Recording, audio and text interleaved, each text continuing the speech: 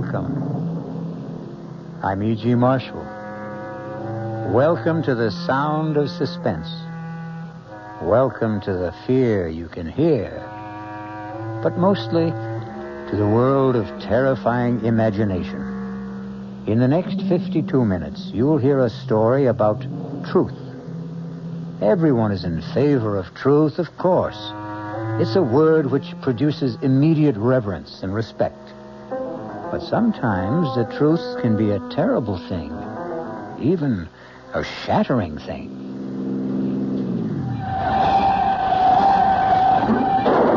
Oh, my God!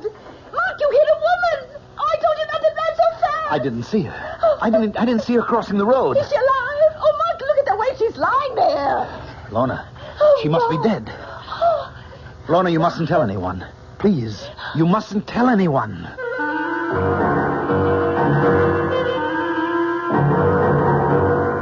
Our mystery drama, The Ring of Truth, was written especially for the Mystery Theater by Henry Slessor and stars Agnes Moorehead.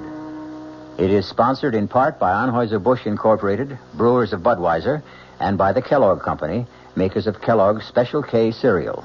I'll be back shortly with Act One.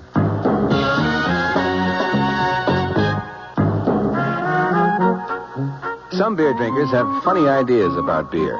They think beer improves with age, like wine. Well, find a brewmaster, though. You'll find a beer drinker who knows better. The Budweiser brewmaster says it all depends on how beer is aged. Just letting beer sit in lagering tanks makes it older, not necessarily better. That even goes for keeping a case around the house for a couple of months. But there is one kind of aging that's good for beer. The Budweiser kind. Beechwood aging. In this kind of aging, something happens. It lets all the flavor of the choicest hops and best barley malt that go into Budweiser get through to you. Sure, it takes more time and trouble to brew Budweiser that way, but brewing beer right does make a difference. Anheuser-Busch, St. Louis. Hey, Ma, what's for dinner? ShopRite has a beautiful buy to help you serve dinner. Fine imported porcelain china. The beautifully crafted Lovelace pattern by Crown Victoria. An elegant white-on-white platinum-banded pattern to complement any table. Now available only at ShopRite. The basic place-setting pieces, dinner plate, cup and saucer, dessert plate, and bread and butter plate, are just 39 cents. 39 cents each with every $3 purchase. A different place-setting piece is featured each week at this special price. You'll want to collect all the magnificent completer pieces and matching ovenware available every week at low prices, too. Visit ShopRite and start your set of lovely porcelain china today. It's a beautiful buy. Hey, Ma, what's for dinner? ShopRite has the answer. Offer not available in Westchester, Ulster, Orange, Dutchess, and Columbia counties.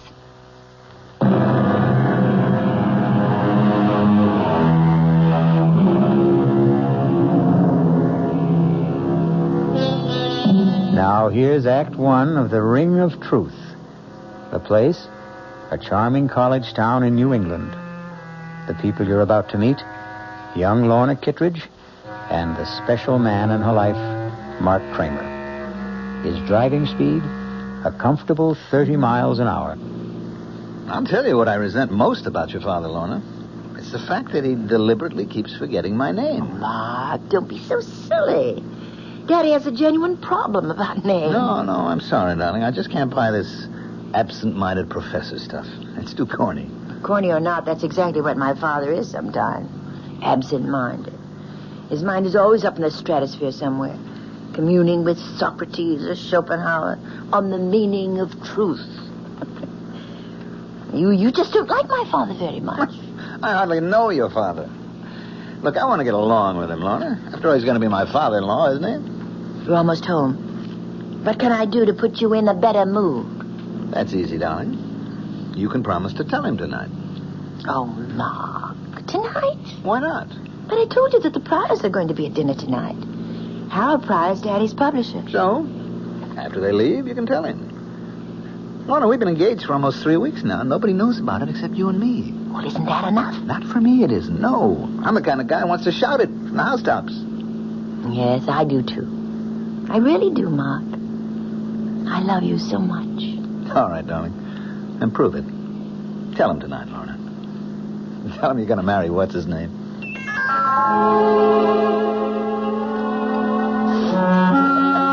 How do you think I'm right? You're quite right, Harold. What the book needs is a much sexier title. Well, of course, there isn't a word about sex in it, but what's the difference as long as it sells, huh? What's the latest book about? Why, truth, of course. Daddy's favorite subject. Should be everyone's favorite subject, in my opinion. You know, if you really want a suggestion for a new title, Professor, I think I have one. Do you, Mac? Daddy, the name is Mark. Oh, yes, of course. I'm sorry, Mark. Well, go on. Let's hear your suggestion. Why not call it The Ring of Truth? Well, I think that's a very good name, but, of course, that's up to Professor Kittredge. It's not a bad title, Mark, but, well, it does imply a lack of sincerity, doesn't it? The ring of truth is only the surface appearance of it. What I'm examining in my book is the necessity for stark truth, for truth unafraid. Of course, there's a fairly good argument against stark truth sometimes, isn't there? I mean, there's still a necessity for a white lie now and then. You mean in the real estate business, perhaps? No, not just in my business, in everyone's. I mean, there are times when tact, courtesy, and general goodwill call for a shading of the truth. May I make a suggestion, everyone? Why don't we have our coffee in the living room? It's a good idea, darling. No, George, I want to... I'll give you a hand with the dishes, honey. Besides, I'd like a little conversation with you in the kitchen.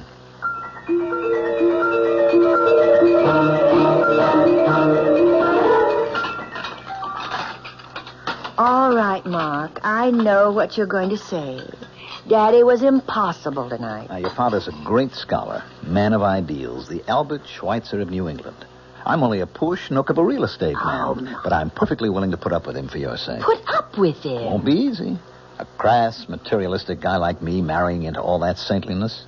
What can I do? I'm crazy about his daughter. You idiot. Oh, Mark, my hands are wet. Will you tell him tonight? Yes, the minute everyone leaves. He's not going to be happy about it, you know that. He won't be happy about losing you. Well, he knew it had to happen someday. All right, then tell him that day has come. Tell him the truth. I always tell Daddy the truth. Daddy, can I come in? Yes, darling, of course. I didn't want to interrupt your reading. Oh, I can't really read this book. I don't understand the language. Have you seen it, by the way? Still another edition, German, of the 7 Secrets of Shakespeare. It's lovely. What a beautiful binding. Yes, I'm pleased with it. I suppose an author never loses his affection for the first book he writes. Well, it's more than just that. This book made you famous. In very limited circles, yes. And I hope you've enjoyed the evening and that your friend did, too. The only thing Mark didn't like was being called Max. Oh, I'm sorry about that, Precious. I hope he wasn't offended. But you have to admit that you do bring home a lot of young men. Daddy, that may have been true once, but Mark Kramer is the only man I've seen for the last 6 months. That long? And the reason I've seen him so much is that, well, I'm in love with him. Well, that isn't an entirely new phenomenon either, is it? Daddy, Mark asked me to marry him. I said yes. Marriage? You know that word, don't you? It's English, not German. Yes, I know the word, but, well, it's just that I never supposed you'd want to marry now. I mean, before your doctorate, before you've done all those things we planned to do together. Marriage wouldn't put an end to our plans. And as for your lecture tour, but you don't really need me along. I don't know if I'd want to go without you. I'm getting a little old to gallivant around Europe by myself. Well, it's the first time I've heard you complain about being old. For some reason, the last 10 seconds, I began to feel old. Of course, Mark and I could go with you to Europe as a sort of honeymoon. No, Lorna, he's not going to want that, I'm sure. In fact, my guess is that your young man is going to want to see as little of me as he possibly can. No, Daddy, that isn't so. He knows that I won't just abandon you. I couldn't be that heartless. That's the last word I'd use about you, Precious. I know your heart only too well. I know what a tender, beating little thing it is. I've always been afraid of the man who would trap it someday. I just wish you knew Mark better. He's not a I'm not scholar. saying anything against Mark. I'd feel this way about any man. I'm like the tired old king of the fairy tale, darling, forced by the condition of kingdom to give the hand of his princess to a commoner. Oh, Daddy.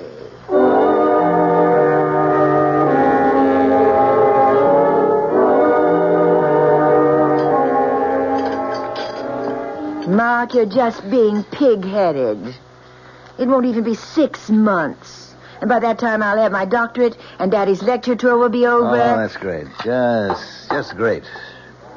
Waiter, where's the drink I ordered? Mark, I've never seen you have more than 2 martinis in my life. Oh, you're wrong, my love. I had one before you got here. The one coming up will be number 4. Mark, please, don't be so upset. I'm not breaking our engagement. I'm simply asking for a postponement. How long did it take to talk you into it, Lorna? Well, it was something I decided to do, Mark. All by myself. Because you realized how important it was? To get your Ph.D.? To make sure Daddy was taken care of on his lecture tour? But it is important to me. You know, you're a lucky girl to have a father like that. Now, you take my old man. Good old Charlie Kramer. Real estate. I don't think he ever heard of an ethic or an ideal in his life. Probably told a dozen lies a day, old Charlie. I guess that's why he turned out so badly. You're drinking too much. You always do when you're angry. Just another flaw in my character. Hardly noticeable in the general ruin of my personality. Please, Mark, I don't want you to be drunk to drive me home. Oh, don't worry. I won't even have that 4th drink. See what a nice guy I am? I want to make sure you get home to Daddy safe and sound.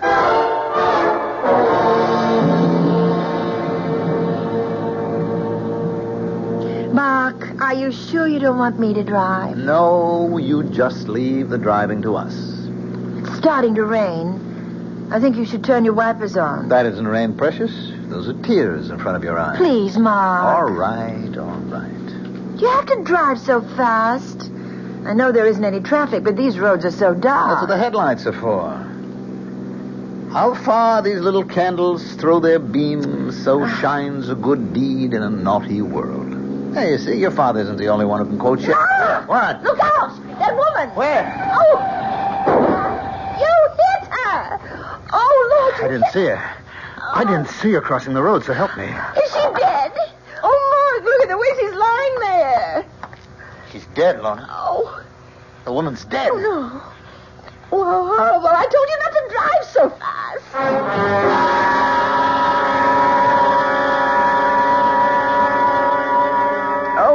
It was so awful. And it was my fault. My fault that Mark drank so much. He really doesn't like whiskey very much, but when I told him about what we decided about postponing the wedding... You mean what you decided, darling? It was your decision. He was driving so recklessly. He must have been going 60 miles an hour on that road. The speed limit there was only about 30. They haven't arrested him, have they? No. But the police were called, weren't they? Yes. They know Mark, of course. He's lived here all his life. Didn't they give Mark a sobriety test? No, nobody even suggested it. I mean, Mark didn't seem to be drunk at all. Not after it. And of course, he didn't say he'd been drinking. Didn't mention the speed he was traveling at. Well, they asked him. Mark said he was going 35, and the woman just stepped out in front of him. I see. He had to say it, Daddy. I mean, otherwise it would have been a crime, wouldn't it? I think it's called vehicular homicide. Well, he could go to prison for that, couldn't he? Perhaps. Oh, Daddy. Donna, what did you say? What? What did you tell them when the police talked to you about the accident? They didn't. They didn't ask me anything. They said there would be an inquest to determine the facts. I suppose I'd have to answer questions then. And what will you say then? Why, I don't know. I mean, I have to corroborate Mark's story, of course. Is that what you're going to do? Oh, well, if you could have seen his face, Daddy, it was like a child. Like a little boy, afraid to be punished. He said, "You stand by me, Lorna, won't you?" And so you're going to stand by him. You're going to forget all you ever learned about truth. You're going to lie. But, Daddy, what else can I do? I can't advise you, my darling. All I can do is remind you that you and I have always loved truth as much as we've loved each other. Are you going to change now?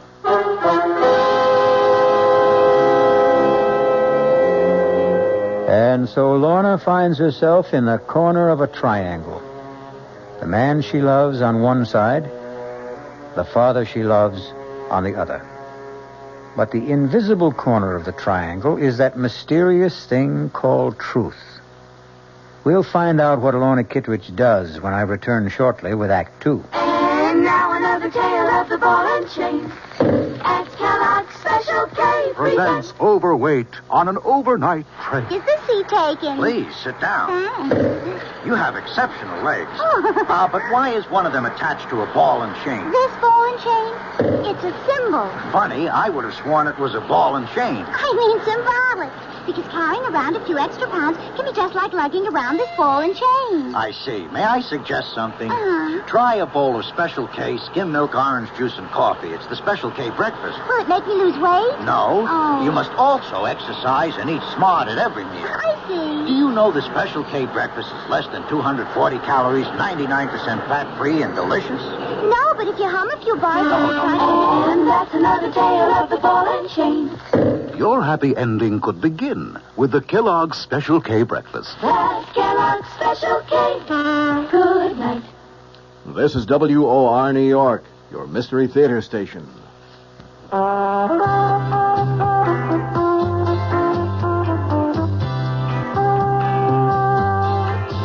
No matter what you're saving for, that's what Suburban Savings for Suburban.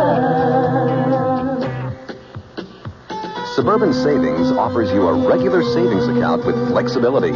You can add any amount to your account whenever you wish. Withdraw whenever you want. Suburban Savings pays a 5.25% annual interest rate on regular savings paid quarterly, which earns an annual effective yield of 5.47%. Interest is compounded continuously from day of deposit to day of withdrawal, as long as $50 is maintained in the account to the end of the quarter. Come into Suburban Savings and open an account with flexibility. Our regular savings account in New Jersey at Bayonne, Edgewater, Elmwood Park, Emerson, Hackettstown, Morris Plains, Nutley, Paramus, and Sparta.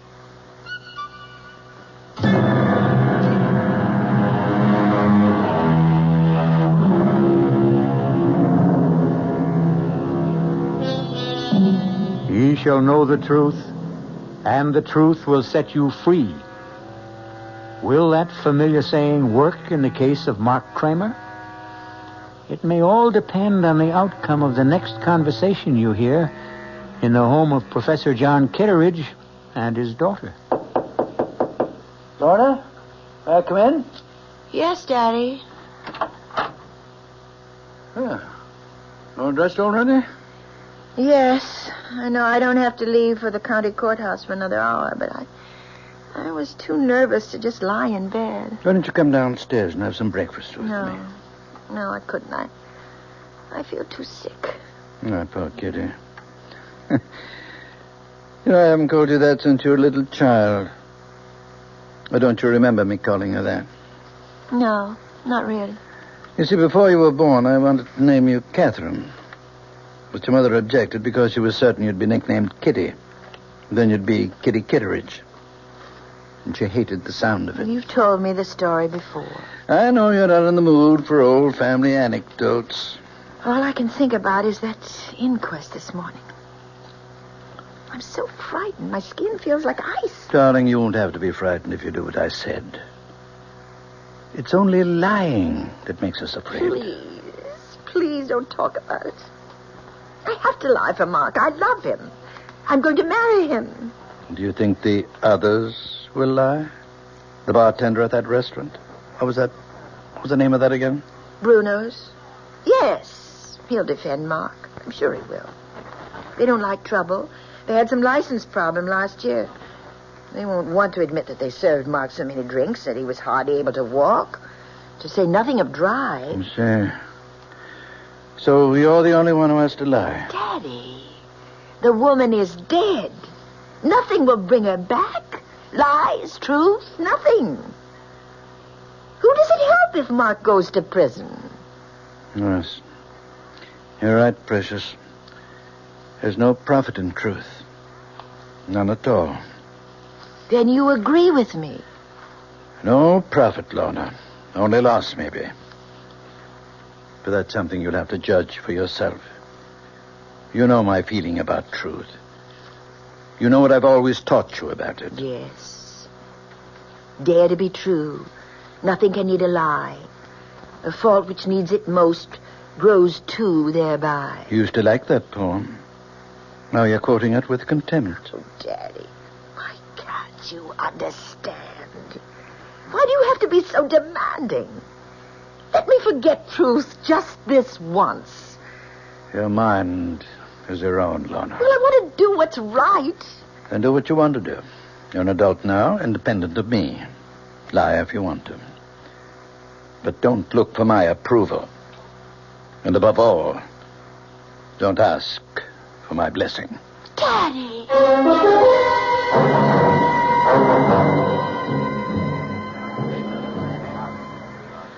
Let's have some quiet.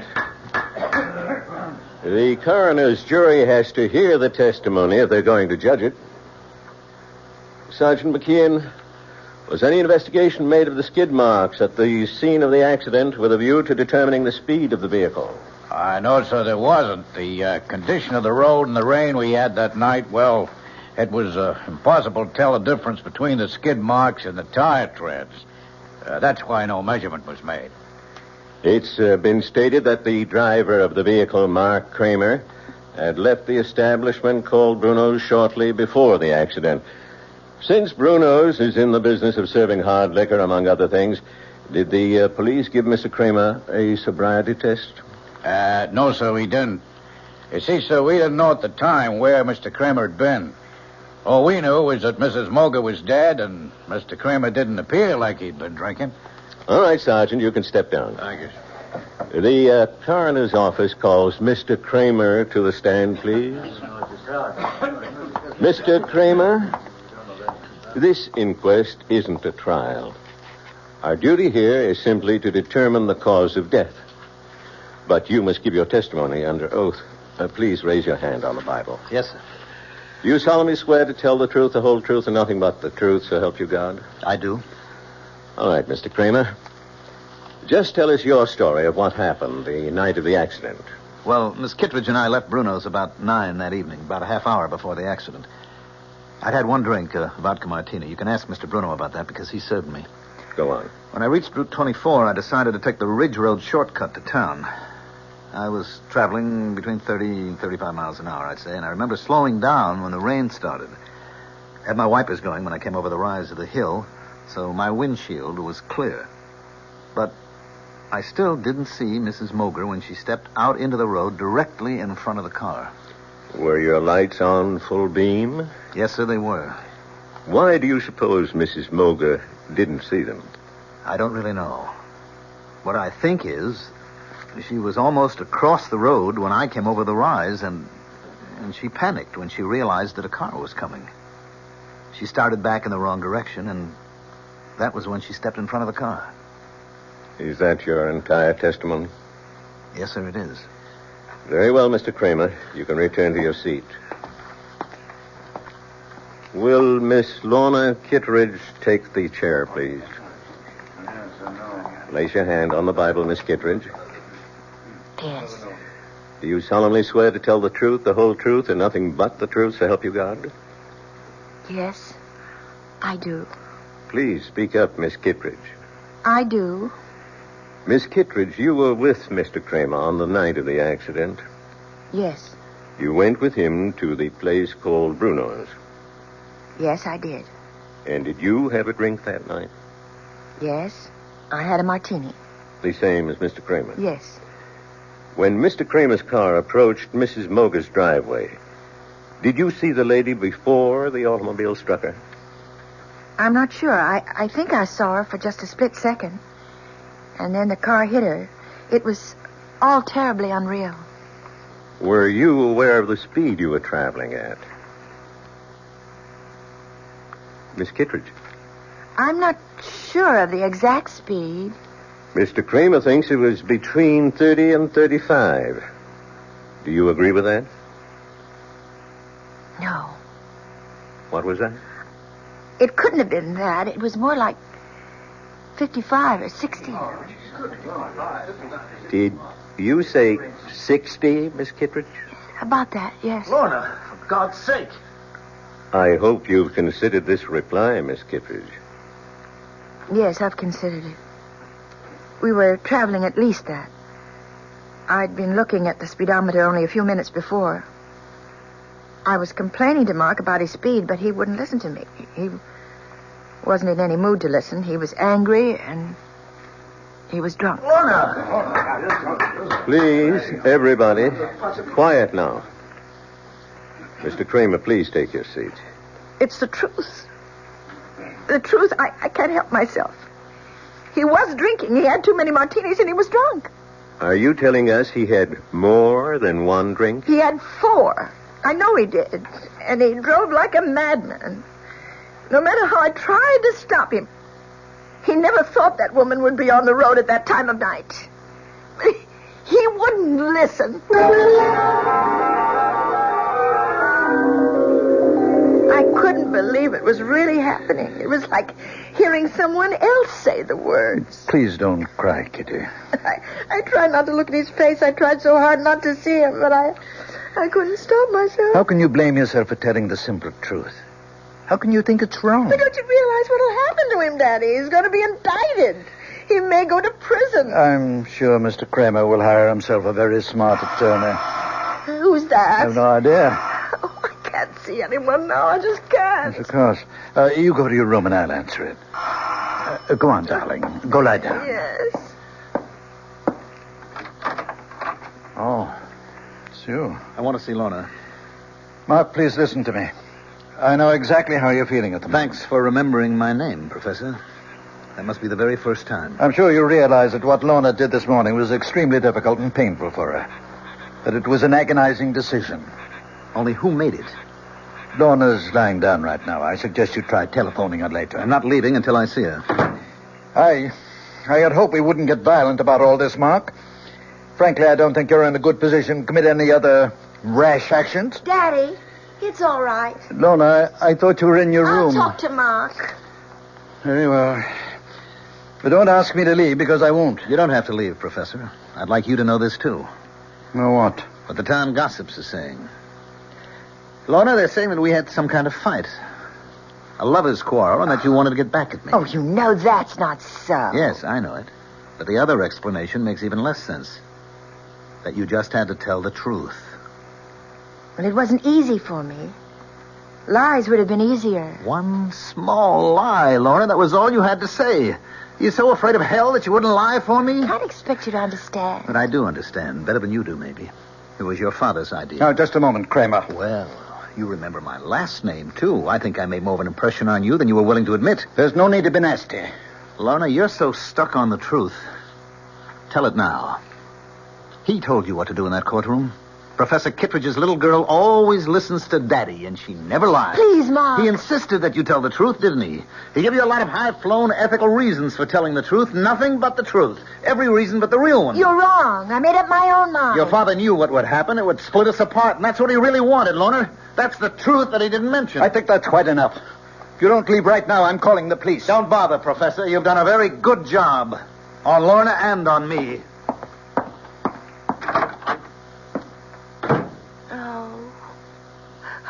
Oh, Daddy. Daddy. Kitty, don't. It's going to be all right. How can it be?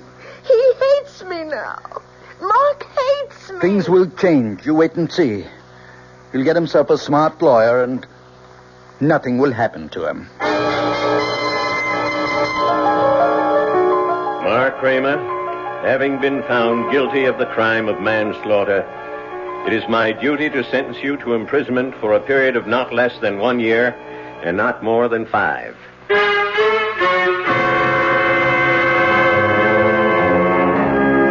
And so the truth has not set Mark Kramer free. It sent him to prison, where he'll have plenty of time to ponder the complexities of ethics, justice, and human nature. Or perhaps he'll ponder something else, like revenge. We'll find out when I return shortly with Act 3.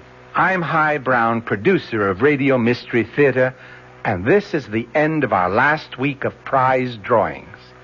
Just send us your name and address tonight to be eligible for one of 50 prizes: 2 AM/FM stereo phonos, 2 travel clock radios, and 46 anthologies of modern suspense.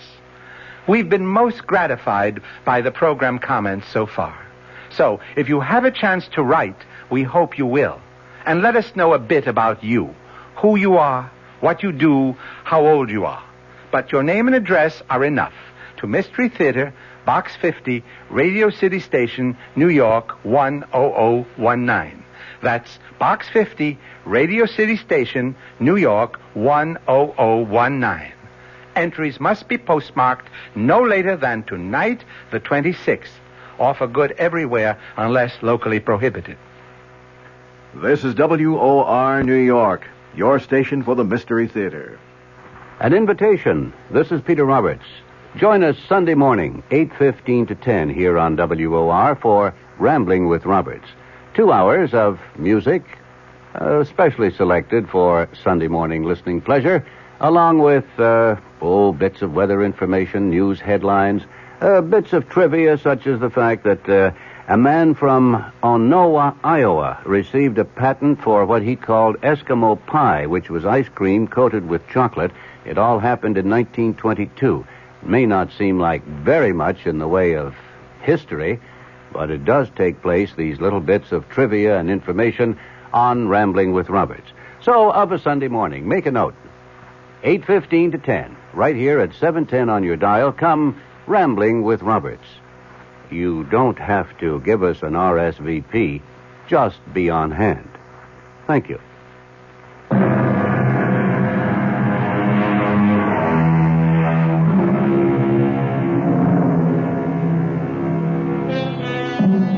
It's now 1 year later. Sad to say, Mark Kramer is still wearing prison gray. As for Professor Kitteridge, he's had problems too. A bad case of the gout caused cancellation of his European lecture tour. Even more disappointing, his daughter Lorna lost interest in working on her thesis and abandoned the idea of obtaining her doctorate.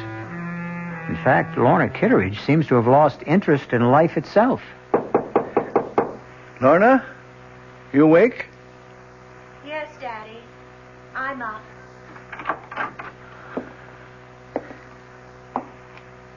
Darling, it's almost noon.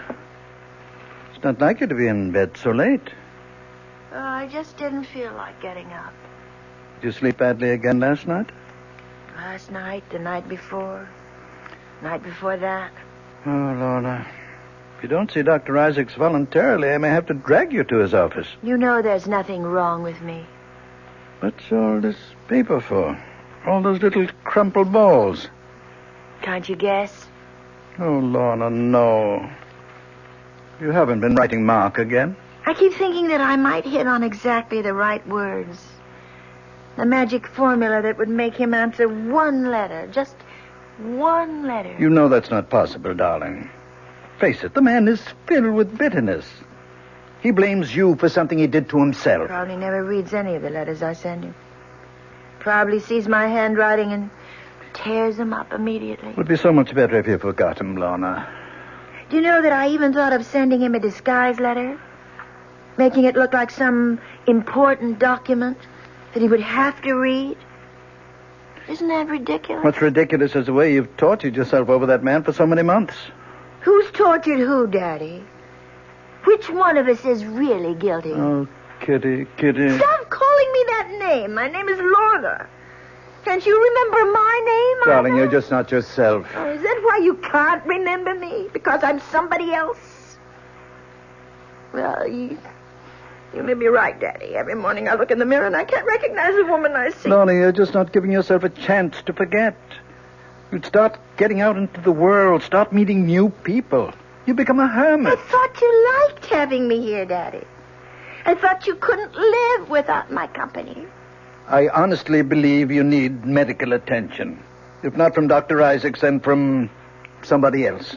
You mean a psychiatrist, I suppose? No, darling, no. Just Someone who can help you get over this distorted guilt that you feel. The only one who can do that is Mark. And he won't see me or write me or anything. Lorna. Oh, please go away. Please. I'm going to try to sleep. It's the only time I'm happy. When I'm asleep.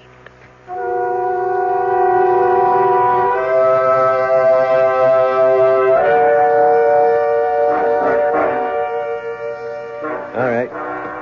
Step right over here, Kramer. Anything you say, guard. Remember, visiting time is limited to 15 minutes. Look, I don't want the 15 minutes. They're being forced on me. Sit down and behave yourself. Yes, sir. Anything you say, sir. Well, no, Mark. Make it fast, Professor. I've got important matters to take care of back in the shop. I'm making a very special license plate. Mark, I know you resent the fact that I've forced this encounter. Took some doing, believe me. Uh-huh. Why did you go to all the trouble? Because it's a matter of health. Lorna's health. She's pining away for me, is that it? Well, tell her to stop, Professor. My nights are filled with sweet dreams, and she is in none of them. You tell her that for me. I want you to see her, Mark. Oh, I wouldn't force that issue, Professor. I don't have anything nice to say to your daughter. You misunderstood Lorna. Couldn't expect you to applaud what she did in court. But if you really thought about the ideals that motivated her... Whose ideals?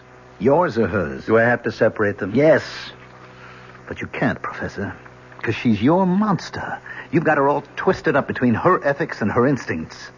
I suppose you're proud of the result, but it's a fake. There's nothing fake about her principles. She doesn't have principles. All she has is you. Her shining example.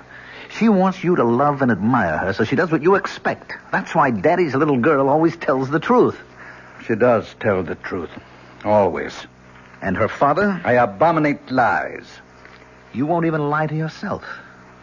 Then tell me this. Weren't you happy when Lorna and I broke up? Didn't it save your happy home? I can see that coming here was a mistake. You're a hypocrite, Professor. This whole thing was your doing, and I'll never let you forget it. Goodbye, Mark. Wait a minute. There's something you should know. What's that? I'm being paroled next week. Tell that to your daughter. Maybe it'll improve her health.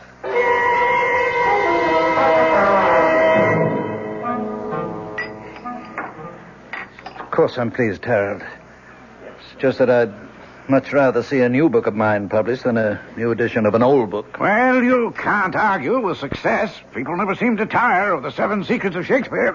I suppose I shouldn't complain. It does buy the groceries. Just cash the royalty checks and be happy. Now, tell me how Lorna's doing. Feeling any better? Oh, still a bit run down, I guess. Well, that's too bad.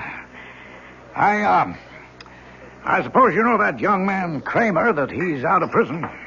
For about 2 months now, I gather. He, hasn't been in touch with Lorna? No, and I don't think he will be. Funny thing is, he's been in touch with us. With you? What's that before? Well, actually, it seems he went to Merritt Bob's first. My first publishers? Yes, talked to everyone who would talk to him. Then he approached members of my own staff. He even tried to get an appointment with me, but I put him off. What do you suppose he wants? He's an embittered young man, you know. Well, I spoke to George Merritt. He didn't know about Lorna and this fella Kramer. He thought Kramer was an article writer looking for biographical material. George said that he seemed to know an awful lot about you already. I don't much like the idea of someone like that snooping into my life. Why do you suppose he's doing it? Hard to say. Rancor, I suppose. Hopes he can find something unpleasant in my past.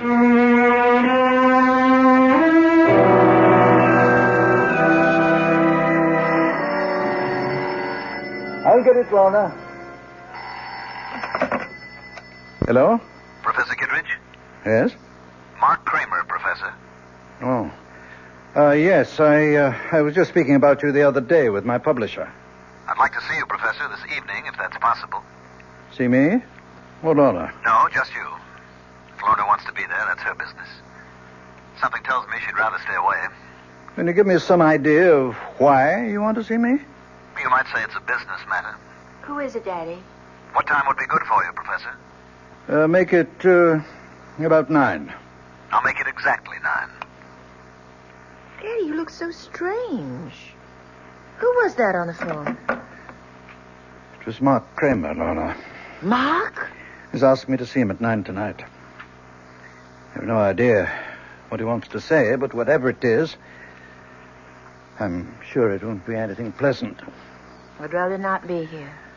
I didn't think you would. Mark blames me for what happened in court, not you.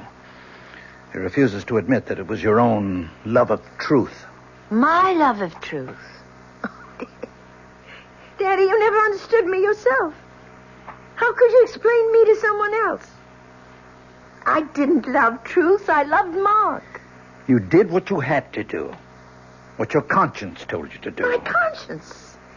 Is that what I was satisfying? That small little voice inside me? It can be a loud voice, darling. A very compelling But voice. I still hear it. It's still talking to me. And you know what it's saying? You fool. You fool, you fool. Lorna. I think I'll go out now, Daddy. Right now.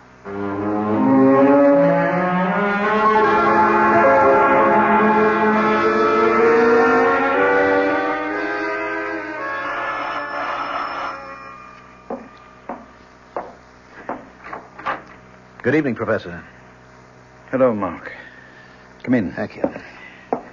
Nice of you to see me. I wasn't sure of my reception after the last time. I see you're using a cane these days, Professor. Yes, a touch of gout.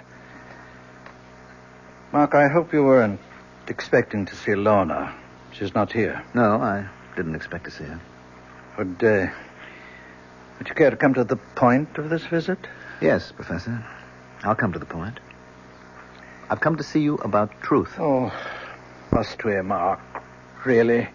I mean, these philosophical discussions are meat and drink to old campus fogies like me, but I'm rather tired of the subject right now, very tired of it. Frankly, I'm a little exhausted by it myself. I've just spent 2 months in search of it, and I didn't even know what I was looking for. You've been digging up things about me, haven't you? I hope you enjoyed yourself. No, I didn't. You see, I made the mistake of talking to your enemies. The publishers you dropped, the friends you no longer see, the scholars you had disputes with. What did you get out of that? Nothing. Your enemies didn't have the truth about you, Professor. Only your friends did. Like Avery Hayes. Avery Hayes? Oh, I'm glad to see you remember the name. Strange how few people do. Even though you dedicated your 4th, or was it your 5th book to him? George Merritt knew him, of course. Mr. Merritt called you Avery's benefactor. Said that Hayes was an alcoholic that you took care of for many years. He was my friend. Yes, he was a good friend, and you were good to him. That was one chapter of your past that you had every reason to be proud of, wasn't it? Avery's been dead for 10 years. What did you want from him? Nothing, Professor. I just thought a man like that deserved a little recognition, if only for his past association with you. So I talked to people who knew him, his old pals, his family. He still has a brother alive, you know, a crotchety old fellow in the terminal ward at the county hospital. His name's Ezra. Perfect name for the old boy. And you know what? He still has the junk Hayes left when he died. That pitiful collection of books and papers. You don't expect me to believe that? About Avery's papers? Avery never kept anything, not a thing. He was a foolish, drunken old... He was also brilliant, wasn't he? Went to the university on a scholarship. You only beat him out for top honors because of his drinking. You're talking about 40 years He was drunk and he was dishonest, too, wasn't he, Professor? That was how he sustained that wild life of his, by selling his scholastic services to anybody who could pay for them. It's not different today. Yes. That's what Avery said in his letter. The one he wrote to a woman named Jean. I didn't know who Jean was or why Avery never mailed the letter, but there it was. Avery said he was cleaning up $100, $200 a month and would surely be able to pay back all he owed before the end of the semester. And then he mentioned the thesis. The big job he was doing, that he expected $300 for that job alone. You know which thesis I mean, Professor? Please go. Get out of here. I've had enough of this lying filth. The 7 Secrets of Shakespeare. Sounds like a mystery story, doesn't it? But it was quite a piece of work. And it became more than just a college thesis. It became a world-famous book. It made your reputation, Professor. You're a liar. A liar. You know nothing about it. You paid Avery for his work and put your name on it. You might have done as well yourself, but you were young and lazy, and you had the money to pay for it. Then you discovered how good it really was, and it was too late for both of you to change the course of history. Get out of this house now. Get out. I'm going, Professor. I just wanted you to hear this little story about truth. And also to tell you that I have Avery Hayes' letter. What did you say? I have his letter, Professor. It tells the whole story. Good night. Back! You told me to go, and I'm going. You filthy animal! Stop! Get rich! Kill you, monster! I'll kill you! Kill you, you animal! Daddy! Kill you! Daddy! Like a wild beast! Oh, my God! What have you done? Lorna. Daddy! Lorna. Oh, thank heaven you're here. Oh, Thank heaven. look at his head. Oh, dear Lord. You saw what happened. Oh. What the crazy fool did, he attacked me. You killed him with your cane. He attacked me, Lorna. You know how much he hated me? I had to defend myself. No, I saw what happened. I saw you strike him from behind. No, Kitty, no. He tried to kill me. That's why I hit him. Daddy, I saw everything. You killed Mark. You did it deliberately, and that's the truth. You always taught me to tell the truth. It's the only important thing. The truth.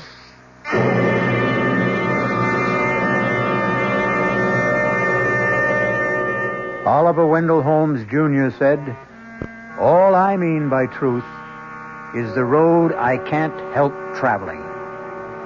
Well, Professor Kitteridge traveled his road, and despite his good intentions, it turned out to be the road to hell. I'll be back shortly. Hello, this is Joe Franklin.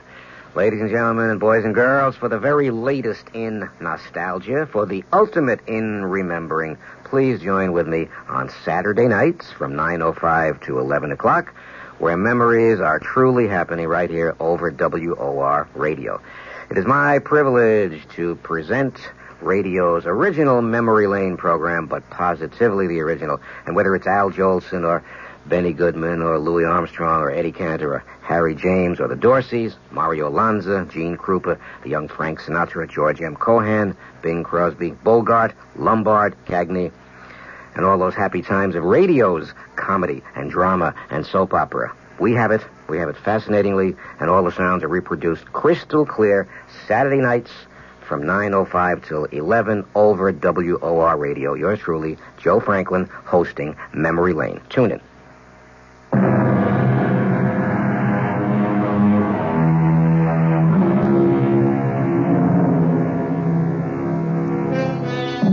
If there is a moral to the story you've just heard, it's not that truth is so bad.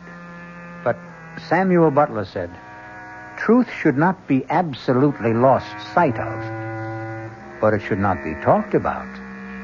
And we promise that's our last word on the subject. Our cast included Agnes Moorehead, Mandel Kramer, Sandus Ortega, Ian Martin, and Dan Arco. The entire production was under the direction of Hyman Brown. I swear to Sam Hill, Ethan, you deliver. After the 12th stroke of the hourglass clock's chime, there was no sound but the beat of the clock and my own heart. Everything else had stopped dead. My friend's mouth was frozen in the act of speaking, his hand poised over a chessman as though cast in bronze. Outside, like the old child's game, people had turned to statues. A car backing into a parking space was stopped in its tracks. For everyone else in the world, save only me and that damnable clock, time was standing still. This is E.G. Marshall inviting you to return to our Mystery Theater for another adventure in the macabre. Until next time, pleasant dreams.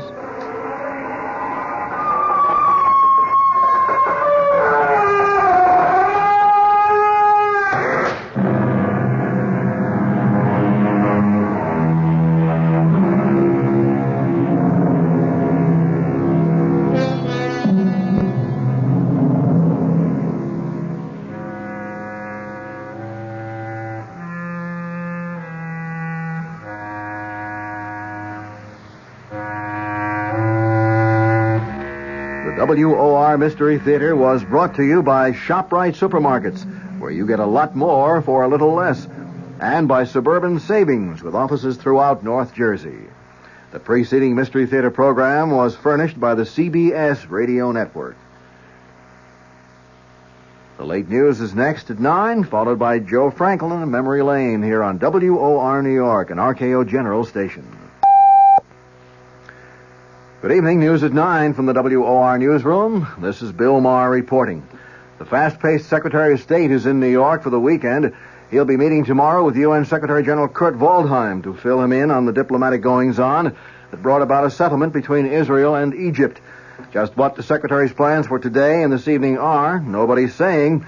One of the Secretary's favorite companions, Nancy McGinnis, lives in New York, but all aides will say about Kissinger's plans is he has personal business. President Nixon can be impeached for abuses of political power, even though he may not have violated criminal law. This, according to a study just released by the New York Bar Association. The U.S. Constitution says the president can be impeached for, quote, high crimes and misdemeanors. According to the Bar Association's report, this phrase comes from English law and refers to acts which undermine the integrity of the government, as well as purely criminal acts. Among those activities designated by the report as impeachable were corruption or flagrant abuse of power, acts which undermine the public trust, and acts performed by presidential appointees that constitute high crimes and misdemeanors if unchecked by the president. The upcoming trial of two former cabinet members has prompted the Senate Watergate Committee to postpone its public hearing scheduled to begin Tuesday. Committee Chairman Sam Ervin says the panel is putting off the hearings to avoid possibly prejudicing the trial of former Attorney General John Mitchell and former Commerce Secretary Maurice Stans. No new date for the hearing has been set. A spokesman for the Capitol Hill leadership has said the Democrats in Congress will cooperate with President Nixon in meeting the energy crisis. But, said California Democrat John McFaul, the White House must reciprocate. McFaul spoke on national radio in response to President Nixon's energy address last week. The congressman said the first positive step the administration could take is to withdraw its opposition to a provision of the Emergency Energy Act attacking excessive oil company profits.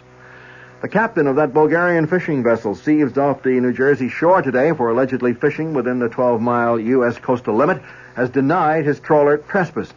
The captain, Peter Todorov-Donchev, said in New York, where he was brought by the Coast Guard, that his vessel was 13.5 miles out to sea when his ship was overtaken by the Coast Guard cutter Unimak. Turkish officials still are seeking an explanation for a jetliner crash which claimed the lives of at least 62 persons this morning. The plane went down shortly after takeoff from Izmir, causing what authorities call the worst air disaster in Turkey's history. The U.S. Embassy in Ankara says two of those killed were identified as New Jersey residents, Dr. and Mrs. Horace Gerard of 41 Knox Road in Tenafly. Well, 51% of the population is female, and Governor Brendan Byrne isn't taking chances with their votes. The New Jersey governor has spoken before the state's first meeting of female public servants, and he promised to give serious consideration to the problems facing women. Byrne asked the group assembled in Princeton for help in recruiting qualified women for jobs in state government. The governor said he has tried to appoint a woman as state education commissioner, but said he received virtually no applications from females. The weather for New York City and vicinity, mild with occasional rain tonight and again tomorrow. Low tonight in the low 40s, high Sunday in the mid-50s, mostly cloudy Sunday night, and Monday with a chance of showers Sunday night, and the low Sunday night in the low 40s. At the moment, in cloudy Midtown Manhattan with some very light rain falling, the temperature at 44 degrees, humidity 86%, wind southeast at 4 miles per hour, the barometer 30.21 and falling. That's the news at 9. Bill Maher in the WOR newsroom.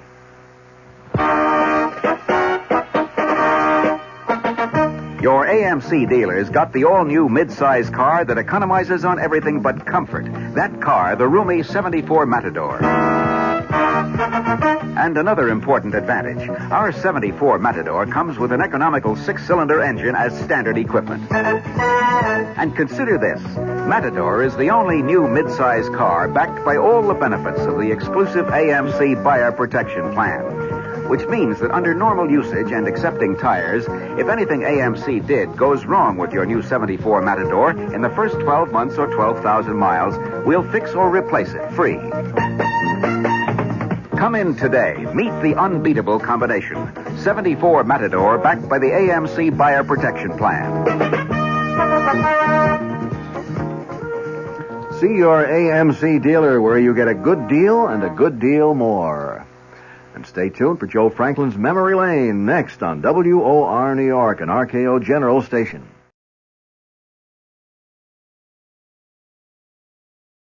Owner protection we know of. The CBS Radio Mystery Theater presents...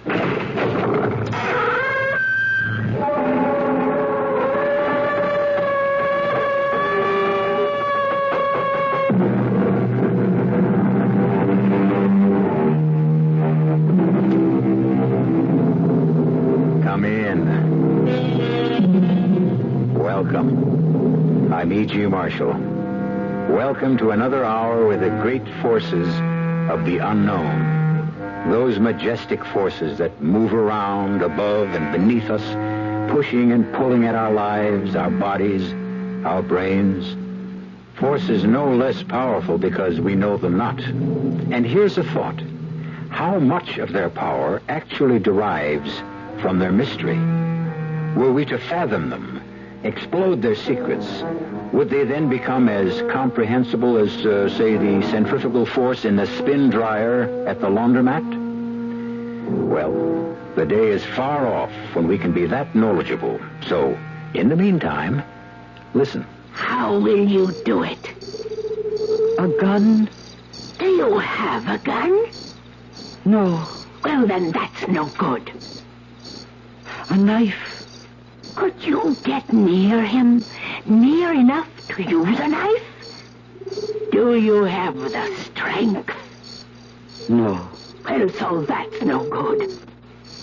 But he has to die so that I can live. He will die. He will die tomorrow morning. How do you know? He will die of the mass of Saint-Césaire.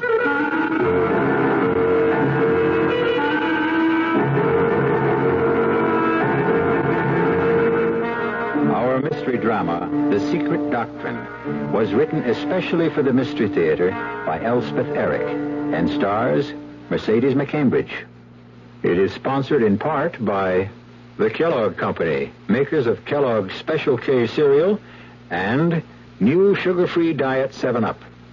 I'll be back shortly with Act 1.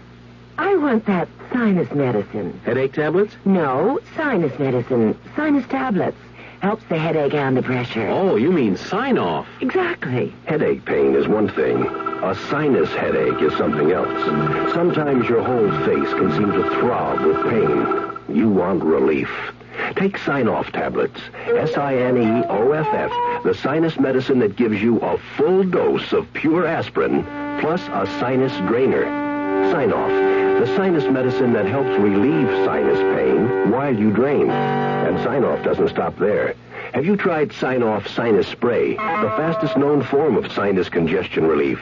It works in seconds. That's Sign-Off Sinus Spray.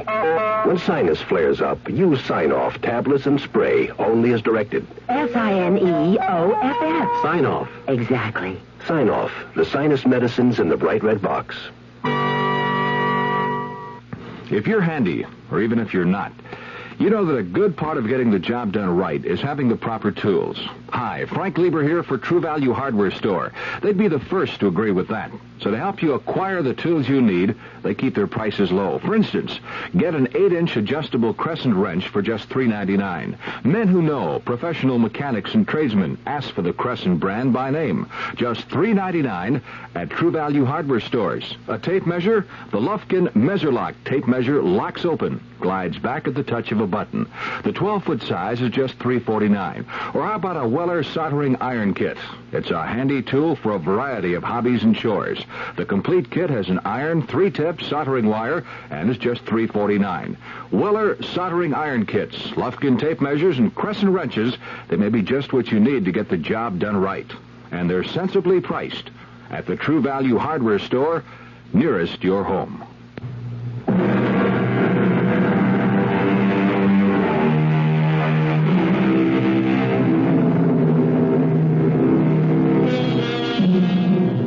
careful, they say, what you ask for, lest it be given to you. Who of us knows what to ask for? Who can see far enough into the future to know what gift will delight and which destroy? Better simply to accept whatever comes, with gratitude, whenever possible. Listen with me now to the somber story called The Secret Doctrine. You can begin now, Louise. Now, Father Giles? The others have gone. You said your confession would take some time, so let's begin. Bless me, Father, for I have sinned. Go on, Louise, and speak up. Don't mumble. In thought, word, and deed. Oh, Father, I can't find the words to tell you. Remember, I sit in the confessional box not only as your priest, but as God's own surrogate. Father, you know Peter Sorrell. Sorrell? Yes. The American movie star. Oh, I don't know any American movie stars. Oh, you mean the actor who came here to make a film about the Saint Vincent de Paul? Yes. It caused quite a stir in the village. And then something happened. What was it? Father, Peter Sorrell died. Oh, did he die? I hadn't heard. This morning. Oh, God take his soul. What was his illness? He was not ill, Father. He simply died. He slipped away. But he was not an old man. What did the doctor say? Just what I told you. That he was not ill. That he simply grew weaker and weaker until death took him. I know what he died of, Father Giles. You know? He died of the Mass of Saint-Césaire. Do you know what you're saying? The Mass of Saint-Césaire has not been said in Gascony for hundreds of years. Most priests have never heard it. Oh, no good priest would even say it. I think you'd best tell me all about it, Louise.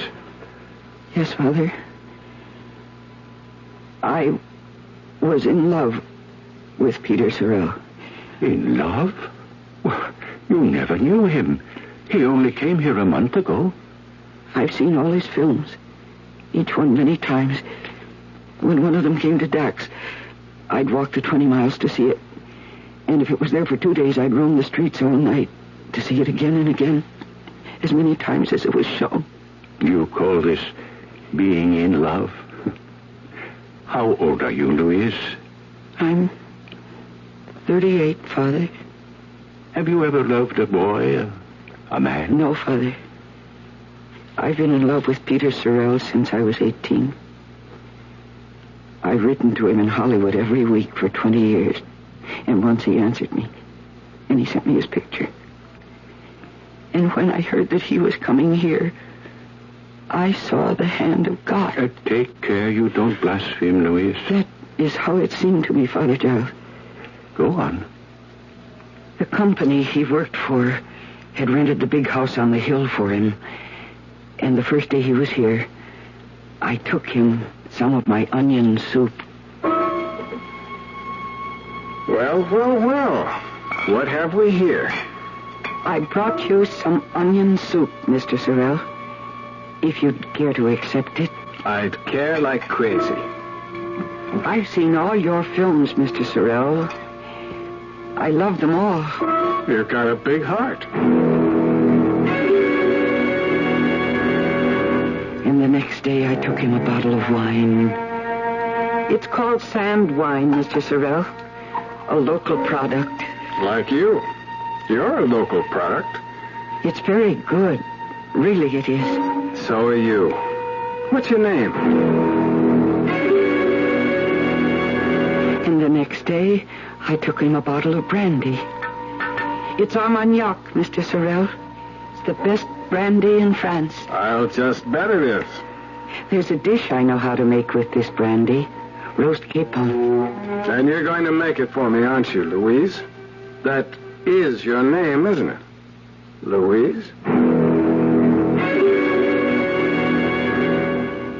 The next day I went to his house, but this time he wasn't alone. There was a man with him, a young American gentleman. I shouldn't have let you talk me into this picture, Gabe. Me talk you into it? Who cares about saints anymore? Well, there's got to be a reaction from all that demon stuff eventually. Pardon me, Mr. Sorrell. The capon is... Louise, meet my agent, Gabe Hauser. How are you, Louise? Mr. Hauser, I'll keep the capon warm until you're ready. Please. It's when you're ready. Call me. Who is that? A fan. One of my millions of fans. What's for dinner tonight, Louise? Gascony pork and cabbage in a special sauce. Why can't we eat like that on the set, huh, Peter? Because Louise isn't on the set. Oh, if only I could be. Hey, we could fix her up with a walk-on or something, couldn't we? You could.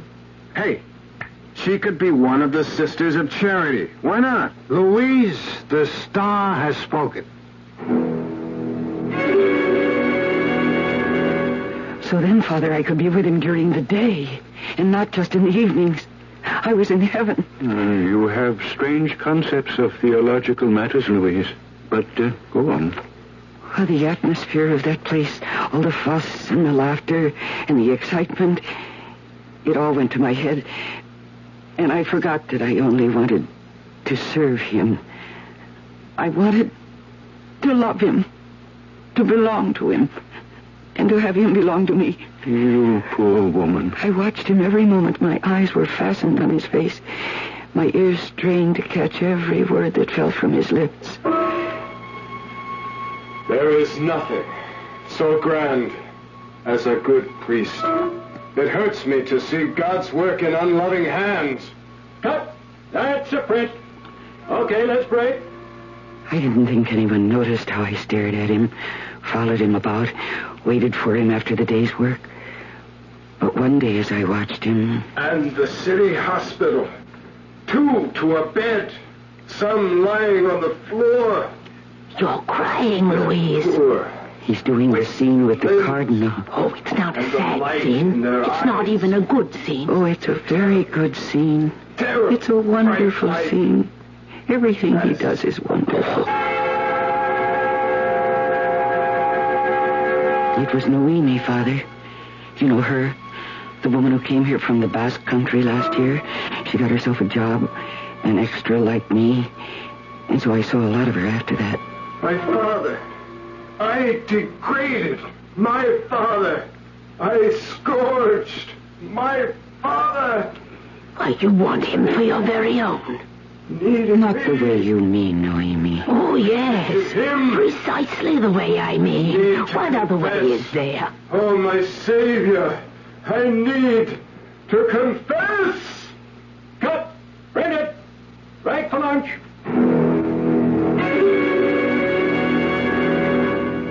Noemi was always there, Father. I couldn't send her away. She belonged there as much as I did, after all. Why in the world should I lie down when those poor people are calling for me? Why, you want him, Louise. It shows on your face. See them lying. It's hopeless. Tell me, can you get your hands on some locks of his hair, cuttings from his fingernails, his toenails? Why? Why should I? Why, they will give you power over him. Oh, I can't believe that. Oh, believe it's true. His hair, his fingernails, his toenails. If you want him, get them and bring them to me. Need me? Cut! Break that. Concessions on the set, please.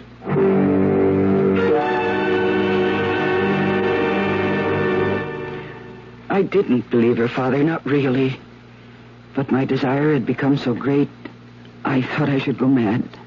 I had no trouble finding bits of his hair. I picked up all I needed from the floor of the makeup room.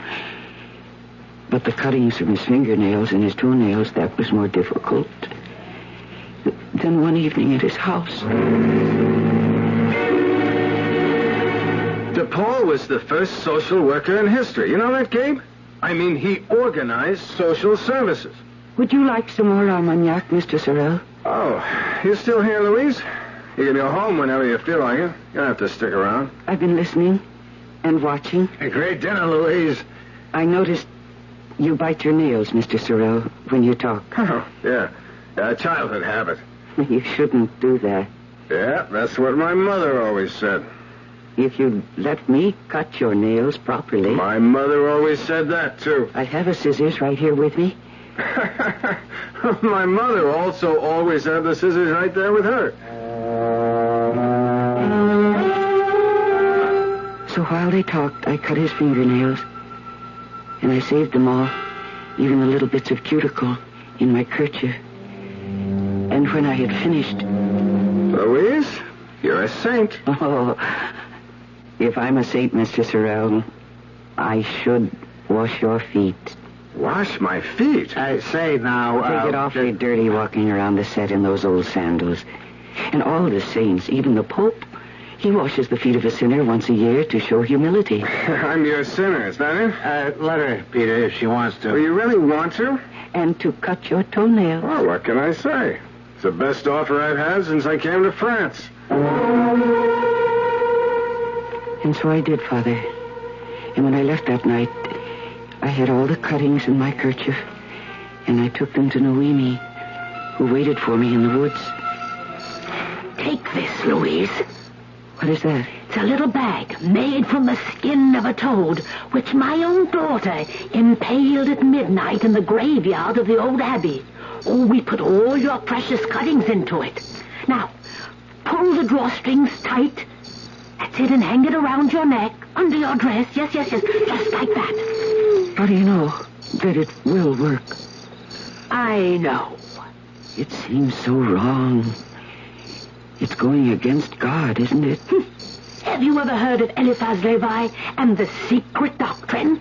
No. Well, Eliphaz Levi was his pen name. He wrote many books on the subject of magic. Magic exists. Always has existed all over the world. But I'm afraid of it, Noemi. Oh, give in to your fear, and you'll lose the thing you most desire. Conquer your fear, and the secret doctrine will bring you Peter Sorrel. How do I know? Magic is everywhere, unseen, unheard, but it is working all the time. You need only the spiritual energy to make it work for you. But do I have energy like that? I don't think I do. Oh, never mind. I do. Now, kneel down. No, do not bow your head. Raise your face to the sky. Send up a prayer from your loins to Aether, god of chaos and the dark.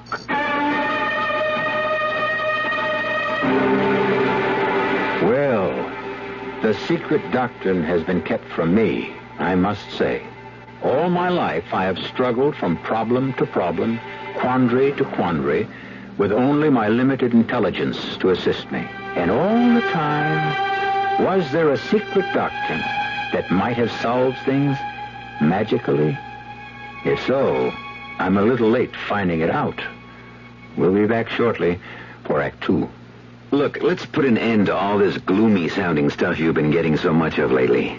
Income tax is behind us, spring is here, Aaron's hit number 715, and there's even reason for hope with the gasoline thing. It's in this new spirit that I'd like to talk to you about buying a new car. It's a small car, one you can judge sanely, and not just in terms of how many miles per gallon it gives you. The car is a Buick Apollo. Like any self-respecting small car, it is economical. It's got a 6-cylinder engine and a 21-gallon gas tank, which combine to give Apollo good gas economy and great range. But Apollo can also seat 6 passengers, and it has the kind of smoothness, quietness, and interior comfort that you'd expect of a Buick. Okay, you're looking for a car, and you think it should be small. Well, Buick has the car, Apollo. But don't buy it because it's small. Buy it because it's a Buick. If you love spaghetti, I know what you're looking for. So come on, get ready for great spaghetti at the spaghetti store. If you want spaghetti, the best spaghetti, you don't have to look no more. Get your taste buds ready for great spaghetti at the spaghetti store. Here's a riddle for you. What has 6 different kinds of spaghetti? Chicken, mushroom, meat sauce, shrimp, meatballs, or a combination of any of the above? Oh, that's easy. And dinner prices from $2.10 to $2.85. Still easy. And additional selection from ravioli to steak. That's not a riddle, that's a cross-examination. Come on, what's the answer? The spaghetti store. Now, here's one for you. What has blue eyes and a craving for spaghetti? Paul Newman's stomach. No, me, meatball. So when you come in, bring your appetite. There's one thing you know for sure. Great spaghetti we've got, and it don't cost a lot at the spaghetti store. 2731 West Northwest Highway. Also Arlington and Fort Worth.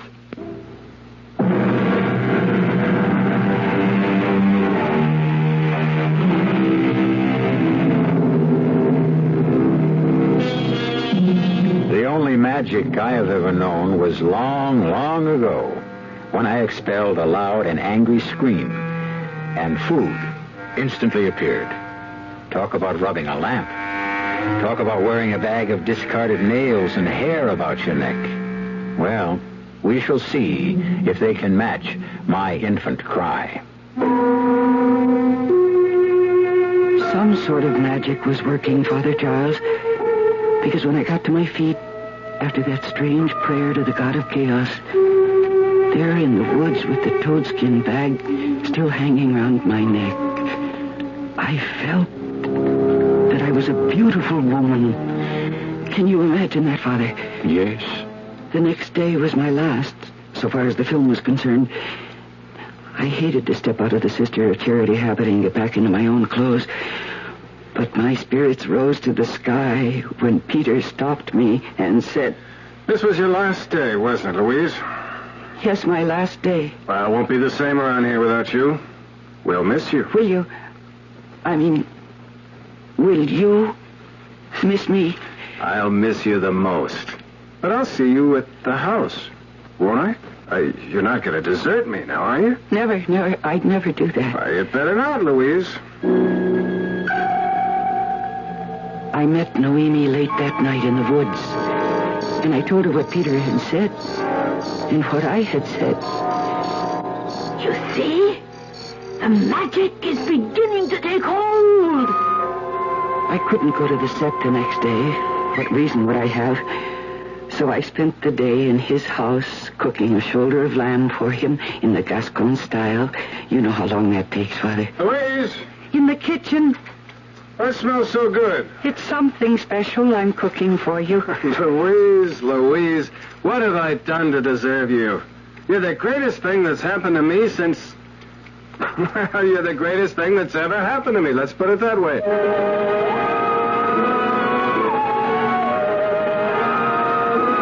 I told Noemi that night that time was growing short, that in 2 days Peter surely would be leaving France. And I told her I must go with him. Now, listen, Louise. This is what you must do. When he comes home, you must be waiting for him on his bed, all naked and perfumed, and he will love you. I had loved him, Father, for so many years. And now every dream, every desire would come true. I was lying on his bed, as Noemi had told me I should be, with my hair all freshly washed and perfumed, as my body was. And I heard the front door close. And I heard his feet on the stairs. Louise? I couldn't answer. I waited for the bedroom door to open. And it did. Who's... What a... Louise, is that you? What in the name of... I've been waiting for you. Are you crazy? Peter, listen to me. I want you to love me. You do love me. I've seen the love growing in your eyes. I've heard it in your voice. Take me now. And tell me that you love me. and that we will go to America together, to your home, where I will love you and look after you. Louise, now listen to me. See, look, over there, I brought all my clothes. I feel that I'm reaching the end of a long, long journey. I've loved you so long. Louise, let me talk to you. Oh, yes. Talk to me. Louise, if I've made you think that I'm anything more than just very fond of you, I'm sorry, Louise. I'm very, very sorry. If I've made you think I love you, well, I'm sorry. What more can I say? But you do love me. You've loved me for 3 whole days. 3 days? And I've loved you for years and years. But you've only loved me for 3 days, so of course it seems new to you. I understand. Now, Louise, what 3 days are you talking about? The last 3 days, of course. Ever since I started wearing this. What's that? It's a bag made from the skin of a toad. A toad impaled at midnight in the graveyard of the Abbey. What's in that bag, Louise? Why, part of you. Bits of your hair, bits of your fingernails, your toenails, little particles of you. What kind of a game are you running on me, Louise? It's no game. It's real. Real hell. All the time you were hanging around here. You were cooking and cleaning and washing and all that. You were hanging around the set, waiting on me, telling me I'm such a great actor, begging to cut my fingernails, my toenails. You were conning me. You were running some kind of a tricky, sneaky game on me. It was no game. Now, look, lady, you get your clothes on fast, you hear me? You get out of here. You want some money? No. I'll give you money. You've earned it. But if you ever try to play any of these crazy tricks on me again, I'm going to track you down. I'm going to have you put away. Now, you get out of here. I did get out, Father Giles, but I can't remember how. The next thing I remember is running through the woods, calling for Noemi. And then I remember falling down on the ground, and the blackness coming down over me. My poor Louise. Noemi found me a little later. I don't know how much later. What happened, Louise? Nothing happened, Noemi. He doesn't love me. He never did. I think you'd better take back the little toadskin bag, Noemi. It didn't work. But did you do everything I told you? Yes, I did. I washed my hair and perfumed my body, and I lay on his bed.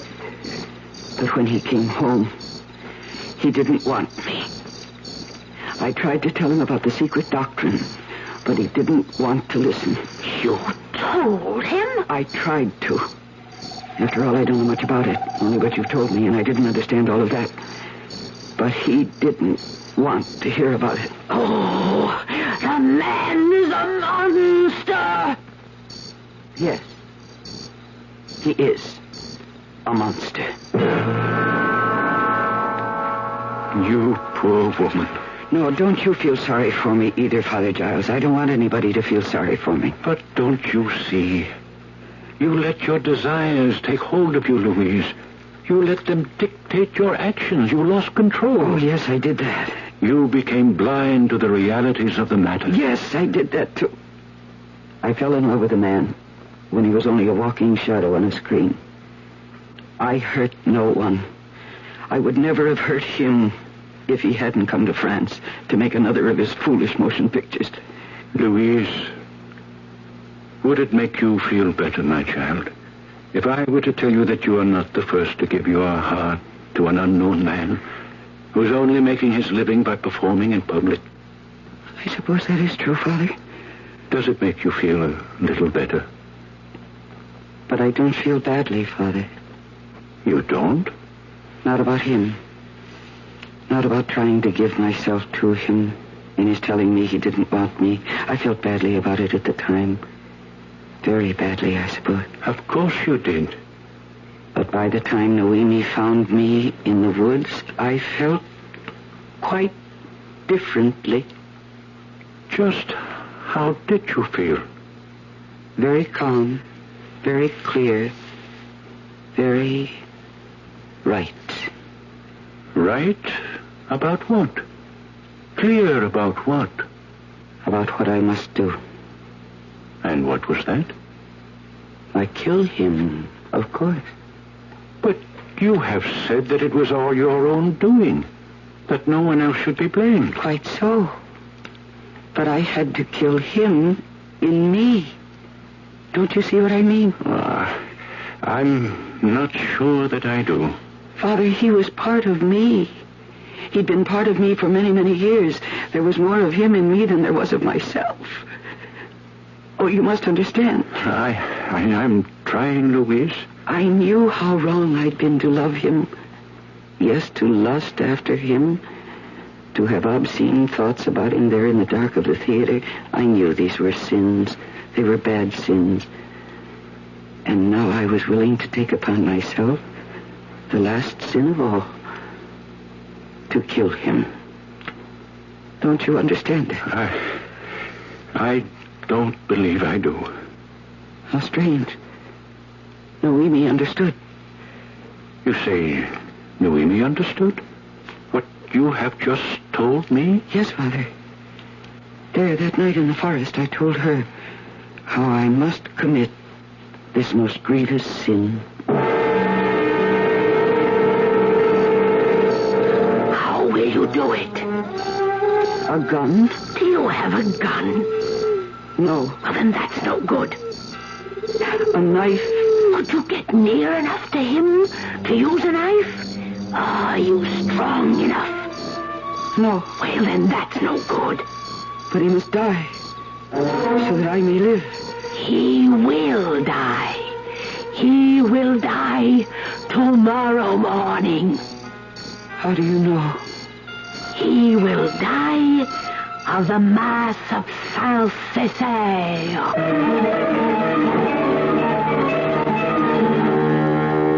Hell hath no fury like a woman scorned. And all the scorned women from the beginning of time must have at least looked around to see if there was a gun or a knife nearby. Sometimes there was, and the story had an unhappy ending, and a messy one. But what if those poor scorned women had known of the Mass of Saint-Césaire, a black and malevolent ritual of which you will learn more shortly when I bring you Act 3. Hi, I'm Goldilocks, Ms. Goldilocks, if you please, and I'm a professional taste tester. Here at my taste test laboratory, that's TTL for short, I taste test everything from porridge to diet drinks. Actually, there's not that much taste testing in porridge these days. There used to be. Once upon a time. I mean, that's how this Ms. got into the biz. But lately it's been diet drinks. I mean, with so many diet drinks going sugar-free, I've been really busy conducting taste tests. A rather unbearable assignment, to be sure. But then I discovered sugar-free diet 7-Up. Fresh, natural, delicious. My only problem is that sugar-free diet 7-Up tastes so good that it broke my Goldilocks diet drink taste-o-meter. Well, sugar-free diet 7-Up certainly has my seal of approval. This one's just right. I was having dinner in Old Town Village last week, and as we were leaving, we noticed that the waterbed store was open. Well, we went in. You know, I'd never really looked at waterbeds because I always thought they were for the kids, and if I ever got on one, I'd probably get seasick. But it was different. The salesman there got us to lie down on a bed and told us why we'd sleep better on a hydro-rest waterbed system. He also took the time to tell us about frame construction, mattress durability, and the safety features incorporated into each of their systems. We got home and read the literature and decided that a hydro-rest system makes good sense. We're going to buy a waterbed from Dallas's oldest and largest waterbed company, Waterbed Systems International. They have 3 locations, 3323 Oak Lawn, Old Town Village, and a brand new store in Town East Mall. I tried hydro-rest. I was impressed.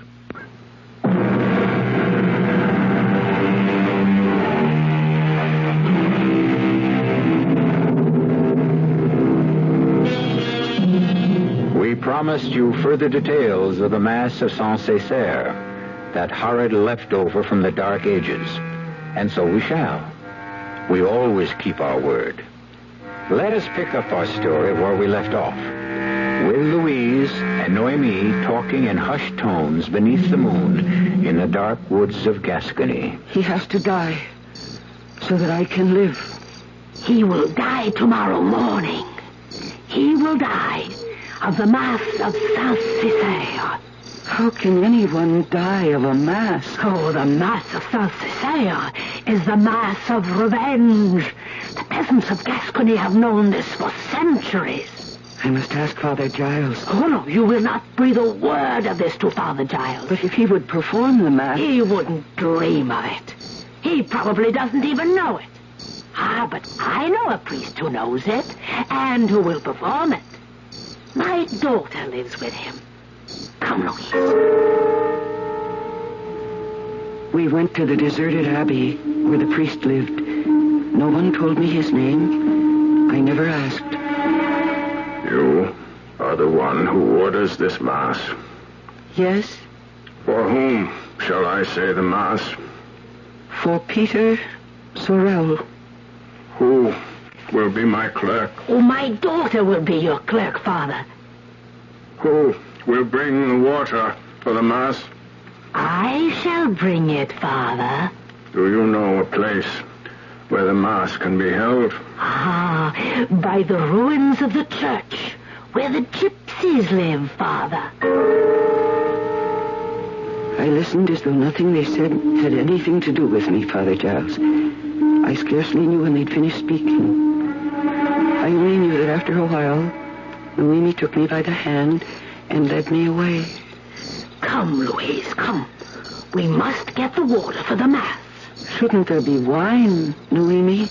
For the Mass of Saint-Césaire, there is no wine. There is only water.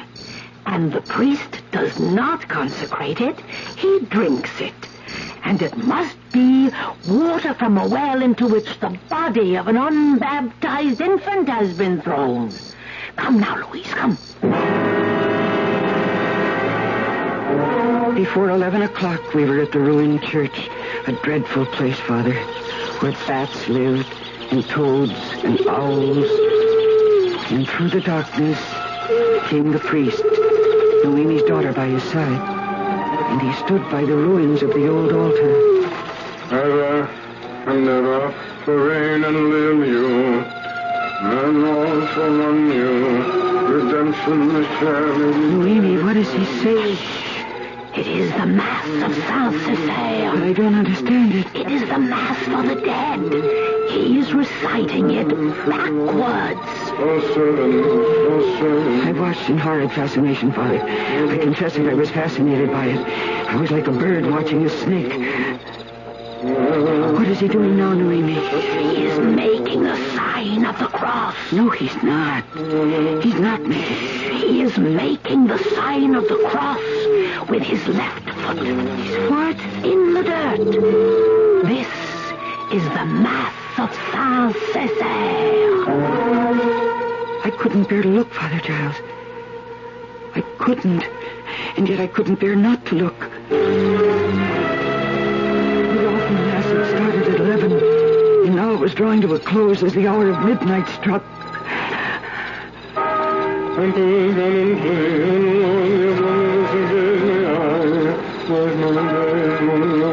then the Mass was suddenly over. And the priest and his clerk, Noemi's daughter, stole away into the darkness without a word to us.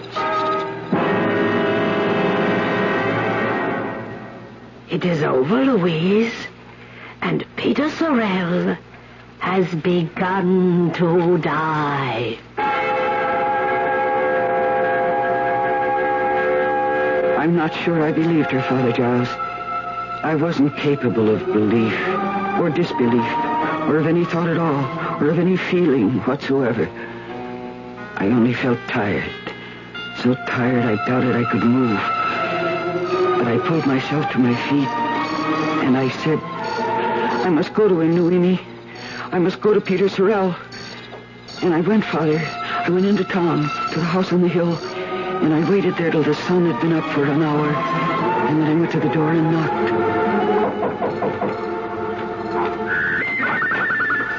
Oh, Louise. I suppose you want to see Peter. Is he here? Yes, he's here. But he's very ill. The doctor's with him. And no one knows what's the matter with him. But I knew, Father Giles. He was dying of the massive Saint-Césaire. Oh, Louise. I went to the door every hour, Father. Once, I was told that they'd sent for his doctor from the States. But if that doctor arrived, he came too late. For at 10 o'clock, when I knocked at the door... Louise.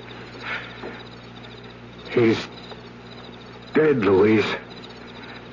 He died a few minutes ago.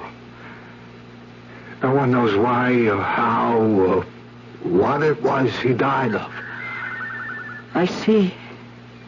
I know you were very fond of him. I was. Very fond. Very fond. I went home. I took off my clothes, and I lay down on my bed. The little toadskin bag was still around my neck. I took it off. I kissed it. I put it under the pillow, and then I put my head on the pillow and went fast to sleep. I slept soundly, with no dreams at all of any kind. And when I awoke, it was noon. Such a beautiful day. And I started to come here to make my confession. On the way, I met Peter Sorrell's friend once more. He died, Louise, of nothing at all. Nothing at all? He was perfectly well. Talking of going home in the morning. Then, about midnight, he said he was tired. He thought he'd go to bed. But he could hardly climb the stairs to his room. I had to help him. He lay on the bed and closed his eyes. He said he felt as though he was slipping away. Wasn't that a strange thing for him to say? That he was slipping away? I murmured something, that it was strange indeed, though of course I knew it wasn't. He died of the mass of Saint-Césaire, Father. And now I've told you everything. And what do you expect me to do, Louise? To give me my penance, Father. I know it will be severe. I expect that. I want it to be severe. I know what a grave sin I have committed. Do you, Louise? To wish for a man's death, Father. To bring it about. What greater sin could there be? To wish for a man's death. It is a sin in thought. But it can be forgiven. And you are not the first to have committed it. Your wish did not kill him. Men do not die so easily. It was the Mass of Saint-Césaire that killed him. God knows, and he alone. But you conspired in the performance of a gruesome Mass, a relic from the Dark Ages. You took part in it. And what is most awful, you ordered it. And for this desecration of a holy ritual, there is no penance that would suffice. But without a penance, how can I obtain absolution? How can I obtain pardon? I cannot pardon you, Louise. I do not know a curate who can, nor a bishop, nor an archbishop. Father, what am I to do?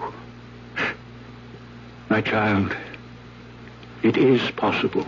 I promise you nothing you understand. But it is possible. Were you to go to Rome, if the Pope were to see fit... To Rome? To the Holy Father? Only he has the right to grant pardon to the Mass of Saint-Césaire.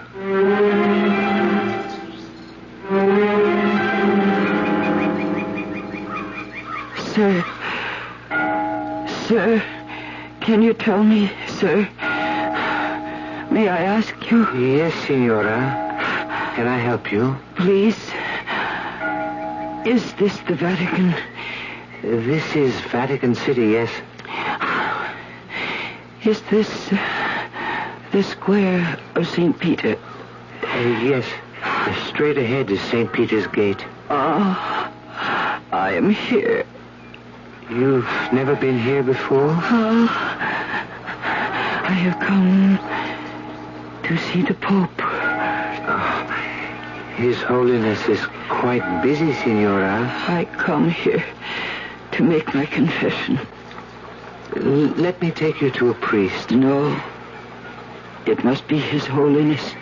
No one else. Are your sins so great? My sin is so great. Yes. Well, I'm only a student here, Senora, but I'll be glad to take you to a priest. No priest can help me. No bishop. No archbishop. But a priest might be able to arrange things so that you could see His Holiness, and not right away, of course. It would take time. I have time. It has already taken me a long time just to come this far. How long has it taken you? 1,000 days. Where did you come from? France. A little town in Gascony. But that could take you almost 3 years? Oh, you must have stopped off at different places. Each night to sleep and pray. You mean you walked all the way? An old woman like you? Do I look like an old woman? I have just turned 40. Oh, forgive me, but you look much older than that. It doesn't really matter now. Come. Let me help you to your feet. No. I shall stay on my knees until I see the Pope. I shall end my journey as I began it. Are you telling me that you have come 1,000 miles on your knees? But why? It is my penance for the Mass of Saint-Césaire.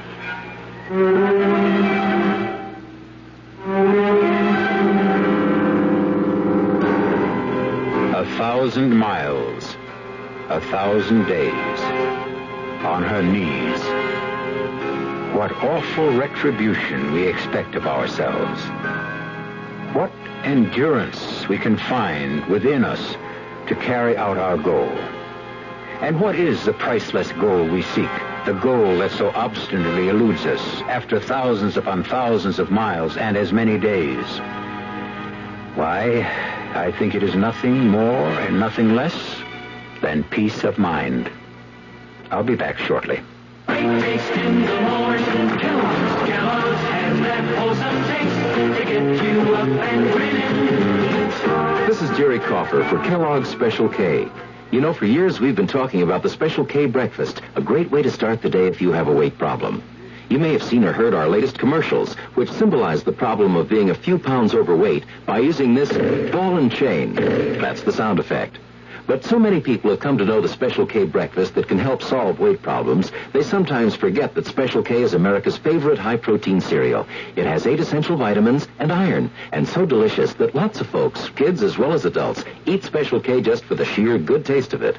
So we don't want you to think that you have to wear a ball and chain to eat Special K. All you need is an appreciation for the finer things of life, a 1-ounce bowl of Special K, 4 ounces of skim milk, tomato juice, coffee, and maybe a little sugar. The Special K breakfast can help you lose weight all by itself, but it really is a good start. Some research experts say you can't taste the difference between beers. Well, if they're right, then Anheuser-Busch wastes a barrel of time Beechwood aging Budweiser. Only they don't think so. Brewing beer right does make a difference. And they're betting a bundle that you can taste the difference in Bud. When it comes to brewing Budweiser, the Anheuser-Busch choice is to go all the way because they still care about quality.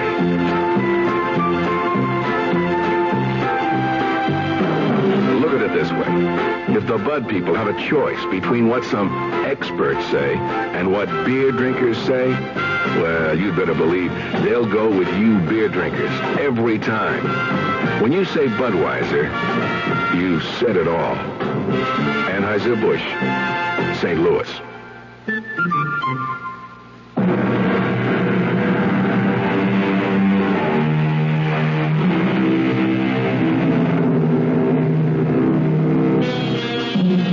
I told you it would be a somber story, did I not? And so it was. Well, exploring the unknown is not all fun and frolic. But the unknown must be explored in the wild hope that one day it will become known. I wonder, though, when it is as familiar to us as, say, the combustion engine, will it stop being fascinating and become boring? What then will we do for fun? What will happen to this program?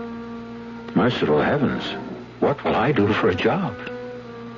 Our cast included Mercedes McCambridge, Mildred Clinton, Bill Johnston, Robert Dryden, and Nick Pryor. The entire production was under the direction of Hyman Brown.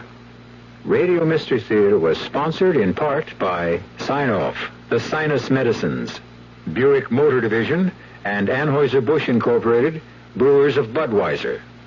This is E.G. Marshall inviting you to return to our Mystery Theater for another adventure in the macabre. Until next time, pleasant dreams.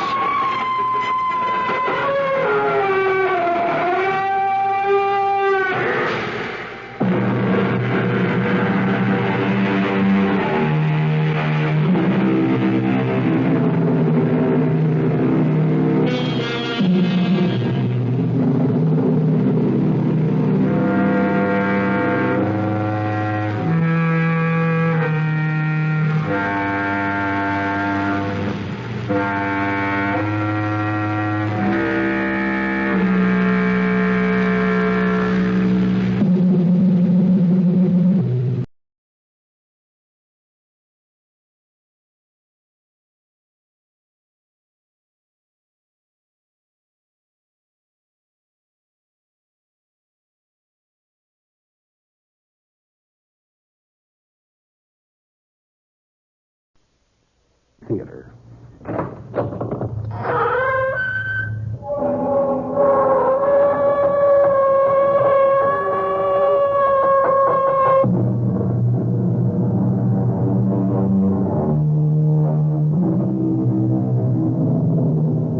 Come in. Welcome. I'm E.G. Marshall.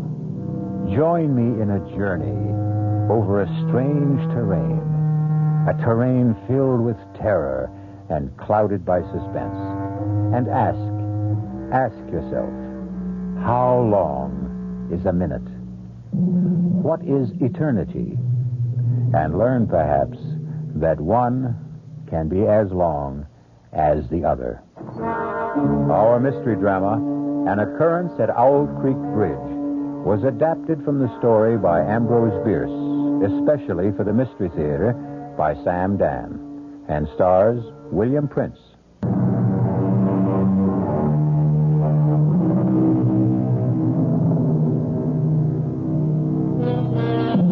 They're going to hang Peyton Forrester. Hang him by the neck until he is dead. Hang him high from the top of the Owl Creek Bridge, 50 feet above the rushing torrent, which is now raging in full flood. Peyton Forrester stands on a single, fragile plank. The rope is already around his neck. 30 feet of slack neatly coiled beside his boots. But this is not a lynching. nor even an ordinary execution. This is a formal military ceremony. Peyton Forrester is a rebel, literally a Southern civilian, and he has been captured by the Union Army in the fall of this year of 1863 as he tried to sabotage the Owl Creek Railroad Bridge. And now he must pay the price. Actually, the only distress evident in the entire scene seems to be manifested by a young soldier who, with his corporal, is stationed some 10 feet from Peyton Forrester, where they serve solemnly as his guards. Corporal? Just stand steady, boy. Just you stand steady. I'm going to be sick. Oh, no, you ain't, Woody boy. No, you ain't. Now, this thing will be over in less than a minute. See? Corporal? See? Sergeant Smith's getting the board ready. I don't want to know. I don't want to know. Just you take some deep breaths, son. You're going to be all right. Like I said, he's positioning the board that's supporting the plank that Johnny Reb is standing on. I said I don't want to look. Now, nobody says you got to look, Woody boy. Only it's a pity to miss a good hanging. How many you expect to see in your lifetime? I don't want to see none. This one here, this is a prime hanging. Son, much of the time you get to see cutthroats and riffraff and lowlifes. But here, you got a gentleman. Corporal? Yeah, boy? The prisoner. What about the prisoner? Well, what do you suppose the prisoner is thinking about right now? What indeed am I thinking about? I'm thinking that the water I see below me has been turned to gold by the early sun. Gold. Golden. The same golden tints I see in Millicent's hair. I'm thinking of Millicent. Millicent. Golden Millicent. And I hear the very last words she spoke to me. It seems ages, centuries ago. Is it true? Can it be true that it was only last night? Peyton? Yes, Millicent, darling. Now, young Robbie Tompkins is here. Robbie? I thought he was raiding Yankee supply lines. Oh, he was. He's back. He's safe now, bless him. Well, he needs a horse. He can have anything he wants. Bring him in here. Why? Why do you keep him waiting? Now, you and I must talk first, Peyton.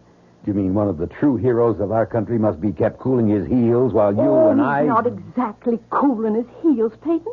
He's busy having his first decent meal in weeks. But I want to see him this minute.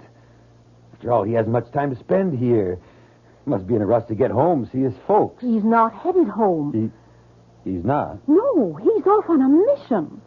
What do you mean? Well, it has something to do with blowing up a bridge someplace. Well, then he needs help. Peyton, I was afraid... I've been sitting here doing nothing for almost 3 years. Now, that's not true. You've been raising food and you've been growing cotton. While better men have been getting killed. Now, what you're doing is more important. And safer and Well, easier. it's not your fault the doctors say you're unfit to serve. But I'm fit enough to help Robbie Tompkins blow up a bridge. Oh, Peyton, darling. No, honey. You know I can't shirk if there's a job to be done. You've got your job. No, honey. It's not enough. Don't go. What are we arguing about? He hasn't even asked me. He'll ask you, Peyton. He'll ask you. Well, then I've got no choice. Please listen to me. You've always been a man of honor. Now, be a man of common sense. Now, what's that supposed to mean? Peyton, the war is over. What are you saying? We have been bled white at Gettysburg. The war has just begun. Peyton, for 6 months, maybe a year, there'll be more slaughter, but it'll be for nothing. The war is over. Don't say that. But it's the truth. Millicent, don't you believe anymore? I believe we need a miracle. Then we'll have a miracle. We'll work harder. We'll fight harder. We'll pray harder. You'll see. We'll have that miracle. You, Mr. Peyton Forrester! Robbie, you young scoundrel! You come in here this minute. Oh, Peyton, you are a sight for sore eyes.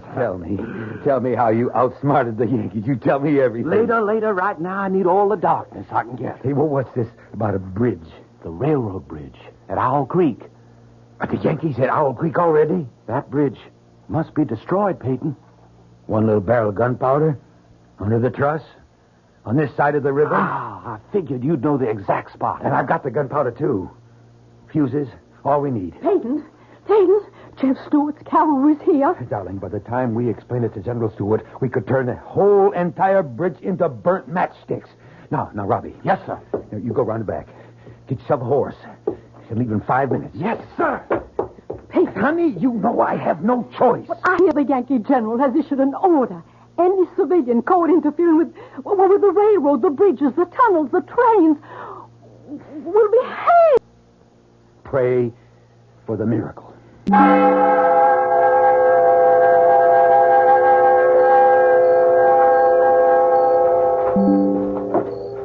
Robbie, up yonder, the bridge. We must be right in the middle of the Yankee camp, Peyton. Keep low to the ground. They won't see us. So I said to Mama, I promise I ain't going to take up with any bad women. I hope, Woody, you kept your promise. Well, I ain't had a chance to test it one way or the other so far, Corporal. To tell the truth, Woody, actually there ain't no such thing as a bad woman. That should be a corporal. Maybe 5, 6 men. Let's move to the right. Now. Hey, Corporal, you hear something out there? Son, you start seeing Johnny Rebs behind every tree and we won't get a wink of sleep. Yeah, but I'm sure I heard... Spence is supposed to be pulling guard duty out there. Hold it, Robbie. There's a sentry between us and the bridge. Now I see him. Headed this way. We have to get rid of him. I'll do it. He doesn't know we're here. As he walks past, I'll jump him.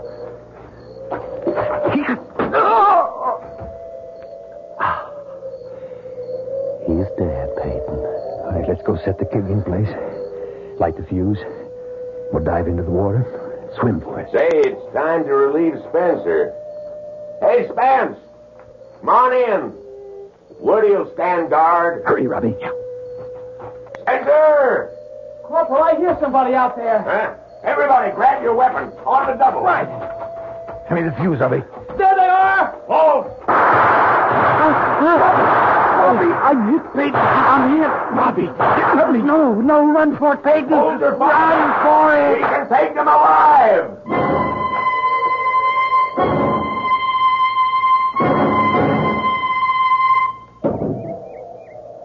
What's he thinking about, Corporal? Waiting there for the rope to snap. What must he be thinking about? What would any man be thinking about, Woody? The wife? The kids? I wish we hadn't caught him last night. It was our duty. It would have been so much better if we'd have shot him like his pal. You hear that, Woody? What? I hear nothing. Nothing. That's exactly it. Nothing. Sergeant Smith has just finished positioning his board. He has got it in a state now where one more blow releases the plank Peyton Forrester is standing on. And then, down he goes, till the rope snaps. I don't want to hear it. Look, the captain knows Sergeant Smith is ready. When he raises, then lowers his sword, Sergeant Smith is going to give that board one whack. And that's it. And Forrester knows it. He can see it. What must that man be thinking about? I'm no longer thinking, son. I'm praying. Praying for a miracle. I'm praying the rope is going to snap and break. And I'll get my hands free and I'll fall into the river, and it'll carry me swiftly away from here to safety. That's what I'm doing, son. I'm praying for the miracle. Sister Millicent is praying. Just you're praying, too. I can tell by your voice, son. You don't want me to die this way. With all of us praying, has to be a miracle. Has to be. Oh, dear Lord. The captain, he's raising his saber. Woody, you don't have to look. He's bringing it down. Goodbye, Johnny Reb. Corporal, look, the rope! The rope! It snapped, it broke! Is it broke? Is it broke? It's a miracle! The miracle! Get my hands free! Roger, I've got to get him free! Come up for air! I'm getting it! Oh, it's loose! I'm free! Free! Air! I need air! There he is! Moving downstream. Captain, there he is! Shoot! Fire! Fire away, Yanks! Fire all day, Yanks! Fire everything you got! You won't hit me! You can't hit me! It's a miracle! You can't shoot a miracle!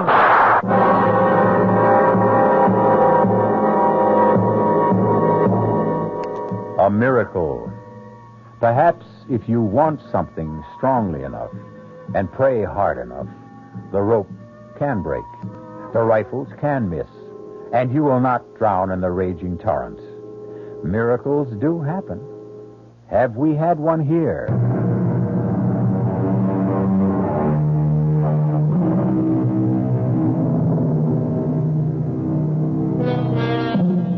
It is late in the year 1863.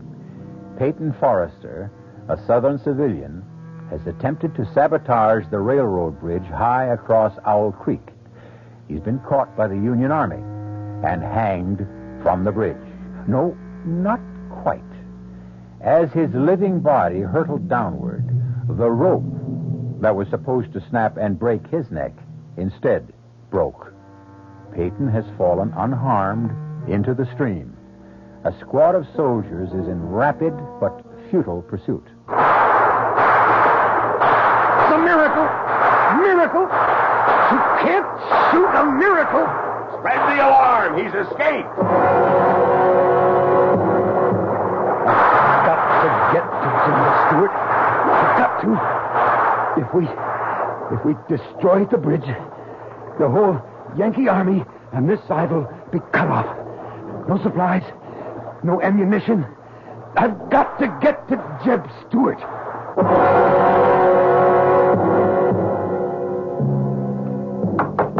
Get away from here! Now get away, you tramp! Please, ma'am. I warn you, I got a rifle aimed at your head! I mean you no harm. I need your help. I'm Peyton Forrester. Peyton Forrester? No, just a second. I still got this gun aimed at your head. Good Lord! It is Mr. Forrester. Come in, sir. I'm Sally Watson. The Yanks are after me. Just a bite of bread and a glass of water. I have to keep moving. Peyton Forrester, the man the Yankees couldn't kill. I have to hurry. You have to rest. No, there's not time. But you're going to drop. Sit down, sir. Sit for a minute. All right, just for a minute. Now, I got a piece of meat here, and I'll heat it with some beer. No, I don't have time. Just rest. There's a storm coming up. Storm? You can hear the wind. I don't hear nothing. Can't you hear the whistle of the wind? But the whole Yankee army's out looking for you, Mr. Forrester. Where's General Jeb Stewart? I reckon he's a good 10 miles southwest. I've got to get to Stewart. Now, first, you have something to eat. How far the Yankees come since last night? Well, I hear they're past Tuckersburg. Well, then, that means they've already reached my place. I can't just sit here. Now, just have something to eat. You have to do enough traveling. Look, down the road. A Yankee patrol. And it's headed this way. Oh. Better not be found here. You have to hide. Where? In the cellar. No, it's the first place they'd look. It's your only chance. But if they find me here, you'll be shot for sheltering a fugitive. They won't shoot a woman. Least they'll do is burn your house down. Oh, you just let him. My only chance is to run for it. Get out the back way. I'll hold him off for you. Hurry. Hurry before they see you. Bye, Miss Watson. Goodbye, Mr. Forrester. Let's search that house, man. Corporal. Now, you men out there, that's far enough. You stop where you are. This is private property. We mean you no harm, lady. We're looking for a fugitive. Well, I ain't seen none. We're obliged to search your house, ma'am. You just stand where you are. I know how to use this rifle. That's another thing, ma'am. Civilians ain't supposed to have weapons. You'll have to hand that over. You want this rifle? You just come and get it. Now, ma'am, be reasonable. Nobody has to get hurt. Hey, Corporal, way yonder in the field. Is that someone running? Let's go, men. Stay still. Let's go. What? I said stand still. I'll shoot the first man that moves. Now, ma'am, you can't interfere with the United States Army. Well, maybe I can't, but I'm doing it. Ma'am, I never shot a woman. That makes us even. I never shot a man. Looks like it's going to be a first time for both of us. Men, after him. Move out. No, I'll shoot. Look out, Corporal.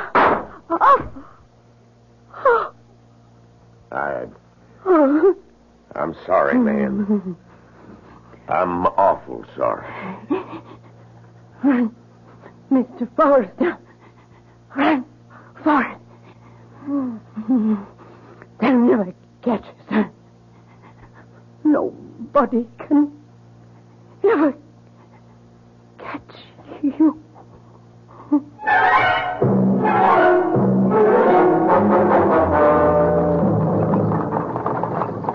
Rayburn.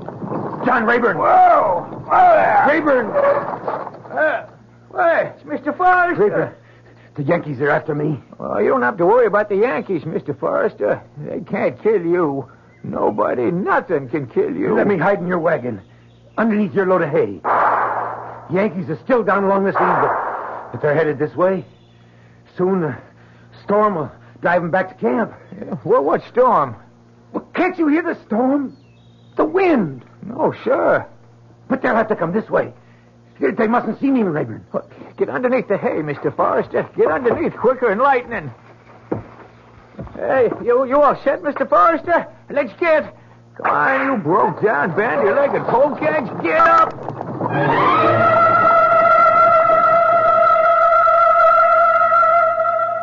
There's just no sign of him, Corporal. All right. Rest of you men, let's head back. I guess he got away, huh, Corporal? No, not for long. He's still a good ways from the rebel lines. We got men sweeping every square inch of the ground. Yeah. Now, what's that? Well, since you come from the city, Corporal, that's a hay wagon. Yeah? We'll see about that. Hey, you! Yeah, yes, sir. Oh, there! What you got on that wagon? Guess I got me a load of hay. What else? Well, nothing else. Nothing else, huh? You sure? You're sure there's nothing living in that load? Well, there might be one or two field mice. Sometimes they get pitched in with the hay. Field mice, eh? Yeah, maybe. Maybe not. Well, let's see. Let's see about everything. You men, fix bayonets. Now, let us ventilate that hay a little bit. Just. That's it. Up and down. All the way across. Come on now, put a little muscle in there. That's not how I taught you to use a bayonet. Thrust. Thrust. That's it. Everybody's doing just fine. Anybody got himself a little red on this blade? No? Well, maybe there's just hay in there after all. All right, man, all right, that's enough. See? Bayonet's good for something else beside roasting potatoes. What's your name, Rebel? Zeke Rayburn. Mr. Rayburn, go your way. Go in peace. You're a fortunate man. Indeed you are. Get up! Get up, boy! Get up!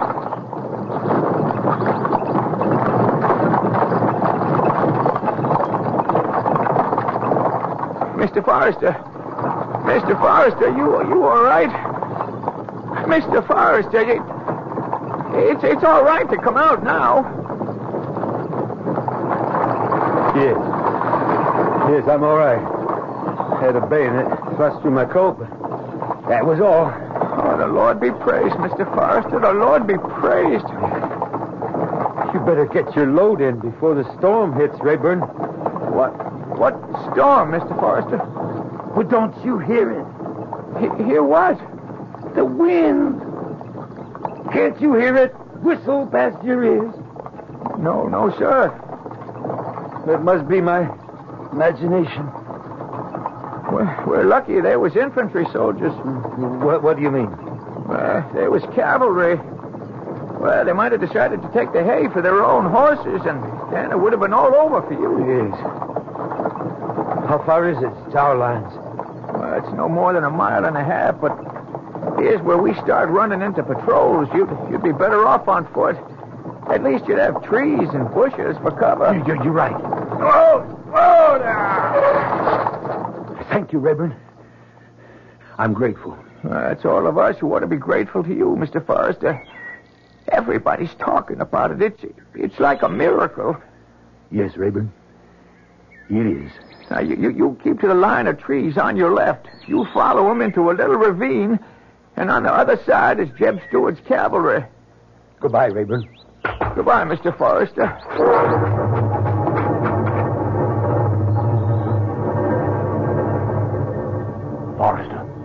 Forrester, don't be scared. Who are you? Lieutenant Burns, with Stewart's cavalry. What? There's a Yankee troop up ahead. You scared one of the sentries. Lie still just for a minute. What are you doing here? Well, some of us come out to look for you. Figure you'd be headed this way. Well, then, I'm saved. Saved? Well, we got to get home first, but that's nothing. I got a squad in back of me. When I give the signal, they'll open fire. And while everybody's shooting, you and I'll sneak away. Are you ready? Ready. Now! Let's go, Forrester. Let's go!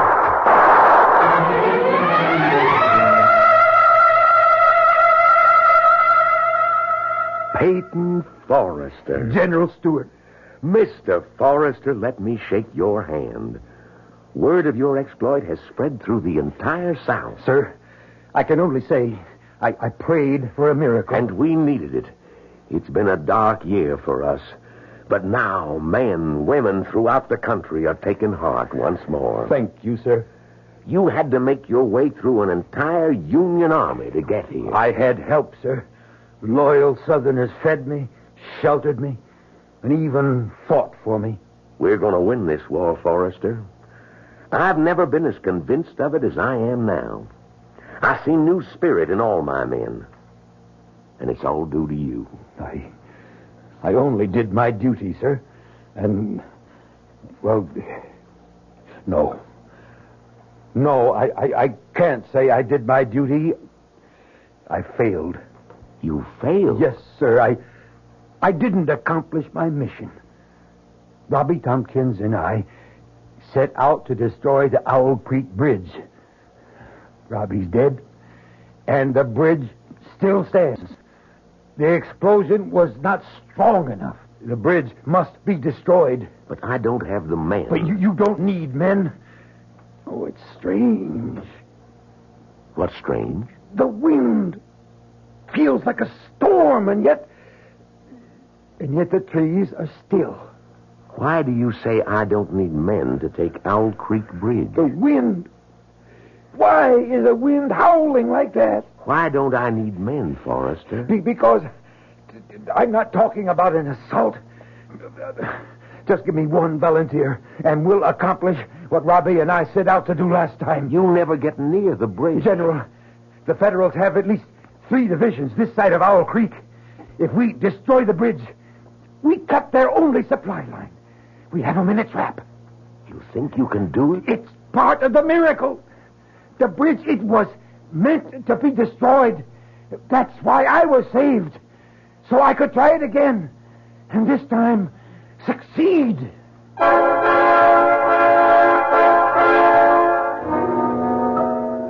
One miracle, evidently, is not enough. What Peyton Forrester is asking for is another. And why not? If it's a question of knowing how to ask, certainly Peyton Forrester has discovered the secret. However, it's also possible to run out of miracles.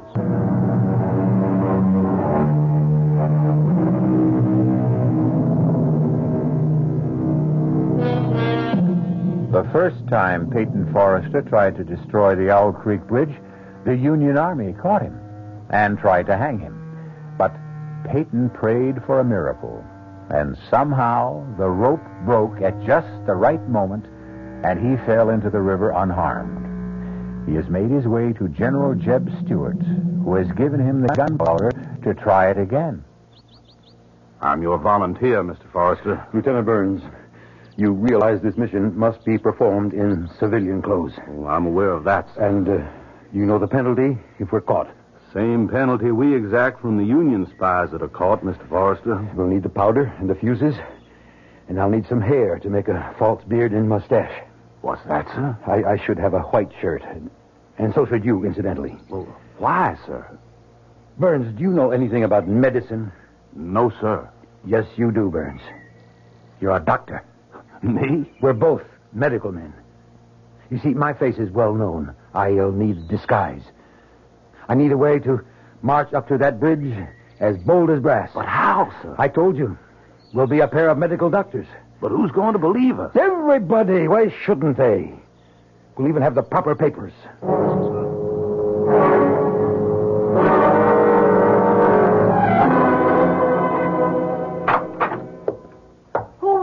Hosea?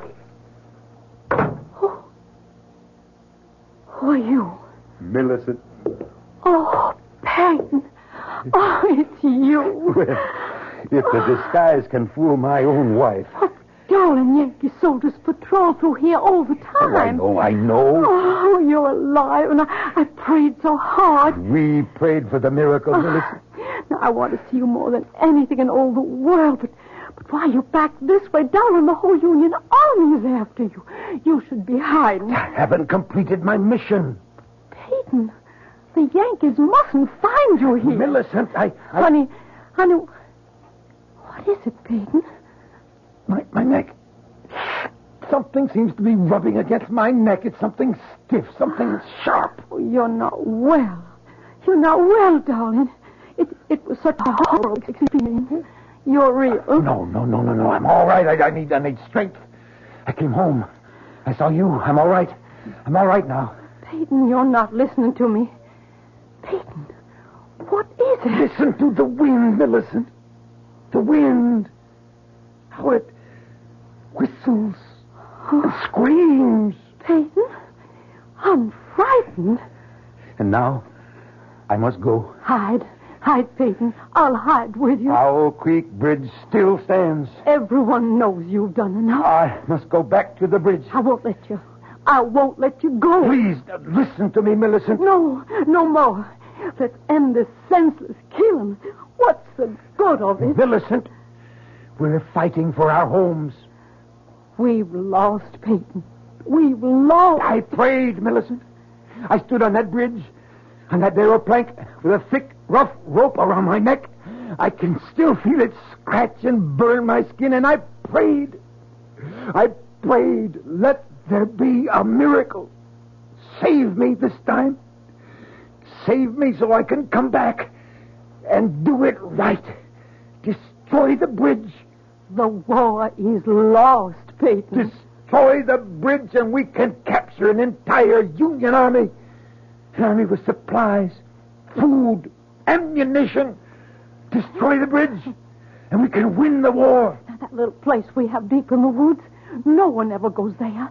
You can hide there and be safe there. I was saved from the noose so I could go back and destroy the bridge. Why did you come back to torture me? I had to come see you. I had to see you. Peyton, if you love me... It's because I love you and the children and this house and our land and the country. It's all tied together. Darling, I never knew how truly golden the highlights are in your hair. till I saw the water in the morning sunlight. Stay, Peyton. Stay here. Don't ask me. Don't ask me again. Oh, I may weaken. Please, don't ask me again. Millicent, I must get to the bridge before the storm. Storm? What storm? The wind. Don't you hear the wind? How it howls, how it shrieks. I must go now.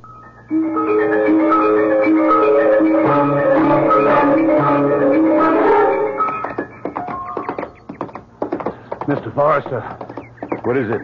Shouldn't we stop for a rest, sir? There's no time. But the horses, they could use a breather. We have to get there before the storm. Sir, there's no sign of a storm. Oh, I can feel it. I can feel it coming. Wind's getting stronger. The wind, sir? It's a gale. But Oh, look. Where? Up ahead. That's the Yankee picket. All right. Well, sir, let's turn off the road before they see us. But Lieutenant Burns, we want them to see us. Now be calm. Just act calm. Yes, sir. Remember, you're a doctor. Yes, sir. I'll try to remember. Be casual. Be natural. But suppose... Suppose what? Well, suppose they decide to search our bags. Oh, no, they won't do that. These are our medical supplies and equipment, remember? Yes, sir. I hope so. Now, Burns, this try to look dignified. Yes, sir. But look wise, just like a doctor. Yes, sir. Yes, sir. I'm trying. Strange. What, sir? The wind. That gale. What happened to it? I don't know what you're talking about, sir. The wind. It sounded like a hurricane. And you can't be deaf, can you? Well, no, sir, but I didn't hear anything. And now, for some reason, suddenly died away. Gone. Yes, sir. So still, so calm. Oh, yes, it is, sir. It certainly is. Except I'm so nervous, sir. Oh, there's nothing to be afraid of, Burns. Nothing except something scratching my neck. It biting at my throat. Well, it's too cold for mosquitoes, sir. Something's starting to press. It press on my throat. Sir, are you all right? I wonder what happened to that wind. Oh! Well, and who might you two gentlemen be? Corporal, I'm Dr. Jones.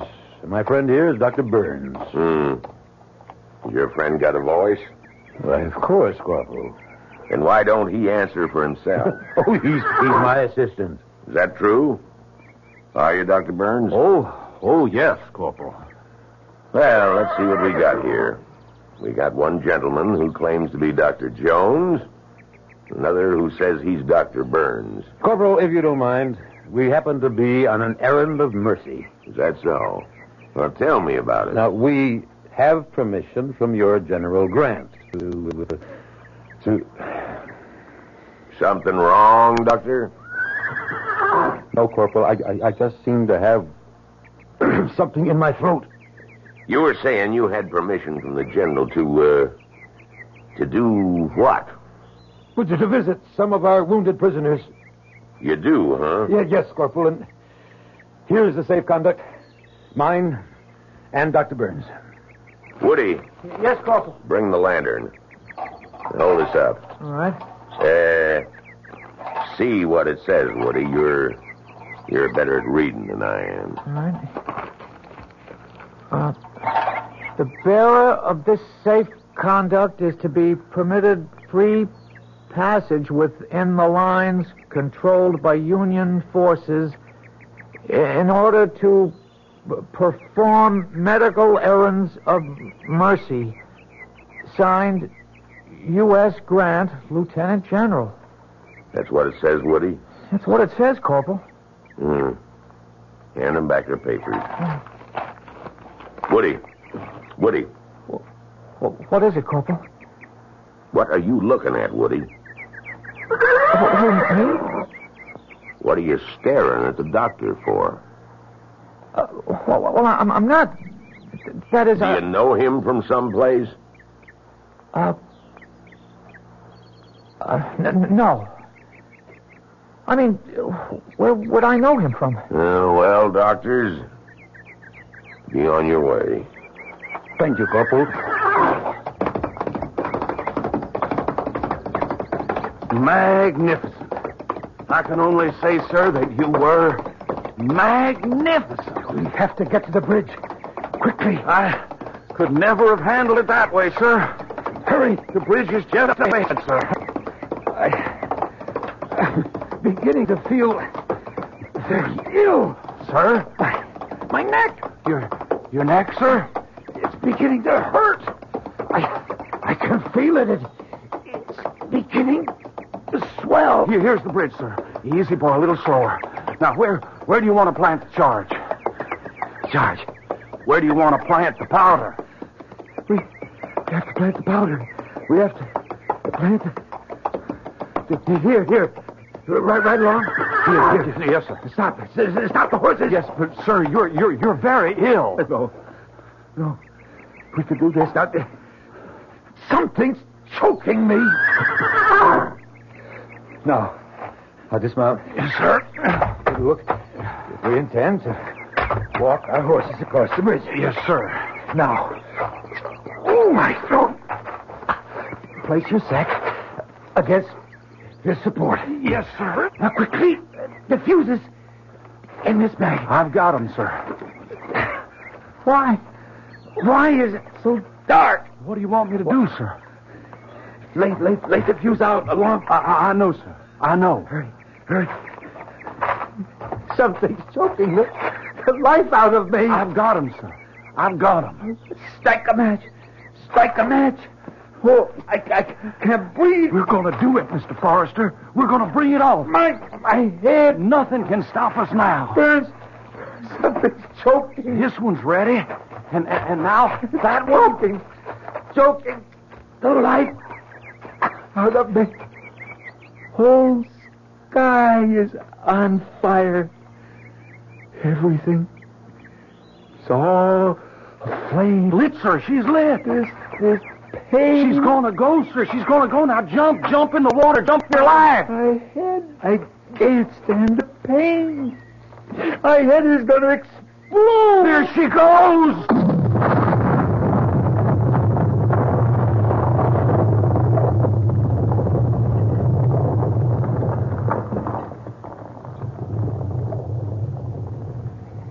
Is it over? It's over, Woody. It's all over. I saw him drop. I closed my eyes. I couldn't bear to see the rest. Well, it's all right, Woody. Corporal, that drop through the air, that drop at 30 feet before the rope snapped tight. What do you suppose he must have been thinking? It only took a couple of seconds. I don't suppose he had time to think about nothing.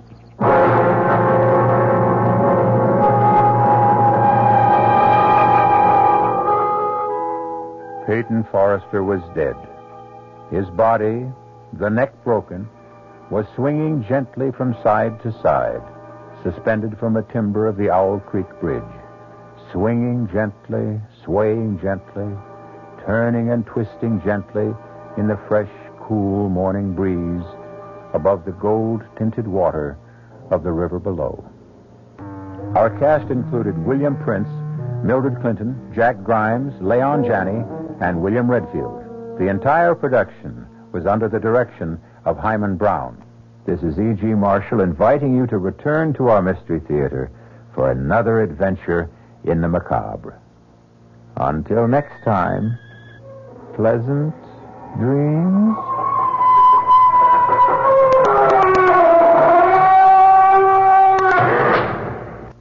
The preceding Mystery Theater program was furnished by the CBS Radio Network.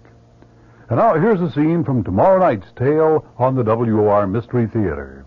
Reverend Stokes, I don't want a theological debate. I want you to tell your congregation the truth. And what is that, Dr. Stabler? That my son Michael conducts his lab experiments for scientific purposes. And shall I ask him to believe in coincidence? What coincidence? That a peaceful town is ripped apart every time your son returns. That cattle die for no reason at all. That we are suffering epidemics and the worst drought in our history. All because of coincidence? Yes. This is the 20th century. What else could it be? Ask your son, Dr. Stabler. Ask your son, Michael, if he's just doing lab experiments. That's tomorrow night following Fulton Lewis at 7 o'clock right here on WOR Radio, the Talk of New York. Here are some items.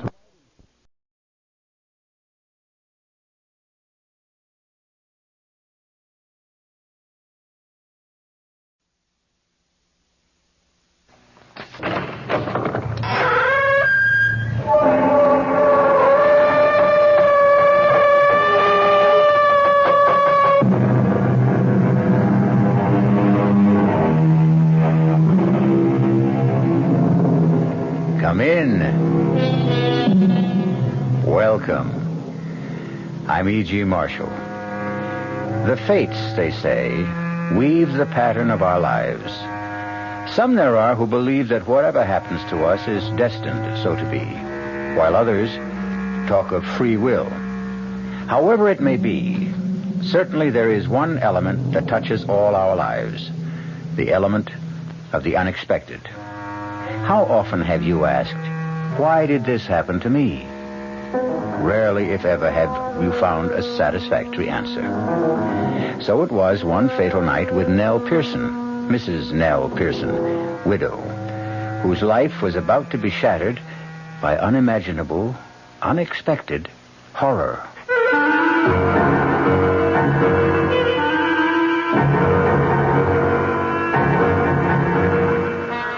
Our mystery drama, The Lodger, was written especially for the Mystery Theater by George Lothar and stars Kim Hunter. It is sponsored in part by Buick Motor Division and Anheuser-Busch Incorporated, brewers of Budweiser. I'll be back shortly with Act One. You've been hearing some pretty lavish claims recently about miles per gallon. We'd like you to consider something equally important, and that's range. Range is the miles per gallon multiplied by the number of gallons your car's tank holds. Range is what makes the Buick Apollo such a special small car. It comes from coupling the Apollo's economical 6-cylinder engine with a standard 21-gallon tank. It holds a lot, but it doesn't use a lot. Look into the Apollo. It's the Buick of small cars. Hello, this is Goldilocks. It seems like only yesterday that I was a little girl tasting porridge. You know, this one's too hot. This one's too cold. And now I conduct taste tests on diet drinks. And there's one I must tell you about. Sugar-free Diet 7-Up.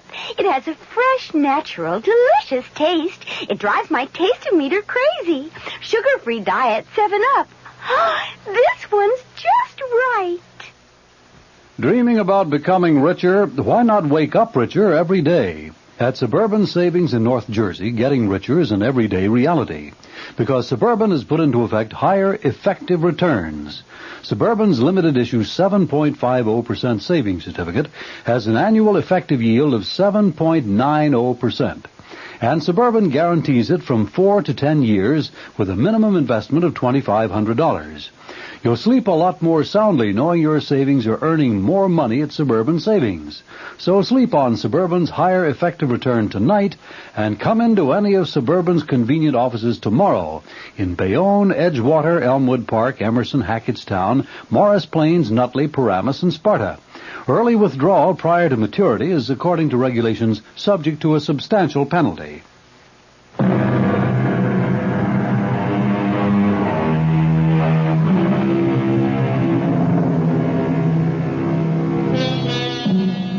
The fates brought unexpected horror that night to Nell Pearson's house on 9th Street, where she rented rooms.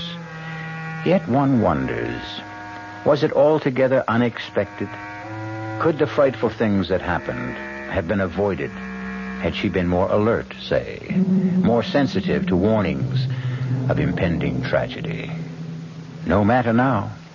What matters is that earlier that day, in the afternoon, she had no idea that death, in its most grisly form, was shortly to enter her house. Oh, my goodness, Mrs. Pearson. Oh, my goodness. What is it, Miss May? The headlines, look. Ripper strikes again. Oh, good heavens, that's awful, perfectly awful. Read it, Mrs. Pearson, read it. I am. No, out loud. I mean, I want to hear. But you just finished reading. Well, all right.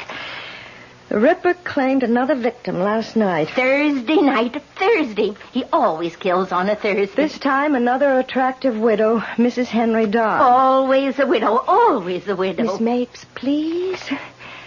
The body, gruesomely slashed and mutilated, was discovered by a neighbor who, hearing Mrs. Dodd's hysterical screams, rushed to her apartment.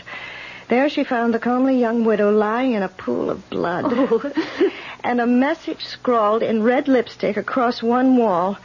Stop me. Please stop me. Excuse me, Miss Pearson. Which windows you want washed first? I don't know, Charlie. You want to get to that today? Well, it's kind of warm out. I thought it'd be a good time to get started on them. Well, you decide, Charlie. Suit yourself. There's been another one, Charlie. Another what, Miss Mapes? Murder by the Ripper. Another widow, like always. You don't say. That makes a fifth, don't it? The fifth in 5 weeks. One a week for the past 5 weeks. And always on a Thursday night between 11 and 12. And always a widow. Oh, I better change my night out. What do you mean, Charlie? Yeah, well, Thursday's my night out, and you're a widow, Miss Pearson. You never know. The police might start putting two and two together. Oh, Charlie, you and your jokes. I don't think that one's particularly funny. I'm sorry, Miss Pearson. I was just funning, that's all. Well, take your fun out on those windows. All right, getting right to it, Miss Pearson. Getting right to it. Maybe he wasn't joking, Charlie. Not joking? Well, Thursday is his night out, and you are a widow, and, well, who knows? Oh, Miss Mapes, if I had your imagination...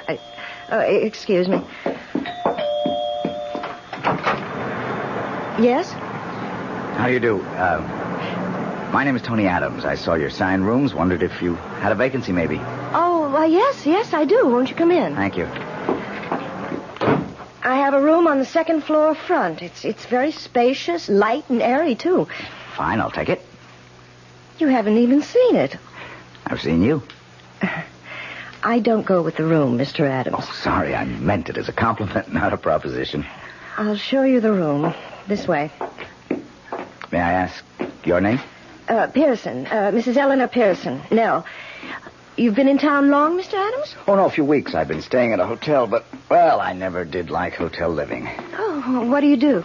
Reporter. I'm a reporter on the City Sentinel. Oh, that must be interesting. My husband always said newspaper work must be fascinating. What did he do? The room's this way. Why, he was a riveter. Putting in beams on new skyscrapers. Dangerous work.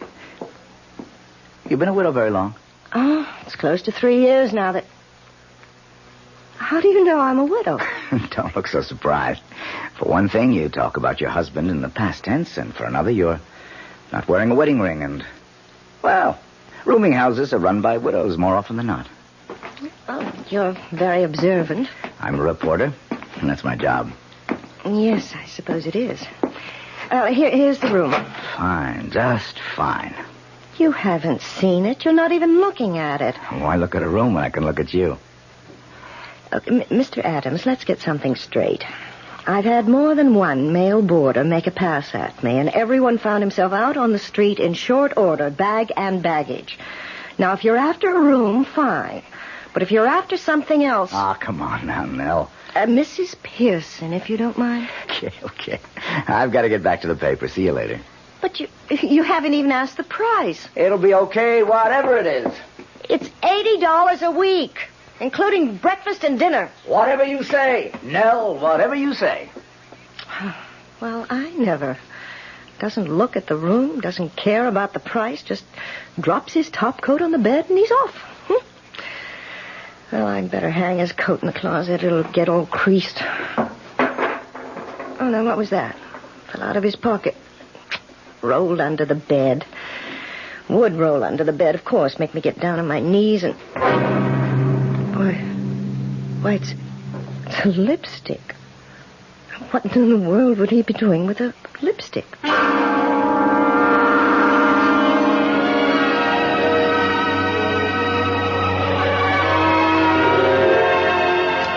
Oh, now why did you go and turn the TV set off, Charlie? You know I like to see who played what. Oh, I'm sorry, Miss Mapes. I forgot. Pretty good movie, huh? Oh, it was all right. You like it, Miss Pearson? What? What'd you say, Charlie? Well, I just asked if you liked the movie. How could she? She didn't even see it. Of course I did. Well, you may have been looking at it for 2 hours, Mrs. Pearson, but you certainly weren't seeing it. You were thinking of something else. Well, I saw it, and I liked it. Oh, 10:30. Well, I'm off to bed. Oh, by the way, I finished the window washing today, Miss Pearson. Oh, good. I'm glad they only got to be washed twice a year. It's a big job. It took a whole week. Well, good night. Night. Good night, Charlie. Mrs. Pearson, now, I'm not one to pry, but why don't you tell me what's bothering you? Bothering me? Now, you know something has been bothering you since that Mr. Adams arrived. Now, when was it now? Well, this is Thursday, and he took the second floor front Friday it was. Mm-hmm. Now, I'll tell you something. You haven't been the same since. Oh, it's nothing, Miss Mapes. Nothing at all. Now, you don't fool me. Something's worrying you. I know it is. Oh, I might as well tell you. It's this. What? Well, it's a lipstick. Why should a lipstick upset you? Well, it was in his pocket the day he arrived. His topcoat pocket. It fell out when I picked the coat up. So? It's the same color, mandarin scarlet. The Ripper uses to scrawl those awful messages with. Oh, and you think... Oh, you don't think he's the Ripper? Oh, no. Of course not. Well, then why the worry? I don't know. It just bothers me a little, that's all. And now, if you're all that worried, you could, maybe you did, check on him? Check on him?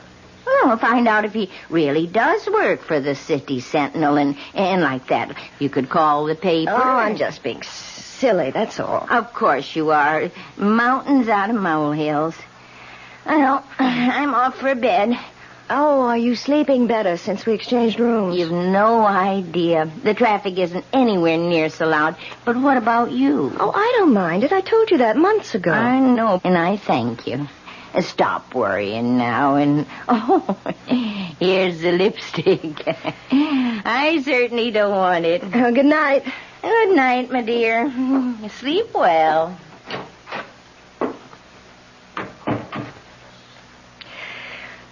I wonder.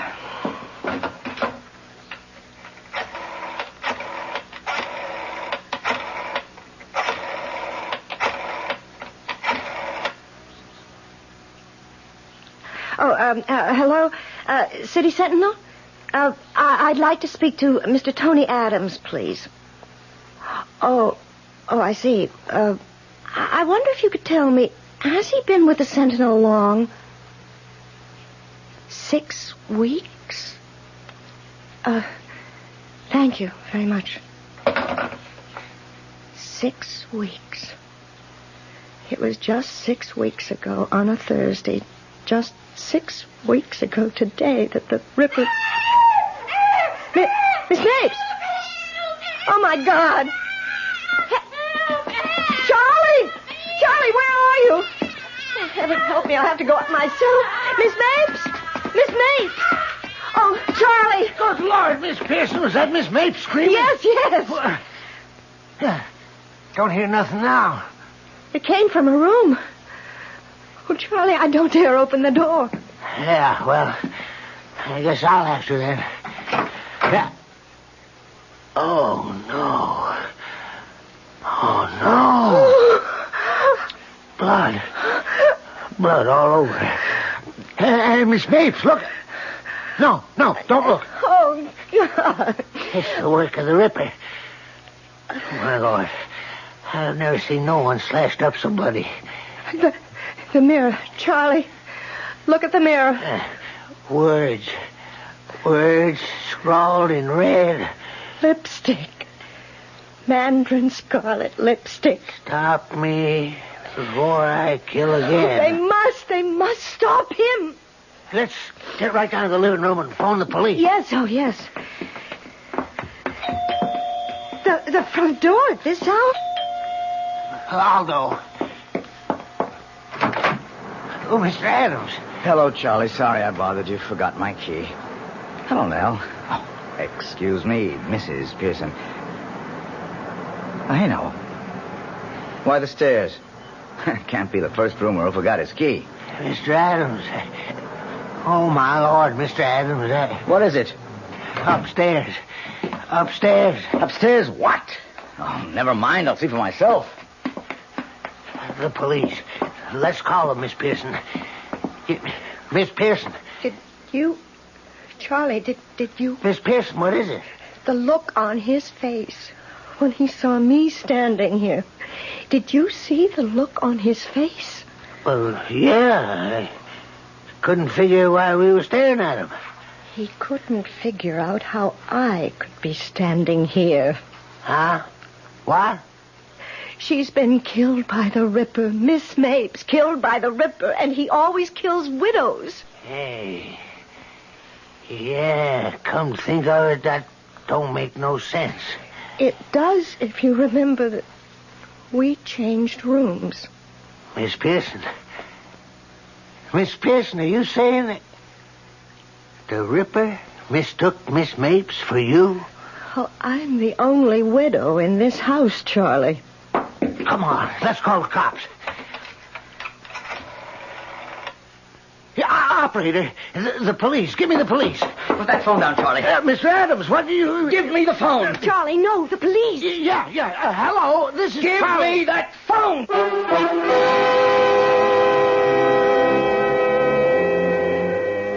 So, weaving their pattern of the unexpected, the fates bring together on this fearsome night an innocent spinster named Miss Mapes and the Ripper, who mistook her for Nell Pearson. I'll be back shortly with Act 2.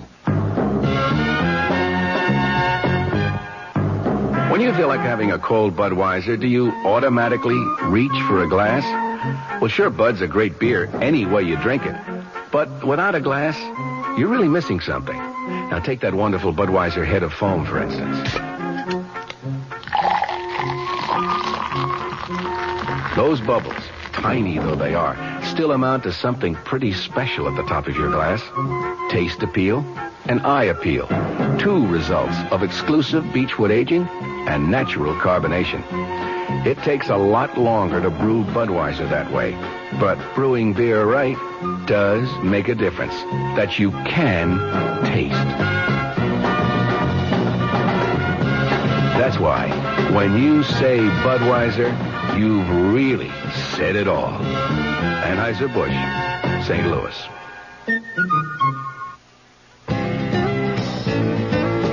Hey, Mom, what's for dinner? Hey, Mom, what you got? Here's ShopRite's suggestion for a delightful cookout dish. Boneless top round or sirloin tip steaks, just $1.69 a pound. Delicious cooked over the coals, just as delicious pan-broiled indoors. For a busy night, here's a quick dinner idea. Freezer Queen family-size frozen casseroles, all varieties except beef, just 99 cents for the 2-pound size at ShopRite. For dessert, Pepperidge Farm Layer Cake, 17-ounce box, 69 cents in ShopRite's frozen food case. Cooking out or cooking in, ShopRite has the answer. She loves the family. She wants the best. She does all that she can do. She lets ShopRite do the rest. Hey, Ma, what's for dinner? ShopRite has the answer. Guess I ought to call old Blowhard Gildersleeve to tell him about my new radio show. Wait till he hears that his old pal Fibber McGee's got a new radio program. That'll really burn him up, the old goat. When he finds out I'm going to play some great old radio shows like Ed Wynn, Mr. District Attorney, even Bob Hope, old Gildy'll bust a gasket. Fibber McGee in Part 4 of his special program, The Good Old Days of Radio, will be heard tonight at 9 o'clock right here over WOR Radio, The Talk of New York.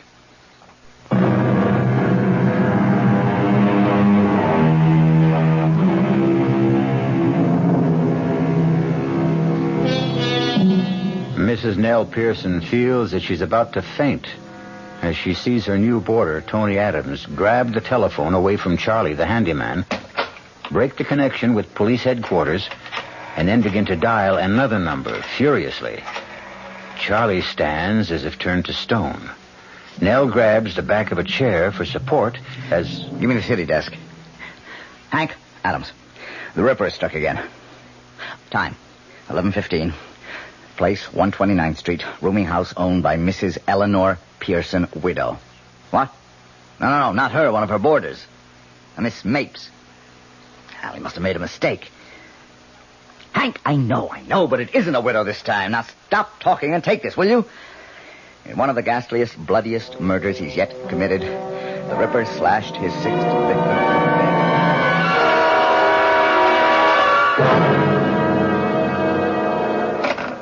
Sorry, I had to grab the phone out of your hand, Charlie, but a scoop's a scoop. Yeah, sure. Now, give me your stories. We'll start with you, Nell. Tell me, what happened? Oh, Nell, come now. Snap out of it. Stop staring at me and tell me what happened. I heard her scream. She screamed and screamed and screamed. Where were you? Here, right here. She'd just gone up to bed. What were you doing? I had just telephoned someone. Then the screams began, and I ran upstairs, and Charlie was there on the landing, and we went into her room, and there she was. I've got to sit down. Nell, what's the matter? Let me help you. Don't touch me. Okay. All right, Charlie, let's have it from you. Oh, well, like Miss Pearson says, I heard Miss Mapes screaming and went running to see what was going on. You must have moved fast. Your room is in the basement, isn't it? Oh, well, I wasn't in my room. I was in Miss Pearson's room, just across from Miss Mapes. What were you doing in Mrs. Pearson's room? Yes, what were you doing there? Well, you remember when you changed rooms with Miss Mapes a couple of days ago? Yes. And there was that leak in the bathroom and I fixed it? Yes. Right. Just went up to check on it, is all. I didn't know you changed rooms, Nell. No, you didn't, did you? That would account for... Why don't you say it? The Ripper mistook Miss Mapes for me because he didn't know about the change of rooms. You were lucky, Nell. Very. This time. Now, please, Mrs. Pearson, we're here to help you at police headquarters. And I understand why you're worried. It is possible the Ripper mistook Miss Mapes for you. He did. Yes, but now there seems to be something else on your mind. Something to do with, one of your boarders, you say? His name is Tony Adams. He's a reporter on the City Sentinel. Well, he rented a room at my place just a week ago today. That was the day after the last murder. Yes, I know. Well, after he rented the room, he left to go to the newspaper, and I picked up his top coat to hang it in the closet, and this fell out. A lipstick? Yes.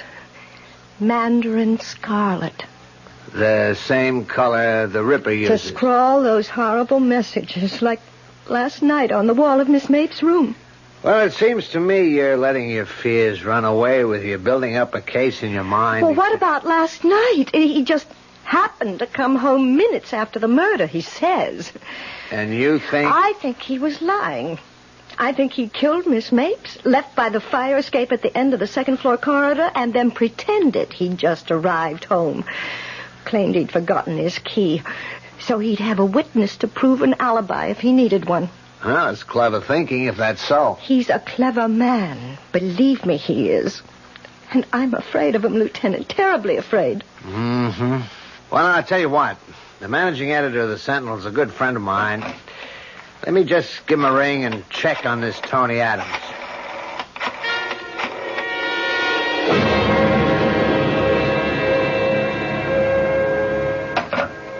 Mm-hmm.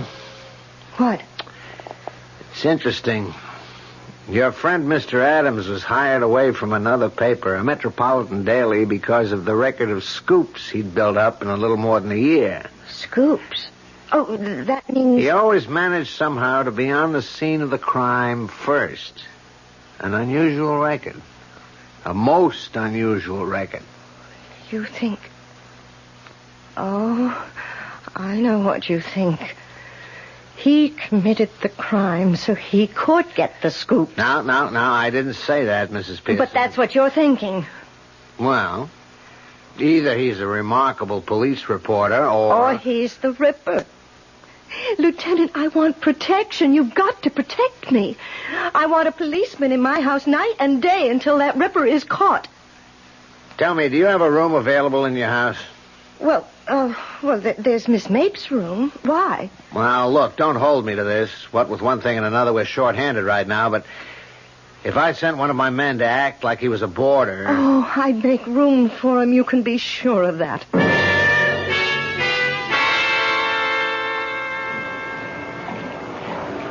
Oh, Nell. Charlie said I'd find you down here in the laundry room. Oh, what is it, Mr. Adams? What do you want? One thing I want is for you to call me Tony. One thing I want for you is to stop calling me Nell. Oh, come on. What have you got against me? Look, Mr. Adams, I've got a lot of work to do. Well, not much sense asking you now. What is it? Why, well, I was going to ask if you'd like to go to the movies with me. I figured that'd be your answer. What other answer would you expect? There was a murder in this house last night, a gruesome murder. Not only that, but the victim was a friend of mine. And you have the indecency to ask me to go to a movie with you? Yeah, I guess you could look at it that way, only... Look, I wish we could be friendlier, that's all. I'll level with you now. Excuse me, Mrs. Pearson. I've been thinking of settling down for some time now. So I've been looking around, keeping my eyes open. And the minute they fell on you, Mrs. Pearson. Oh, no, damn it, Nell, listen to me. Take your hands off me. I don't call laying my hands on your arm exactly putting my hands on you. Don't touch me. Don't even touch me. What is it with you? Well, don't just stand there looking at me. What is it? I just want to be left alone. You just want to be left alone, or you just want to be left alone by me? Answer me. By you. Sorry. I won't trouble you again. Good night. What are you doing there? Charlie. I come down to tell you there's somebody upstairs looking for a room. Man or woman? Man. Oh, well, if you'll excuse me, Mr. Adams. How long were you standing there, Charlie? Me? I just come down. Why? Nothing, Charlie. Nothing.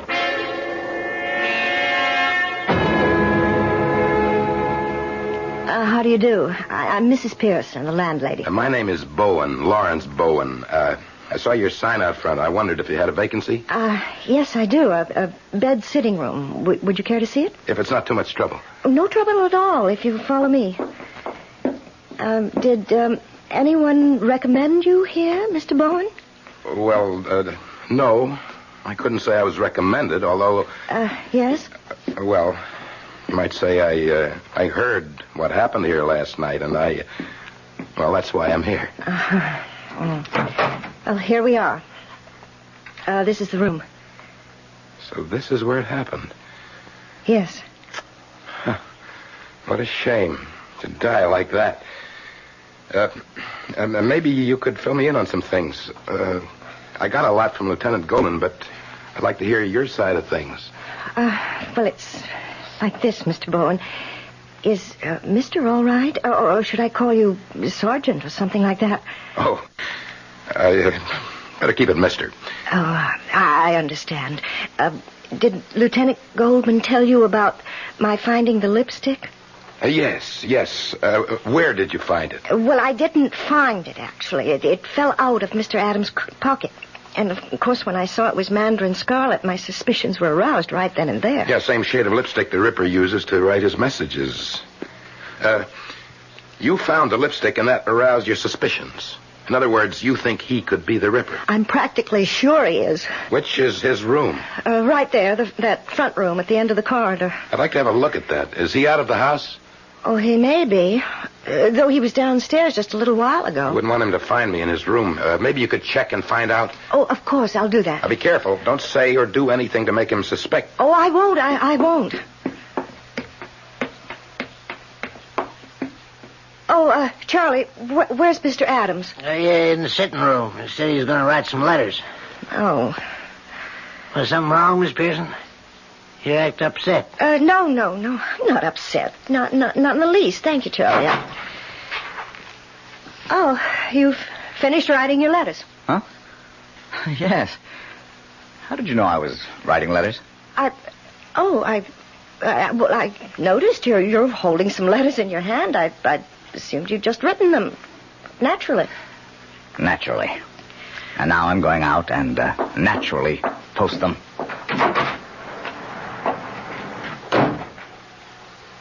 Say, what's, that's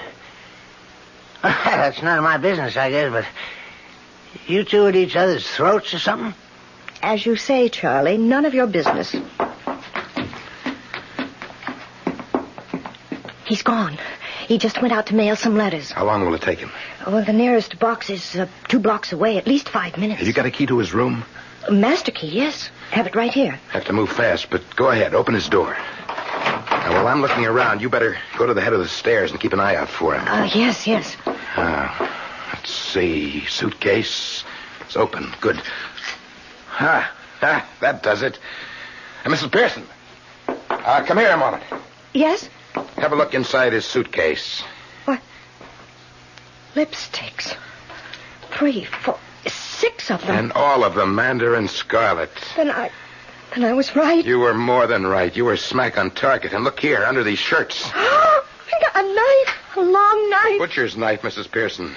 The knife, I'm sure, that was used on all 6 victims. Oh, Lord be with us. What are you going to do? For the moment, nothing. Nothing? You're not going to arrest him? Well, we could arrest him. But I don't think we'd be able to hold him.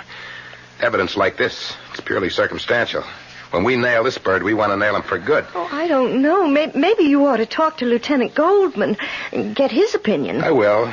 You can depend on that. And I'll do it, Mrs. Pearson, not you. Well, I don't understand. If Adams is planning to murder you, he's keeping tabs on you. So don't try to contact the lieutenant in any way. Leave all that to me. Oh, very well, I will. Oh, Mr. Bowen, I can't tell you how glad I am you're here. There's no question about it now. He is the Ripper. He is planning to kill me. Well, he won't. I'll see to that. And that's a promise.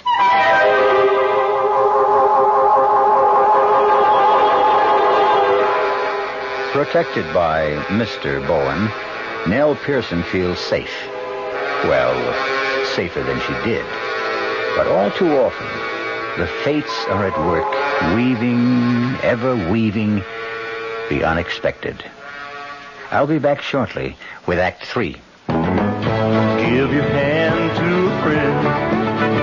Give your heart to your love. But give your allergy to contact. Now listen carefully, because this message may surprise you. There is an ingredient that can effectively help block pollen's bad effect on your system. Sneezing, sniffling, drips, itchy, red, watery eyes. It's the antihistamine most prescribed by allergy specialists, and it's an ingredient in Contact. Surprising, yes, but the true wonder of Contact is how our tiny time pills keep this antihistamine working, helping up to 12 hours per capsule, all day, all night, elegy is our business, too. Give your hand to a friend. Give your heart to your love. But give your elegy to Contact. Take Contact only when needed, only as directed. Introducing the greatest taste to come out of your toaster since Samuel Bath Thomas baked his original English muffins in 1880. Thomas's new onion English muffins. Little bits of real onion blended into Thomas's original English muffin recipe create a tangy taste that makes everything fantastic, like burgers and cream cheese and cold cuts. Even butter tastes better. Thomas's new onion English muffins. The greatest new taste since 1880. Thomas's promises. Hey, Pat, how tall do you think she is? 300 feet if she's an inch, Luigi, and a fine lady she is. The year 1886. While most New Yorkers were enjoying their first look at the Statue of Liberty, a few were enjoying their first taste of Thomas's bread and discovering it was every bit as delicious as Thomas's English muffins. Today, there's still never been a lady to equal the lady, or a bread to equal Thomas's protein, whole wheat, and white bread. Thomas's promises. It's bitter. It's sweet. It's bitter. It's sweet. It's bitter. It's sweet, Marcello. Well, maybe it's a bit sweet, Sophia. On second thought, I love its bitterness. Punte Mes. Is it bitter? Is it sweet?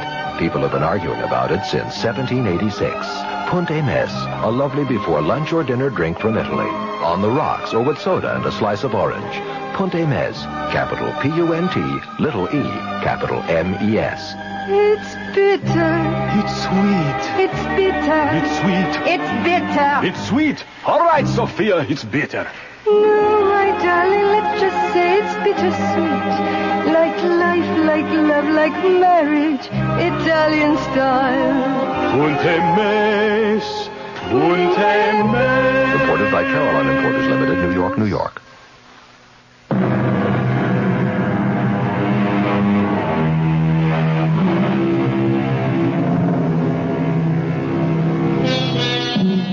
With Officer Bowen in the house to protect her, or perhaps I should say Mr. Bowen, Nell Pearson seemingly has nothing to fear.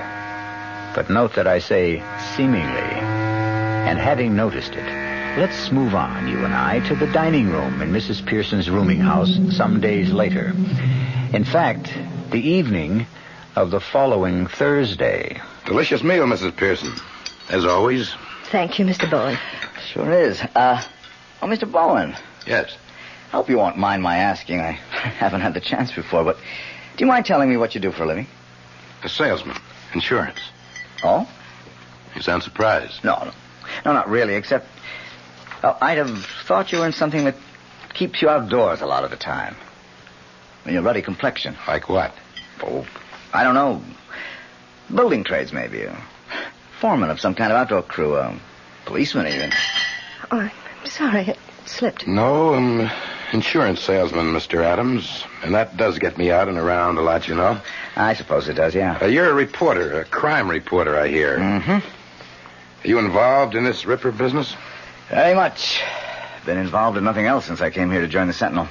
Do you, or do the police, have any idea what he's like, the kind of man he is? What makes him commit these terrible murders? Well, we do and we don't. Well, what I mean, everything we know is conjecture, theory. No one has ever laid eyes on him, except his victims, of course, so we can't be sure that the picture we've built up is close to the truth or not. Still, it ought to be fairly accurate as far as it goes. Well, how far does it go? I mean, what is your picture of him? Well, we estimate he's between 5'11" and 6 feet. We get that from the height of his victims and the downward direction of some of the knife thrusts. Must we talk about the Ripper at the dinner table? Oh, I'm sorry, but Mr. Bowen asked. And... Well, there must be something else you can talk about. After all, there has been a murder in this house, and it was the Ripper, and this is Thursday, and the night that he commits these terrible crimes, and... Well, really? Oh, Nell, I am sorry. Me too, Mrs. Pearson. I'm awfully sorry. It's all right. Just stop talking about it. I certainly won't. It is Thursday night, and that means I've got to stake myself out at police headquarters. Want to be right in the scene, is that it? I'm always on the scene, Mr. Bowen. It's my job.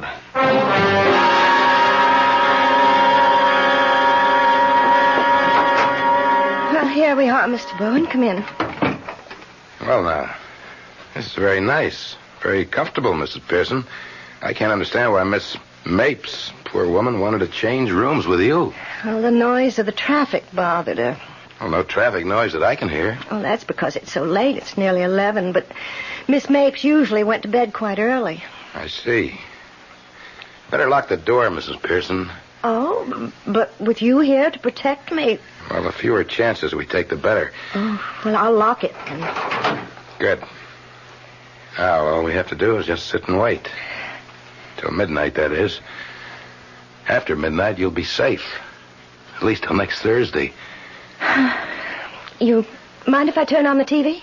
Oh, of course not. Why should I? Well, you'll want to read your newspaper you brought, won't you? No, not necessarily. I thought I might kill time while waiting, but... No, go ahead. Go ahead, turn it on. We can catch the 11 o'clock news when it... Oh, excuse me. Hello? Mrs. Pearson? Yes. This is Lieutenant Goldman, police headquarters. Oh, yes. I just wanted to let you know you have nothing to worry about tonight. Oh, I'm sure I don't. I feel perfectly safe. You'll feel even safer when Officer Randolph gets there. Did you hear me, Mrs. Pearson? Why, no. What did you say? I've sent one of my men, Officer Randolph, over to your place. He ought to be with you in about 5 or 10 minutes. I'm very sorry I couldn't send anyone to stay with you through the week, but as I told you, we're short-handed. You understand? Mrs. Pearson? Yes, I understand. Good. Don't worry now. Goodbye. Friend? What? Friend calling to see if you're okay? Yes. Yes. Well, you are. All your worries will be over by midnight. Would you like something to drink? Oh, no. I'd like a cup of coffee myself. I'll just run down to the kitchen. No. I can't take a chance of letting you out of my sight, Mrs. Pearson. Not now. It's 11 o'clock. Time when the Ripper does his killing. Even though he doesn't want to. Doesn't want to? No, he doesn't want to kill. He has to. How do you know? Why else would he scrawl those messages? Please stop me. Don't let me kill again. Always with the same kind of lipstick, Mandarin Scarlet. And why a lipstick? One of these. Why one of these? You're... Yes? You're the Ripper? I'm sorry to say that I am, Mrs. Pearson. I wish I weren't. Look, you don't have to be. I do. I can't help myself. I just can't. Right now, this minute, I know what I'm going to do. And I don't want to do it. But I know I won't be able to help myself. They must catch me, Mrs. Pearson. They must catch me. They must stop me. They are going to catch you tonight. There's a police officer on his way here now. He'll be at the front door any minute. But you won't be able to admit him. Someone will. Charlie will. I don't see how. What do you mean you don't see how? He'll ring the front doorbell and keep ringing until someone answers. No one will hear the doorbell, Mrs. Pearson. I disconnected it. Newspaper you brought. Not to read. To carry this. A knife. The butcher's knife. Oh, heaven help me. Heaven help me.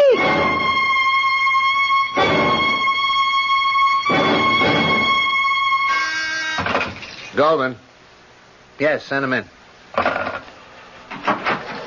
Come in, Adams. Got a message you wanted to see me when I came in. Yeah. Coffee? Never turn it down. I just wanted to let you know I assigned a man to stay with Mrs. Pearson between 11 and midnight, and another hour or so after that, just to be sure. Thanks a heap, Lieutenant. I appreciate that. I think you're more worried about her than she was about herself.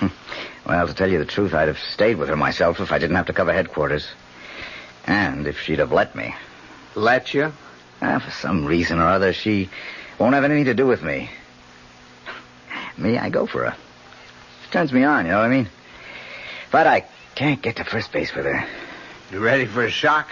What? I didn't tell you this before because I didn't get the chance. Too damn busy with one thing and another, including putting a check on you. I don't get you. I had you checked out up and down and sideways because, well, you're not going to believe this. Mrs. Pearson was convinced you were the Ripper. Nell Pearson thought I... Hey, excuse me. Goldman. No one answers. Well, that doesn't make any sense. She's there. I talked with her on the phone 10 minutes ago. Tell him to try again. And tell him to make sure he's got the right house.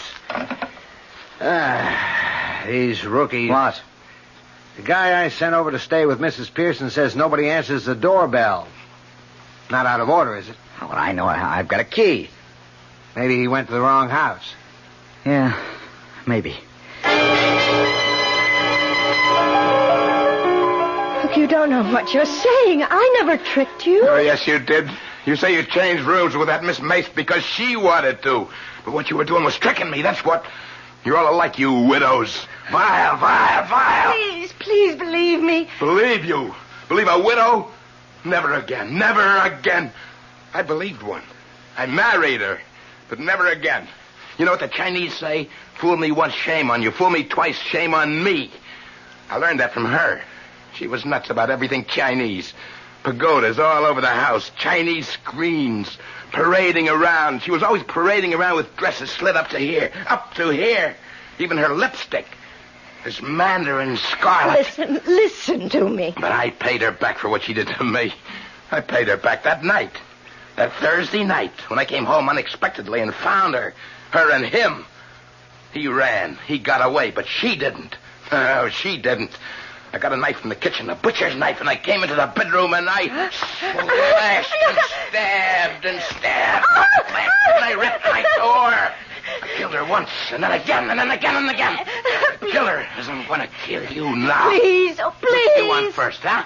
A slash across the face, a slash across your beautiful lying face. It'll do you no good to run. They all tried that and they failed. No!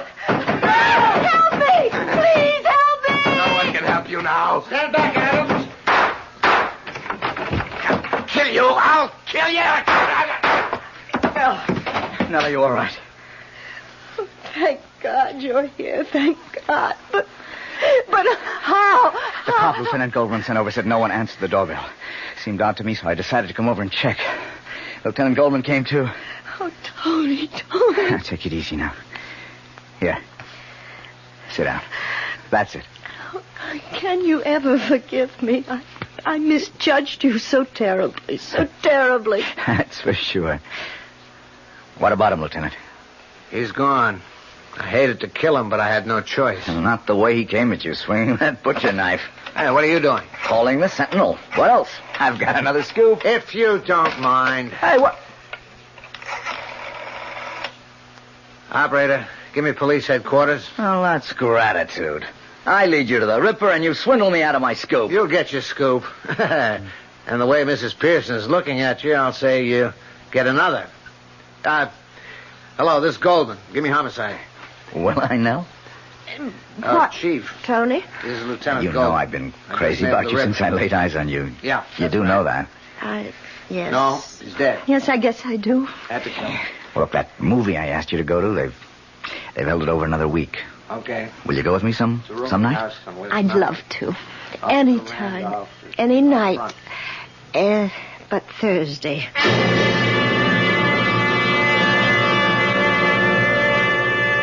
Weaving and spinning, the fates create the warp and woof of our lives. And always through the pattern runs the scarlet thread of the unexpected. Sometimes for good, sometimes for evil. And make no mistake, as the unexpected awaited Nell Pearson, so it awaits you. Great taste in the morning. Kellogg's has that wholesome taste to get you up and grinning. This is Jerry Coffer for Kellogg's Special K. We've been having some fun in our television and radio commercials by using a ball and chain to symbolize the slight overweight problem common to so many of us. We point out that being a few pounds overweight is just a little more difficult for you. Climbing stairs, just walking around, even sitting down can feel, well, like you're wearing a ball and chain. In case you missed the message, it's this. If you really want to get rid of that extra weight, you really have to work at it by exercising and with sensible meals like the Special K breakfast. A 1-ounce bowl of Special K, America's favorite high-protein cereal, 4 ounces of skim milk, tomato juice, and coffee. Less than 240 calories. Nutritious and, by the way, delicious. So why not begin each day with a Special K breakfast and then keep up the good work? Special K can't help you lose weight all by itself, but it really is a good start. Hi, Ms. Goldilocks here. Professionally taste-testing diet drinks can be very difficult, but I've just had to bear with it. Then I found sugar-free Diet 7-Up. It doesn't taste like other diet drinks. It's fresh, light, natural, delicious. Sugar-free Diet 7-Up tastes so good that I've taste-tested it hundreds of times, and each time I've given it my seal of approval. Yes, this one's just right. Buick introduces a new concept for you to consider in light of all the concern about miles per gallon. Range. Range is what you get when you multiply the mileage your car gets per gallon by the number of gallons your car's gas tank holds. Range is one of the things that help make Buick Apollo such a special small car. It comes from coupling the Apollo's economical 6-cylinder engine with a standard 21-gallon gas tank. It holds a lot, but it doesn't use a lot. Look into the Apollo. It's the Buick of small cars.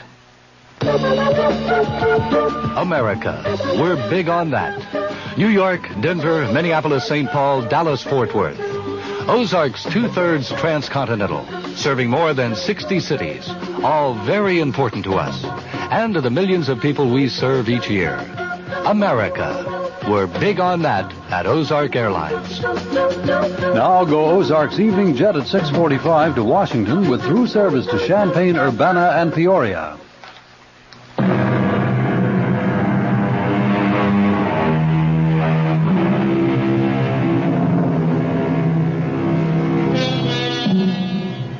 I'm sure you'll want to know that Nell and Tony are married now. Tony's on his way to becoming managing editor of the Sentinel. And Nell on her way to becoming a mother. And so the fates weave a happy ending. For once. Our cast included Kim Hunter, Michael Wager, Robert Dryden, Mary Jane Higby, and Joe Julian. The entire production was under the direction of Hyman Brown. Radio Mystery Theater was sponsored in part by the Kellogg Company, makers of Kellogg's Special K cereal, new sugar-free Diet 7-Up, and Contact, the 12-hour allergy capsule. This is E.G. Marshall inviting you to return to our Mystery Theater for another adventure in the macabre. Until next time, pleasant dreams.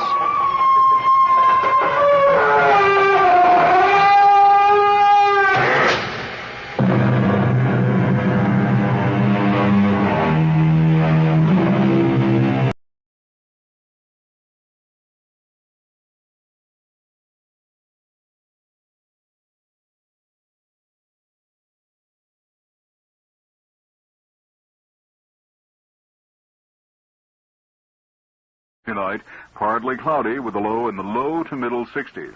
Friday, a partly sunny, windy, and very warm day with a high in Chicago in the upper 80s or the low 90s.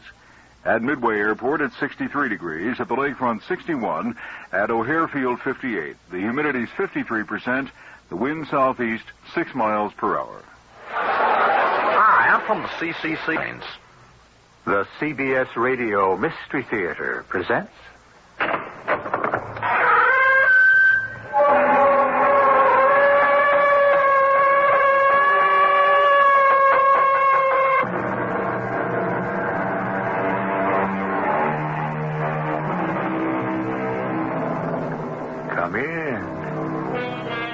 Welcome. I'm E.G. Marshall. All the world loves a love story. Adventure is absorbing, mystery is marvelous, and suspense is superb. But of all the categories, give me first the tale of the old house, the creaking stairs, the wind that moans about the eaves like a human voice, and the jagged flashes of lightning that tantalizingly reveal only the suggestion of the shapeless white figure gliding through the driving rain. The ghost story. Such a one as I bring you now. I want my baby! It's her. The woman in the mirror. Help! Please! Help! We shouldn't have locked her away, Christopher. She's trying to tell us something.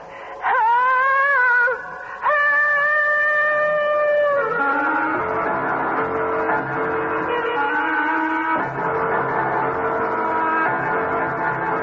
Our mystery drama, Legacy of Guilt, was written especially for the Mystery Theater by Ian Martin and stars Roberta Maxwell.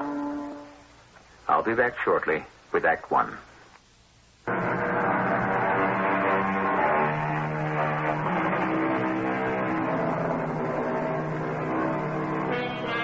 The house is some 40 miles outside New York, perched on a bluff over the Hudson.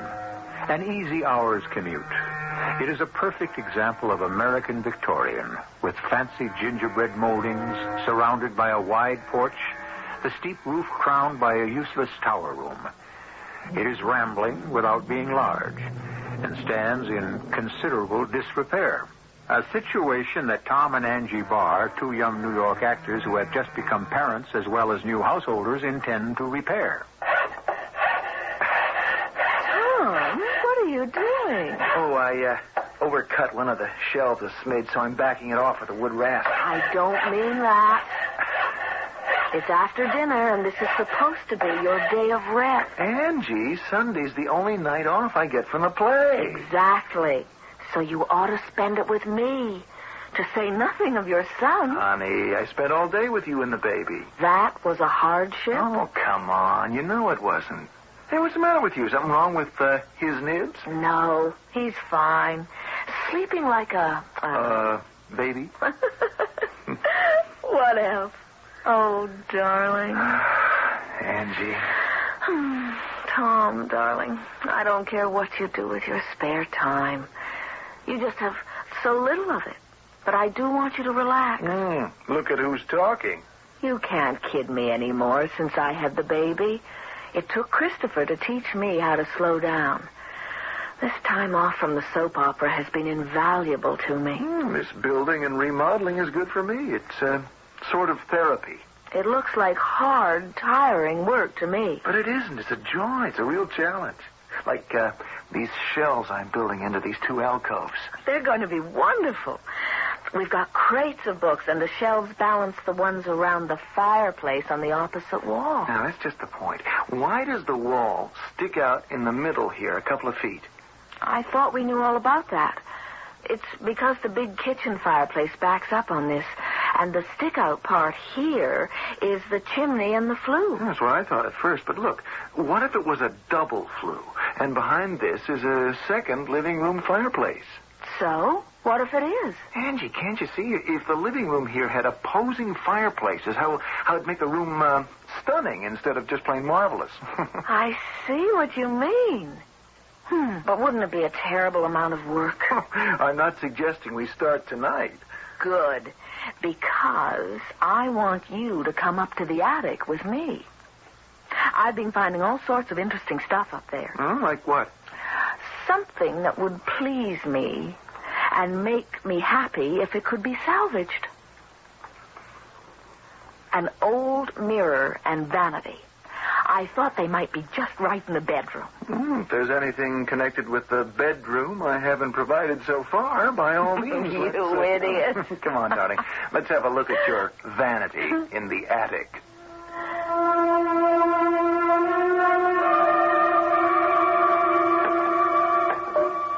I suppose what I found is ours. Didn't the house come as is? As far as I know. Well, it isn't all that great. I'll show you. See, there's a light somewhere. It's overhead, right in the middle. Half a sec. There. Oh, gesundheit. Boy, there's enough dust. I don't think anyone's been up here except me in the last 50 years. More like the last century. There's a little lost alcove over here between the eaves and the chimney wall. The stuff's in here. Shall I drag it out? Would you mind?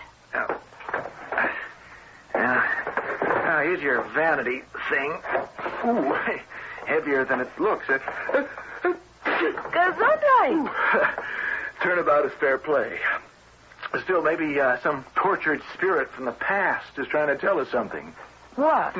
Amidst the dust of ages, from out the grave I cry, open not the pages, let sleeping vanities lie. What's that from? I made it up myself.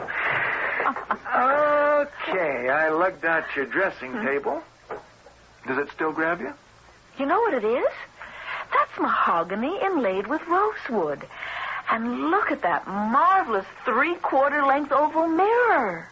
What about the rest of the junk in here? I don't think it's anything we'd want. Except maybe the trunk. What's in there? I don't know. I didn't know if I should open it. Or could. Oh, let's have a look. Oh, my. What is it? Faded old baby clothes. Oh, aren't they sweet? All handmade. And? Well, they've never been used. Any of them. At least, I'm pretty sure not. Anything we can use for Christopher? No.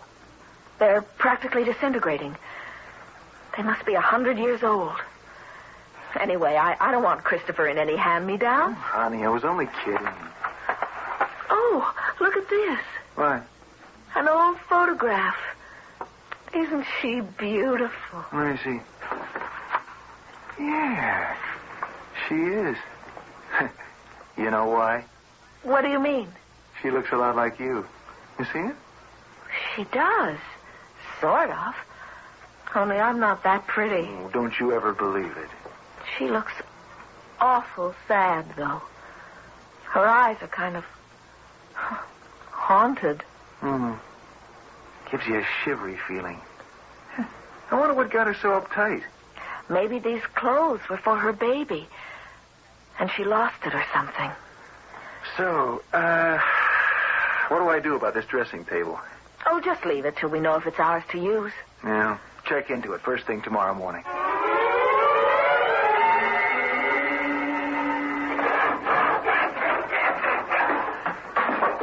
What a racket. It's a wonder I ever got the little king off for his nap. I'm sorry, Angie. I just wanted to get this last shelf up before I get back to my other profession. I came down to remind you it's time to get showered, shaved, fed, and off for the theater. Okay. Now, just one last thing before I go. What? Stand back. I can't resist this. Are you crazy? What are you doing? Just proving I'm right. There. You see, there is a fireplace behind here. Okay, you convinced me. But did you have to make all this mess? I just had to convince myself. Leaving me to clean up. Well, I'll do it. You haven't time. Oh, darling, I'm sorry. Don't be. I've worked my fingers to the bone for this house. I love it. Are you sure? You know, it's going to be a tough commute once you're back on the TV series again. You working days, me nights at the theater. We'll be lucky to meet each other coming and going. It won't always be like that. And it's worth it. This is all I ever wanted. Oh, by the way, who was on the phone? Huh? That was Marge from Copley Realty. She got in touch with Mr. Keever. Who? McChesney Keever, the old boy who owned this house before we bought it. Says he doesn't know anything about the things we found in the attic, and we're welcome to him. That's wonderful.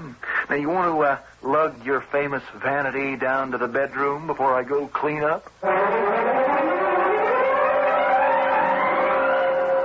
Doesn't it look magnificent? There's no question. It's a handsome piece of furniture in its way. I know it's old-fashioned and Victorian, Tom. But that's its charm. It fits the room. It just sits there by the wall as though it belonged there. If you like it, I like it. And I really do, anyway. It's an unexpected bonanza. Hey, I can't hang around here admiring it. I'm going to miss half hour tonight. Go on and have your shower. What are you going to do? Oh, just take a sponge and clean up the mirror a bit. Why don't you do it tomorrow instead? You look tired. Oh, I have it away. Don't know what it is. Although your son and heir did keep me up quite a bit last night. Well, maybe he's having a tooth? Oh, 4.5 weeks? Idiot. Go shave. Okay. Okay, old mirror. Let's see what a little elbow grease and soap can do. Come on. You've got to do better than that. It's like looking at someone underwater. Come clean. That's better. That...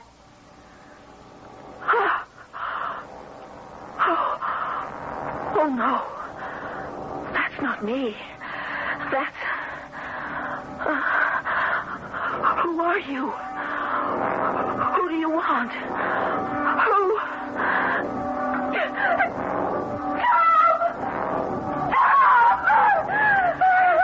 Angie, what's wrong? Look. Where? In the mirror. What? Can't you see? Oh, yes, a reflection. It's not very good, sort of wavy, but we'll... Well, who is it? Who is it? Well, you, darling, of course. No, it's not me. Can't you see? It's her. Her? Who's her? The girl in the old faded photograph. The one in the trunk. What's the matter with you? Can't you recognize her? Angie, here. Now, come away from that for a minute. No, I can't. Don't you see? She's trying to say something to me. Lie down for a while. Here, let me hold you. Don't make me leave here. She's counting on me. Now, just rest for a moment. You've got nothing to worry about. All right. If you'll just do one thing. What? Look in the mirror again. What? Well, sure. If it'll make you feel better. What do you see? Well, nothing but my own reflection, half shaved, with soap sticking to my face. I don't believe you. Let me look. All right. What do you see? Angie, what do you see? Nothing. But my own reflection. But a moment ago,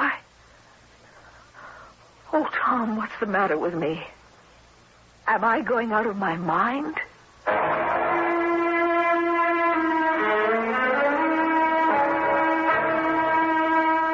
What is the answer to Angie's question? The only thing one can see in a mirror is a reflection. But just supposing, you looked in a mirror and found a totally different person staring back at you. Someone who must have been dead long ago. Would your reaction have been so different from Angie Barr's? I shall return shortly with Act 2. WBBM Chicago.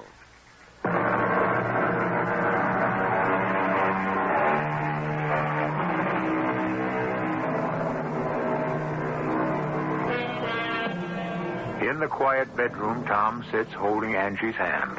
She lies in the bed, immobile, perhaps asleep.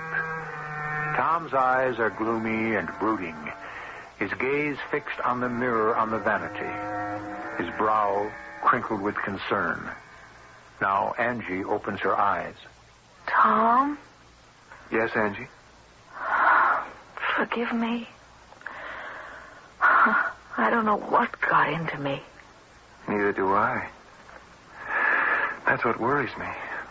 It is crazy, isn't it? I guess it was the trunk full of the baby clothes, stored away and never used. That kind of hit me. I mean, supposing anything had happened to Christopher, I'd have had the same collection in my... Oh, Angie, stop it. Don't think that way. Thank the Lord we don't have to. But I do understand the way that poor girl must have felt. Honey, we don't even know if it was her baby. Or even if she had one in the first place. Hey, look at the time. I've got to get you some dinner and get you on the train for New York. No, I'm not going to the theater tonight. What do you mean you're not going? You've got to. It's in your contract. Well, the standby can go on. I'm calling in sick. I can't leave you alone up here, Angie. Not after what happened. I'll be all right. Honest, Tom. Look, I'll prove it. I'm looking in the mirror, and what do I see? Me. That's all. And I look like something the cat dragged him. One good reason I'm not leaving you. You can't be alone. I'm not alone. I've got Christopher. Well, suppose you had another wingding. Who'll take care of him? All right. I'll get someone over here to be with me. Marge or someone. But I can't let you miss a performance because of me. Please, Tom. I'd never forgive myself. Okay. Just so long as there's someone here with you. Oh, isn't he a killer? Hey, dear Tiger. Say hello to your Auntie Marge. Mercy, what does this kid weigh? 8 pounds, 12 3/4 ounces. Oh, you better call the Giants. They could draft him for defensive tackle. He's not going to be a football player. Come on, Marge. Give him to me. It's his bedtime. Yeah. Oh, this man is raring to go. He's not going to sleep. He will once we leave. I want to take a gander at this famous mirror in the vanity. I think maybe I don't want to be around it anymore tonight. Oh, okay. Skip it. But, as the realtor who sold you this house, I feel responsible. Well, just because I had a sudden attack of the crazies?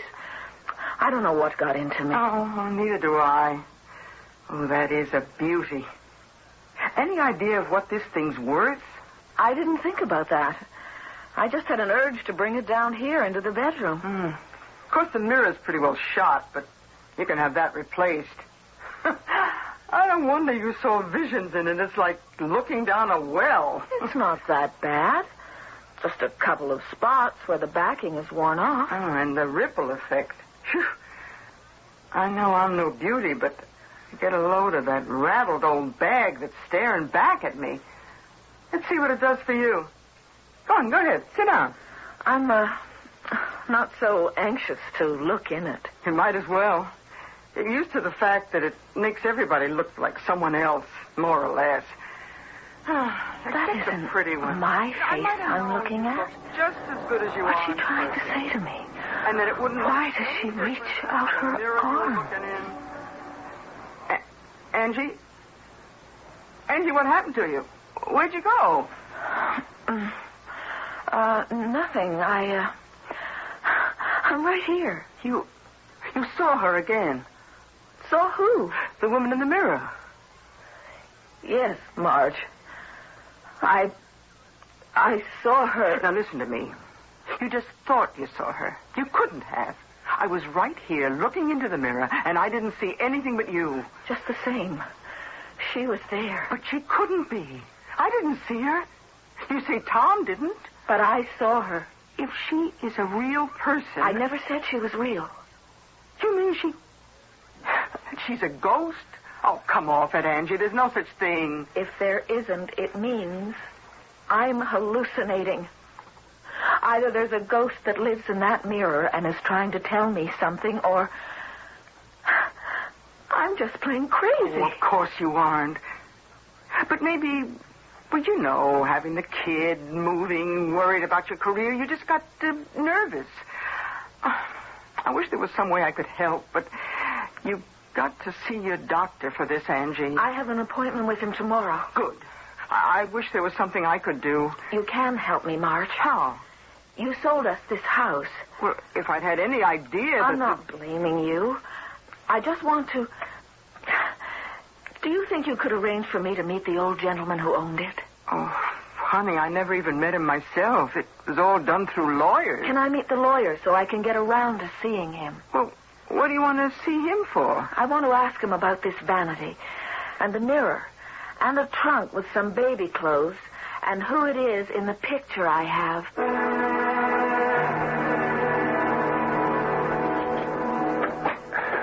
Angie, you didn't have to wait up for... Oh, I'm sorry, Marge. I saw the light here in the living room. I thought it was Angie. Oh, she just went upstairs a minute. Your son and heir was kicking up a storm. Well, I didn't mean for you to stay so late with Angie. Oh, I would not have left that beautiful wife of yours for anything till you got home. Why? Did something happen? Oh, it sure did.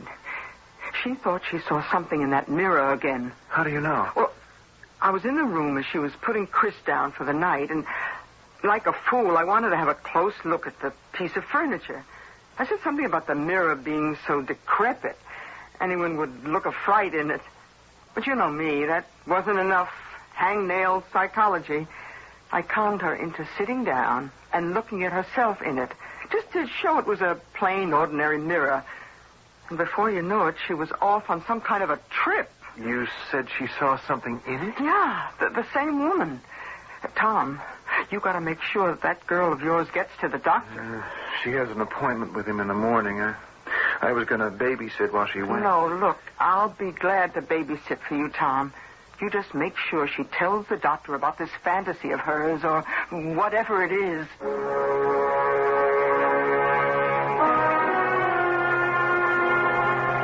And this reflection in the mirror, or this woman who seems to appear, isn't anyone you know? No, Doctor. Well, that is, in a way. I mean, she looks like me, sort of. And also like the picture of the woman Angie found in an old trunk in the attic. The one with all the unused baby clothes. Yes. What do you think it could be, Doctor? Well, instead of that, let me tell you what I think it isn't. What's that? You're a relatively new patient for me, Mrs. Barr, but all the records I've received on you from Dr. Frazier, they indicate that you're a healthy, well-balanced young woman. But you are an actress, and you have just had a baby. I don't see what that's got to do with it. I think I do. This mysterious visitor has appeared twice. Once right after you'd found the old trunk full of baby clothes and the picture of a woman who, I must say, does look remarkably like you. Very beautiful woman, I might add.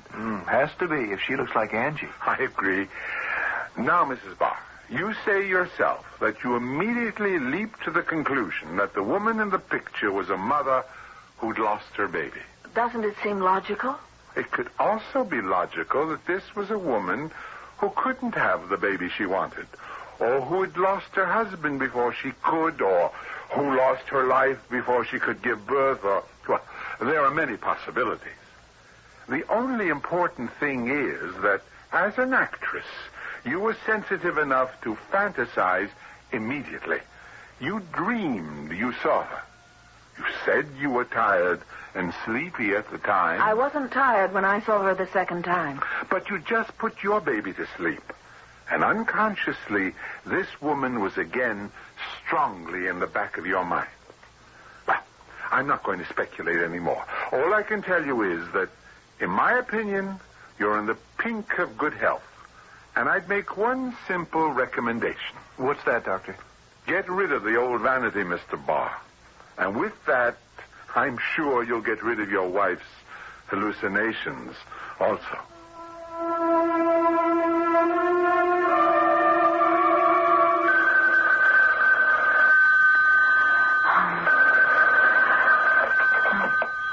Hello? It's Tom, Angie. Are you all right? Tom, where are you? Aren't you at the theater? Yeah, it's intermission. I was worrying about you, so I just thought I'd call. What are you doing? I just finished feeding the baby, and I was putting him to bed. Everything okay? Tom, we took the vanity back up to the attic, even though I felt kind of silly about it. So what could be wrong? I don't know. I'm perfectly all right. I hope. Just wish I'd gotten a nurse for the baby so there'd be someone with you. Cheer up. She comes next Monday. I promise you I'll make out till then. Yeah, well, hang, they're calling places.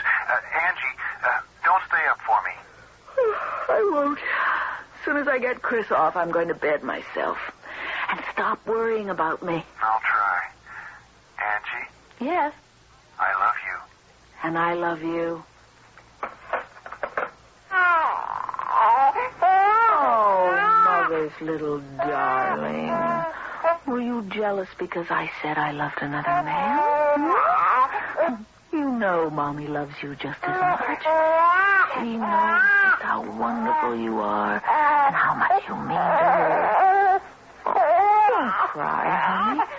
Mommy has you safe in her arms.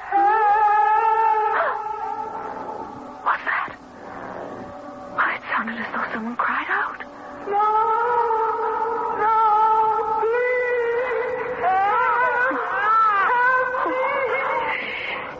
Hush, darling. No one will harm you. It's coming from the attic. It's her. The one in the mirror. Oh, the poor thing. We've got to help her. We will help her, won't we? My big man. We shouldn't have locked her away. We shouldn't. She's trying to tell us something. I can't turn away. She's asking for help. I've got to try. Where's the light?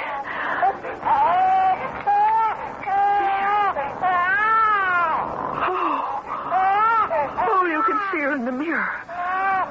Her back is turned. She's searching for... Wait. She turned around. Oh, no! You can't have him! You can't have my baby!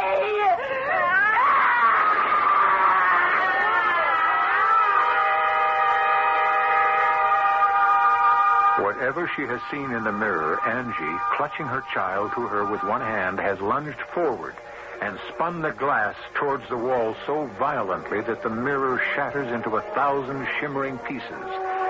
Like a wild animal, Angie rushes headlong down the stairs from the attic to lock herself and her baby in her bedroom.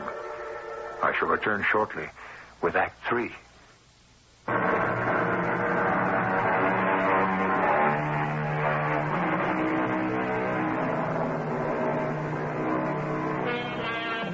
All the way home in the train, Tom Barr has had this twisting of unease below his stomach. Most of us have felt this premonition at one time or another about someone we love, this kinetic feeling that can only be explained by ESP or simple hunch.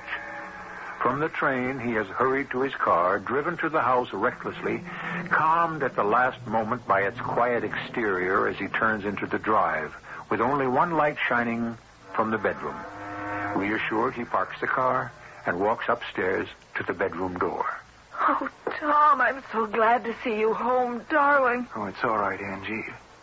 Hey, you're trembling all over. What is it? Oh, it's my fault. What is? It happened just after you called me. I just hung up when... Okay, darling. Oh, Tom, I'm so sorry. I didn't want this to happen. What to happen? After I hung up, I went to talk to Christopher a moment. And suddenly I heard someone, kind of far off, calling for help. I picked up the baby and went to the attic door to listen, because it didn't seem like it was coming from outside. When I opened the attic door, it was louder. Are you crazy? You thought someone was inside the house, and you... Who did you think it was? I didn't have to think. I knew. It was her. Oh, no. I wasn't afraid then. I was only sorry for her. I mean, her voice was so sad and desperate. So I went up to the attic. For heaven's sake, why? I don't know, darling. I can't explain it. I could hear the voice, and it was echoey and strange. And sometimes I felt as if it was even coming from inside me.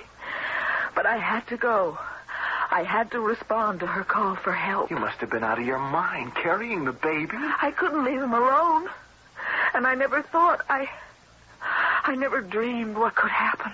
Even after I saw her, You saw her? Where?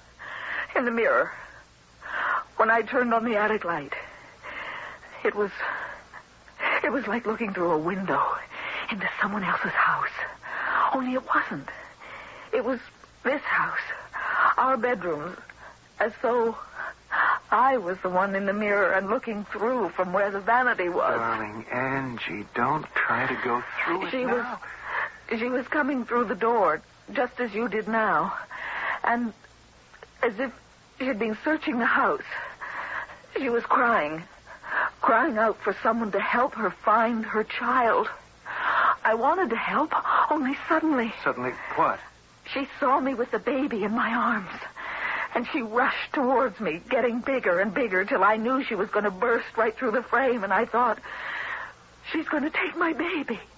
And I took the mirror, and I turned it swivel to make the glass face the wall, and I guess there wasn't room, so it smashed, and the mirror flew everywhere. Hush, Angie. It's all right. I'm here now.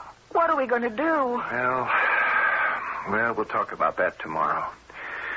One thing for sure, we are going to get out of this house. I don't think I'll ever feel safe again, Tom. Unless whoever she is finds her lost baby.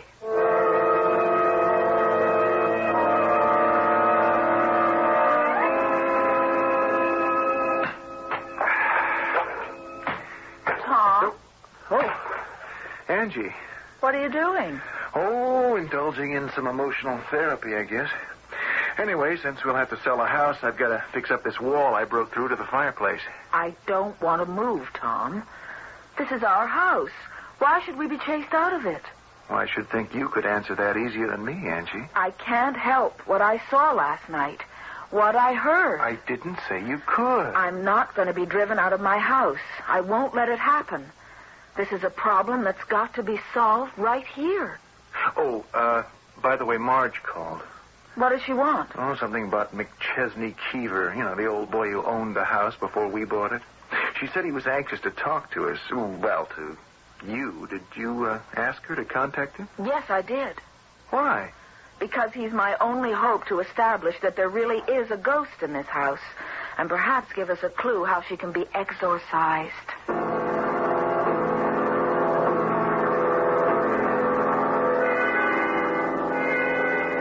Angie, Tom, this is Mr. Keever. How kind of you to come. Mr. Keever? Under the circumstances, there was little else I could do. Look, why don't I leave you three together, huh? And go up and spend some time with Christopher? Would you, Marge? You're a lifesaver. Oh, don't ask to see my badge. I failed Girl Scouts. Won't you sit down, Mr. Keever? No, I think perhaps I'd rather stand. See, you're breaking through that wall there. Yeah, I thought there had to be a fireplace behind there. Oh, no, please don't apologize. Any apologies in this room must come from me. You're perfectly right, of course, there is a fireplace. But you haven't opened it all the way yet. Well, matter of fact, having satisfied myself my guess was right, I've been considering closing it up again. Ah, I see. Well, we shall leave that decision until I finish my confession. Confession? Whether the facts are proven true or not. From what Mrs. James has told me, since the discovery of the old vanity, you've been plagued by a series of inexplicable events. I'm ashamed to say I realize that I have visited upon you a legacy of guilt. I do wish you would sit down, Mr. Keever. In due time, my dear. I'll try to make this as brief as possible. It's painful to me. My father was H. Haverford Keever, a moving spirit in these parts. I was born, I always thought, in this house in 1895. I'm 84. Can I get you something to drink, sir? Some tea, some water? No, let me finish. My father was something of a philanderer. Dear me, that sounds impossibly old-fashioned. But all those years ago, it was neither simple nor funny. Fortunately, he was rich. So, having got a certain young woman in trouble, when it became no longer possible to conceal her problem, he arranged to have her, what shall I say, domiciled nearby in his summer house. This house. That was the lovely young woman in the picture I found? By no means. That picture was of the woman I grew up believing was my mother. But she wasn't? Bear with me. Alexandra, for that was my father's wife's name, was pregnant at the same time as my father's mistress. But when the moment came for both of them to deliver, the mistress delivered first, the wife second, with only one difference. The first baby was alive and healthy. The second lost not only its own life, but the mother's as well. I don't understand which was which. That was the legacy of guilt. You see, I grew up believing that my mother died in childbirth, and that the woman my father married after a decent interval was my foster mother. But she was actually your real mother? Yes. But how? What happened to the baby who was stillborn? I have only my father's word for that. I've never wanted to test if it really was the truth. It didn't seem to matter anymore. What do you mean, your father's word? After his death, when the estate was finally settled, I was handed a letter that my father had left for me. I destroyed it after I read it, but I remember very clearly how it began. My dear and only son, I have lived with a lie all my life. And even now, confession comes hard to me. I bear a terrible guilt that I was responsible for destroying your relationship with your mother. There is no way I can make amends. This is only a selfish attempt to clear my own soul. I don't understand. I grew up believing that I had been responsible for my mother's death. And I resented my father's wife for pretending to be my mother, not knowing that she really was. Do you understand now? You were substituted for the child that died. Correct. But what happened to the dead baby? It was too late for it to become a matter of record. It had to be disposed of. How? I must admit that after reading my father's letter, I put it out of my mind. You see, it didn't matter anymore. I wasn't even sure if I believed any of it. Of course, there was always an easy way to prove it. But somehow it didn't seem worth the effort. What was it, sir? Life is so frequently more bizarre and unreal than any story. You see, there's a problem in opposing fireplaces. If one flue draws better than the other, a room can quickly be filled by smoke. At the time I was born, my father was in the process of walling up one of the fireplaces in this room. There was a small and tiny corpse to be disposed of. Where better than a hearth that was about to cease to exist also. Oh, murder. No. Not that. I just meant that... Now that it's all out in the open, why don't we make sure? No, let me. It won't take a moment to knock out the rest of the bricks. So that's why she haunts this house. She's looking for her lost baby. I can't answer that, my dear. But it seemed to me imperative that you know the whole story. I would never have sold you the house if I'd known it was haunted. Then you believe with me it is? Yesterday I would have scoffed at that. Today Oh, my Lord. What is it? Look for yourselves. A skeleton. It's so tiny. But big enough to bring the truth to light at last.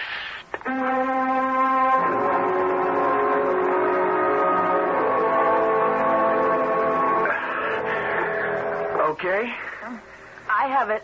Put it down. All right. Now, you drop your end first. That's it. There.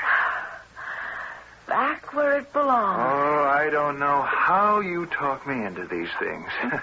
Why would you want the vanity back down here? I just said it. Because it's where it belongs. Without a mirror? We'll replace that. Oh, that poor old man. Huh? Mr. Keever. Oh, yeah. I'll never forget his face when he went to touch that little skeleton, and it just powdered to dust. It was almost as if his whole life ended in that moment. Hey, Angie, what are you doing? Looking in the one piece of the old mirror that's left. You know what it really shows? What? Me, happy, fulfilled, with my own baby to hold in my arms any time I reach for him. Just as that poor ghost I saw, or dreamed I saw, has hers to comfort her in eternity. We can forget the past. All we have to look forward to is what life is all about. The future.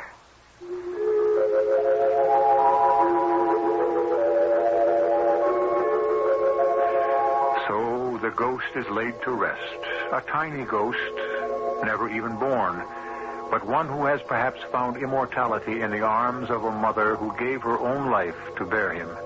The past is buried. The legacy of guilt wiped out. And Tom and Angie Barr can once again look ahead to their marriage promise with as much hope as anyone else can, to live happily ever afterwards. Maybe we're all too emotional.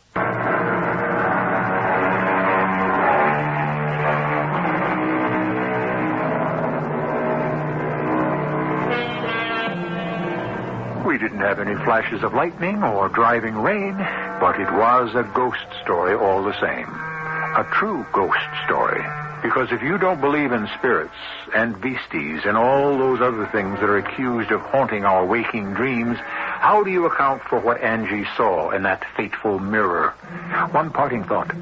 How safe will you feel the next time you look in yours? Our cast included Roberta Maxwell, Russell Horton, and Bryna Rayburn. The entire production was under the direction of Hyman Brown. And now, a preview of our next tale. She thinks that you are her son, and if she thought otherwise, there is no telling how she would react.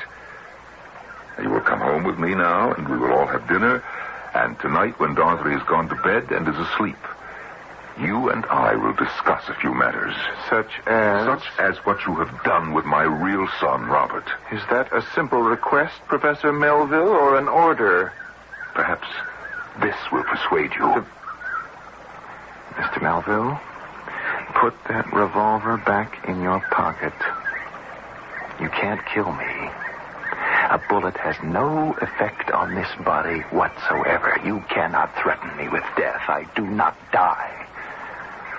I'll return with you to your house, and as you say, later tonight, we shall have a little talk. Mrs. E.G. Marshall inviting you to return to our Mystery Theater for another adventure in the macabre. Until next time, pleasant dreams.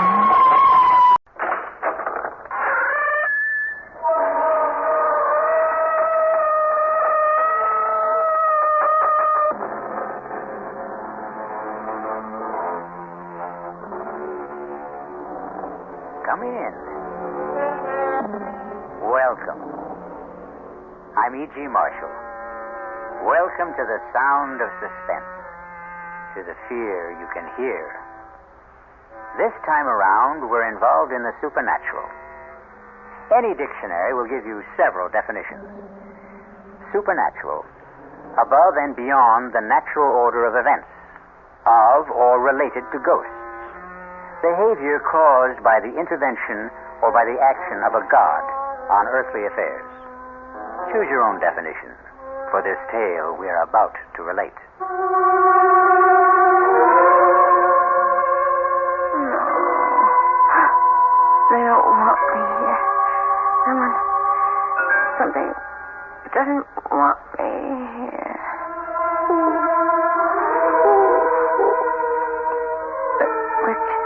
Not Richard.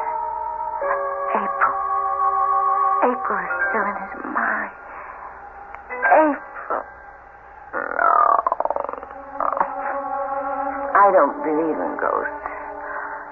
I won't. No. Who's there? Who's there?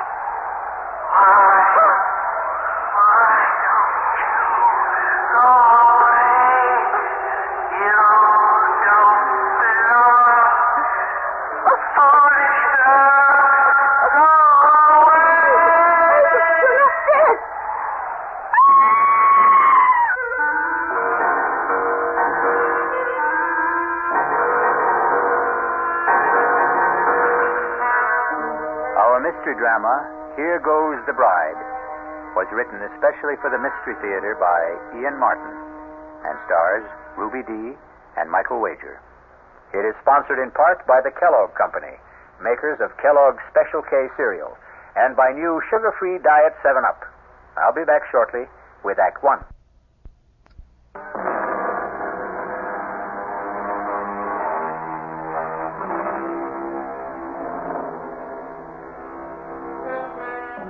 The supernatural doesn't always have to presuppose something totally beyond this earth.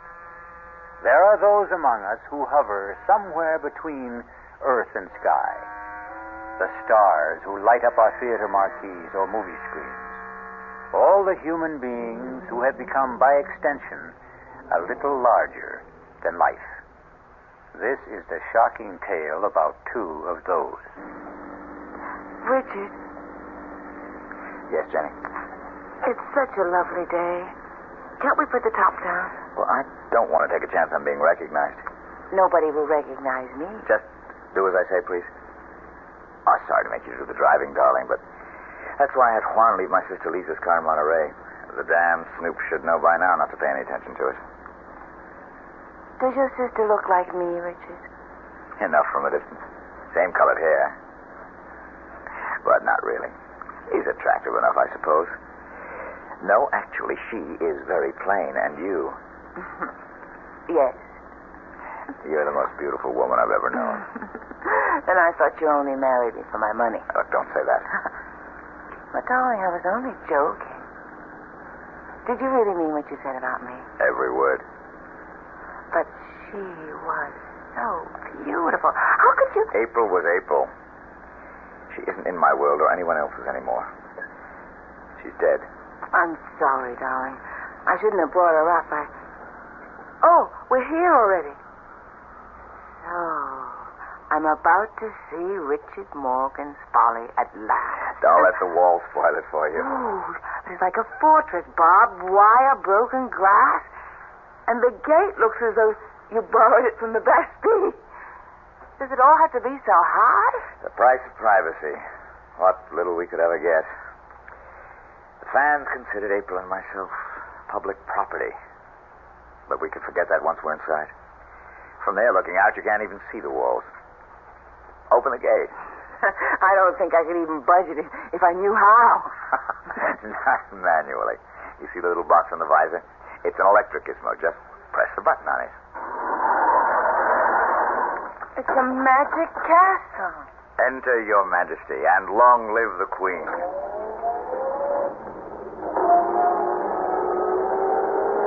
Pull over to the gatehouse. Stop a minute.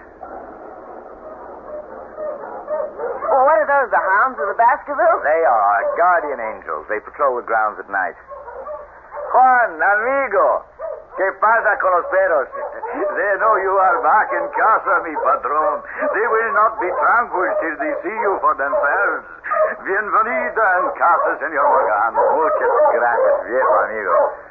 Darling, this is Juan, el señor Aguilar. Juan, permíteme presentarte con nueva señora, mi esposa, señora Morgan. Juan, put the top down for the señora. I'll get the dogs quiet. Good to get some fresh air.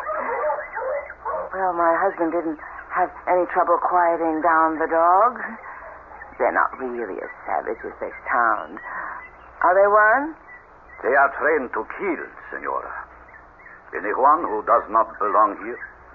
Oh, goodness. I hope they get to know me soon, then. If they learn to know you belong, you have nothing to fear. You've been here a long time? Since the house was first built. Then you were here from the beginning with Richard's first wife, April. See? A terrible tragedy for all of you. You must have loved her. She was la Señora de la Casa. I hope you won't blame me for trying to take her place. There is no one to take her place.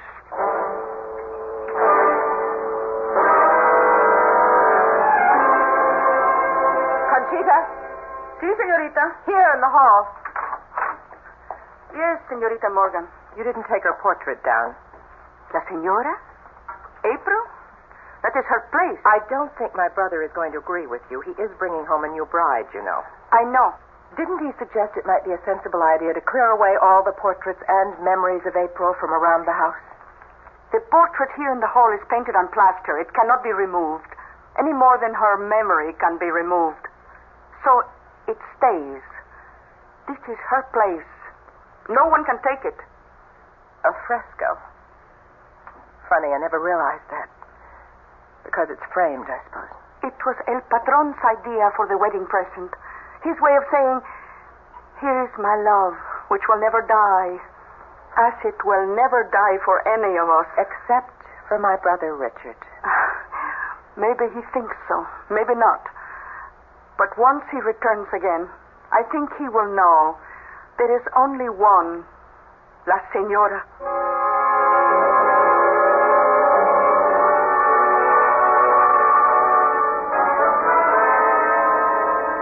Now you're really going to see what Bon Repos is all about. I'm going to drive slow so you can drink it in. Look. Oh, it's breathtaking. That's Bon Repos. Not only the house, but the cliffs. And that wild leap off into the Pacific and all the way to the horizon. Oh, I love it. I hope you'll be able to. But I do already. Except... Except what? Well, the rest of it is all so vast that suddenly the house seems small. Now, the closer we get, I realize how huge it is. Well, it's rambling. Started from small beginnings and then just kept on growing. Looking at that main house, it wasn't all that small. Well, for its day it was. Big families then. All that's left of mine I see clustered on the porch. My sister. And the lady with her? That's our housekeeper. Conchita Aguilar. She's Juan's wife. I have no one, but at least you have a sister. It makes me feel a lot less like an orphan. And the house is so lovely. I hope I've come home. I told you when we came back to America that would be your decision. Jenny, for many reasons it's not going to be an easy one. But just give it a chance. I'll welcome it, Richard. If only it will welcome me.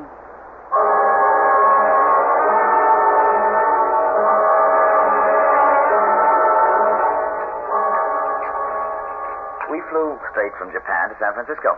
Then drove down to Monterey to pick up the car. Oh, it's so good to see you. Your bride is lovely. But you could have let us know about the wedding. Lisa, I wanted to keep it private, so we just sneaked off. More coffee, Jenny? Richard? No, I think I'll have some brandy. How about you girls? Not for me. I pass. Oh, it's a magnificent night. There's going to be a full moon. Damn dogs are all stirred up again. Jenny? Yes, Richard? Want to walk down with me and start making friends with them? Well, I'm a little tired tonight. I bet I'd make a better dog pal by daylight. Well, why don't you go ahead while I go up and get ready for bed? Well, you're the one they're calling for anyway. I've missed them. And it's nice to have been missed. Would you mind? I won't be over a half hour. I'll be waiting for you when you get back. I'll close the French windows. Don't forget to lock them, Lisa. No, leave them open. The breeze is wonderful. I'll see they get closed, Richie. I've been taking care of that for the last year. Take care of my bride, too, Lisa. Good night to you, Lisa. I'll see you later, Jenny. Well, a very sexy goodbye. Your brother is a very sexy man. Why hadn't you noticed? Well, why should I be the only woman in the Northern Hemisphere to have it escape me? Oh, Lisa. It's what makes my blood run cold sometimes. That and April. She can scarcely run you much competition anymore. Because she's dead. She is? Oh, not really. In so many ways, I'm terribly naive growing up in Japan, knowing so little of my native country. I was always aware that Richard Morgan was a star. After all, he was in Japan to make a movie. And I knew he'd been married for many years to April Sanders. It was only after I'd married Richard and come back to America that I began to realize I'd married into royalty. Not only that, but I'd rushed blindly into marrying the king without seeing that the Queen is not dead. Oh, Jenny, don't be silly. The Queen is very dead. Not in most people's memories. How did it happen, Lisa? How could that vibrant, overwhelmingly wonderful woman have met her death? Want to take a little walk, Jenny? I could use some air. Which way do we go? Oh, towards the sea. There's enough moonlight to light the way. Are you cold? Lord, no. I welcome the breeze. Well, where are you taking me? To the end of the world. What? Well, where April ended hers. You wanted to know how it happened, didn't you?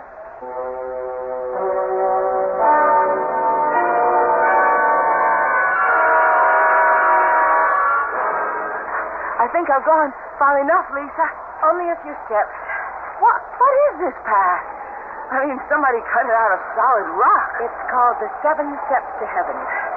More like 70. Richard had them cut for April on their 7th anniversary. You'll see why now as we come out on the ledge. It's windier tonight than I thought. Most days it's calm up here. The sun pours down. You can lie out here on the ledge with the sea 400 feet below and drench in the sun as though you were the only person in the world. April treated this as a shrine. She was an inveterate sun worshiper. But it's sheer heaven, bathed in moonlight. If you look up. I can't see too much of the shadows looking down. The rocks are as jagged as teeth. 400 feet straight down. This is right where she fell. Spread-eagled on the rocks, broken and mangled, but speared by the sharp edges so even the restless sea couldn't wash her away. Oh, my God, Lisa. How could she have gone close enough to fall? She didn't fall. But the papers That's the story that was given out. Conchita believes it. Richie claims he does. Others are not so sure. Come on, this place gives me the heebie-jeebies. Let's get back to the house before Richie sets those damn dogs loose.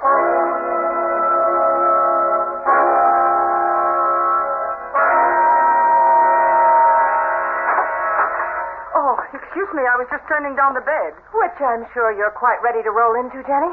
Good night, dear. Welcome home, such as it is. Good night, Lisa. See you whenever. Don't feel there's anything to get up for. Will there be anything else, madame? No, thanks, Conchita. Then I will say buenas noches, madame. Wait a minute. Si, madame. Madam is not a Spanish word. Why do you call me that? What would you have me call you?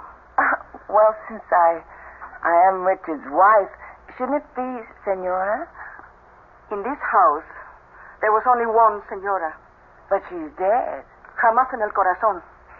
Never in the heart. For anyone who knew her. Buenas noches, madame.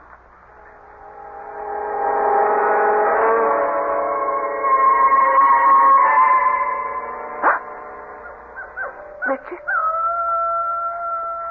Richard, are you awake? Huh? It's her. It's April. Oh, my God. Stay away. Stay away. Richard, wake up. Help me. What's happening? Jenny, what is it? Listen. Don't you hear? Hear what? There's nothing. But there was...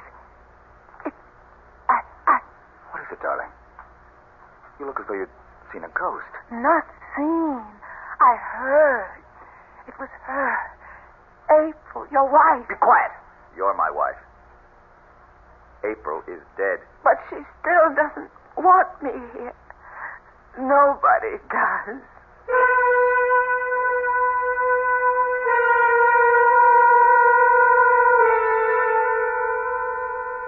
Not a very auspicious housewarming for poor Jenny at Bon Repos. Bon Repos. A reasonable translation of the French is sweet dreams. But there will be few sweet dreams for Jenny, at least this night. As for others, we'll find out when we return shortly with Act Two.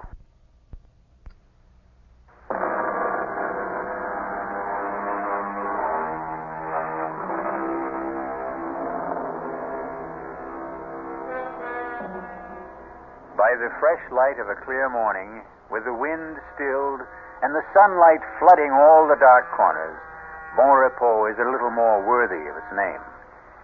But Richard Morgan is having a difficult time selling that to his still shaken bride. Let a little light in. You'll feel better, Jenny. No, Richard. I'm still not over last night. Who was it? Darling, it wasn't anybody. You still say you didn't hear it? That awful sobbing. It was nothing but the wind. Sometimes it sighs and moans all around the house, and you'd swear it was a human voice. But look. Not a whisper this morning. Even the ocean's like glass. Today you'll understand why I love this house so much. Richard, come here. Beside me on the bed. All right, darling. I know you love Bon Repos, but... But what? Richard, please, I don't want to live here. Why not? Darling, try to understand. I don't feel I belong here. I know Juan and Conchita seem to resent me. Have they said anything? No, not in so many words. It's just a feeling I get. I'm not wanted. That isn't true. Richard, don't you see? It's her house. It was her family's house to begin with. She's here still. She'll never leave it. She'll haunt me every minute I'm in it. Please, take me away from here. All right. If that's what you want, I'll sell the damn place, tear it apart stone by stone. Richard. Oh, Jenny, my darling, look, it's just the time lag, the long flight from Japan. Days and nights turned upside down. I'm going to have Conchita bring us a breakfast up to the room. We'll have it out on the veranda. Give you a chance to get a good look at Juan's landscaping, all that riot of color, bougainvillea, poinsettia, camellia against the green.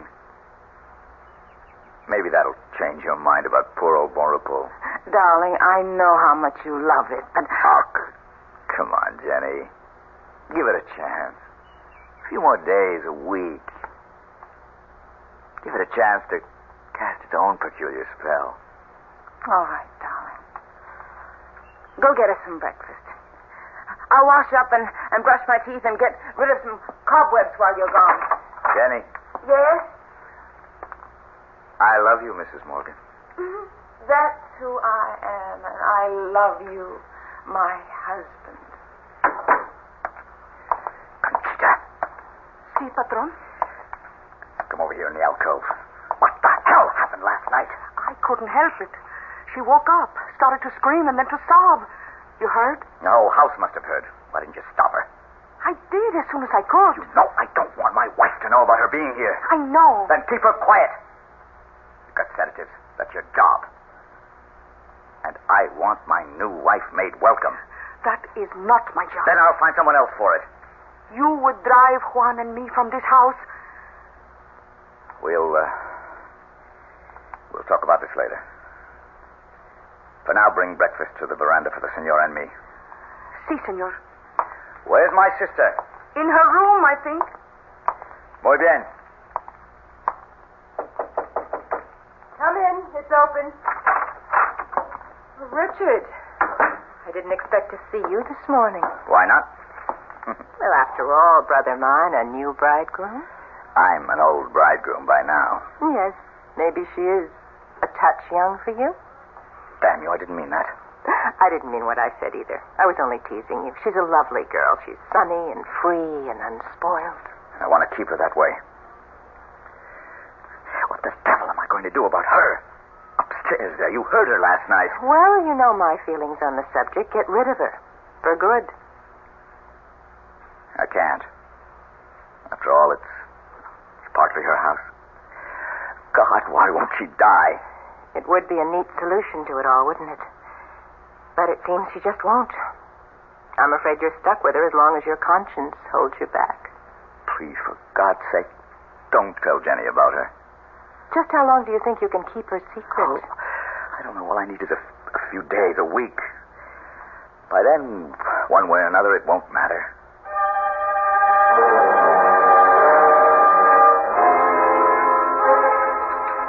Are you going to start country hopping again, or are you going to stay home and make some nice, solid American movies? Well, that depends on my negotiations in the next week or 10 days. Jenny, you're not eating your steak. Want it on the fire a little more? No, thanks. I really ate too much of that wonderful salad. I don't think I could eat another thing. Conchita? Si, senor. I think you can clear the table. You want dessert, dear? I don't think so. Lisa, please forgive me, but I'm so full of sand, sea, air, and scouting the property that I'm really bushed. Would you excuse me? Of course, Jenny. Get a good sleep. I'll see you upstairs, darling. Shall I have Conchita bring us some coffee? Oh, no. I just want to sleep and make up for the last few days. You don't have to come up. Try and keep me away. Good night, Lisa. Night. See you tomorrow. I feel like such a party pooper. Please, oh, forgive us. I'm bushed myself. Darling, you're positively weaving. I feel a little high or low or something. Well, here, how about my arm for support? I'd love it. No good? No, fine. I was just... She was so lovely, Richard. Huh? Oh. April, the fresco. That damn thing, I wish I'd never dreamed it up. I promise you it'll be removed or covered or something. Oh, no, darling. It's too lovely to destroy. Besides, no matter what you do or anyone tries to do, the memory of April Sanders in our time can never be wiped out or erased. It's something we both have to live with. She was like Jean Harlow, Marilyn Monroe, Elizabeth Taylor. She belonged to the public. But you had her painted to endure forever.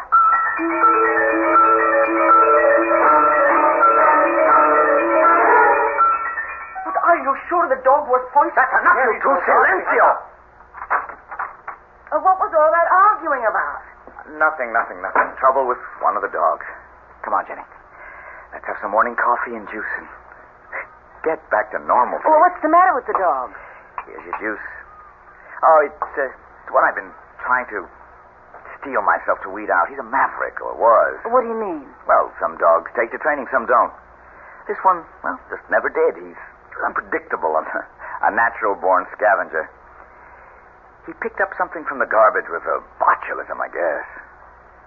Anyway, he died this morning. But what could a dog... Now, look, don't take on about it. I'm going down to bring up some eggs and bacon. Why don't you set the table for us on the veranda? Of course, darling. The steak.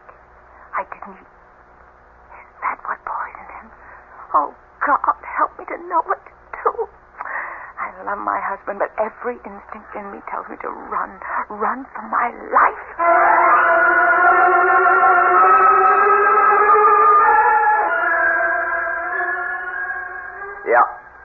Yep, sure, JB. No, I don't like it, but if it's the only way, I'll be there. Yes, right away. No, I'll drive down. It's almost dark already, so I'm not taking much of a chance. What? Well, yes, thanks, yes. I'll stay with you overnight and come right back. You're going to Los Angeles? What? Oh, just overnight, darling. But take me with you. Oh, Jenny, I can't. This is all strictly business. And I stay here alone? Well, not alone. Lisa's with you. Oh, thank God for that. You have nothing to worry about. Of course I haven't. Go, do what you have to do, and come back to me safe. And you stay safe for me to come back to.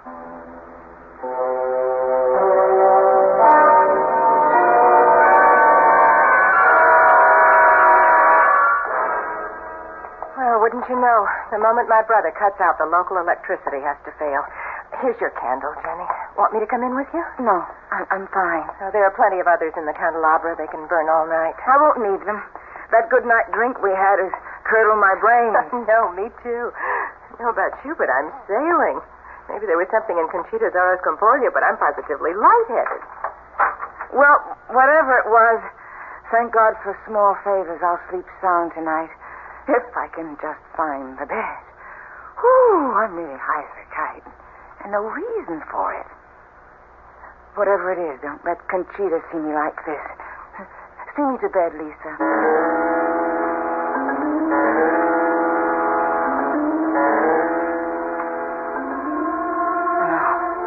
No. They don't want me here. Someone, something. But who? Conchita, Juan, Richard. No, please, enough, Richard. But April is still in his mind. April. No, I don't believe ghosts. I won't. No. Who's there? Who's there?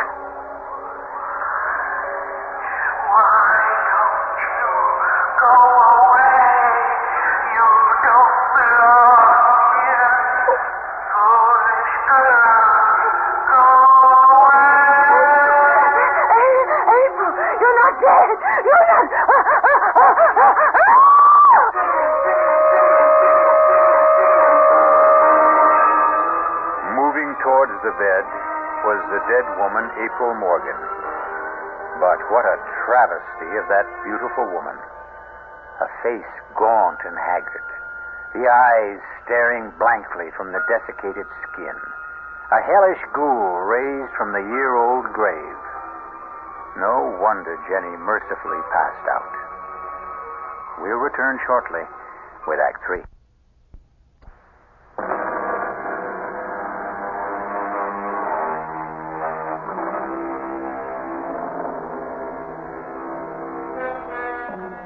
The spectral figure that hovers over Jenny, motionless under the covers, stands as still as the girl lies in the bed. Is her presence as malign as Jenny deems it to be, or as benign as it seems to be? Hush, child. Hush. I mean you no harm. But you... how you must hate me. Her. April. His wife. Oh, no. No, I'm not April. April is dead. She died, you know. I thought I did. Then who? I'm her mother. April was my daughter. You live here? Yes. Up there. Then you're the one I heard the other night, sobbing. Was I? Perhaps I was. I'm very sad, you know. Because your daughter died. Because my daughter was killed. Killed? What did April have to die for? She had everything to live for. She'd never commit suicide. But it was an accident, wasn't it? Oh, April was as graceful as a fawn. She was a dancer, you know. She had an incredible sense of balance. She could never have lost it. Are you suggesting she was pushed? Why do you think I'm locked up there in my room on the 3rd floor with Conchita as my jailer? The housekeeper. Oh, Conchita is a practical nurse. And I am a prisoner, half the time under sedation, living in limbo, the shut-in to end all shut-ins. But why? To keep me from crying it to the skies. To keep the truth buried like me and my daughter. Except that I am on the 3rd floor and April is 6 feet deep. Oh, he was jealous of her. He couldn't stand the fact that she was the talent. She held it all together. She made the legends. And when the truth was coming out that he meant nothing, that she was the star, he had to drag her out of the skies, destroy her, kill her. Who? Your new husband, Richard Morgan. That's why I came to warn you. Get out while you can. Senora, have you all right? What is it he wants to take from you? Senora Morgan, open the door. I'm coming, Juan. What do you want? Are you rich?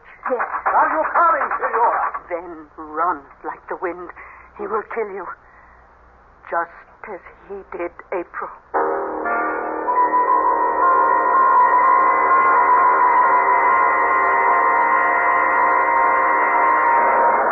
Are you all right, Jenny? Are you all right? I'll do. The lights are on again. Yes. What happened to April's mother? Juan has taken her back to her room. She's mad, you know. She's quite mad. She accused Richard of killing April. It's her obsession. She should be institutionalized, but Richie, well, he could never hurt a fly. But I don't understand why. Now what?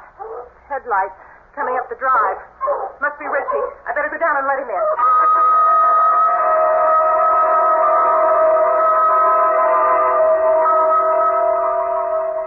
For God's sake, don't be terrified of me, Jenny. Well, I don't mean to be. I don't know what's the matter with me. No, look, April's mother must have shaken you. Well, why would you have kept it a secret? Look, I'm exhausted, and you're tired.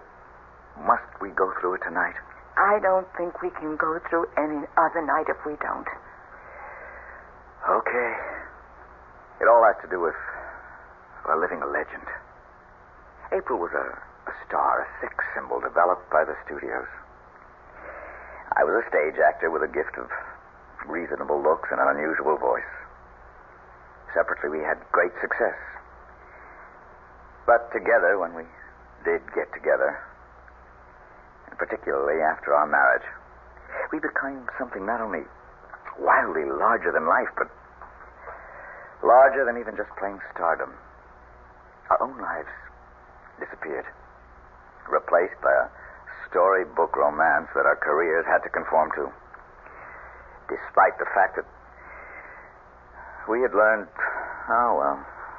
not to hate each other, but that we had no love left. You didn't love April. Jenny, I couldn't stand her. She was selfish, avaricious, demanding, petty, an impossible woman. So you got rid of her? You don't believe that? No. Oh, no, Richard. But how did April really die? I wasn't asking No, that. you don't have to. Half the world has speculated on that. Her mother thought I killed her. Still think so. Conchita and Juan know it was an accident. Lisa has her own theory. Something to do with April's star complex and the wild winds that sometimes blow across the headlands. And you? I think she committed suicide.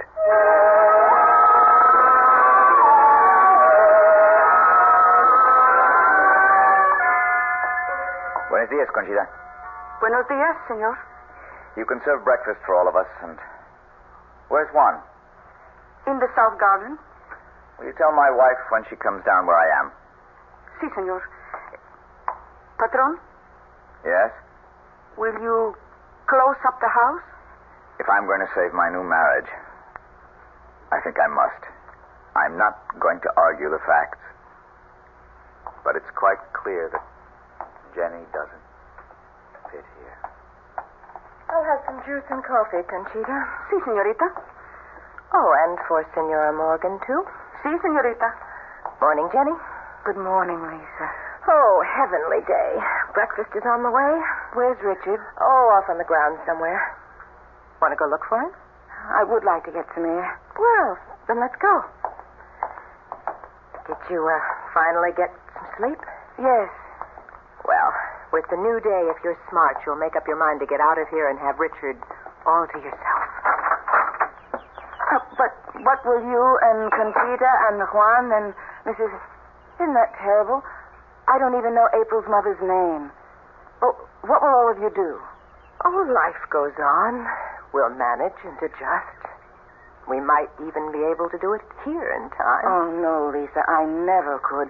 This isn't my place. It's April's. It wasn't hers either. But I thought it was originally her family's. That's why her mother is still... It was a run-down, no-account mess. The stucco peeling, the plumbing, antediluvian, the gardens a shambles. Richie cured all that. He's marvelous with his hands, and his imagination knows no bounds. He made Bon Repos what it is. It's all his. I can appreciate that, Lisa, and I know how beautiful it is, but it's dark and sinister to me. Nothing will ever change that. I remember that first evening when you took me to Seventh Heaven. Yes? That was the mark of what was wrong here. Such free, wild beauty, but somehow it was evil and destructive. Oh, Jenny, that's not fair. You went by moonlight. You knew a tragedy had occurred there, but Seventh Heaven is just what its name implies. Especially on a day like today, with no wind and the sun riding high. Come on. Let me show you. No, thanks. Jenny, you hold a lot of fates in your hand. Among them mine. I don't want to leave here. Give me a chance to show you. Cobwebs cleared away. It's not such a bad place to live.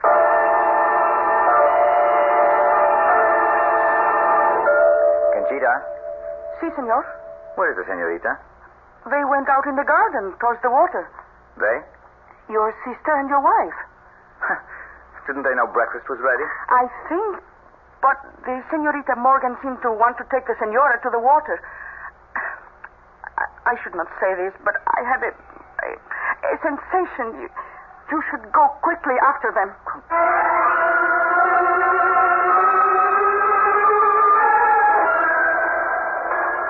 I really don't know why you insisted on me coming up here. I won't change my mind, Lisa. Even now, looking out here at that incredible view? I told you, I didn't like height. You know, Jenny, you're a little person with no stature. Well, I wouldn't quite agree. Like April, really, for all her cheap beauty. She just couldn't measure up. And I had to sit by and take the fact that she had cheated and stolen Richie away from me. What? My brother? Oh, does that shock you? I've loved Richie longer and deeper than all of you. How much have I gotten in return? Do you have any notion how I hated that smug, superior, superadulated April? Would you be very surprised to find out that she didn't fall or stumble or take her life when she blew off here into eternity? She was hastened, Jenny, pushed, shoved by me, just as you're going to be. Why?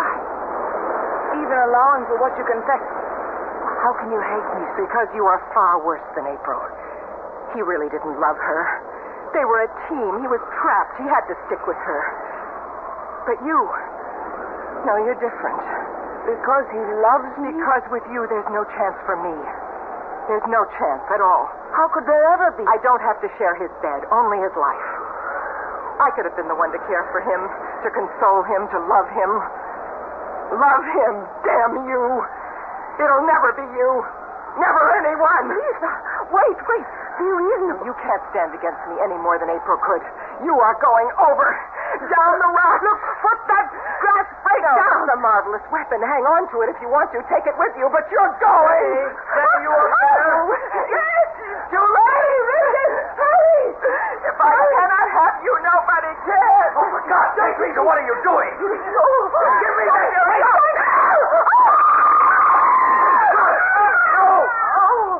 Oh, my God. What can I say? Nothing. Nothing. But your sister. I loved my sister either more or less than my first wife.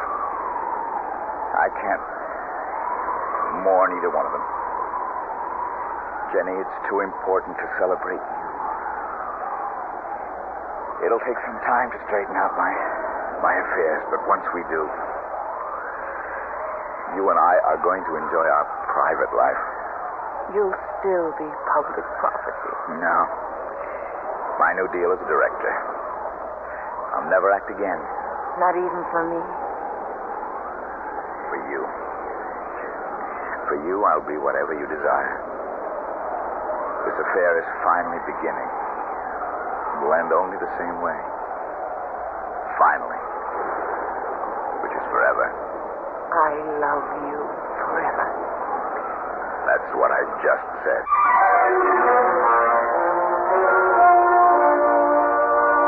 The walls still stand about Bonrepos, but the barbed wire and broken glass are gone from the parapet. The gates stand invitingly open, and the dogs are gone. In the bright sunshine, the dark memories, too, are fading, and the clean winds from the sea have washed away the cobwebs. Once again, the old house lives up to its name. I'll be back shortly.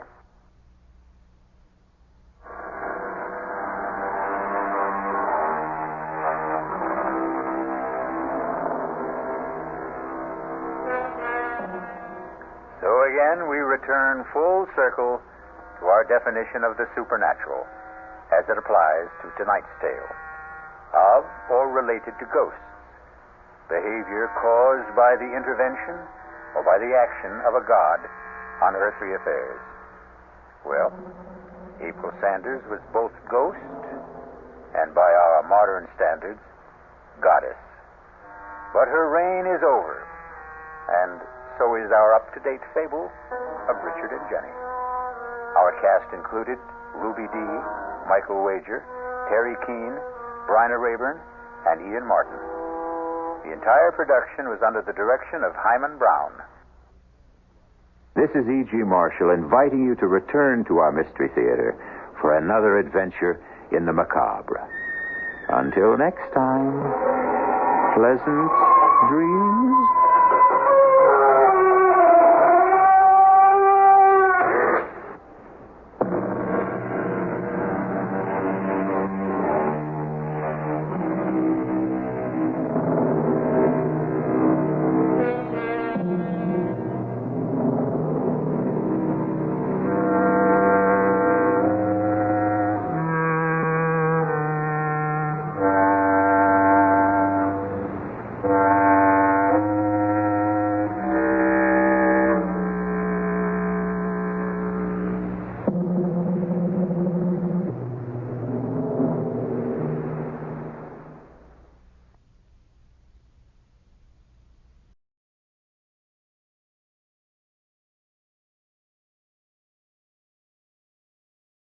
And now, Mystery Theater.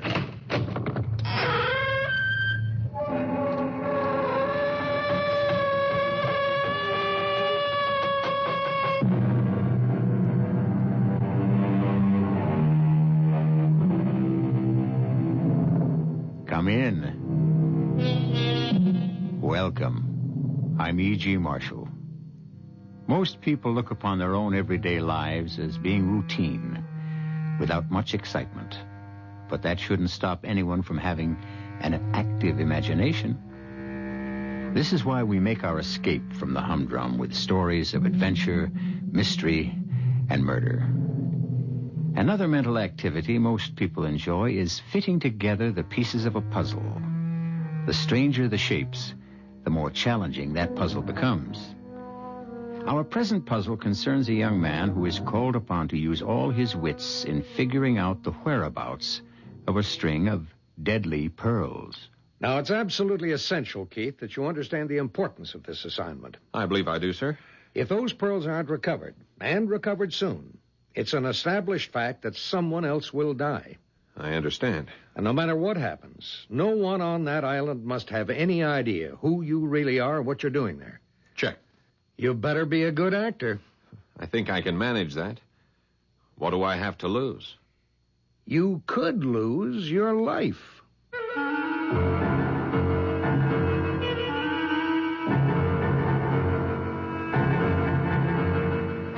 Our mystery drama, The Deadly Pearls, was written especially for the Mystery Theater by Elizabeth Pennell and stars Paul Hecht and Kate Reed.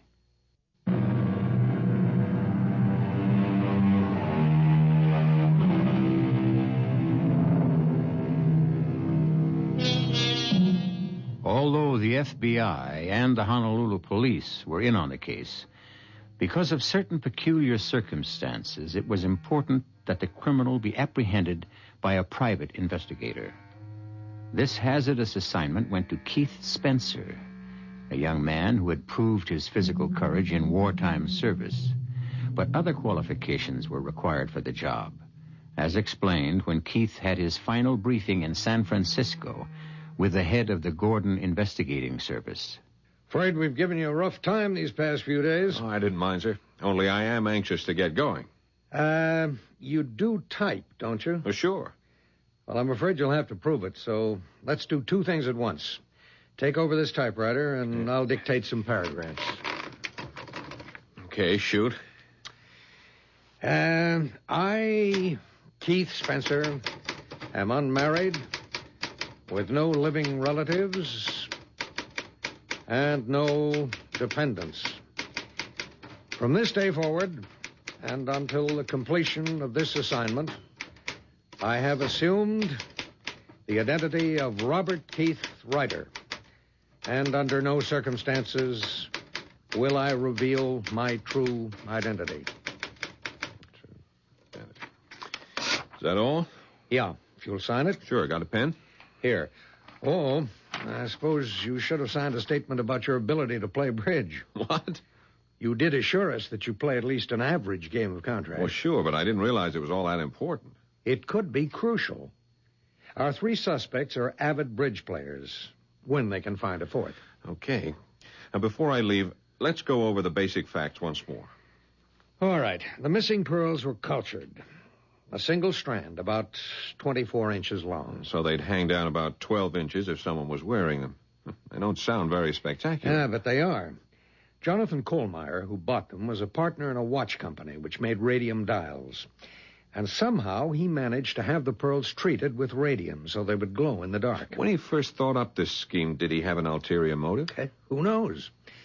It was what happened later that we care about. And you don't think he started out as a murderer? Well, that's beside the point. He became one.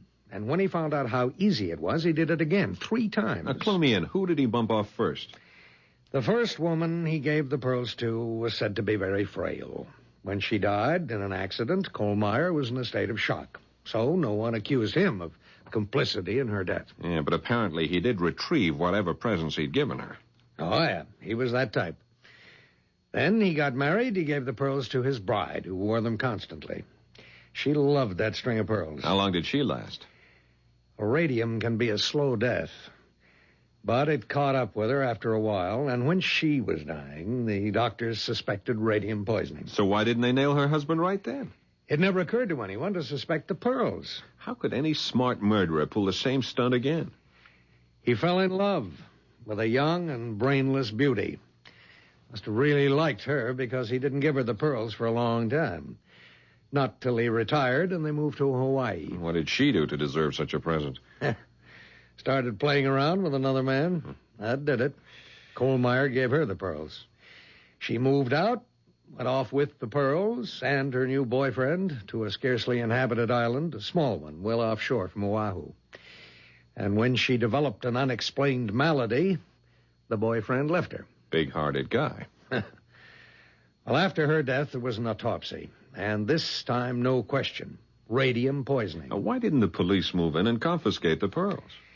There were no pearls to be found. Now, isn't it possible That Kohlmeyer had been there and gotten them? No way. Kohlmeyer committed suicide without returning to the island. Without a confession about what he'd done? Good Lord, no. He was a respected businessman. Now, you think the pearls are still on the island? We're sure of it. But more than that, Keith, we've narrowed down to 3 people who lived nearest the cottage where the last victim died. So my job, then, is to make friends with these 3 people and find out quietly which one of them has the deadly pearls. Well, you make it sound too easy. Each of these people is highly eccentric. The few people who come and go from that island are under constant surveillance. Including me. Naturally. The pearls were usually kept in a narrow box. It looked like an ordinary jeweler's box, but it was made of lead. Protection against the radium, of course. Means it would be heavier than most boxes that size. Well, that makes it seem more elegant. The box is covered with purple velvet and lined with satin. How original. I know. It won't look much different from any jewel box you've ever seen. I can't help thinking how useful a Geiger counter would be. That's totally out of the question. When you bring a Geiger near a suspected object, it starts ticking. Sure, I know. No gadgets to make life easier. Just your own ingenuity. And it better be damn good. Well, there's not much more I can say, except to wish you luck.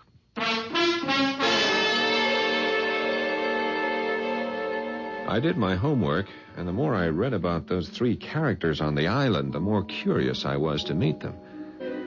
The Honolulu police cleared me, and then I was completely on my own, with a photograph of the cottage and a map that showed how to find it. I was given a putt-putt stocked with a supply of canned goods, stowed the typewriter and duffel bag, and at last I was off. It was a cloudless day, and I found the beaching cove on the island without any trouble. You couldn't see the cottage from the beach, but I knew how to follow directions. Lugging my big canvas bag, I headed up a steep and winding path. And there it was, a neat, modern cottage with an enormous deck from which there must be quite a spectacular view. But I had a spectacular view myself just then, because on that deck was a dazzling blonde. Obviously sunbathing. She sprang to her feet in all her glory, and I would have been speechless, except I knew I couldn't be. Who the hell are you? This is the Kohlmeyer cottage, isn't it? What business is that of yours? I'm the new tenant. This place is not for rent. No, that's right, not anymore. I've signed the papers. It's mine, for at least a year. Who are you? Oh, I'm sorry. How rude of me not to introduce myself. I'm Robert Keith, a writer in search of a quiet place to hang a typewriter. I don't believe you. The last thing we need around here is a writer. Lady, I am planning to live here. Not if I can help it. Okay. I've answered your questions. How about answering one for me? Who are you? None of your business. Since you claim the house is yours, let's see you open the door. That's just what I was about to do. I understand it takes 2 keys. And here they are. Both of them. Where'd you get those keys? Now, do you believe me? Big deal. You opened the door. And now I know who you are. You're a policeman. They sent you here to spy on us.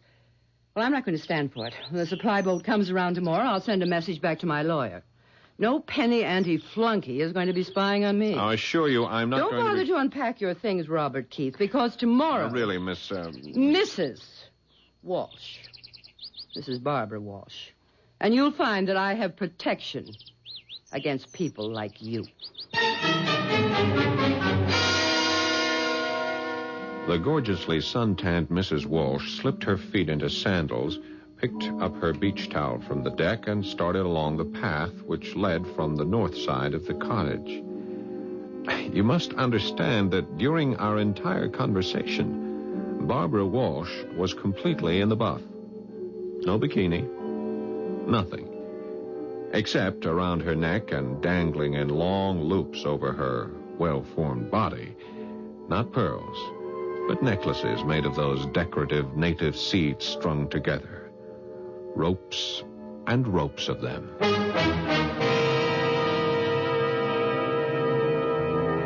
Robert Keith may have thought he was prepared for anything, But this introduction to his new home was an unsettling experience he hadn't counted on. He has now had a most revealing look at one of the three suspects. We'll be there for his encounter with the others when we return shortly with Act Two.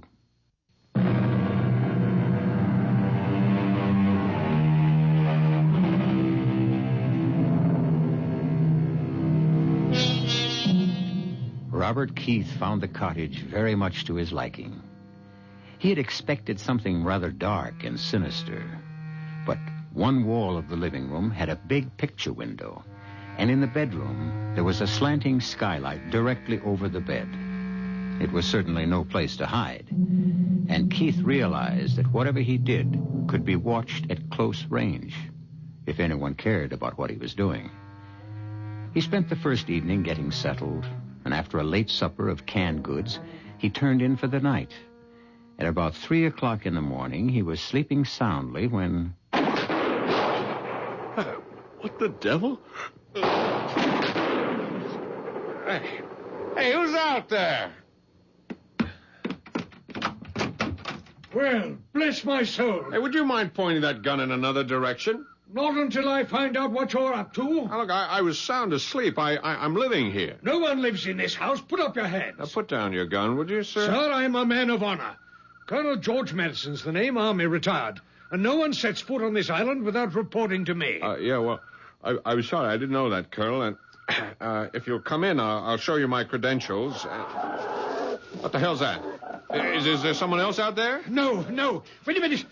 I'll check you out later. Right now, I recommend you go back to bed. Oh. There's a wild boar under the deck, and I aim to get him.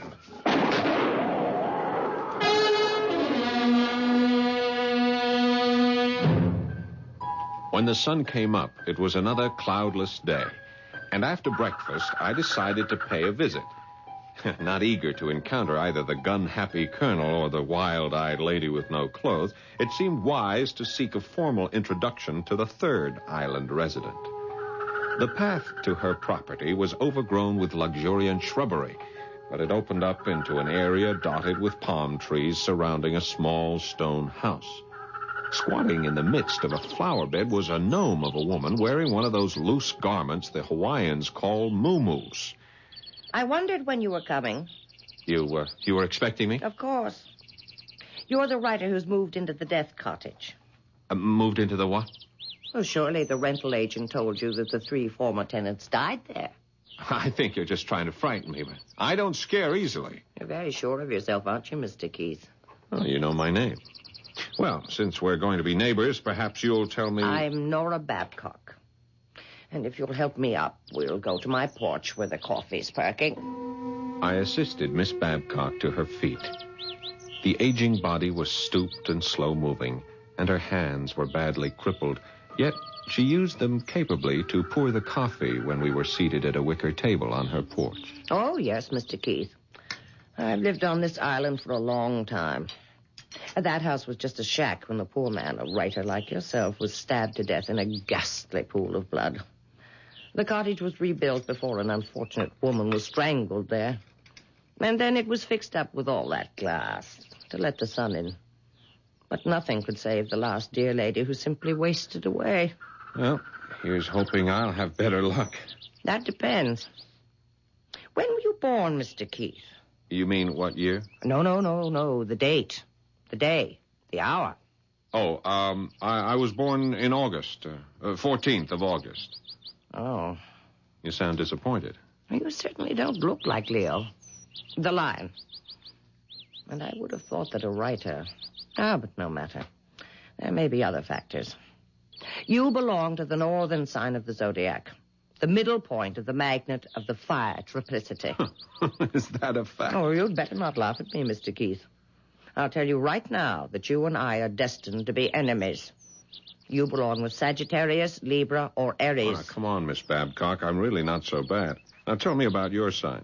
I'm Gemini, the positive people of the air triplicity. You mean air and fire don't mix? Dangerously, Mr. Keith, very dangerously. Your sign is governed by the sun, and your gems are carnelian and sardonyx. I wouldn't know a sardonyx if I stumbled over one. My governing planet is Mercury. Emeralds, moonstones, and pearls are my sign. And I have a very special affinity for pearls. Mrs. Walsh had obviously passed along word of my arrival, which was why the colonel had come trying to flush me out, and the reason Miss Babcock knew my name and occupation. So, that afternoon, I became a spy, hidden in the underbrush with binoculars trained on the three of them walking along the beach. I was darn sure they were planning some strategy to get me evicted. Then, Colonel Madison left the two ladies and headed up the trail toward my house. I went quickly to the typewriter and pretended to be busily at work. Hello there, Mr. Keith. I hope I'm not disturbing you. Beautiful day, isn't it? Yes, that it is. How are you, Colonel? No, couldn't be better. Say, I'm sorry about last night. Wouldn't want you to think we're not hospitable around here. Do you mind if I sit down? No, please do. I was beginning to feel like an outcast. I gather you've met the ladies. Yes, they didn't exactly give me a warm welcome. Oh, pay no attention. Batty old Babcock won't be a problem. She's usually off in outer space, talking to the stars. I gather she's hipped on astrology. Oh, mad as a hatter, even though she does play a good game of bridge. You say you're also acquainted with Barbara Walsh? If you mean, have I had a good look at her, you're darn right. Stunning, isn't she? You said it. Well, look, tell me, Colonel, what's a woman like that doing all by herself way out here? Oh, but if this were a British colony, I'd say she's a remittance woman. She's being paid to stay away? Yeah, being paid very well. The big man in her life is a mafia type. They nabbed him. My guess is the family's afraid she'll talk unless she's kept well out of the way until he's released from jail. What's he in for? Oh, drug traffic, I think. I don't know. Dealing in stolen goods. Let's talk about you, Mr. Keith. You writer fellows interest me. What's your special subject? I'm a novelist, science fiction sometimes, but mostly light stuff. Know anything about pearls? No, not much. How'd you like to come over to the other side of the island and watch the pearl divers? Pearl divers? Here? Oh, well, it's not like Ceylon or the Sulu Sea, but they go through the motions here twice a week during the season. Occasionally they come up with a creditable pearl. Come along if you want to. Well, I'd like that very much. Fine. Oh, wear some stout walking shoes, and I'll pick you up in about an hour.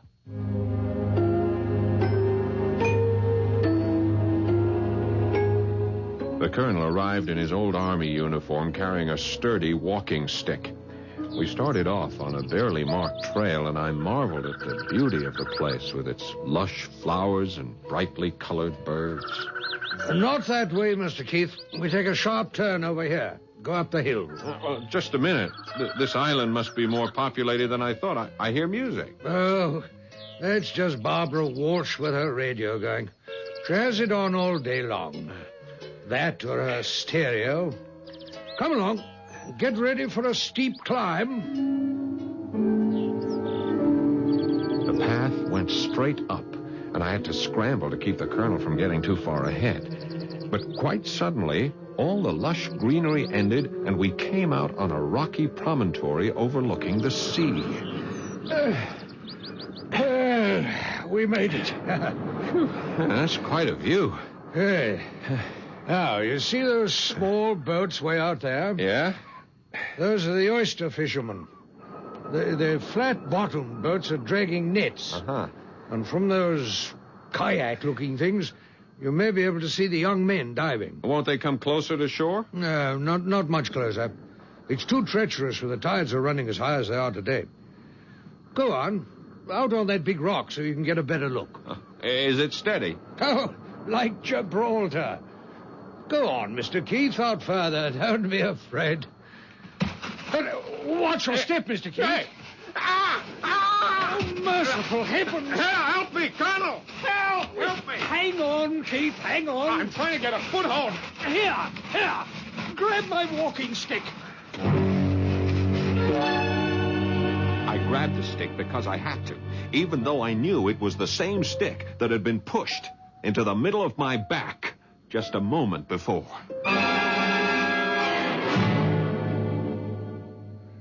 I'll say you're a brave man, Keith.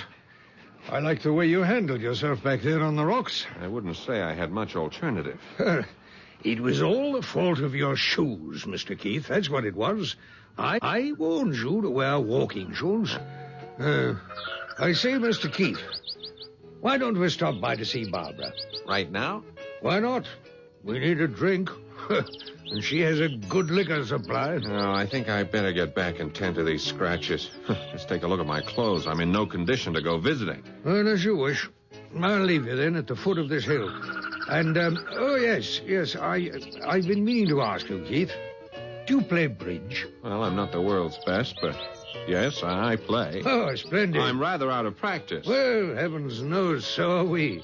Well, let's say my house, Friday evening. Come for supper, around 7. Well, thank you.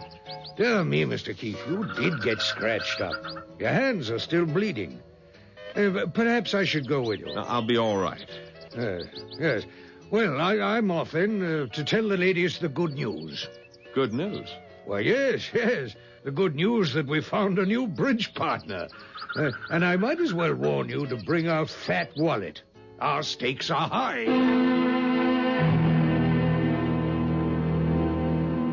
After a shower and some soothing applications of witch hazel and ointments, I rested on the big bed under the skylight. The front door was wide open for the benefit of a magnificent sea breeze. Suddenly, I was on the alert. Someone was on the steps leading to the deck. Then there were slow, heavy footfalls and the tap of a cane. Mr. Keith? Mr. Keith? Are you all right? Oh, why, hello, Miss Babcock. Yes, come in. Oh, I heard you'd had an accident, and I thought you might not be able to fix your own supper. So I've brought you some nice oyster stew. Oh, well, that's very thoughtful of you. There. It's one of my specialties. Just warm it up. Oh, thank you very much. Sit down. Won't you share the stew with me? No. I've had my dinner. Let me see your injuries. Oh, they're nothing but scratches. I was lucky. Could be serious. And you are not lucky, Mr. Keith. I looked at the stars last night, and the heavens do not bode well for anyone born under the sign of Leo. But you see me alive and well. I could have crashed all the way down those rocks and into the sea. Look out for more danger ahead. That was simply the first warning. Miss Babcock knew what she was talking about, and it had nothing to do with the stars. I heated the oyster stew, and it was delicious. In fact, the best I've ever tasted. But about an hour later, I began to feel drained of all energy.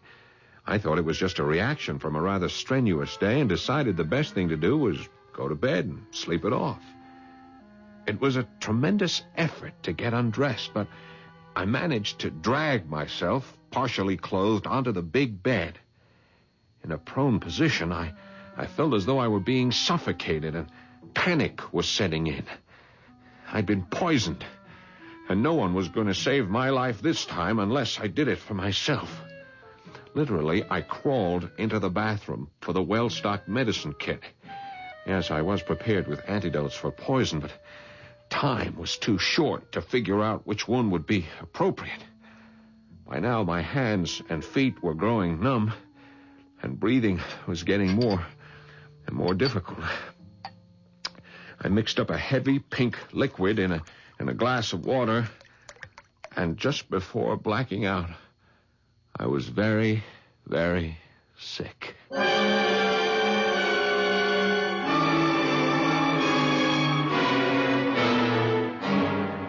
When I came to, I was lying on the bathroom floor, weak but grateful to find I was still alive. Very slowly, I got to my feet and staggered toward the bedroom, hoping at last to sleep off the effects of whatever had been in that poisonous stew. But my whole body sagged, and I knew I'd never make the bed, so I eased myself down on a narrow couch in the living room and fell instantly into a heavy slumber. Once again, it must have been about 3 o'clock in the morning, when there was a sound which would have awakened the dead. The skylight in the bedroom, back flat against the wall. I waited for minutes that seemed like an eternity. No movement. Absolute silence. So I crept into the next room, armed with a flashlight, and cupping the beam, examined the bed. It was a mass of shattered glass. In the darkness once more, I moved stealthily to the front door, opened it without a sound, and stared into total blackness. Slowly I raised the flashlight and then snapped it on full beam. Pointing straight down the path, facing directly toward me, stood the statuesque Mrs. Barbara Walsh, fully clothed in a long, dark kimono. And over her breasts hung a necklace of gems which burst into life like 4th of July sparklers.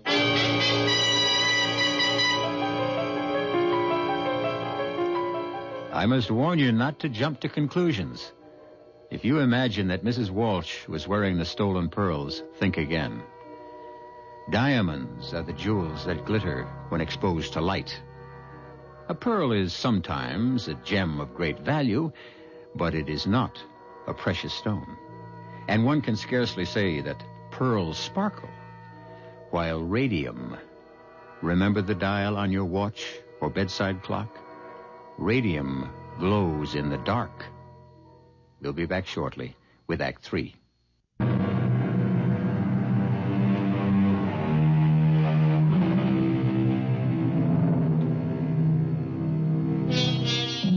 Mercifully for Robert Keith, the next 2 nights and 3 days were totally uneventful.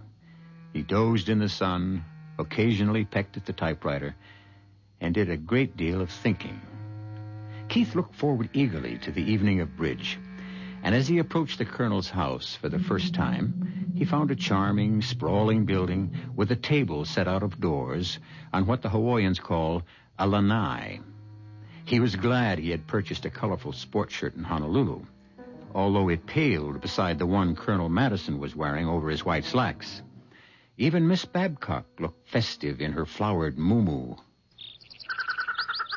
Hi. Ah, welcome, my boy, welcome. You're looking much better, Mr. Keith. Quite recovered, thank you. This island air will cure anything. Anything but my arthritis. Where's Barbara? Oh, always late.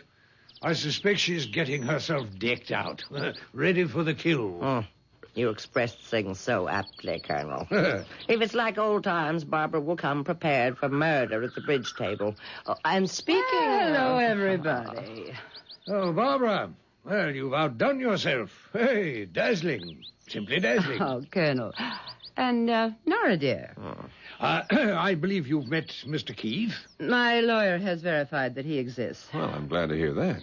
Mr. Keith, you may have the right to live on this island, but that doesn't mean that I have to love my neighbor. No, Barbara. However, since we have so little opportunity for social occasions, I propose we declare an armed truce. But I'm not at war with you, Mrs. Walsh. Speak for yourself. Peace for the evening. Dinner began with oysters on the half shell. 6 enormous oysters for each of us. And I shall be interested in your opinion of these, Keith. Delivered by my favorite fisherman, fresh from the beds this morning. Colonel, look. My horoscope said this would be a lucky day. Well, bless my soul. Oh, Nora has nothing on me. I found one, too. But I suspect you, Colonel. Come on, confess. All right, I confess. Party favors. There's a pearl in every oyster shell. You rogue. I must say this is rather a good one. Nice sheen. Oh, I love them. Every one. They feel so good. I thought the surprise was just for the ladies, but I see you've included me. Very pretty, Colonel. Well, let that be the beginning of your collection.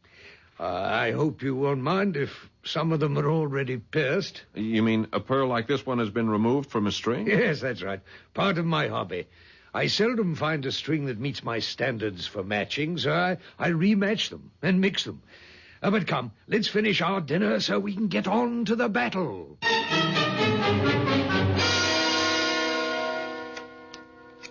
Afraid I'll have to pass. I say 3 no trump. 4 hearts. 5 no trump. Barbara, do you have a ring on every finger? Only on 8. Oh, I wish I could wear them. But my poor crippled hands. Oh, shut up, Nora. You're just trying to distract me. I have a contract to make. It was a cutthroat game, no question about it. Only, strangely, we were quite evenly matched. We played 3 rubbers, so I had my chance with each one as a partner. By this time, we were on a first-name basis. Well, that's it. And as usual, top honors go to the ladies. In points, let's see. Barbara's first, then Nora, followed by Bob, and as is proper for a gracious host, I'm last.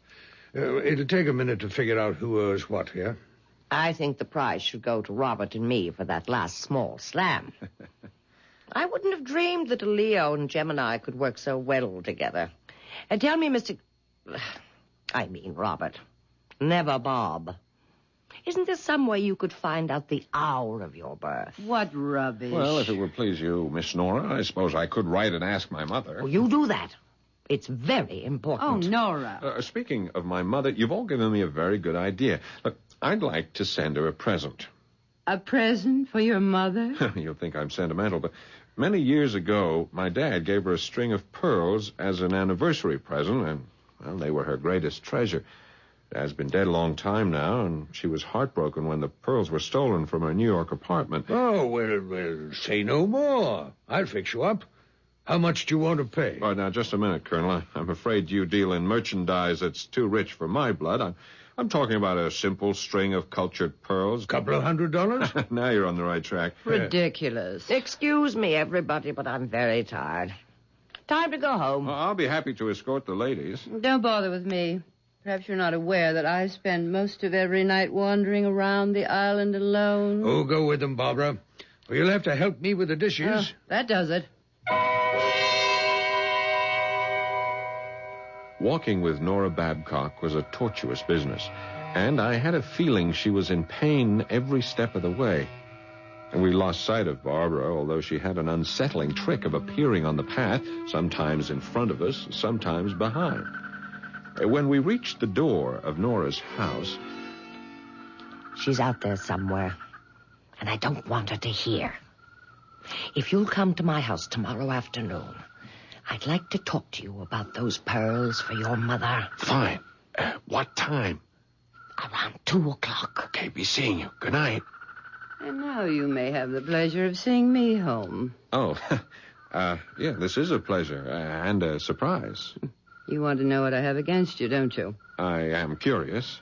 Well, come to my house for a nightcap, and I'll tell you.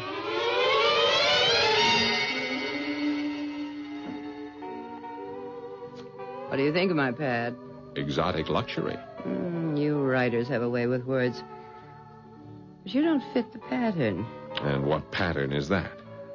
Novelists, I despise them. Oh, come on. We're no different from anyone else. My husband was. A woman-hater who wrote about women and knew nothing about them.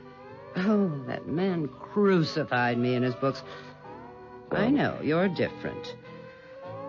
I could tell from the way you talked about your mother. Come over here. Sit on the couch. That's better. Hold my hand. You know, it's been frightfully dull around here. Pretty hands. But don't your fingers get tired under all those rocks? Take the rings off. It'll make you feel any more comfortable. Now, let's see. Rubies, diamonds, sapphires. Suppose you'd never stoop to wearing something as simple as a pearl. On the contrary, my most prized possession, I own a string of priceless pearls. Over there in that velvet box. May I see them? I don't put them on display for just anybody. If you're a good boy, I'll show them to you. Here, let me freshen your drink. You have some fascinating things in this room. That Buddha, for instance. It's carved from jade. And, are these the pearls? Put down that box. Oh, you said you'd show them to me. But it's locked, and I have to get the key. Oh, yes, Bob. I said I'd show you the pearls. If you're a good boy. And I will. Tomorrow morning. After you spent the night.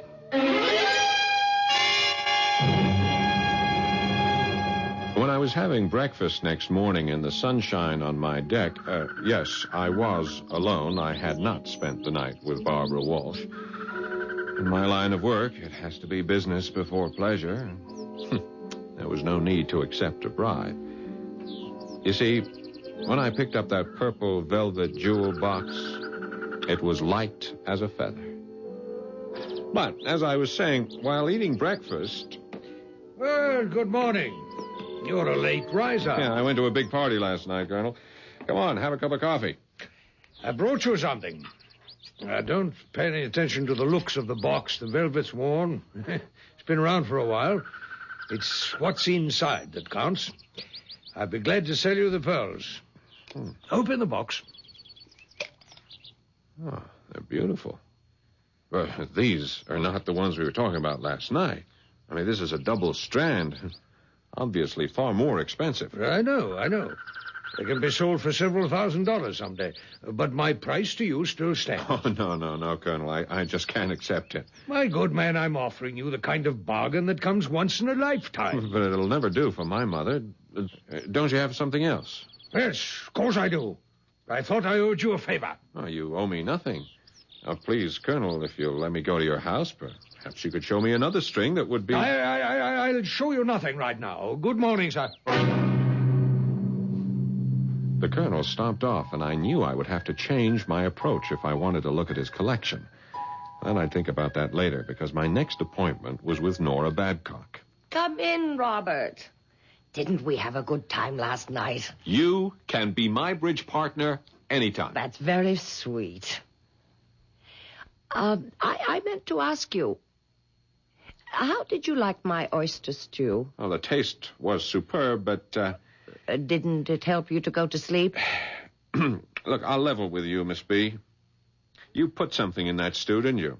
Oh, the usual dash of chili sauce and plenty of rich cream. No. I mean something bad. I don't understand. That stew made me deathly ill. Why, I wanted you to sleep well after your accident, so I did put in a drop or two of my sedative. The kind that helps me. From one of those bottles. Perhaps it shouldn't have been combined with the seafood. Yeah, perhaps. I thought you were trying to poison me. How could you have such thoughts about a poor old lady? I take them all back. Mm-hmm. When is your mother's birthday? It's in June. Like yours. Oh, I knew it. My pearls were a present, and nothing would please me more than giving them to a Gemini. Oh, that's very generous of you, but Please, get the pearls for me, Robert. On that cabinet over there. Okay. You'll find the box is rather heavy. You say these pearls were given to you? Yes. Yes. By the dear lady who lived in your cottage. I took care of her, poor thing. And before she died, she gave me her dearest treasure. Open the box and tell me what you think. I think they're perfect. Oh, you don't know the best part. These pearls have a magical quality. Just wait until you see what happens to them at night. Uh-huh. Pick them up, examine them. Yeah. I like the way they look against the satin. Oh, how I love them. Nora, just when do you wear these pearls? Oh, they're not for wearing. At least not for me. I like to fondle them. And before my hands got so bad, I used them the way the Greeks do. You know, worry beads. I've often taken them to bed with me. Nora, these hands of yours... Oh, it's not my hands. You see how hard it is for me to get around. Yes, I know. Have you been to a doctor? No use. I have my medicines, though they don't do much good. I know a fine doctor in Honolulu. I think he can help you. Will you let me take you to him? Oh, I couldn't let you do that, Robert. It's not in the stars. How many times have I told you? I've been warned never to trust a Leo. Look, Nora, for reasons I won't trouble you with, and that, of course, I wouldn't want the Colonel or Barbara to know, I'm not the person I've pretended to be. Would it make any difference to you if I told you I was actually born on January the 2nd? Why, all the difference in the world. I should have known. We were destined to be friends from the very beginning, Mr. Keith. Yes. Just Keith. That's my real first name. I'll go with you wherever you want me to go.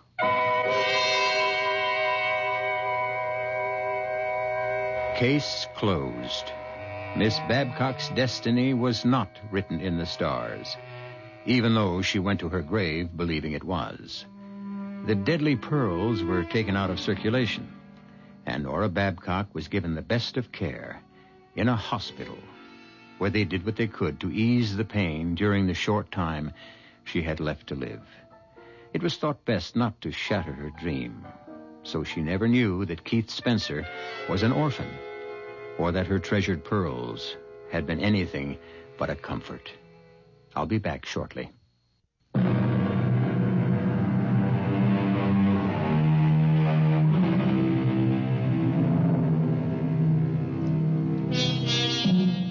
Keith Spencer found a good deal more on that island than the missing pearls. He stepped into the lives of 3 people whose philosophies did not agree with his, yet with each he had at least one point of mutual understanding. Our mystery was solved with the apprehension of a victim rather than a culprit. Our cast included Kate Reed, Paul Hecht, Grace Matthews, and Kurt Benson.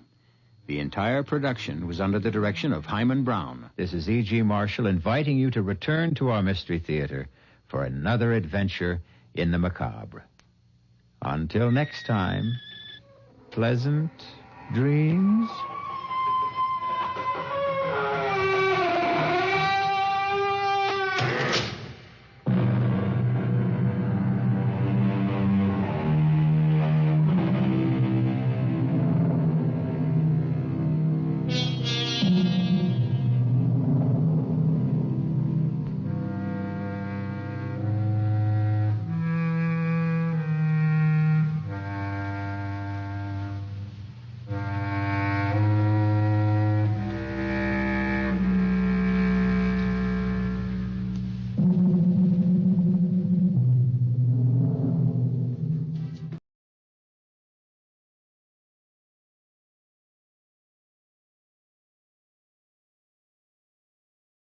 Invites you to relive again the story of another real-life crime fighter on Gangbusters. That's tomorrow night at the same time on KRLD.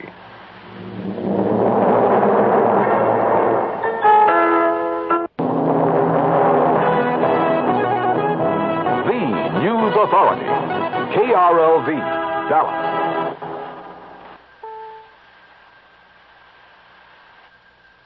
Two major fires at this hour, one near downtown Grand Junction. The CBS Radio Mystery Theater presents...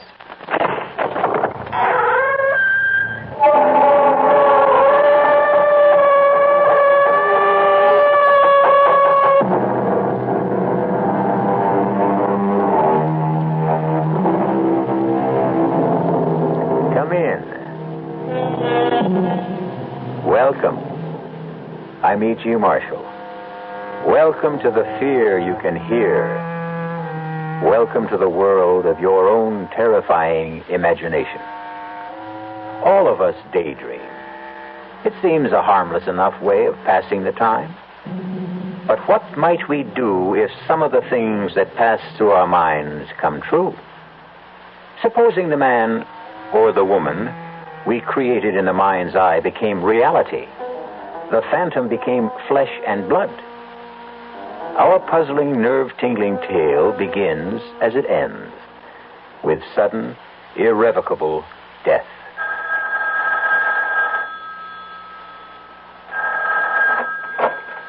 Hello? Isabel. It's Sky. Sky, I've been worried sick. Where have you been? Where are you? At the apartment. I've been calling and calling. The phone must be out of order. I took it off the hook.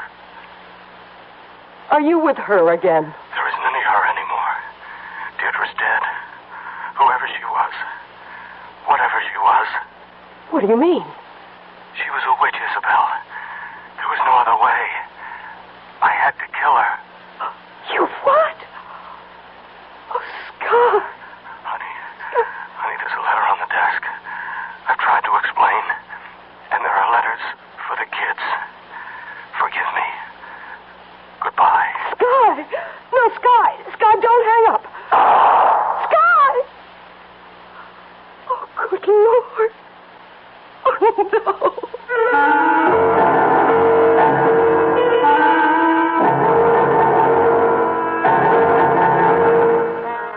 Our mystery drama, Out of Focus, was written especially for the Mystery Theater by Ian Martin and stars William Redfield. It is sponsored in part by new sugar-free Diet 7-Up and by the Kellogg Company, makers of Kellogg's Special K cereal. I'll be back shortly with Act 1. Hi, I'm Goldilocks, Ms. Goldilocks, if you please, and I'm a professional taste tester. Here at my taste test laboratory, that's TTL for short, I taste test everything from porridge to diet drinks. Actually, there's not that much taste testing in porridge these days. There used to be. Once upon a time. I mean, that's how this Ms. got into the biz. But lately it's been diet drinks. I mean, with so many diet drinks going sugar-free, I've been really busy conducting taste tests. A rather unbearable assignment, to be sure. But then I discovered sugar-free Diet 7-Up. Fresh, natural, delicious. My only problem is that sugar-free Diet 7-Up tastes so good that it broke my Goldilocks diet drink taste-o-meter. Well, sugar-free Diet 7-Up certainly has my seal of approval. This one's just right. When you're in Los Angeles, stay at the dazzling new Los Angeles Marriott Hotel. Because no matter where you travel, a Marriott Hotel always means a marvelous time. And the exciting new Los Angeles Marriott is exactly what we're talking about. With 7 superb restaurants and lounges, a sensational swim-up bar in our big, beautiful pool. And the new Los Angeles Marriott is only minutes away from L.A. International Airport, a great location, the center of everything in Southern California. Here's life as it should be. Live like living's meant to be. And come to a For reservations, ask the toll-free information operator for Marriott's nationwide 800 number.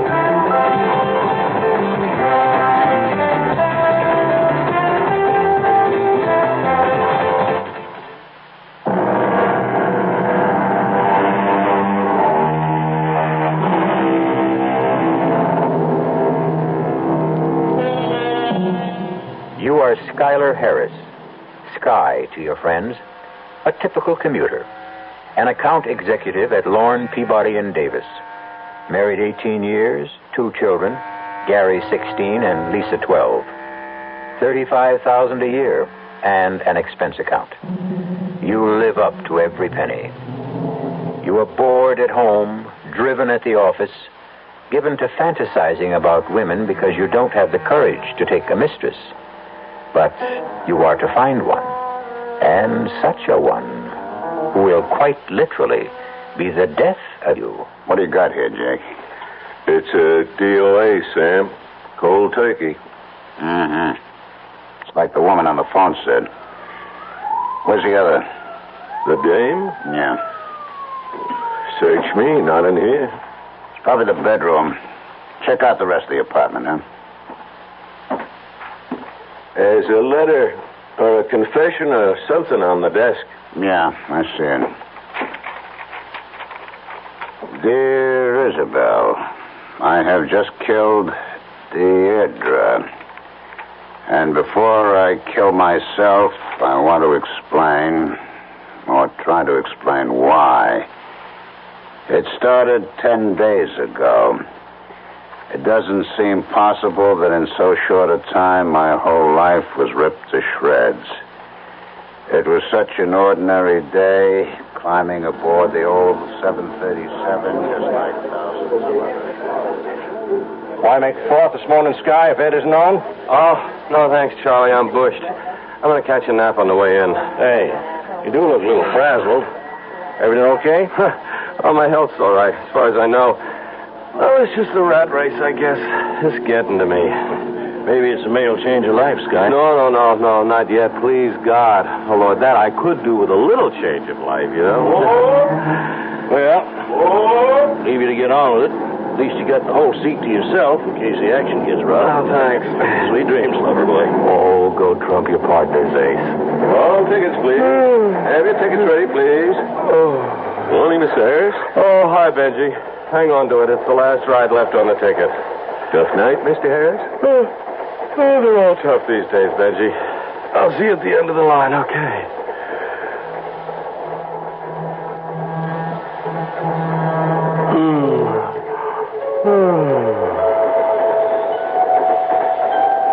You don't mind my joining me? What? Oh, I beg your pardon. I'm sorry. I thought I was alone in the seat. You don't mind, do you?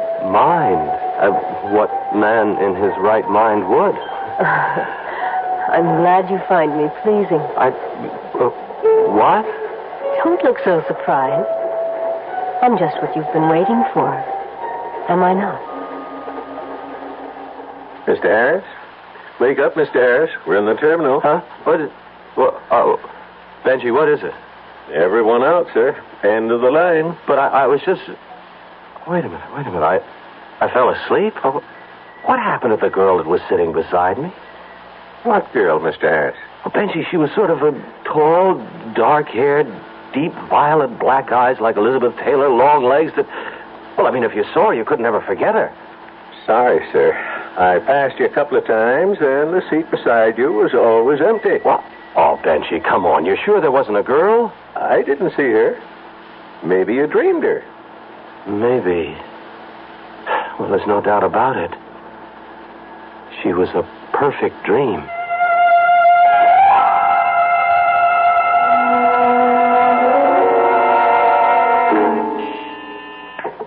Yes, Doris? Harry? Oh, sure. Send him right in. Sky, have I got news for you? Hold on to your hat. What? I just came from a session with the Kingpin. Oh, so what does boss man Peabody have up his sleeve this morning? The brass ring for you, Sky, and I go along for the ride. The Bianchi account. Bianchi? It's all yours, baby. All you have to do is come up with a campaign. That's $10 million in billing. Biggest new account in the shop. The plum. Yeah. Now, if you pull it off, it's the VP rating we're all bucking for. Yeah, and if I blow it, I'll be on the unemployment line. No, not you, Sky. That's why the Kingpin picked you. Now, you better go right on up. He wants to see you to kick a couple of ideas around. You know something, Harry? What? You either cured my headache or arranged I'll never have one again. What does that mean? The Bianchi account. If I don't cut it, I won't have to worry about headaches anymore. Old Kingpin Peabody will hand me my head in a basket.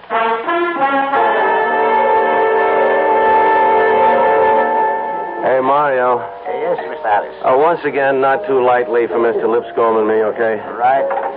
You don't want to miss your train, Sky. Oh, you don't know how often I want to, but not tonight.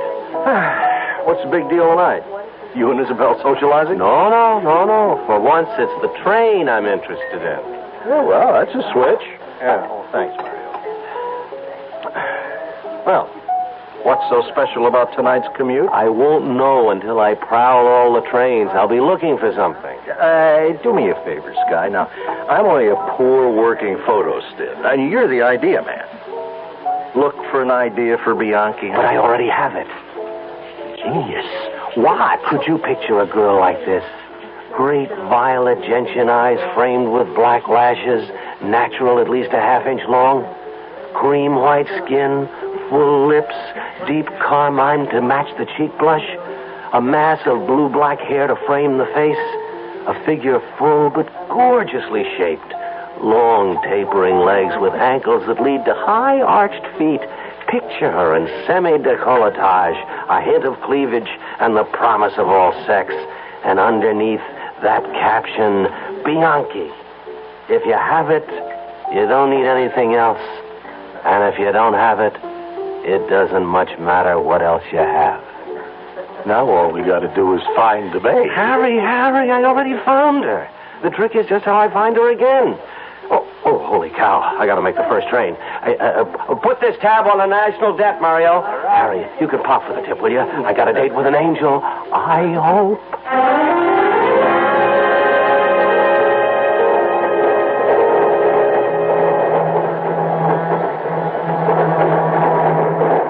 Something I can help you with, Mr. Harris? Huh? Oh, no, Benji. I was just looking for someone. Yeah, I figured. You've been from one end of the train to the other. Anyone I know? No, just a girl. The one you asked me about on the way in this morning? Yes, I've got to find her. Well, if she's anything like you described, I wouldn't blame you. You know, Benji, you better find me a seat now. I'm still a little stoned. Well, take my spot, Mr. Harris. I'll put my work case up on the rack. Oh, thanks. Now stretch out and make yourself comfortable. I'll wake you before you get to your stuff. Oh, you're a scholar, a gentleman, and a fine conductor, Benji.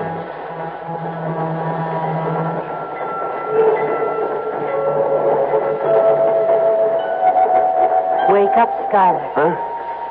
It isn't very flattering to have you always falling asleep on me. What's that? Oh, you're real. This time I've been waiting for you. But I hunted the whole train for you. Did you? You shouldn't have worried, Skylar. I wasn't going to let you get away. How do you know my name? If I want information, I just ask questions. Skylar Harris. Well, how do I do with the same question? The name is Deirdre. Lovely, provoking, sensuous, a little incomplete, perhaps. No surname? Do you really care? Well, it would be necessary eventually just to satisfy the accountants, you know. Social Security and Uncle Sam. Dear me, does everyone have to know all about us? Well, maybe I didn't make it clear. See, I have a proposition to make to you. Oh, yes. I thought perhaps you might. No. Don't misunderstand me. See, I'm an advertising executive. Yes, I know all about you, Skylar. No, I mean, there's this account. Bianchi Cosmetics. Oh, yes. Deirdre, I guess I may call you that? I want you to. Oh, I have no idea who you are or what you are, but would you be interested in this? Skylar. No, look, honestly, I mean, this is strictly a business arrangement. I have a campaign in mind using you as the central figure. I don't know what you want to call it, Skylar, but as far as we're concerned, there needn't be any embarrassment or cover-ups. Don't we both know what we really want? Now, come on, Deirdre. Don't put me on. I'm not. You're the one who turned me on, Skylar. Now, look, Deirdre, whatever your other name is, I am honest-to-God leveling about this big ad campaign and how perfect you are for it and how much money you could make if it all goes the way I think it could. If you insist, Skylar. Anything. But if we have to talk about something other than ourselves, would you mind getting me a drink? Oh, sure. I could use one myself. What'll it be? It doesn't matter. You pick it. Just hurry back. Oh, don't worry. Just don't vanish.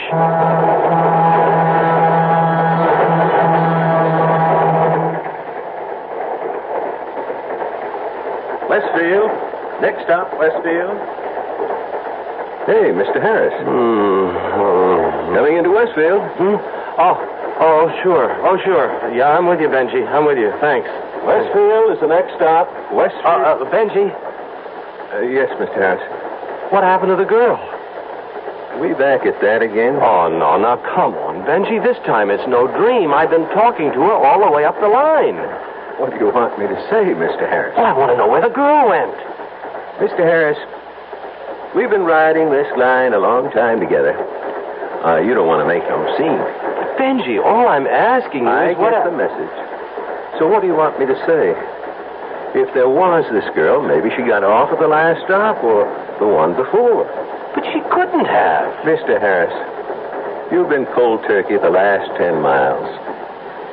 Now, maybe this girl was here, I don't know, or maybe you just had one too many. Excuse me, we're coming into the station. This is where you get off.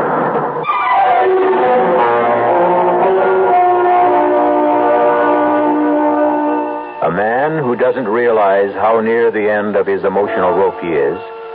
A girl named Deirdre, who promises desire as sensually as a centerfold in today's magazines. A suburban family who awaits the return of the husband and father as routine. And the disaster we know is to happen. We'll start to fit the pieces of the jigsaw together when I return shortly with Act 2. Ever see a beer drinker pour his beer real easy down the side of the glass? Maybe you do it yourself. If so, the Budweiser brewmaster thinks you're missing something, especially if you're a Budweiser drinker. You see, Bud is brewed, so it will kick up a healthy head of foam. Exclusive beechwood aging and natural carbonation make it a lively brew. Well, anyway, pouring Bud plunk down the middle of the glass helps bring out the best in that clean white Budweiser foam and real beer aroma. It also helps you get the full benefit of a taste, smoothness, and drinkability you'll find in no other beer at any price. Remember, brewing beer right does make a difference. Next time, pour that Budweiser right down the middle and see for yourself. Anheuser-Busch, St. Louis. When occasional heartburn or acid indigestion is combined with a gassy, foolish feeling, that's what we call gassed indigestion. Digel is made for gassed indigestion because Digel is different. It does more than plain add acids. Digel reduces excess acid while its patented simethicone gets rid of trapped gas fast. Use only as directed. Digel for gassed indigestion. No plain add acid can do what Digel can. Of all the leading laxatives, only one, Phenamint, is a gentle chewing gum laxative. And for a very good reason. It's pleasant to take. Phenamint goes into your system gradually, little. Hi, Isabel, baby. How was your day? My day was miserable, and most of my night was worse. Really? What do you mean, night? Well, it's just about half over. Do you know you're well over 2 hours late? This is the 4th train I've met. The least you might have done is call. Well, honey, look, I'm sorry. It was a big day at the office. I was swamped, and on top of that... Oh, don't give me that, Sky. When you weren't on the early train, I called the office, and they told me you left in plenty of time to catch it. Well, that's right. I know I did. But look, it's big news, hon. I got handed the plum of my career today. The Bianchi account. So, is that any reason to go out and get stoned? Oh, have a heart, Isabel. I handle this right. I'll end up a VP. Well, you handle it the way you started off, and you're going to end up PNG at home. Well, now, what does that mean? Persona non grata.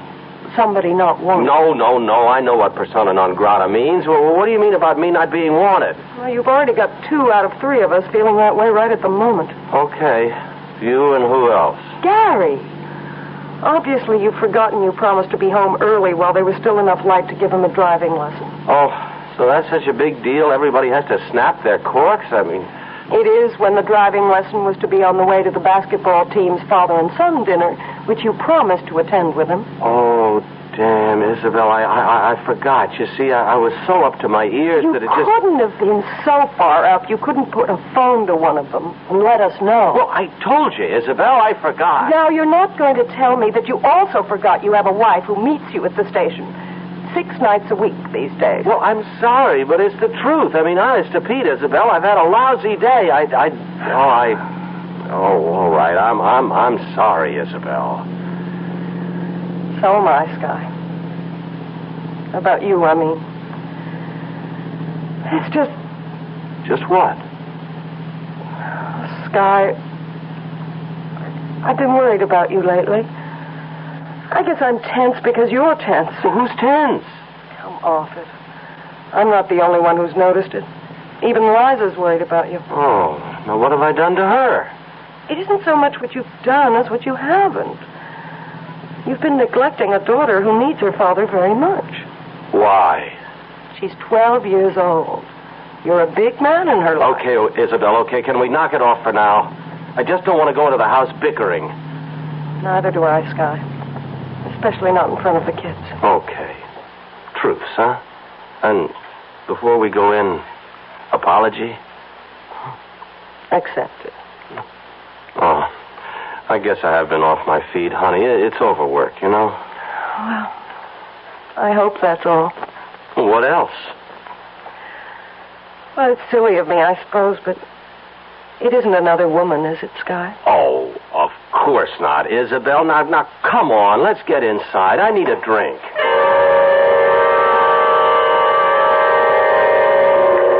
Chrysler Model Agency? Yeah, this is Scarlett Harris here. Put me through to Irene. Yeah, that's all right. I'll hold.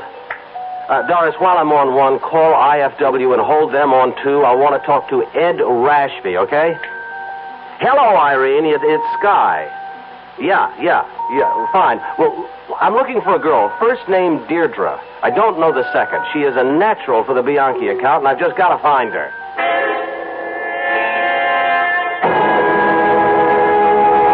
Well, Harry, it's hard to believe anyone this beautiful can't be a model or in TV or the theater or somewhere. No, I'm the only one that's seen her. Yeah, I've checked out all the talent books, and I have every agency in the business pulling pictures of their clients. Well, you're last on the line, Harry, only because I couldn't get through to you sooner.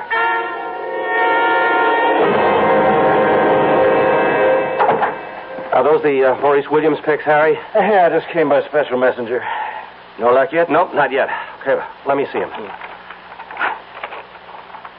Here, now, just look at all these dames. And now, any one of them I can make something out of this world. Yeah. Now, why this special one? Huh? Because she is out of this world to start with. Well, that I gotta see. Now, what's she got that this little number hasn't got? Well, you'd have to see Deirdre to understand. Oh, it's a name for you. That's right. It suits her. Keep your fingers crossed. I'm almost through these. Well, suppose you don't find her. I've got to find her. Look, it's been nearly a week, Sky. The kingpin is getting restless. Huh? What? I said Mr. Peabody's hollering for some layouts. At least the kind of campaign you're planning. Oh. Didn't find her, huh? No. Well, maybe she's not a model. Maybe. I've still got to find her. You don't even know she exists. Now, don't be silly, Harry. She couldn't just vanish into thin air. Sky. What? Sky, look, I just don't want you to take this wrong. Now, come on, Harry. Get it out. Okay. Now, you've been running off the tracks quite a bit for the last few months. You don't look so hot. You've been no ball of fire around the shop. You've been hitting the sauce pretty heavy, and now this screwball bit about this Deirdre dame. Now, I think you ought to have a little skull session with your local friendly shrink. I got 2 words for you, Harry. Butt out. Okay, only friendly advice. I don't need it. On second thought, I'll butt out. I need a drink and some space to think.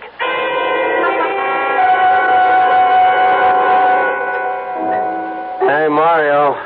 Yes, Mr. Harris. Build me another Manhattan, huh? Coming right up. Good. Boy, shoot deer in here today. It's a breather.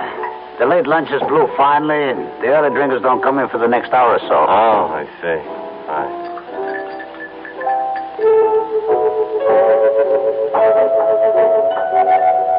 Sure you want to be alone, Sky? Deirdre. Mind if I sit on the stool next to you? Mine? Oh, I've been going out of my mind trying to find you. Where do you keep disappearing to? I'm a very private person, Sky. With me, 2 is more than enough company. I hate crowds. Well, this time, I'm not letting you go. How about a drink? Well, does it have to be here? No, name the place. How about yours? Mine? Oh, you mean the office? No, I don't like offices either. I have a studio apartment. Well, then can't we go there? Well, we sure can. Just let me settle my tab. Mario. Now, where did he go? If you mean the bartender, I heard a phone ring. I think he went to answer it around the corner there. Don't you move now. We'll go right away. How far are we going, Sky? Oh, you mean the address. 825 East 50th. I'll be right back. Hey, Mario. I was just coming to get you. It's your office. Well, I can't talk to him now. Here. Well, they said it was urgent. Oh, damn. Now, look, Mario, there's a girl sitting on the stool next to where I was around the corner. Don't let her get out of here. Don't let her get away. I'll handle it, Mr. Harris. Thank you, Mario. Hello? Who the... Oh, hello, Doris. When? Well, I can't call now. What did my wife say was wrong? She didn't. Well, look, call her back and tell her she can reach me at the apartment. I should be there within 10 or 15 minutes. But, yeah, I gotta rush now. Oh, what now? Well, Isabel, we'll just have to... Mario, the girl. Why did you let her... Sorry, Mr. Harris. When I came around, there was no one here. Oh, no. No, she can't get away again.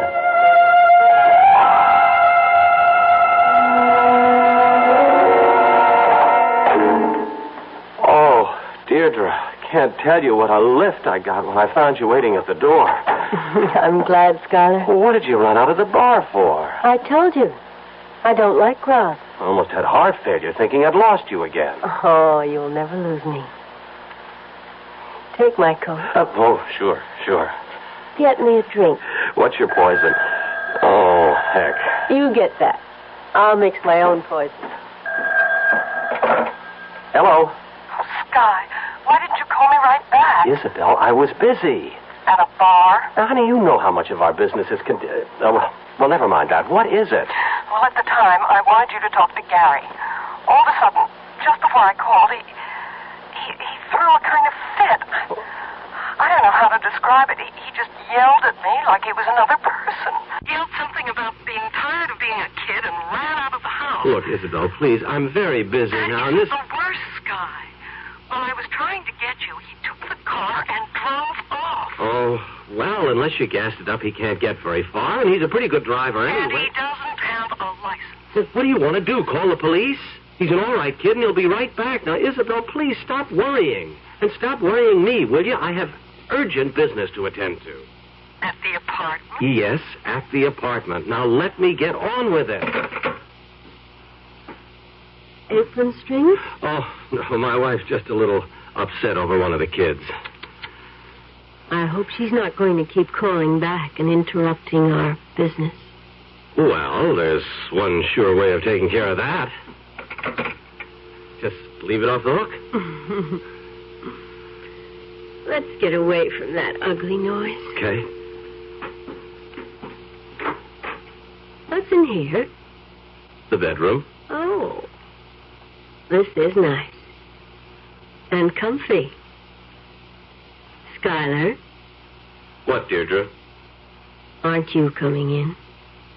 Well, it'd be a little easier for me to keep my mind on business out here. Besides, you never mixed that drink. I decided on headier wine.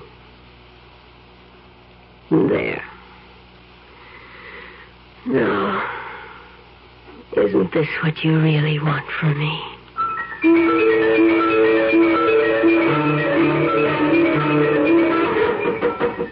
Huh? Oh, no. What the devil is... You'd better go see before he wakes up the whole building. Oh, I was sound asleep. All right, I won't be a second. Who is it? What is it? Open the door, Sky. Hurry.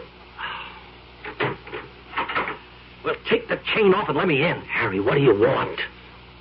Oh, that way, huh? Well, I should have figured. Well, you better ditch her fast and get on home. Isabella's frantic. She's been trying to reach you all evening, and she finally got in touch with me. What is it? Your boy, Gary. He's had an accident with the car. It's concussion. I don't know how bad. Now, I've got a cab waiting. If you only get... No, Harry, look. I've got to get dressed. Thanks. For nothing. Now, you make sure you get rid of that chick and get home where you belong. Okay, Harry. Oh, Deirdre, I didn't know you were standing there. You heard? I know. Home. What about you? We haven't even talked about... Deirdre, I can't lose you again. I promised you wouldn't. I'll be waiting. It doesn't matter about tonight. Not anymore now. Because you know there's always tomorrow. And tomorrow. And tomorrow.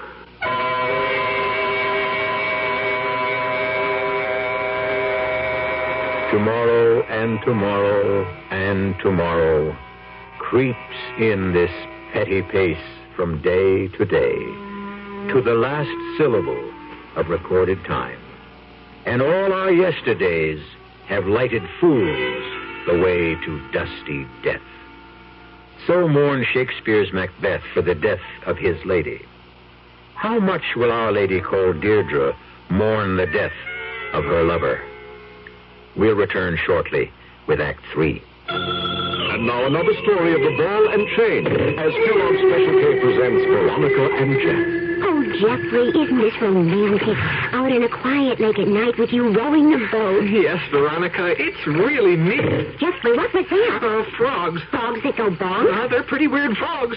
Oh, Jeffrey, you're such a card. You have a ball and chain, like the ones they use in those Special K commercials. Yes, Veronica, it symbolizes my few pounds of extra weight, but I'm going to get rid of it. How? By exercising. You know, like rowing this boat and eating smart at every meal, starting with a Special K breakfast. You mean a 1 ounce bowl of high-protein Special K, 4 ounces of skim milk, orange juice, and coffee? Precisely. It's less than 240 calories, and it tastes delicious. It'll help me get rid of this ball and chain. I'll help too, Jeff. After all, we're all in the same boat. You have a ball and chain, too. Your happy ending could begin with the Special K breakfast from Kellogg's. The Tab Paysetter account from Exchange Bank. An unusual name for an unusual checking account. TAB stands for Total Account Banking, and that means a complete package of 14 customer services. A Paysetter is a leader in its field, which means we have the only account of its kind in town. And here's what you get with your Tab Paysetter account. As many personalized checks as you need, and you get to write as many as you want. No minimum balance. $10,000 accidental death insurance, membership in Bank Club Association, installment loan discounts, all the money orders and traveler's checks you want, local and national discounts, a safety deposit box, and special deals on travel tours, a quarterly Bank Club newsletter, and financial counseling for the asking. You get all these services for only $3 a month. The Tab Paysetter account, an unusual name for an unusual checking account. From Exchange Bank, Harry Hines at Mockingbird, member FDIC.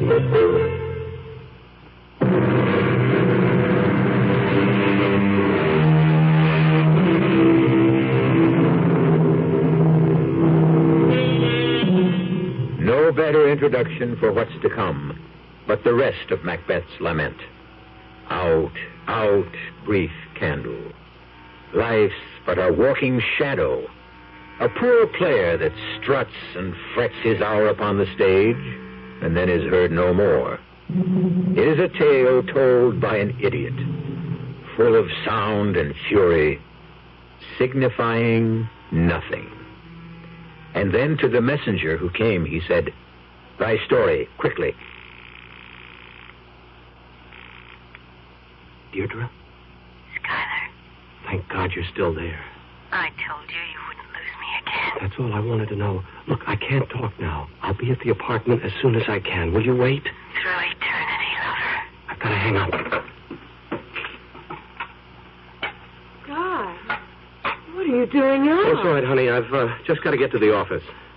You're going into town today? Yeah, I have to. You see, the deadline on the Bianchi account's day after tomorrow. I got my work cut out to meet it. I doubt if I can even get back tonight. Perhaps not even tomorrow night.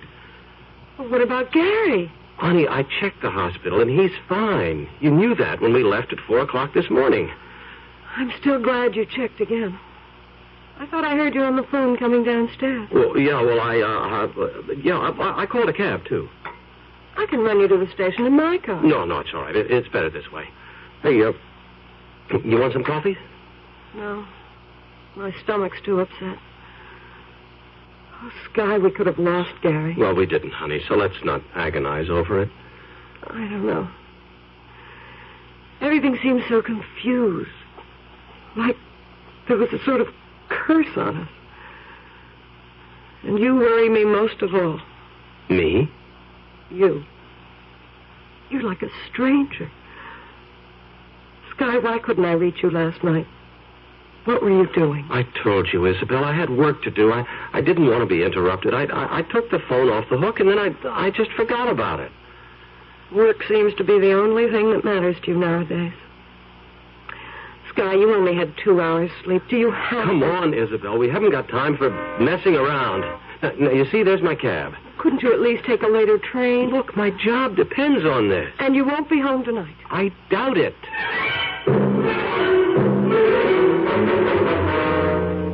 And, brother, I kid you not, you are in big trouble, Sky. Now, Peabody is really on the warpath.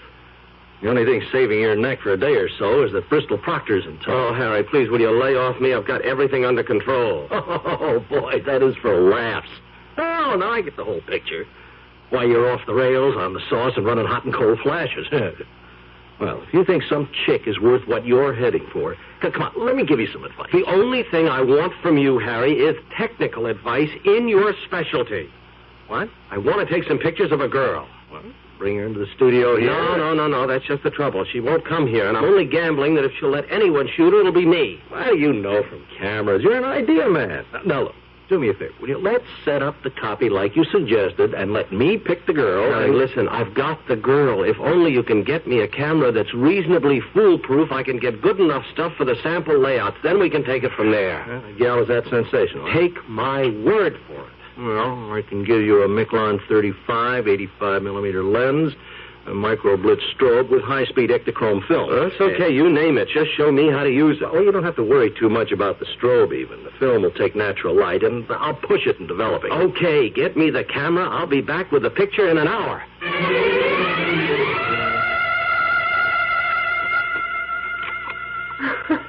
You having fun, Skylar? Oh, Deirdre, this isn't a game. This could mean our whole future. It could indeed. Yeah, just like that. I'm glad you let me talk you into taking the pictures. You won't be sorry. I'm just very much afraid you will be, Skylar. Oh, damn. Sky, dear, I forgot to ask you. Cutting out your wife? Oh, I've got to finish these pictures. Deirdre, why did you say I'd be sorry I took them? Skylar, baby, I really don't photograph very well.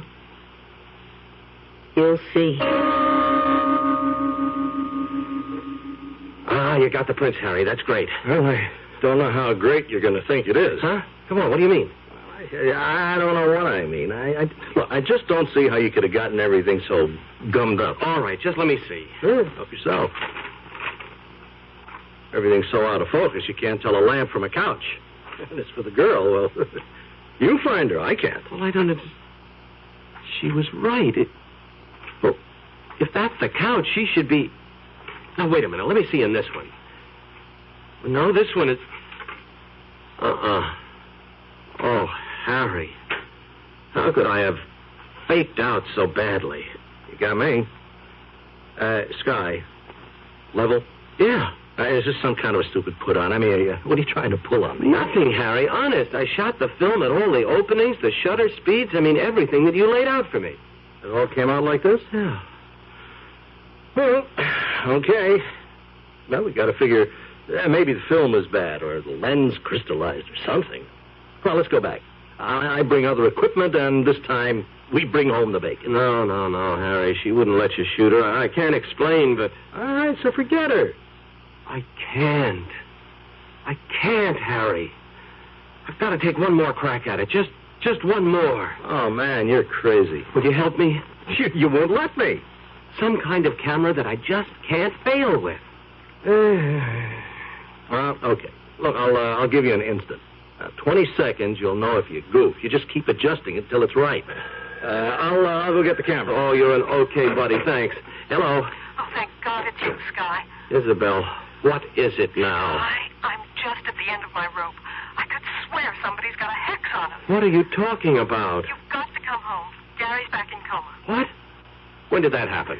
About 10 this morning. I tried to reach you. Isabel, listen. You've got to cope a little longer. Everything's falling apart for me here, too. I can't get home till at the earliest later tonight. What's the matter? She won't let you go? Who? Oh, don't try to kid me. There has to be another woman. You couldn't be like this if there weren't. Okay, Sky. If this is the way you want it, you can just Isabel. The only thing I wish you is a one-way ticket there yourself. Isabel. Oh.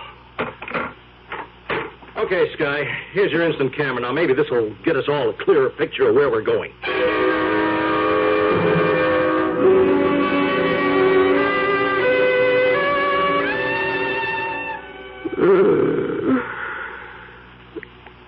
I feel just like a cat. I want to stretch and curl and purr. Then let me take my pictures now. Remember when I said I would take care of tomorrow? And tomorrow and tomorrow? Yes. That was a lot more than a promise. I don't know what you mean. Take your picture. And you'll know. What is it, Deirdre? I've got this weird feeling that's taking me over. I'm scared. The wages of sin. Take your picture. Shoot, Sky. All right. All right, now just like that. Just hold it. Now, while we wait for it to develop, let me tell you what you'll see. Where? On the picture. Everything sharply in focus for just a second, and then, where I should be, a blank. An empty hole in space. Look. All right. Oh, Lord, no! As I really look. You've never seen a witch before, have you? No. You think I'd be a successful model for your Bianchi account? Who are you? Look at your picture again. Just what you said. You, whatever it was, it's gone. But I'm still here. This is me. You won't let me go, will you, Schuyler? Why me, Deirdre? A personal whim. And you were so ripe for the tempting. You'd destroy me eventually. Of course. But I could put it off for a while. You don't have me that much in your spell. Oh, are you so confident? What makes you so? This. What are you doing with a gun? Well, you see, it happens to be a hobby of mine. I can put 5 out of 6 in a 3/4-inch bullseye at 30 feet. It won't save you anymore. Oh, I know that, I know. But it can the rest of my family. You wouldn't dare. I never thought you had a gun. Die, witch. Die.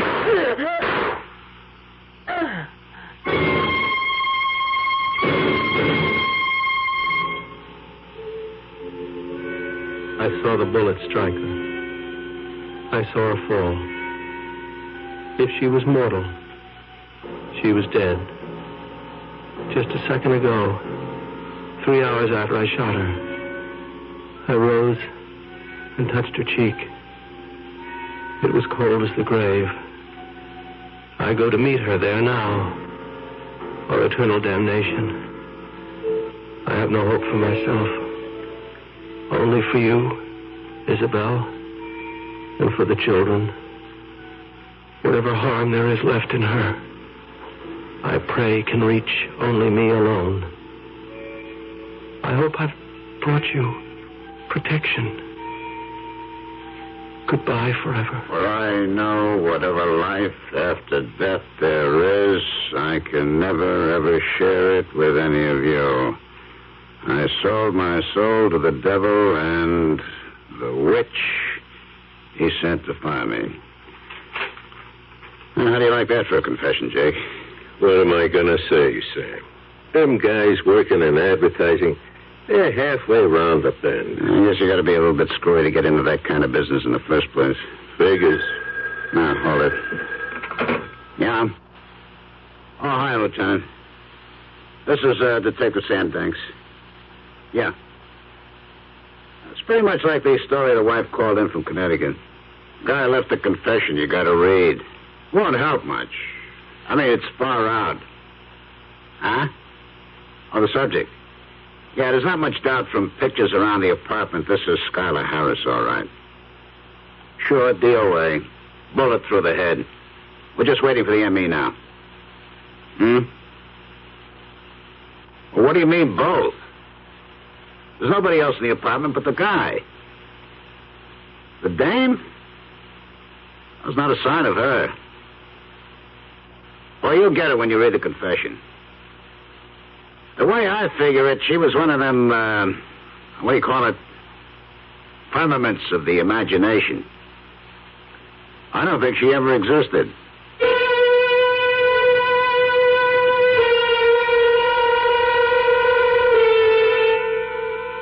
Did the detective mean to say figments of the imagination? Or was his choice of firmament perhaps nearer the truth?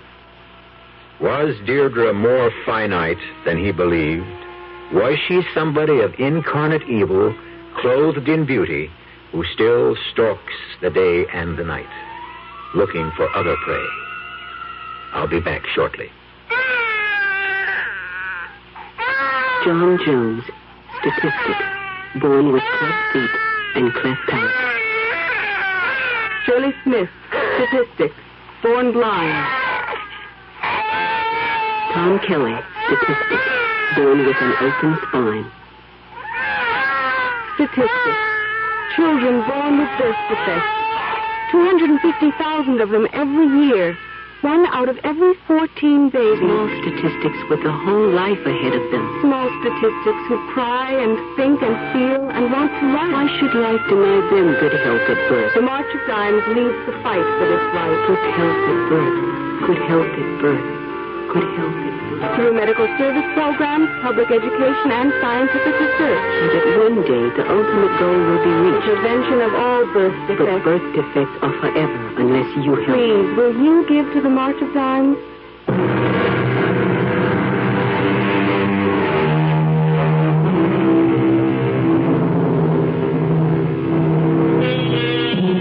One parting word until we meet again.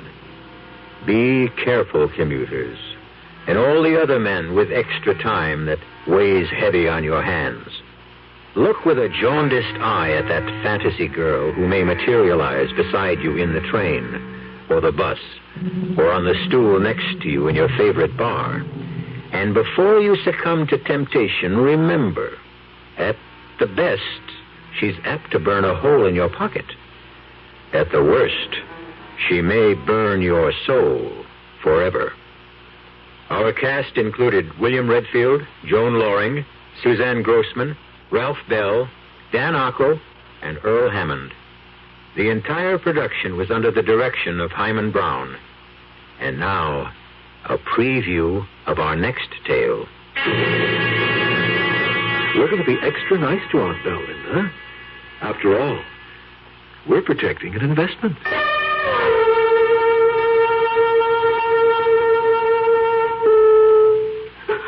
You're back? I can't believe it. I've had just about enough of this. You people simply have to stop coming into my apartment. I'm going to tell Charles he has to do something about this. Oh. Hello? Oh, Charles. Hello, Aunt Bell. Will you get over here and get these people out? Who, Aunt Bell? That man who was here last week. And this time he has a friend. A lady friend, no less. Aunt Bell, you mean that guy is back? He certainly is, and with a strange woman. I'll be right over. Oh, please do. They're upsetting Julia terribly. I think she's afraid of them. Julia?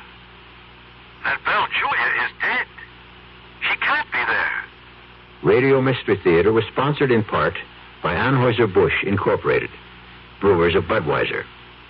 This is E.G. Marshall inviting you to return to our Mystery Theater for another adventure in the macabre. Until next time, pleasant dreams.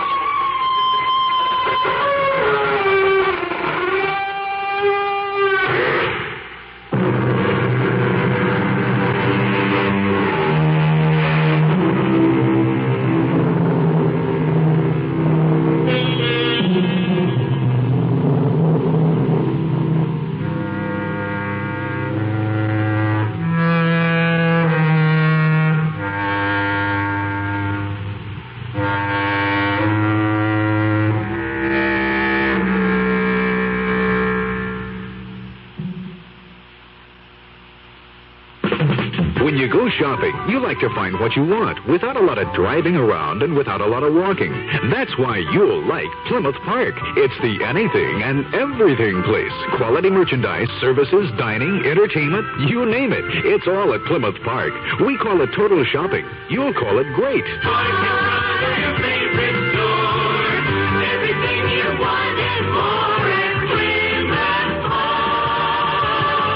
Just off Highway 183 on Story Road in Irving.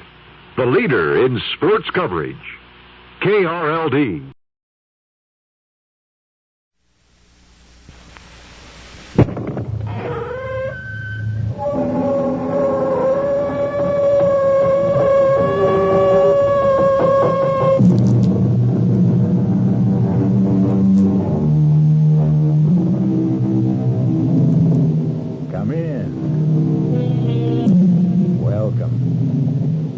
E.G. Marshall.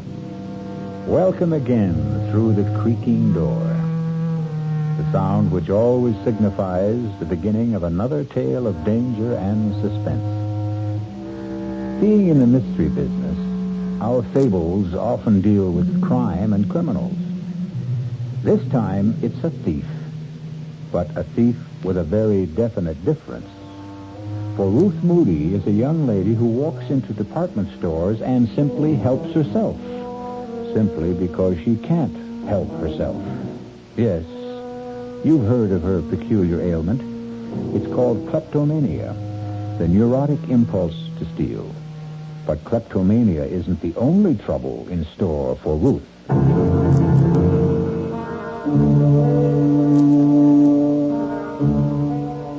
Our mystery drama, The Trouble with Ruth, was written especially for the Mystery Theater by Henry Slessor and stars Marion Seldes. It is sponsored in part by the Kellogg Company, makers of Kellogg's Special K cereal and new sugar-free diet 7-Up. I'll be back shortly with Act One.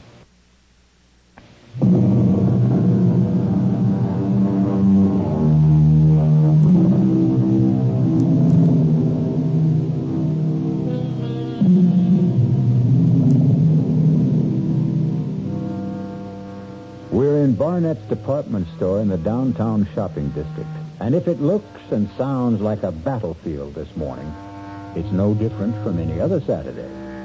Well, maybe a little more so, since Barnett is running its semi-annual clearance sale, just as it does every other month.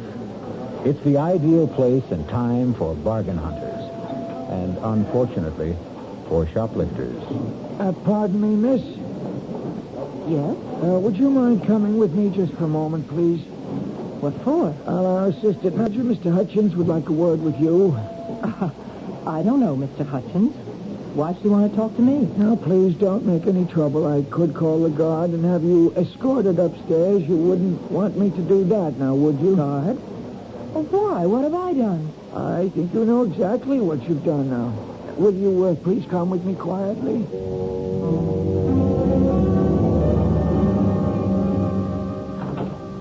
Right in here, please. It's a mistake. I did take the scarf, but I was going to pay for it. Here's the lady, Mr. Hutchins. All right, Bill, thanks. You want me to stick around? No, it's all right. Okay, then I'll get back on the floor. It's murder down there. More larceny than murder, I'd say. Right.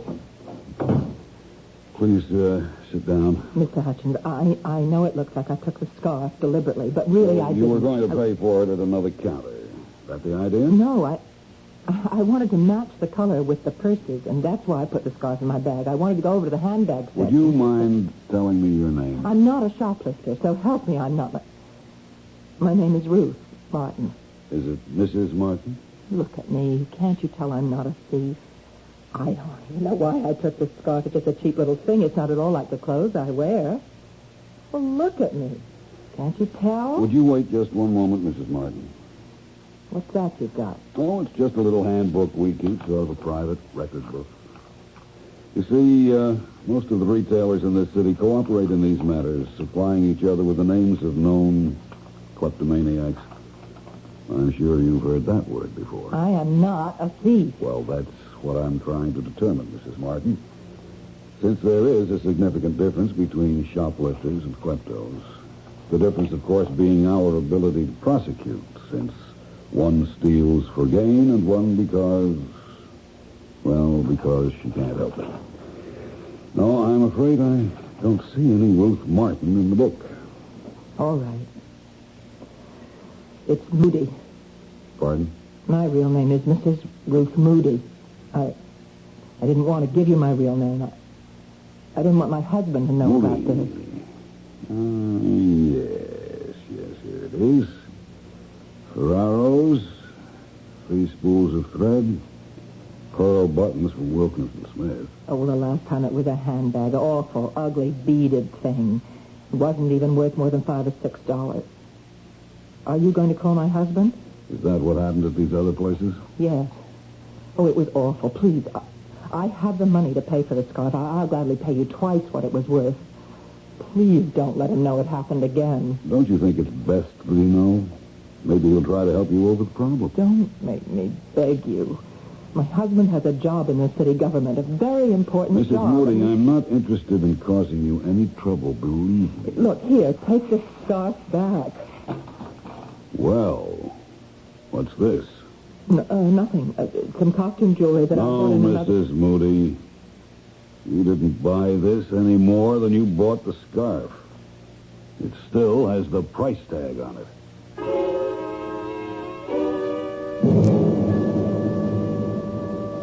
$1.95. That's what makes it so unbelievable, Ruth. $1.95 rhinestone pin. Don't know why I took it, Ralph. Any more than I know what drove me to pick up that awful scarf and just drop it in my bag. Just like those other times. Yes, but you swore to me that those other times would never be repeated. Well, I thought it was over. I really did. I don't understand what goes on in your mind when you do these crazy things. I don't know. It's just an impulse. It seems so terribly easy that things are just sitting out in the open the way they are, and I never even stop to think if I like it. Just if I can get away with it. But you never do. You get caught. Maybe that's part of the sickness, too, huh? Oh, stop saying I'm sick. I'm not. Well, what would you call it? Look, honey, you've got to see a doctor. I've told you that a dozen times. I will not go to a doctor. I can't stand the idea of it, Ralph. Just talk to one. Give him a chance. Maybe it's something simple. Maybe you're just trying to get punished because of guilt feelings that you can't resolve. Oh, you're wrong about wanting to get caught. I don't. I swear I don't. I've gotten away with a dozen things. What? What was that? Nothing. I don't want to talk about it anymore. And it isn't just 3-4 times that this has been going on. You're probably out there shoplifting every single day. That's not true. I almost never go into the stores for exactly that reason. All right, Ruth. That settles it. You are going to talk to a doctor. Then, you do remember the first time you stole, Mrs. Moody? Yes. I remember very well, but it was something I really wanted then, Dr. Berger. That was the big difference. How old were you? I was about 8 or 9. I was in school.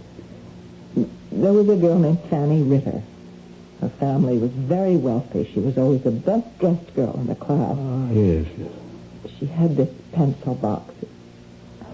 It was absolutely beautiful, with a blue binding and all sorts of secret compartments. I wanted that pencil box so much. And one day I walked into an empty classroom, and there it was, lying on the seat. Yes, and were you caught? No. I was never caught. Mm-hmm. But that was the biggest thrill of all, not being caught. But then I also realized I couldn't use the pencil box, at least not at school. Yes, I see.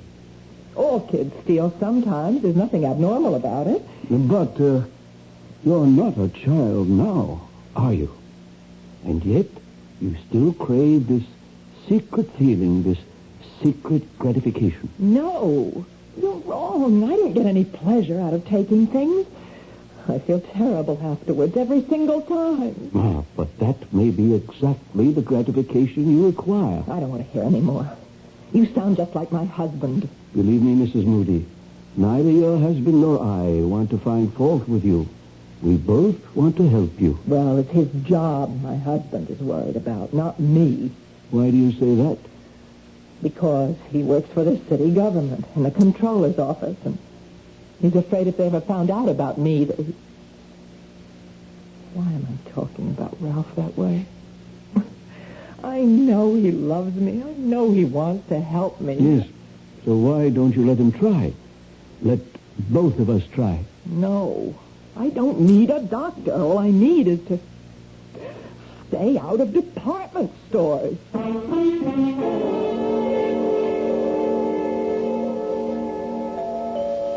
Who is it? All right.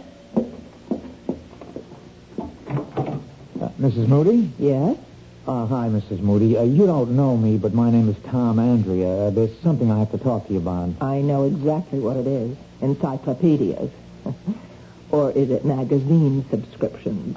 No, ma'am. It's nothing like that. Well, whatever it is, I'm not interested. It's about department stores. What? You know, stores where people buy things and take things, too, sometimes. Are you from Barnett? No, Mrs. Moody, I don't work for Barnett or for Wilkins and Smith or any of those places that you like to shop in. Look, it's pretty drafty out here. Can't I come in for a minute? All right. Thank you. Your husband's not home, I suppose. I mean, it's a working day, so he's at work, right? Oh, that's clever thinking. Can we talk in here? Only if you get right to the point. Well, now, look, this ain't the kind of thing you like to just blurt out. I mean, it's kind of sensitive. You know what I mean? No, I don't. I mean, it's about you and your husband and so forth. If you think about it for a while, you'll get my meaning. Am I right? You'll have to be more specific. Well, you just won't come out with it yourself, huh? Okay, I'll say it for you. I'm talking about you being a shoplifter. That's a lie. Whoever told you that is a liar. No. It's true. Wait a minute.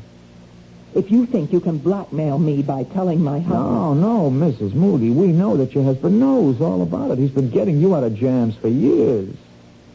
Then what do you want here? Well, believe it or not, I want to give you money. I don't want to take any from you. What for? Services rendered. What? I got a little proposition for you, Mrs. Moody. How would you like to make $1,000? $1,000? How? Well, you do like I tell you. You'll get $1,000 in the mail. But if you don't, well, your husband may not be able to make a living anymore. You get what I mean? No. I don't know what you're talking about. I'm talking about stealing stuff, Mrs. Moody, about that bad habit of yours. Now, we got a use for that habit. And you'd better listen to what we have in mind. How did you know about me? Who told you about me? Well, let's just say I got sources. I swear to you, I'm not a thief. Yeah, sure, I know that. We know it. We? Well, me and my friend. We know you're just a sick lady, that you can't help what you do. It's just like you had pneumonia or hay fever. It's not your fault. Am I right? That's right. Yeah, that's fine, only your husband still don't want the people around City Hall to know he's got a klepto for a wife, does he? Then this is blackmail. A man in his line of work, he can't afford to have people know his wife steals. Now, some people would understand how it's only a sickness. But others, well, you know how people are. Tell me how much money you want. I don't want a dime from you, Mrs. Moody. Honest, all I want is your cooperation. You see, my friend and me, we have a little plan. A really, really sweet little idea. Everybody makes money and nobody takes any chances.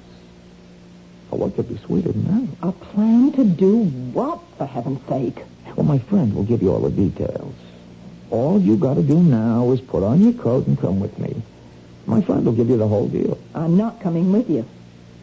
We're not desperate for your help. Don't get this wrong. but we thought we'd give you a break. Oh, that's too bad. If you just tell me what you have in mind.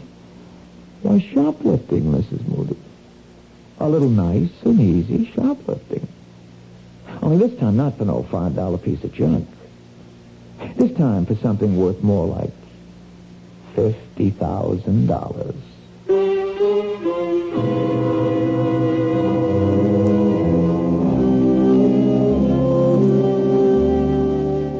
Well, troubles have a way of multiplying themselves, don't they? And as you've just heard, the trouble with Ruth has suddenly developed serious complications. Will Mrs. Moody's unwilling petty larceny turn into larceny of the grand variety? We'll find out when we return shortly with Act 2.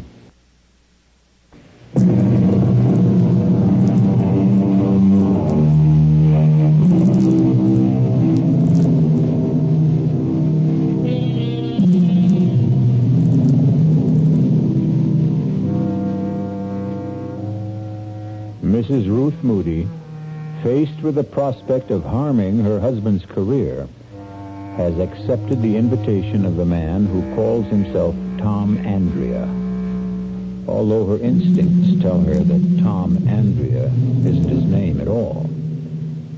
As they drive towards their unknown destination, she steals sidelong glances at him, noting the copper sheen of his skin, the look of a man who has spent far too many hours under a sun lamp.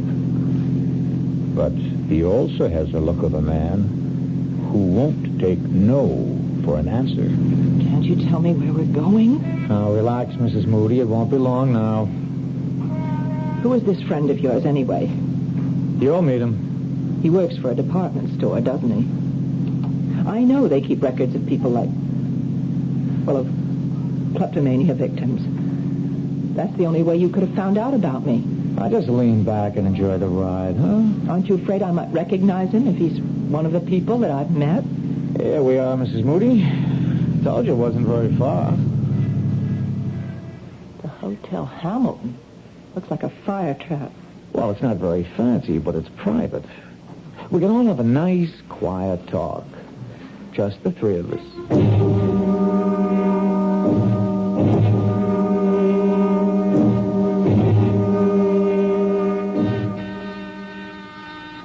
One moment. That you, Tom? Yeah, it's me. The lady with you? Yep, she's here. Just a second, then. Oh. No, don't be scared, Mrs. Moody. My friend doesn't really look like that. He's just got a stocking over his face. Come in. I hope you will forgive the mask, Mrs. Moody. I know it looks grotesque, but it's necessary for your own protection. For me? It's important that you don't recognize me after our business is concluded. It would be embarrassing if we were to run into each other in different circumstances. In a department store, for instance? What my friend means, Mrs. Moody, is that if you started hollering for the cops when you saw him again, we would have to do something about you. Understand? Yes, I understand. But please don't be alarmed. Nothing like that's going to happen. I can assure you that I am not a professional criminal. No more than you are. Then what kind of criminal are you? Why don't you sit down? The sofa's the only comfortable seat in the room. Here, let me take these papers away. I was just drawing up a few diagrams to help you understand exactly what you have to do. Diagrams? Would you like some coffee? We have a small kitchen. There's a pot already made. No, I don't want any coffee. Tom, why don't you do the honors? Do you drink yours black, Mrs. Moody? I'm afraid I don't have any cream. Oh, all right, black coffee. I see, Mrs. Moody. I told you it was going to be very friendly. Well, now, how much has Tom told you about our little enterprise? He just said that if I didn't help you, you'd tell my husband's employers about me. Well, I really hate for that to be the inducement, Mrs. Moody. I was hoping that you'd cooperate more willingly. Why should I? Well, didn't Tom mention the $1,000? He also mentioned something about $50,000, about shoplifting something worth a fortune. Oh, don't tell me you have qualms about it. A lady with your history? You just don't understand about me. I don't take things because they're valuable or even because I want them. I'm not a thief, not in the ordinary sense of the word. Yes, we know that. And that's exactly why we're taking you into our little circle, Mrs. Moody, because you're a kleptomaniac, not an ordinary thief. And that's why you can help us commit an extraordinary crime. But I don't want to commit a crime, and I don't want your $1,000. Here's your coffee, Mrs. Moody. Let me tell you what makes it so different, Mrs. Moody. An ordinary crime entails a certain amount of risk. But this particular crime is guaranteed to be risk-free. No, that's what people always think. No, Mrs. Moody. Even professional criminals recognize a certain degree of chance when they plan their enterprises. Personally, I would never get involved in anything like that. I loathe the idea of being arrested. Well, so do I. And I know exactly what it feels like. Ah, but you've never been arrested, have you?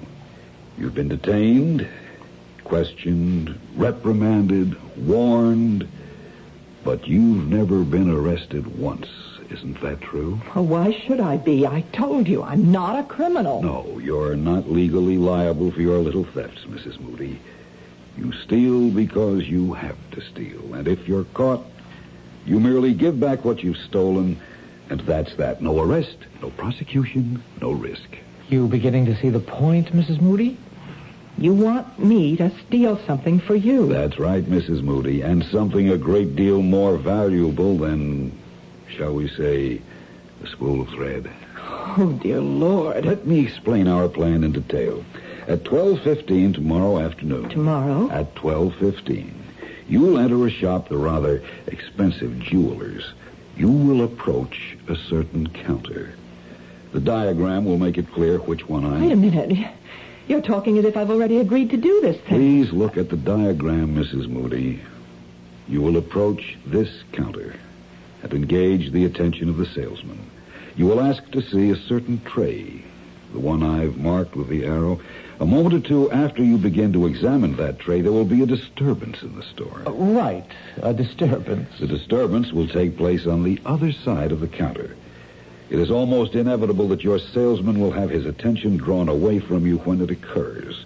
In all likelihood, he'll leave you and go to see what has happened. That's when you will act. You'll pick up the diamond pin on the upper right-hand corner of the tray and drop it into your purse. And then you'll simply walk out the door. You're really mad. As you can see from the drawing, the distance between the counter and the door is a very short one. You can reach it within 3 or 4 seconds. You can be sure that your salesman will be much occupied to notice that you have left. I won't do any such thing. That's plain and simple robbery. When you reach the outside, you'll see a man with a yellow canister collecting funds for children's welfare. The man will approach you immediately. You will drop the diamond pin into the opening of the canister and walk to the corner. There will be a taxi there in all probability. It's a hack stand. If there isn't a taxi waiting, hail one or walk to the bus stop. Believe me, you will have ample time to make your getaway. There isn't going to be any getaway. I am not going to do anything so insane. As I said before, you'll be perfectly safe. You'll have absolutely no... If you're stopped before you reach the exit, simply give yourself up. When Travels learns idiosyncrasy, no harm will come to you. It'll be just another neurotic incident, nothing more. You're wasting your breath. You'll tell them about your problem. They'll check with other stores and find your case history on file. No, there's no way I'll do such a thing. Hey, what's the matter with you, lady? Didn't you? You can't get into trouble doing this. But your husband will if you don't. Let me out of here, please. Pick someone else out of those files. All right, Tom. If that's how Mrs. Moody wants it. Then I can go. The door was always open, lady. See? But if you change your mind, Mrs. Moody, just call me here at the Hotel Hamilton. Just ask for room 408. But if I don't hear from you tonight, well, you know what we'll have to do.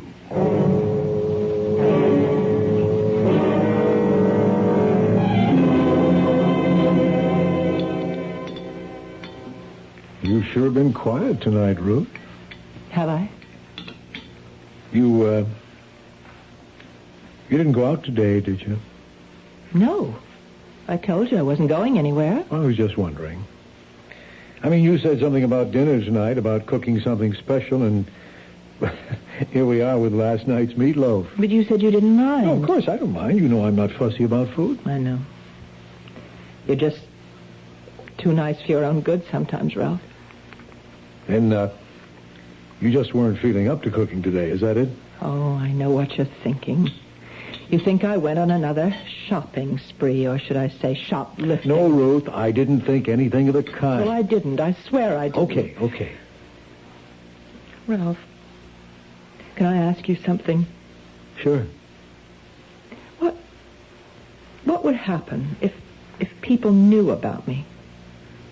The people you work for, in the controller's office, or the mayor himself. What if they knew about my illness? They'd know, that's all. Would it hurt you? Honey, this is silly. Nobody knows about your problem but you and me and a few department stores. And Dr. Berger, of course, the doctor you won't see anymore. But if they were to find out, would it hurt you? Look, haven't we got enough to worry about without thinking the worst? Then it would be bad for you.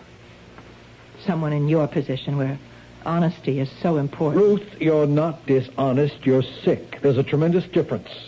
That's why I'm so sorry you won't see that doctor. But would everyone understand the difference? I mean, when they learned about my stealing things, would they think twice about you? You want the truth? Yes. Yes, they would. They're only human. No, they're worse than human. They're politicians. They have to be elected to office, and that's exactly the... Yes. I guess I've always known that was true. Honey, I think I could use some more gravy. Yes. Oh, I have some in the kitchen. I'll be right back.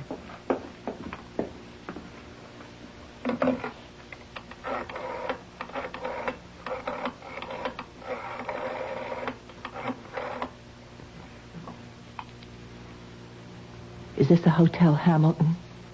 Room 408, please.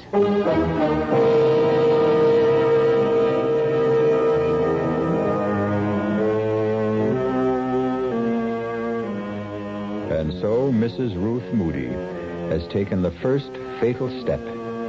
And tomorrow at noon, she'll take several more steps to the doors of Travell's Jewelry. And for the first time in her life, Ruth will steal and know the reason why she's stealing. Will it really make a difference? I'll be back shortly with Act 3.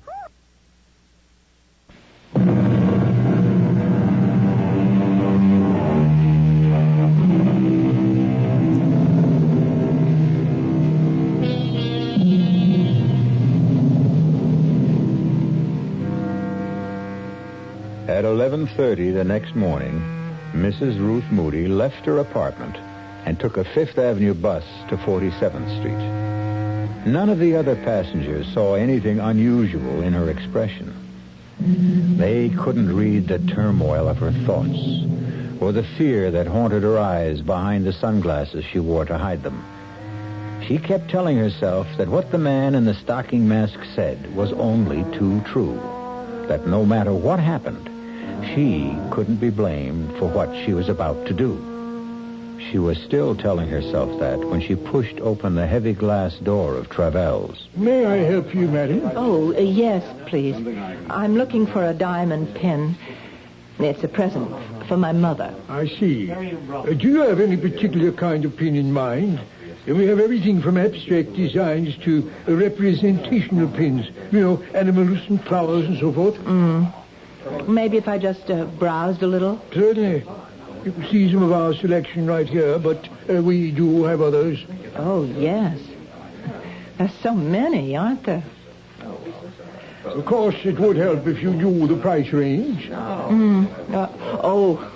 Well, the price isn't important. It's just that the pen be right. Yes, I see. This tray right here, on the first shelf. Yes? Well, that seems to have quite a few nice pens. Yes, I'll bring it out for you. Actually, these are some of the best stones in our collection. You have good taste.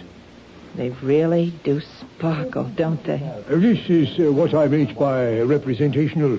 As you can see, it's in the shape of a cat. Oh, well, no. My mother hates cats.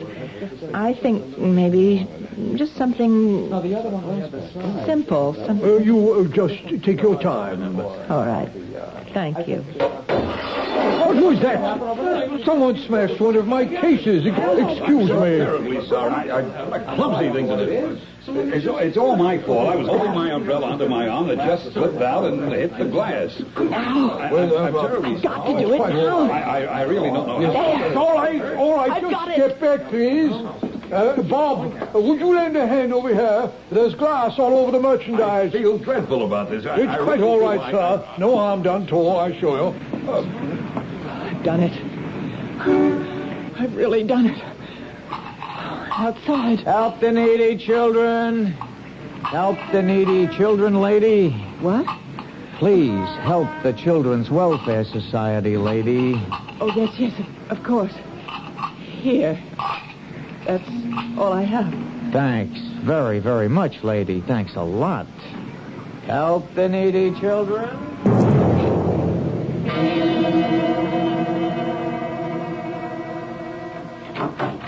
Ralph? Is that you? Yes, I'm home. Oh. How are you, honey? I'm all right. You sure? You don't look so good. No, I'm fine, really. Would you like a drink? Yeah, I wouldn't mind, thanks.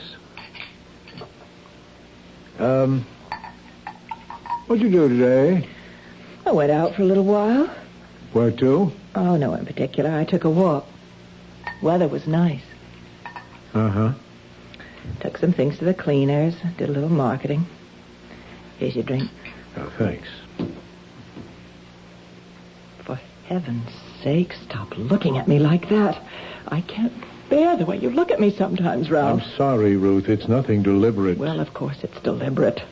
It happens all the time now. You keep staring at me as if you're trying to read my mind. As if you wanted me to confess something. Now, Ruth, that isn't true. You've got to stop thinking such things every time I look at you. What's going to happen to us, Ralph? What kind of marriage are we going to have from now on? Ruth, we've been married 6 years now. I think we know how to live with each other. But you can't live with this disease of mine. You can never stop suspecting me of having stolen something again. Isn't that what you're thinking right now? All I'm thinking about is that you don't look well. And how disappointed I am that you won't see Dr. Berger. I called him today, by the way. What for? Well, I just wanted to talk to him, find out if there was anything more I could do to help you. And what did he say? He said there might be. Well, what do you mean by that? Well, I told Berger about our talk last night, about how worried you are that the people at City Hall might find out about your illness. Now, he told me that was an important part of your guilt syndrome, whatever that means. Oh, I hate that psychiatric double talk. Just the same, he thought you'd be a lot better off if you weren't concerned about such things. If you were able to admit that you were ill. I do admit it. That doesn't mean that other people have to know about it. Ruth, I told them. What? I told McGuire, the controller. I took him out to lunch. I told him all about your kleptomania. Oh, no, Ralph. Oh, no. Look, I began to realize that I was hiding it, too, that I wasn't treating it like an illness either, that I was acting as if it were something shameful. What did you do it for? For us, Ruth. But now you'll lose your job. No, I'm not going to lose my job. It's going to be all right. But you said... Now, I know the dumb things I said last night about how this sort of thing can hurt a politician. Well, I was wrong.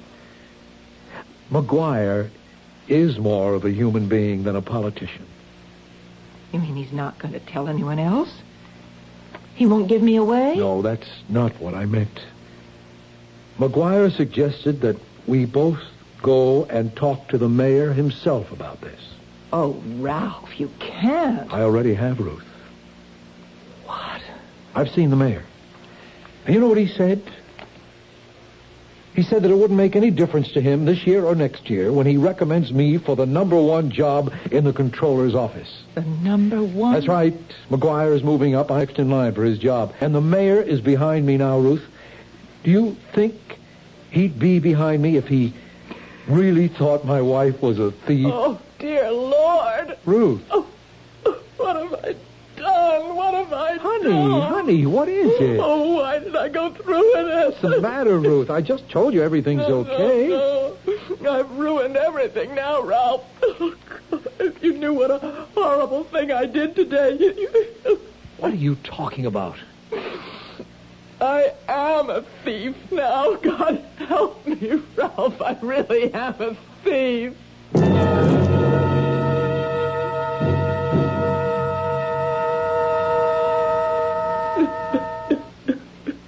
Try and stay calm, Ruth.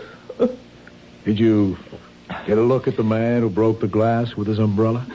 Do you think that he was the same man you met yesterday at the Hotel Hamilton? I'm sure he was.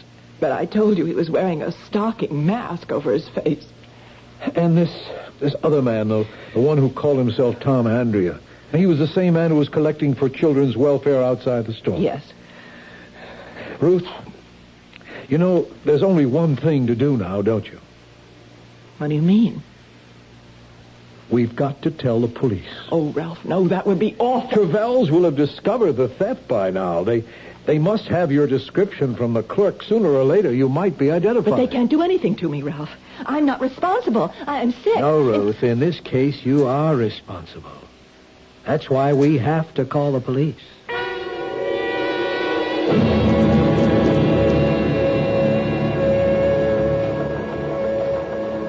All right, Mrs. Moody. Here's the typed statement you gave us. Can I go home after I sign it? Yes, of course. But better read it over first. What happens after that, Lieutenant Ames? That depends. On what? Well, mostly on whether or not your wife has told us everything. But I swear I have. I'm not saying your story is phony, Mrs. Moody. My own viewpoint is that it's too cockeyed to be phony. But that may be a subtle way of looking at it. Why should she lie about this, Lieutenant? What would my wife have to gain? Well, she could stand to gain a diamond pin worth almost $50,000. But she doesn't have the diamond. She gave it to them. Yes, that's a story. But let's say, for example, that those two men never existed. Oh, that's a horrible thing to say. I'm telling you how other people might see this thing. If you were a crook and you realized that you'd been spotted in Trevells, well, this story of yours would put you in the clear, wouldn't it? But it's true. Every word of it. But you see the problem, don't you? You've been identified as a robber. You've confessed to stealing the pin. The fact that you're a known kleptomaniac doesn't help. Some people might even be nasty enough to say that you got yourself that reputation deliberately. This is incredible. You're accusing my wife of being a thief. Oh, what can I say to convince you? If you could only give me a better description of those two men. Well, I've done the best I could. The first man, he was of average height, dark hair, very sunburned. Yeah. You keep telling me about that sunburn. But that's not going to last very long, is it? Lieutenant, you think that sunburn was a kind of disguise? I'm sure it was, Mr. Moody. All right, and the other man, he wore a stocking mask. There's no way I can describe him. What about the hotel, Lieutenant? No good. It's a kind of a dump which doesn't even bother to keep a register, even though it's a city ordinance. But the clerk might be able to identify the man who took the room. Maybe, if we could produce him. Only, how do we do that? What about the $1,000 they promised to send her? Oh, I wouldn't count on that. If she's telling the truth, you'll never hear from him again. Okay, so maybe it's a new gimmick. Maybe one of them works in a department store, has access to the names of recognized kleptos. I'm sure he did work in a department store. Yeah, and so do thousands of people, Miss Moody. All you've got to do is name the one. And if she can't, what happens then? I think you know the answer to that. Will I be arrested? But you can't arrest her. She's sick. She was seeing a doctor. And I'm going to see him again. Oh, so help me, Ralph. You really mean that, Ruth? I'm not going to stop seeing Dr. Berger until I'm cured. Unless they send me to prison first. Well, have you read the statement, Miss Moody? Yes. Yes, it's all right. I'm ready to sign it. Fine. Yeah, let's see. I thought I had a pen on this desk. Oh, well, I think there's one in my purse. I'll get it. Hey, it's funny. What is?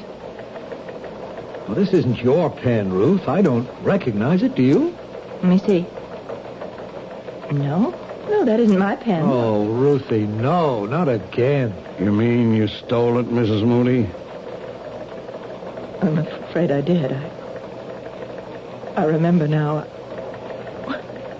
When the man was drawing the diagrams of the jewelry store, he left his pen on the coffee table, and I just couldn't stop myself. Wait a minute. You stole his pen, the man in the stocking mask? Yes. Will you arrest me for that, too? Let me see it. Miss Moody, do you realize there's a name on this pen? It's from Barnett's department store, and it's engraved with the name of the owner. What? Barnett's department store, J.M. Hutchins. Hutchins? He's the assistant manager. He is the one. Lieutenant, you found your man. Well, what do you know? This is the first time I've ever seen the proof of that old chestnut. Old chestnut? That it takes a thief to catch a thief.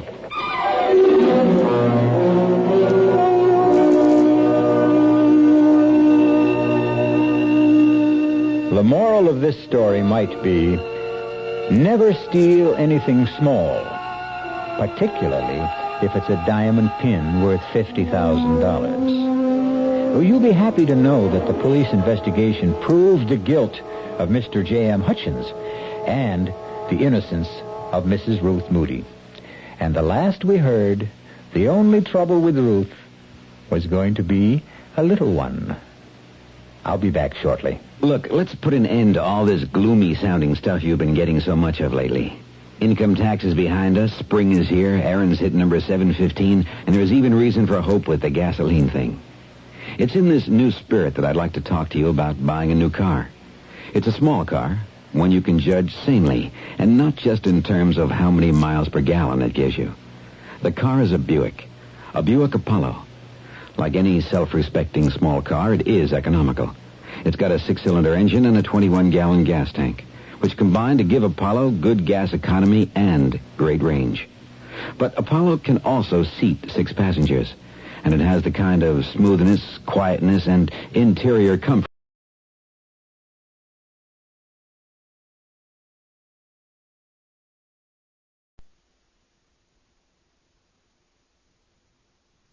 From the Mutual Studios in Washington, I'm Fulton Lewis, and that's the top of the news as it looks from here.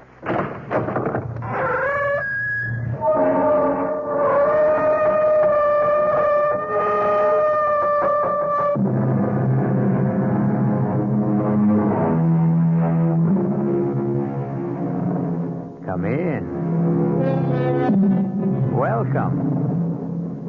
I'm E.G. Marshall. Welcome to the sound of suspense. Welcome to the fear you can hear. But mostly, welcome to the world of terrifying imagination. The story you're about to hear is a love story. But a love story which begins at the point where many love stories end. It begins after the wedding march has been played, after the vows of love and fidelity exchanged.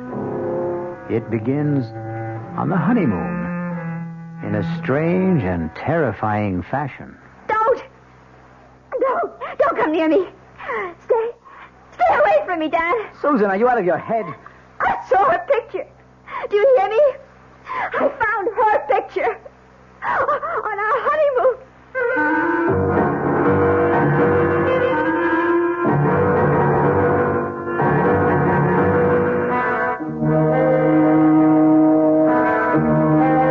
Our mystery drama, Deadly Honeymoon, was written especially for the Mystery Theater by Henry Slessor and stars Betsy von Furstenberg and Michael Wager. It is sponsored in part by Anheuser-Busch Incorporated, brewers of Budweiser, and by the Kellogg Company, makers of Kellogg's Special K cereal. I'll return shortly with Act One. There's nothing wrong with drinking Budweiser sip by sip, is there? Well, the brewers of Budweiser think there's a better way. Sipping's fine if you're drinking wine. But Bud is the king of beers, a hearty drink. Look, rinse a 10 or 12-ounce glass with cold water. Then open a can or bottle of Bud and pour it right down the middle so it kicks up a good head of foam. Now, take a big drink and then swallow big. No sips. That's how it should be done. More taste, more beer drinking enjoyment. Thanks to exclusive Beechwood aging, Budweiser has a smoothness that lets it go down especially easy. Sure, it's an expensive way to brew beer, but brewing beer right does make a difference. That's why, when you say Budweiser, you've said it all. Anheuser-Busch, St. Louis. This is WOR New York, your station for Mystery Theater.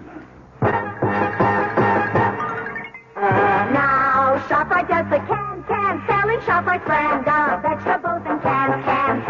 For quality that you can trust, for tasty corn, asparagus, for peas and beans, at gourmet scenes, for beef that beat all other treats. The only vegetables that can compare at all with ShopRite brand of vegetables you feed yourself instead of picking off our shelf. Now's the time to shop at ShopRite Can Blast. Now's the time to stock up while the values last. Stock up on ShopRite soda. 12-ounce cans for 79 cents.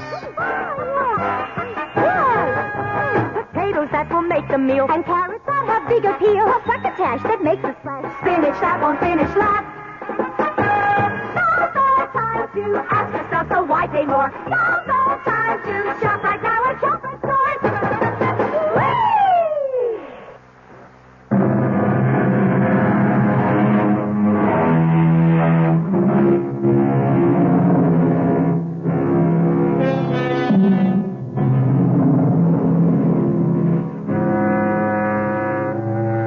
Our story begins 36,000 feet in the air on a flight which departed from New York's Kennedy Airport and in another hour will be touching down at O'Hare Airport in Chicago.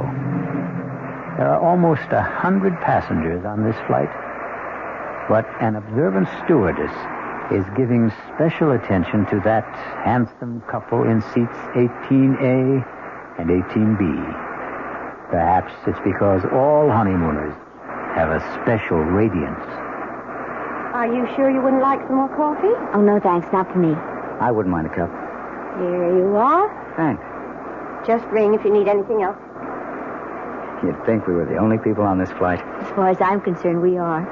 Oh, Dan, I feel absolutely drunk with happiness. Is that a funny word for the way I feel? No. It's a great word, Susan. I was flying hours before we got on the plane. Oh, what time did you say we land in Chicago? About 2:30. Is it far from the airport to the hotel? No, actually, it's only about a half an hour from O'Hare to downtown. About 16 miles. Still, I don't think we'll have time to make Evanston today, do you? Well, it might be better to go in the morning. You can call your aunt from the hotel. Dan, you sure you don't mind going to Evanston? I mean, I just couldn't possibly be a few miles away and not see Aunt Clara. Besides, I want to show off my new husband to somebody, and she's all the family I have. Was she your mother's sister? No, my father's. She came east when my parents were killed in that crash. Stayed with me for a month or so. That was about the most that either one of us could stand. She sounds like a holy terror. Oh, no, she's just crotchety, that's all. But she'll only be more crotchety if she learns that I passed through Chicago and didn't even stop by.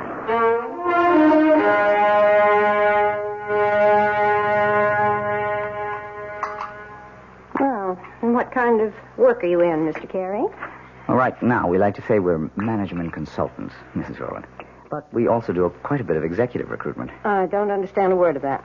Dan helps corporations find the right people for important jobs, Aunt Clara. His firm is the biggest in the field. Isn't it, Dan? Well, it's always hard to measure business like ours. But it has offices everywhere, doesn't it? In most of the major cities, yes. And now Dan is going to take over the branch in San Francisco. He's going to manage the entire thing. Is that some kind of a promotion? Oh, of course it is. I asked the gentleman, Susan. Speak when you're spoken to. Oh, sorry. Yes, Mrs. Rowland, it is a promotion. Truth is, it's a job that everyone in my office has been after. Oh, it's just worked out so beautifully for us. I mean, Dan having to move to San Francisco. We're sort of combining a business trip with a cross-country honeymoon. And where do you go from here?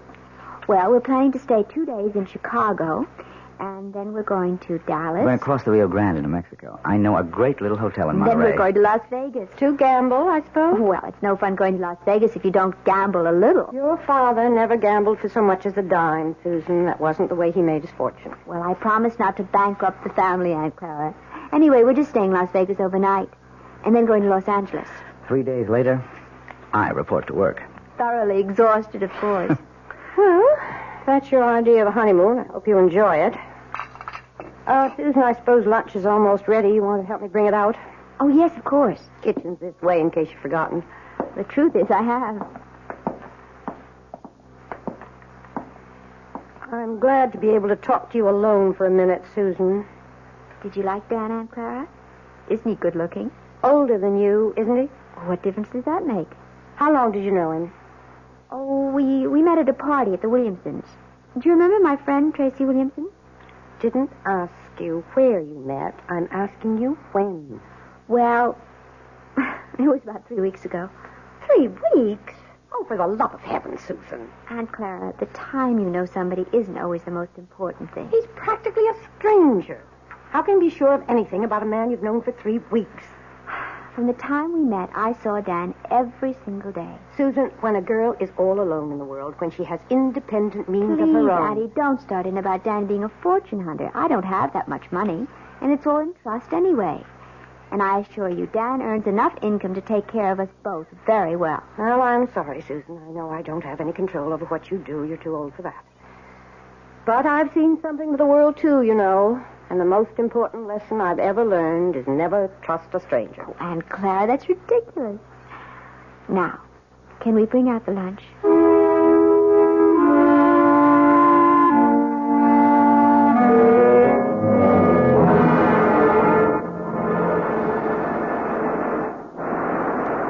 I don't know. I just have the feeling that Chicago wasn't all you expected it to be. Well, we weren't there very long, Dan.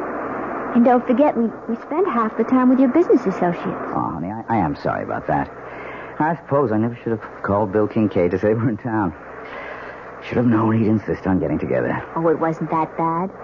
I just didn't know what he was talking about half the time. All those office politics. Yes. Well, Bill loves to gossip. But you can see what I mean about the San Francisco job. Everybody in the company wanted it. They'll never get over resenting me for being picked. But I am sorry if you were bored. It's all right, Dan, really. After all, I inflicted Aunt Clara on you. She was okay. Well, I know you didn't find her very friendly. Well, why should she be? I think she's a very protective type. Anybody you married would get her jaundiced eye. Yes, I suppose that's true enough. Dan, how long did you know Terry Williamson? Who? Terry, my ex-roommate. We met each other at her house. Or have you forgotten that already? Tell you the truth, darling, I didn't know whose house I was at that night. Oh, so Terry wasn't the one who invited you? No. It was a man named Bob Chambers, one of the executive types. I got placed at General Utilities. Don't ask me who invited him, because I don't know. I see. So it was all sort of roundabout. What's the difference? Still turned out to be the best party I ever attended. Yeah. Hey, something the matter? Oh, no, of course not. Nothing at all. Dan, where did you say we were staying in Dallas? It's a little hotel called the Lazy Sea. It's kind of rustic, but I think you'll like it. Besides, we'll only be there one night. We'll rent a car in the morning and drive down to Monterey. You really know all the offbeat places, don't you? Well, when you travel around enough, I guess you begin looking for them. You haven't done that much traveling on the job, have you? Huh? Well, no, not that much. Say, do you know the name of the airport in Dallas? I forget. It's called Love Field. Isn't that a great name for honeymooners? Yes.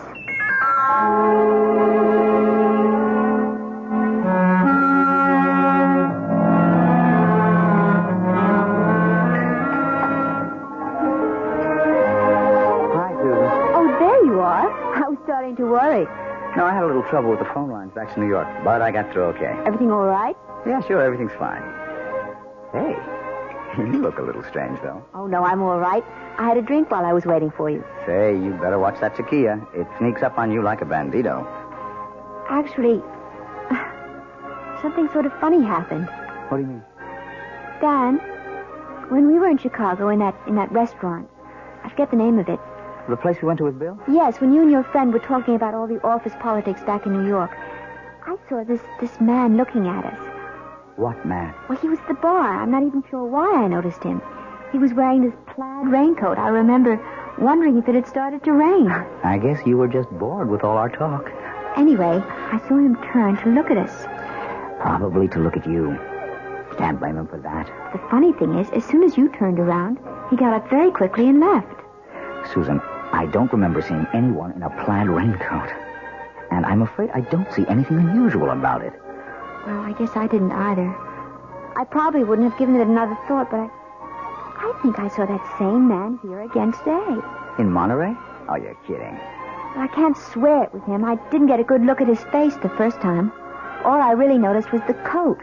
And you saw the coat again? Is that it? Yes.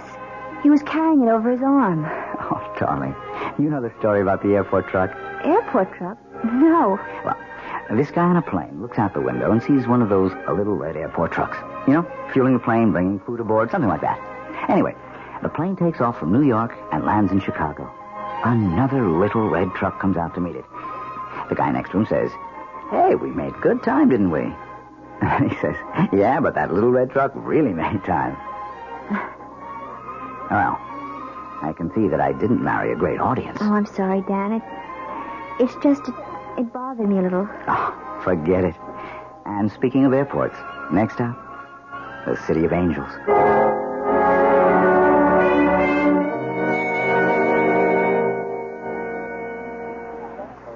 Let's see.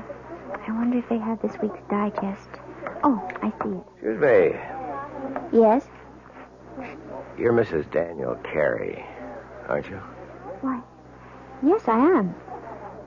Do I know you? No, Mrs. Carey, but I know you. Saw your husband leaving the hotel about half an hour ago. Are you planning on meeting him? Wait a minute. I've seen you before. Have you? You're the man with the coat, the plaid raincoat. Well, you happen to be right. I do own a plaid raincoat, but with this nice sunny weather... Excuse me. Look, Mrs. Carey, I know it seems as if I'm following. Yes, it does. Well, okay, it's true. But I've had a reason. Such as? Could we talk about it someplace? There's a coffee shop in the hotel. I'm sorry. I don't even know who you are. Maybe it would help if I introduced myself. My name is Harrington. Lieutenant Gale Harrington, attached to New York City Police Department. Police? That's right, Mrs. Carey. So you see, what I have to discuss with you is police business. But what have I done? It's nothing you've done. It concerns your husband and what he might do.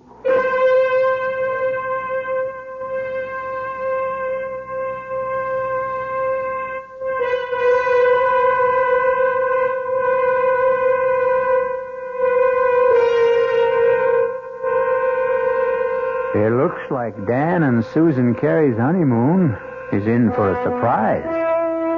Or perhaps more than one. Maybe Susan will soon wonder if her Aunt Clara wasn't right about a number of things, including her cynical advice about trusting no strangers. We'll find out about the new stranger in Susan's life when I return shortly with Act 2. And now another another tale of the ball and chain. And Kellogg's Special K Presents Last Tango in Pittsburgh. There I was at Raoul's All Right Tango Lounge. My little orchid, will you tango with me? It was Raoul. You're a splendid dancer. Thank you. But what was that? I was what? That sound effect. Oh, I'm a few pounds overweight, and this ball and chain points out how my extra weight can get in the way. I'm pointing you back to your chair. Our heroine decided to lose that extra weight. She exercised and ate smart at every meal, starting with a Special K breakfast. A bowl of Special K, skim milk, tomato juice, and coffee. It's less than 240 calories, 99% fat-free, and 100% delicious. After a while, she was rid of the ball and chain and back at Raoul's. Darling, you're looking fantastic. What a happy ending. What ending? We're just getting started. Raoul, get lost. Your happy ending could begin with the Kellogg's Special K breakfast. And that's another tale of the ball and chain. This is WOR New York, your Mystery Theater station.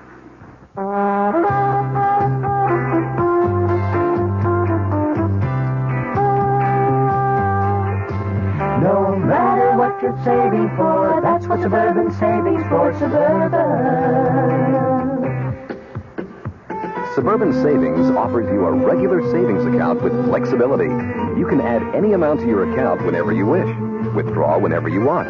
Suburban Savings pays a 5.25% annual interest rate on regular savings paid quarterly, which earns an annual effective yield of 5.47%. Interest is compounded continuously from day of deposit to day of withdrawal, as long as $50 is maintained in the account to the end of the quarter. Come into Suburban Savings and open an account with flexibility. Our regular savings account in New Jersey at Bayonne, Edgewater, Elmwood Park, Emerson, Hackettstown, Morris Plains, Nutley, Paramus, and Sparta.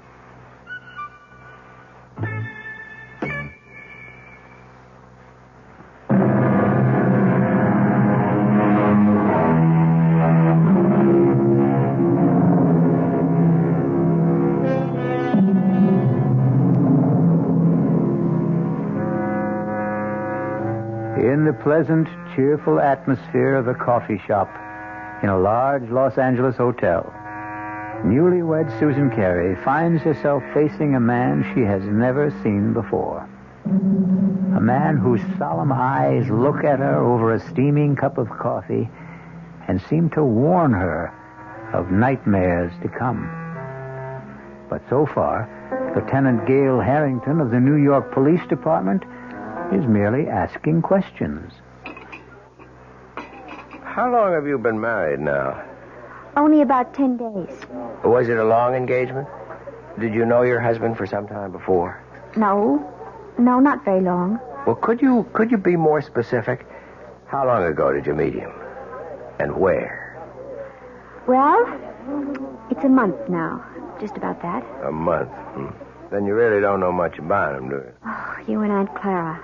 Beg pardon? Lieutenant, will you please tell me what this is about? Has my husband committed some crime? Is that what you're implying? Oh, I didn't say that, Mrs. Carey. But believe me, it would be helpful to both of us if you could just tell me a little bit about the circumstances. You know, I don't see why this has to be so one-sided. Now, please bear with me. All right. I met Dan at a party at a friend's house about a month ago. We talked a lot. We liked each other. We started dating. I saw him every single day. What business did he tell you he was in? You make it sound as if he lied to me. No, I didn't mean to do that. He's a management consultant. I know he is. He's just gotten a very important job in San Francisco, head of the entire office. We're going there tomorrow. So that was the purpose of the trip? Yes. But since you've been married 10 days, I gather it's a honeymoon as well. Well, naturally it is. Yes, naturally. Lieutenant. Miss Carey, do you know if your husband was ever married before? Married? No. Are you really certain? It's police business. Tell me that Dan's a bigamist or something? No, Mrs. Carey, certainly not that. Then what is it? I'm going to tell you, but you have to understand one thing. Now, I am not assigned to this case anymore. My interest is strictly unofficial. I may be completely mistaken, but you're the only one who can prove it one way or another. Prove what? About whether your husband ever called himself Don Crawford. And once, 4 years ago, David Chase. See? All the same initials, like Dan Carey. You are saying he's a criminal. Not just a criminal, Mrs. Carey. A wife killer. You're crazy. I hope so. Believe me, I do. Let me start at the beginning. If you still think I'm crazy by the time I'm finished, I'll be happy to buy you that coffee and go on my way. But if you think I'm not, if you have any doubts, then I want you to tell me so and let me help you. All right. Go on. I know you're wrong, but go on. I first heard of Dawn Crawford back in 1965 when I was attached to the homicide detail in the Los Angeles PD. Mrs. Crawford was the former Edith Burbank. She was the youngest daughter of a wealthy family in Baltimore. Only when I saw her, she was never going to enjoy her money anymore. She was dead. Her throat had been cut by one of those, quote, mysterious intruders, unquote, that the papers liked to write about. Her husband, Don, was broken-hearted, naturally. They'd only been married 4 weeks. But her death also made him some money. Not a fortune, really. There was a mix-up about her will, and he ended up with nothing but a handsome payoff from the family. Mrs. Carey, you okay? I can't believe I'm sitting here listening to this. I won't be long, I promise. Anyway, I was assigned to the Crawford case, and I didn't exactly cover myself with glory. You mean you never found the mysterious intruder? That's right. So naturally, you decided that maybe there wasn't any. Let me go on, Mrs. Carey, okay? Yes, go on. Anyway, I ran into a similar case about 4 years ago. The murder of a young bride, fresh from her honeymoon. A broken-hearted groom named David Chase. I thought Chase and Crawford were one and the same man. But I couldn't convince the district attorney of the resemblance. But I am still convinced, Mrs. Carey. And you think Dan is the same person? Oh, he's changed again, of course. His hair is lighter than Chase's. He's thinner and paler. But there's something about the face I can't forget. And even if it's true, you still have no proof. Is that it? You couldn't solve your case, so you're holding on to your first solution. Wait, Mrs. Carey. Let me tell you why I was so sure that Crawford and Chase were the same man. It was because of the honeymoon. What? It's my theory that their honeymoons were identical. A compulsive honeymoon, you might say. That is ridiculous. Criminals are like that. Creatures of habit, most of them. Afraid to change a pattern, maybe for fear that their luck will change with it. What do you mean by it? I stumbled on the coincidence accidentally. But as far as I could trace it, Don Crawford and David Chase took their brides to the same places. They did the same things. And I knew that if I ever saw that pattern duplicated, I would have my killer. I hope I'm wrong, Mrs. Carey. But you are the only one who can tell me. And my first question is this. Was your first stop Chicago? Yes. Yes, of course it was. And you knew that. That's where we first saw you, in Chicago, in that restaurant. Okay. I just wanted to make sure. You can't possibly make something out of that. Dan wanted to see people in the Chicago office, and I thought it would be nice to visit my aunt in Evanston. She's my family. Was your next stop after Chicago in Texas? Yes. We went to Dallas. Dallas is a wonderful place to visit, Lieutenant. I don't see anything so peculiar about that. Both Chase and Crawford went to Dallas. They chose offbeat hotels. I guess they didn't care to be seen very much. Where did you stay in Dallas? It was a perfectly nice hotel. I don't think you could describe it as offbeat. All right. And then the next stop would be Monterey. You knew we were in Monterey because that's where I saw you the second time. By that time, Mrs. Carey, I'd made up my mind to follow you. Are you saying that these supposed wife killers you're talking about also went to Monterey? Yes, they did, and from Monterey to Las Vegas. Well, then you're wrong, Lieutenant. You're completely wrong. You mean you didn't go to Vegas? No. So there goes your famous theory, doesn't it? Well, I admit I'm We changed our mind about Vegas. We decided that we might be too tempted to gamble away all the money we had for the trip. Ah, so you did have it on the schedule. Well, yes. Yes, we did, but we didn't go. You really think that changes the pattern? The fact that you didn't go. Oh, please, I can't stand any more of this. I don't want to hear any more of it. Mrs. Carey, Edith Burbank was killed in Los Angeles, in her hotel room. This hotel. I'm leaving. I'm leaving Mrs. right Carey, now. wait. You're wrong. You've got Dan mixed up with someone else. Let me finish, please. Just one more moment. Please, no, please let me go.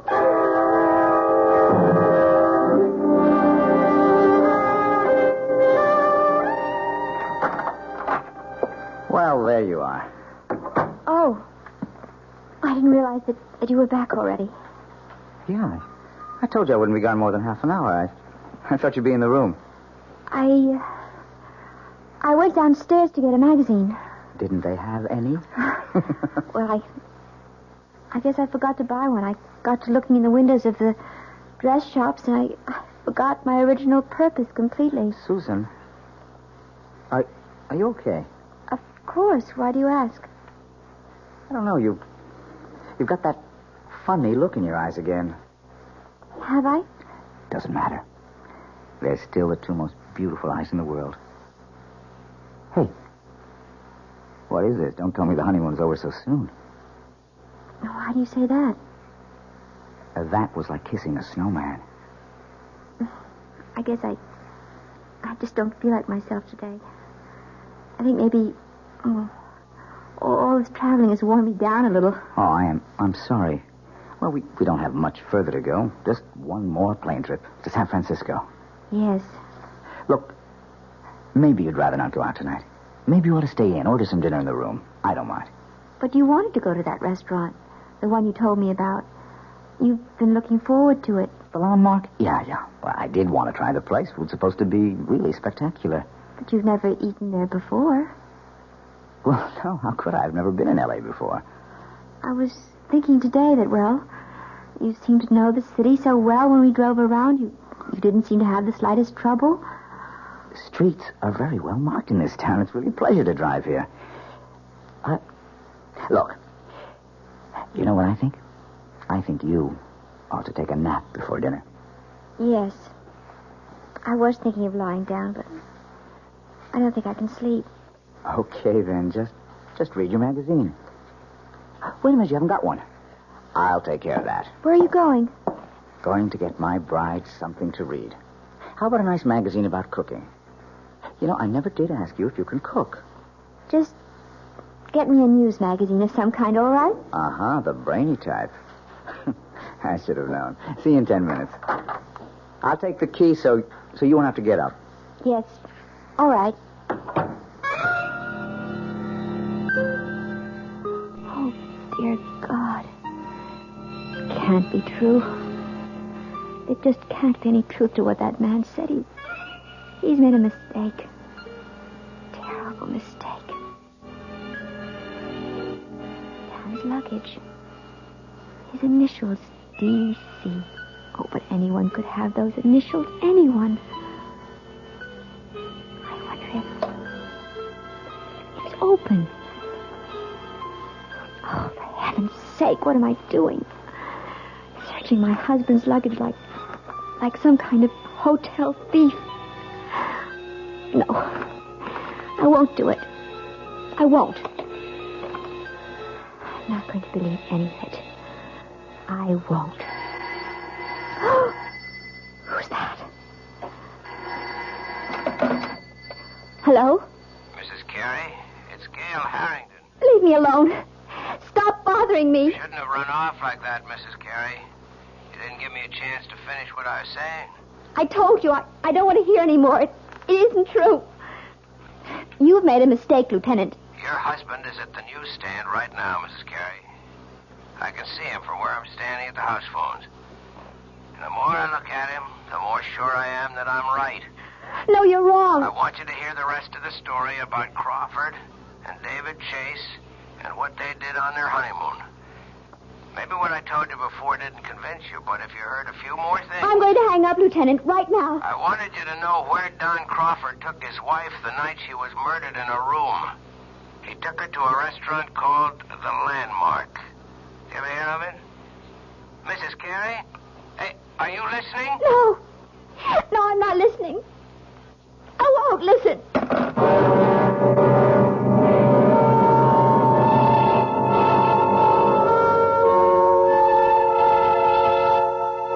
And so Susan Carey seems to have a date at the Landmark restaurant in Los Angeles with her loving husband, Dan. If she keeps the date, something tells me that she's not going to do their cuisine very much justice. Because one needs peace of mind to enjoy good food. Fear affects the salivary glands, and terror ruins the taste buds. I'll be back shortly with Act 3. I'm Hy Brown, producer of Radio Mystery Theater, and I'm most enthusiastic about this new adventure in modern radio. Here's what listeners are telling us. Your program was absolutely great. Don't oil the door. Or again, you've got yourself a winning show. We'd like your reactions, too. Right now, we're in the last week of our drawing for 50 prizes a week. 2 AM/FM stereo phonos, 2 travel clock radios, and 46 anthologies of modern suspense. Just mail your name and address, and you're eligible, to Mystery Theater, Box 50, Radio City Station, New York, 10019. That's Box 50, Radio City Station, New York, 10019. Entries must be postmarked no later than Saturday, January 26. Offer good everywhere unless locally prohibited. This is WOR New York, your Mystery Theater station. An invitation. This is Peter Roberts. Join us Sunday morning, 8:15 to 10 here on WOR for Rambling with Roberts. 2 hours of music, specially selected for Sunday morning listening pleasure, along with bits of weather information, news headlines, bits of trivia, such as the fact that a man from Onowa, Iowa, received a patent for what he called Eskimo pie, which was ice cream coated with chocolate. It all happened in 1922. It may not seem like very much in the way of history, but it does take place, these little bits of trivia and information, on Rambling with Roberts. So, of a Sunday morning, make a note.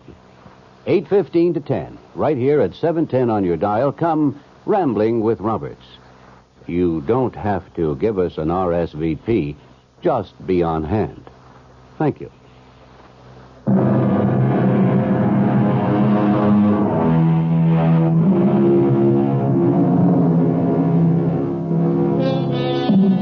Well, what have we here?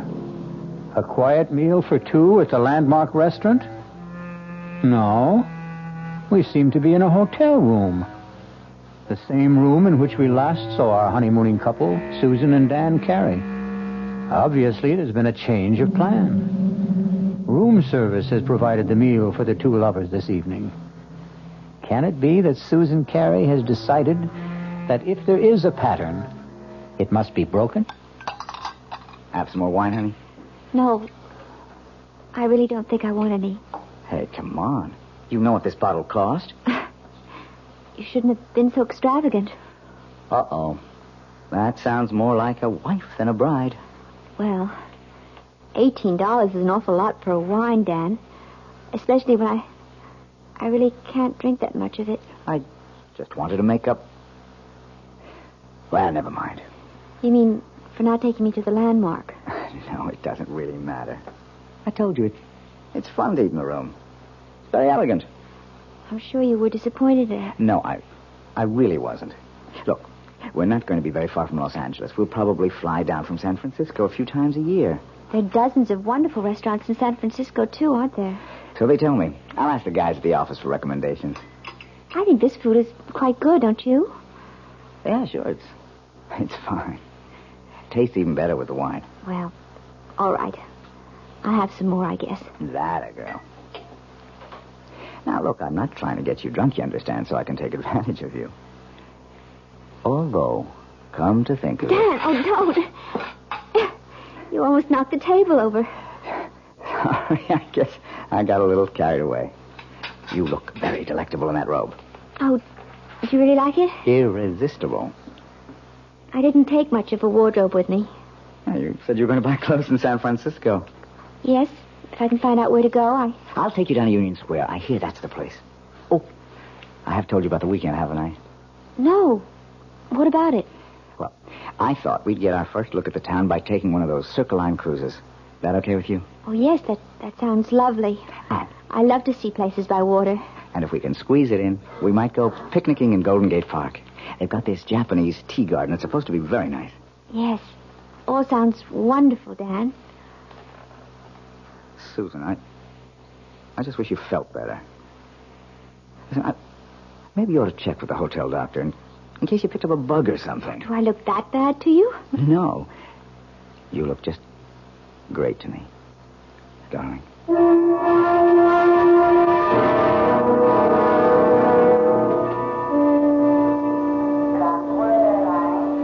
Yeah, I think that'd be a good idea, honey. Reserve the car ahead of time. Then we can pick it up right away in San Francisco. Whatever you think, Dan. You wait right here. I'll go over to the counter. It's all right. Be back in 10 minutes. All right, Dan. Mrs. Carey. Oh, no. Not you again. I didn't mean to startle you. Go away. Please go away. I don't want to see you anymore or hear anything you have to say. Now, I know that I seem to be persecuting you or something. As you can see, Lieutenant, I am in perfectly good health. I was not murdered in my sleep in that hotel room. Look, Mrs. Carey, I've only got a few minutes before your husband gets back. I just wanted to finish my story about this other guy, this David Chase. I don't care if you are a policeman. I'll call someone and have you arrested for bothering me. David Chase's wife didn't get killed in Los Angeles. She died in San Francisco. Where? In a hotel room? No, not there. But they stayed at the San Remo. Is that where you're staying? Yes, but millions of people do. No, there wasn't any mysterious intruder this time. In fact, Mrs. Chase's death was listed officially as an accident. She had a little too much to drink at dinner, and her feet got tangled up on top of a very steep hill. The fall broke her neck. It was her very first day in San Francisco. She and her husband had quite a day, too. They took one of those boat cruises to see the city. Then they went to Golden Gate Park, to the Japanese tea garden. Miss Carey, are you okay? No. No, I'm not okay. How could I be? That night they went to a restaurant called the Vendôme. That's where the lady drank too much, at least according to her husband. Oh, dear God. Listen, Mrs. Carey, I can't follow you anymore. I've got a job to get back to. I want you to take this. Gun. Quiet. Don't draw anyone's attention to us. Just take it. If I'm wrong and you don't need it, fine. Just throw it away. No. I don't want I it. cannot have you on my conscience, don't you understand? All right. Yes, all right. I'll take it. I still say you're wrong. I hope so. But I don't think I am.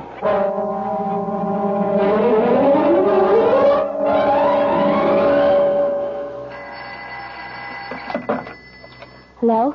Mrs. Carey? Yes? This is the message desk. Your husband left a message here for you at 4 o'clock. Oh, I've been out until now. Would you like me to read it to you? Yes, please. It says, we'll be at the office until 6. Should be there no later than 6:30. Love, Dan. Oh, yes.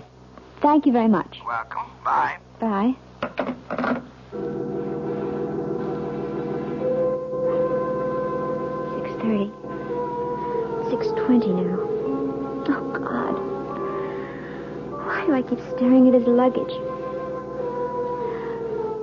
Why can't I just forget about it? No. It isn't dishonest. It's just something I have to do. No, nothing in this one but clothing. This one has papers and things. All his documents. Birth certificate. Honorable discharge. U.S. Navy. Daniel Eldon Carey. That is his name. It is. That man Harrington was wrong. Doesn't this mean he was wrong? Or does it just mean that... No. I'm not going to start thinking that way. These look like photographs. Maybe his family... Oh, no, wait. This picture is signed. Such a pretty girl. To Dan. All my love forever, Edith. Edith. What was the name policeman. What was the name of that man's wife? Wasn't it Edith? Oh, no. Who is it? It's me, honey. Oh, 1 second. Hi, sweetheart. Sorry, I forgot to take my key. Hey, I'm not late, am I? I told him at the desk I'd be back at 6. Well, it's not even that. Hey, why is it so dark in here, Susan? Oh, I just got back myself. I didn't think of turning on all the lights. Susan, I have a confession to make. I wasn't at the office at all. My new staff thought they ought to prison the new boss. I tell you one thing about San Francisco. It's a hard-drinking town. Susan, what's the matter? Dad, I found her picture. What? I found her picture. Your first wife's. What are you talking about? I was never married. Then what's her picture doing in your luggage?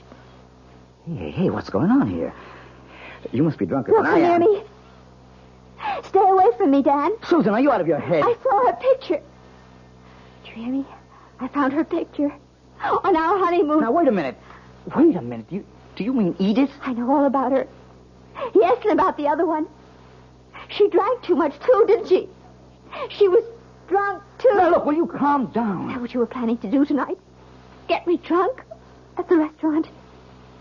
You were going to take me out to dinner tonight, weren't you? Of course I was. I asked one of the guys at the... Well, I can tell you the restaurant he picked.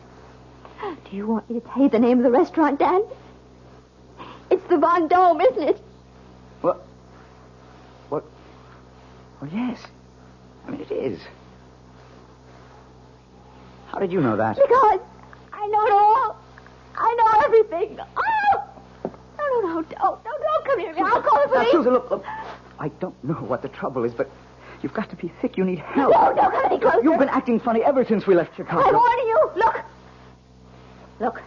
My God. I've got a gun. Susan, put that down. I'm not going to end up like them. Give me that thing, Susan. Don't. Oh, don't, Susan. Daphne. Susan. I don't want to shoot you.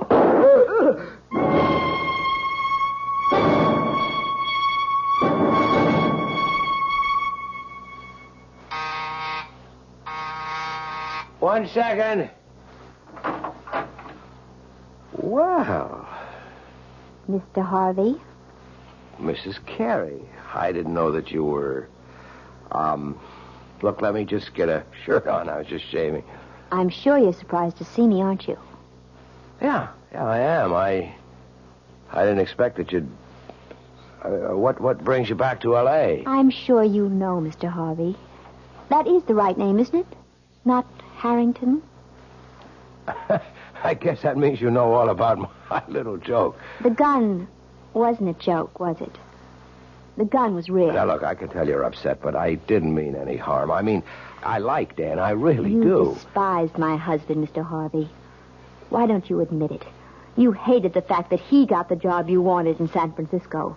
And all you got was an assistant manager's job in Chicago. You are wrong. I just thought it'd be a good gag, a good joke on Danny boy. Yes. I've heard about your reputation. The great practical joker. You thought of a great one this time. Yeah, but that's all it was. You gave Dan the itinerary for our honeymoon trip. You were just being helpful, of course. You gave him all the names and places, all the benefit of your traveling experience. That was the gag. See, I thought if Dan took you to all the places I listed for him... You even knew about Edith, the girl he was once engaged to, the one who died. She became his murder victim in your little fantasy. What did you think would happen, Mr. Harvey? Did I get frightened enough to kill Dan so that you might get the job he took away from you? Listen, is Dan all right? I thought you might want this back, Mr. Harvey. Your gun. Oh, now, wait a minute. Don't do anything stupid. Oh, you don't have to worry. I found out that I'm a terrible shot. That Dan's alive? See for yourself. Hello, Marty. Dan! Thank heavens you're okay. Look, Dan, I didn't mean for anything serious to happen. See the bandage, Marty? Just a flesh wound in my arm. I'll be okay. I'm glad to hear it, Danny. Honest, I am. Mhm. But I am learning to use my left arm, though. Like Wait a minute. Oh, no. No, don't. Please. I didn't mean it. Don't hit me again. Relax, Marty. I've got better things to do. I've got a honeymoon to finish. Although with any luck, it'll never end.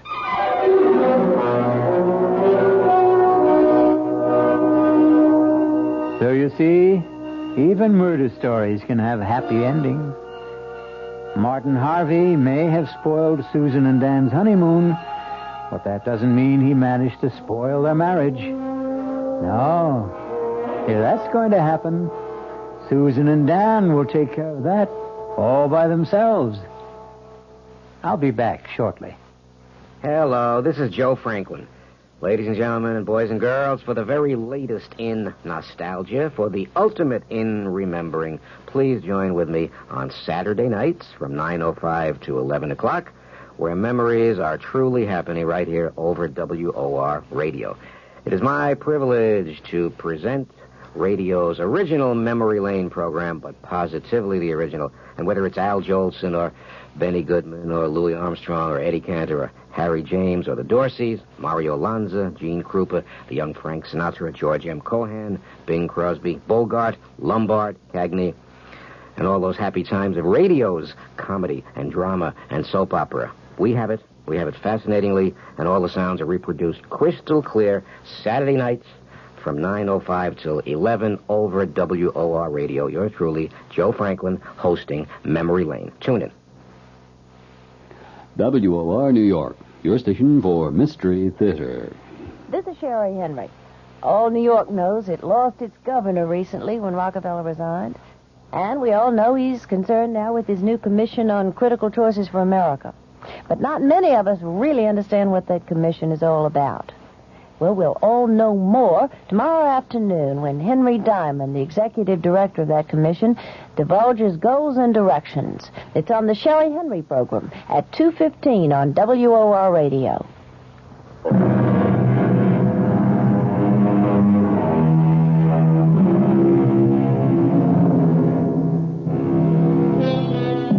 A purist might claim that the story you have just heard isn't a murder story, since no one was actually killed. The murders which took place were all in the imagination of Martin Harvey, who passed them on to the mind of Susan Carey. But it's a good demonstration of the point we've tried to make all along, that the most terrifying crimes can happen within the theater of the mind. Our cast included Betsy von Furstenberg, Michael Wager, Elspeth Eric, and Mason Adams. The entire production was under the direction of Hyman Brown. Now, a preview of our next tale. What are you thinking about, child? The day you said it was bad luck for us to see each other before the wedding. Nobody believes those old wives' tales. Nobody believes so many things that are outside the ordinary. Did you see Michael's body after? Don't talk about that, Lass. I knew they said the horse trampled him. I asked Dr. Ferguson about the hooves, and he wouldn't tell me. You'd tell me, wouldn't you, Jeannie? Oh, tell you what? Were they like horseshoes, or were they cleft in two? Were they cloven hooves? In the name of God, what are you saying? I'm not speaking of God. I'm speaking of the devil. This is E.G. Marshall inviting you to return to our Mystery Theater for another adventure in the macabre. Until next time, pleasant dreams.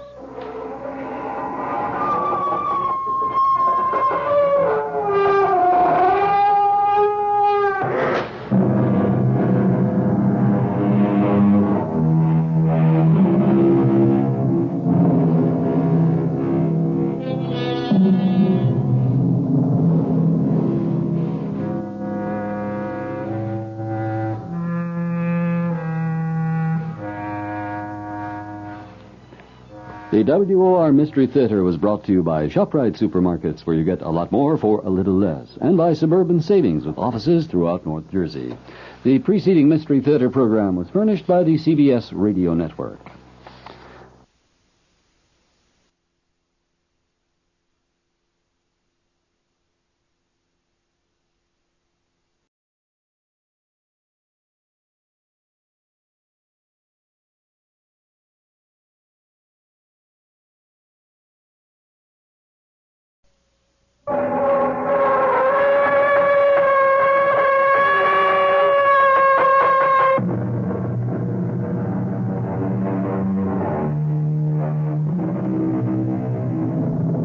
Come in. Welcome. I'm E.G. Marshall. Do come in. Make yourself comfortable because I'm going to tell you a nice, quiet little ghost story. Nothing to frighten you. Not badly, at any rate. Nothing to make you run screaming into the street. No, the most this ghost story can do is make you snuggle down deeper under the covers and reach out for a hand to hold. A hand, I trust, that is firm and warm, not clammy and cold. Our mystery drama, The Phantom Lullaby, was written especially for the Mystery Theater by Elspeth Eric and stars Rosemary Murphy and Arnold Moss.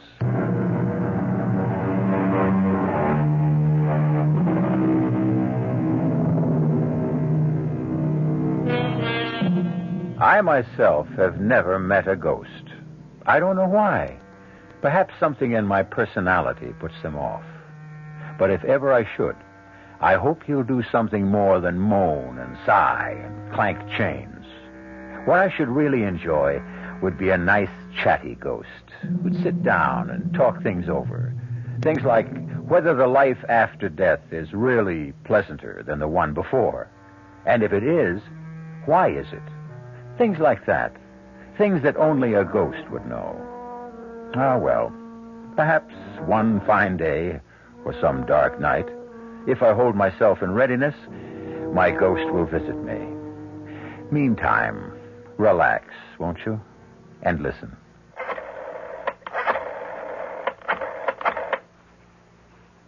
Hello? Intercoastal Airlines? Well, can you tell me if Flight 509 from New York is on time? Yeah, I'll hold on. Ellen's room is finished. Good.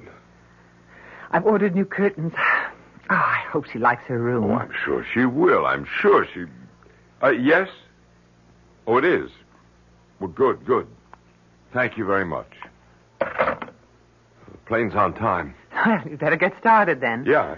Don't be nervous. I'm not nervous. It'll only make her nervous if you're nervous. What are you looking in the closet for? My overcoat. It's on the chair.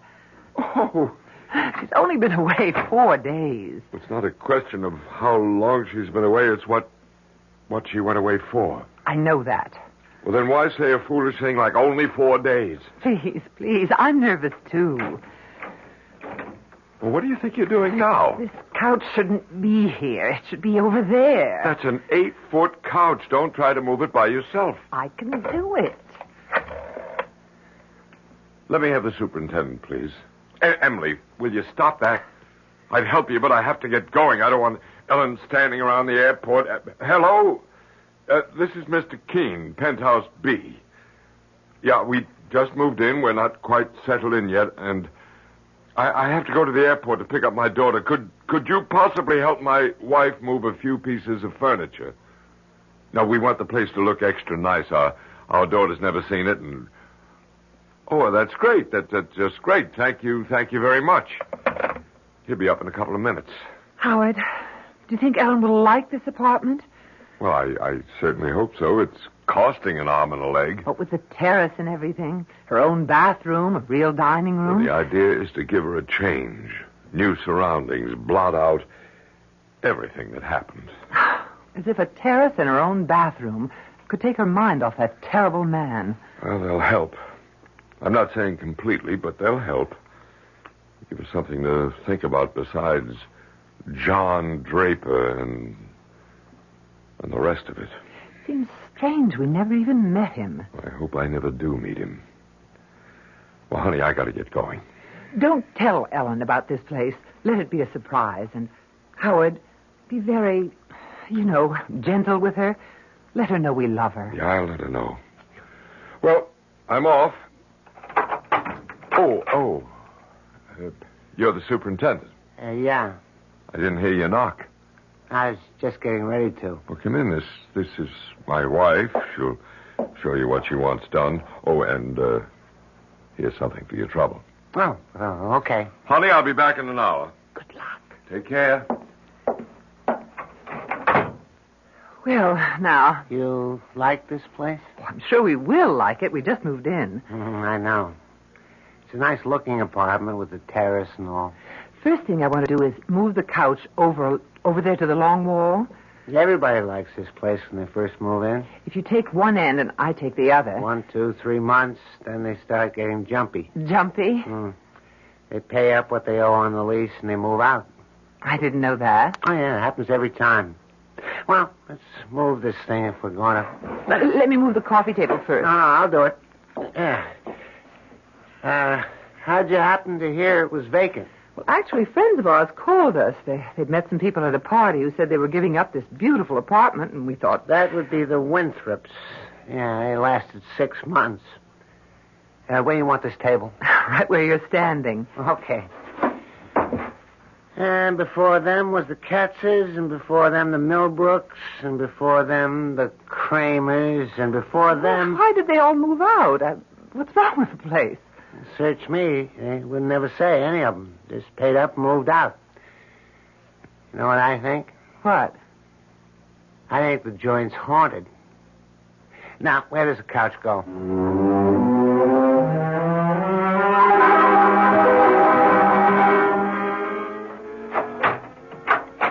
Enter, young lady. Ellen. Darling, it's so good to have you back. I'll put the suitcase in the bedroom.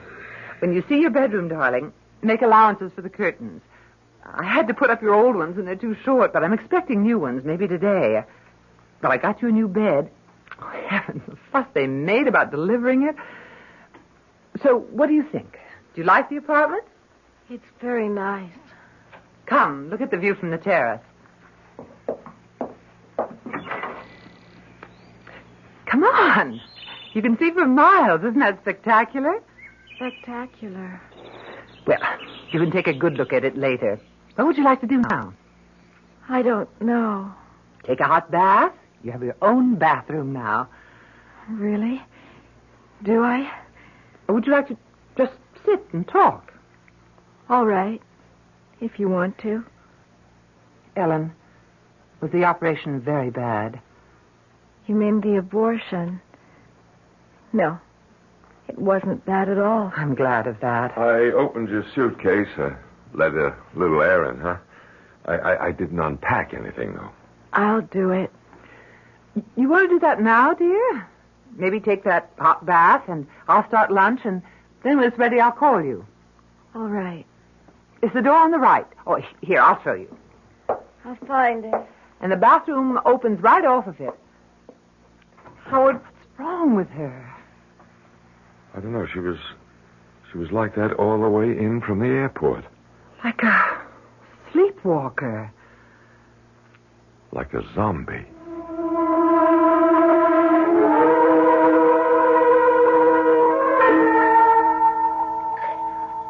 Howard? I'm making us a drink. We need it. How is she? I guess she's all right. Here's your drink. She's lying on the bed, just staring at the ceiling. I spoke to her, but she didn't answer me. So I didn't bother her. That horrible man, he did this to her. I wish she'd talked to me about him. But she never did say much, except that she was seeing him a lot. And then when she told me she was pregnant, she said he didn't want to marry her, so she guessed she'd have an abortion. Just like that. Things have changed, so. The young people nowadays. And the parents nowadays. I guess so. I should have insisted. I should have put my foot down, absolutely insisted. Insisted on what? Well, at least on meeting the guy, at least that. That's not the way things are done these days. Well, they should be. Look, do you think I ought to get in touch with him now? Now? It's too late well, we now. can't just leave her the way she is, walking around like an automaton. Maybe he could... Oh, I don't know. Maybe he could snap her out of it or something. Maybe she'll snap out of it by herself. If she was really in love with him... She said she wasn't. Well, maybe she was. Maybe she was and didn't know it. Anyway, I think he ought to see what he's done. What good would that do? I don't know. Why don't you go and see if she's all right? I don't like to disturb her. Well, just knock on the door and see if she answers. All right. Well, the state she's in... Ellen? Oui, Maman. I don't want to disturb you, dear, but I just want to make sure everything's all right. Tout va bien. I guess she's all right. Anyway, she answered me. What did she say? I couldn't make it out, but she sounded fine. Well, that's good. Maybe it was just shock or something before. Probably that was it. Emily, if you get to talking to her, if she'll talk to you... Oh, she will. Ask her about this man. Hmm? What's his name again? John Draper? Yeah, ask her how she feels about him. You know, if she thinks about him, wants to call him up or anything, you tell her that it's all right with us. Howard, she doesn't care if it's all right with us.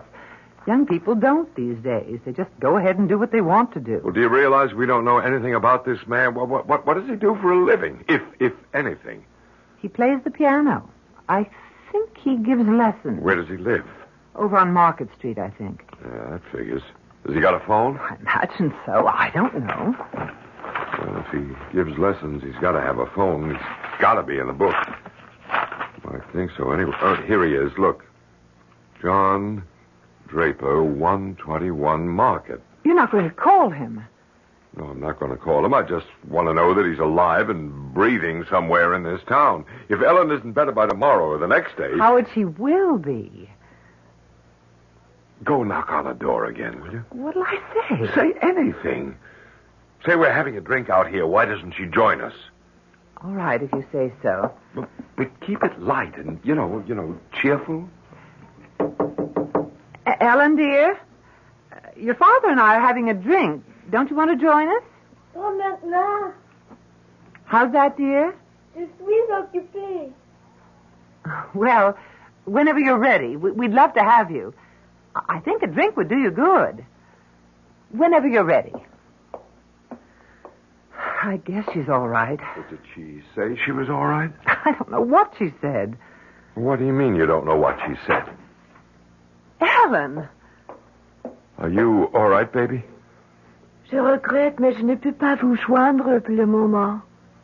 Je dois m'occuper de petit garçon. Excusez-moi, s'il vous plaît.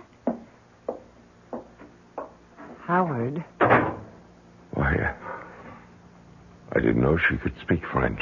She can't. Well, she just did. I understand enough French to know that. What did she say? Could you tell? Well, she said she couldn't join us just now because she had to take care of the little boy. Do you agree with Anthony Trollope that the chief duty a parent owes a child is to make the child happy? I think I do. And I think in their more beneficent moods, most people do. Why, then, are there so many bitterly unhappy children?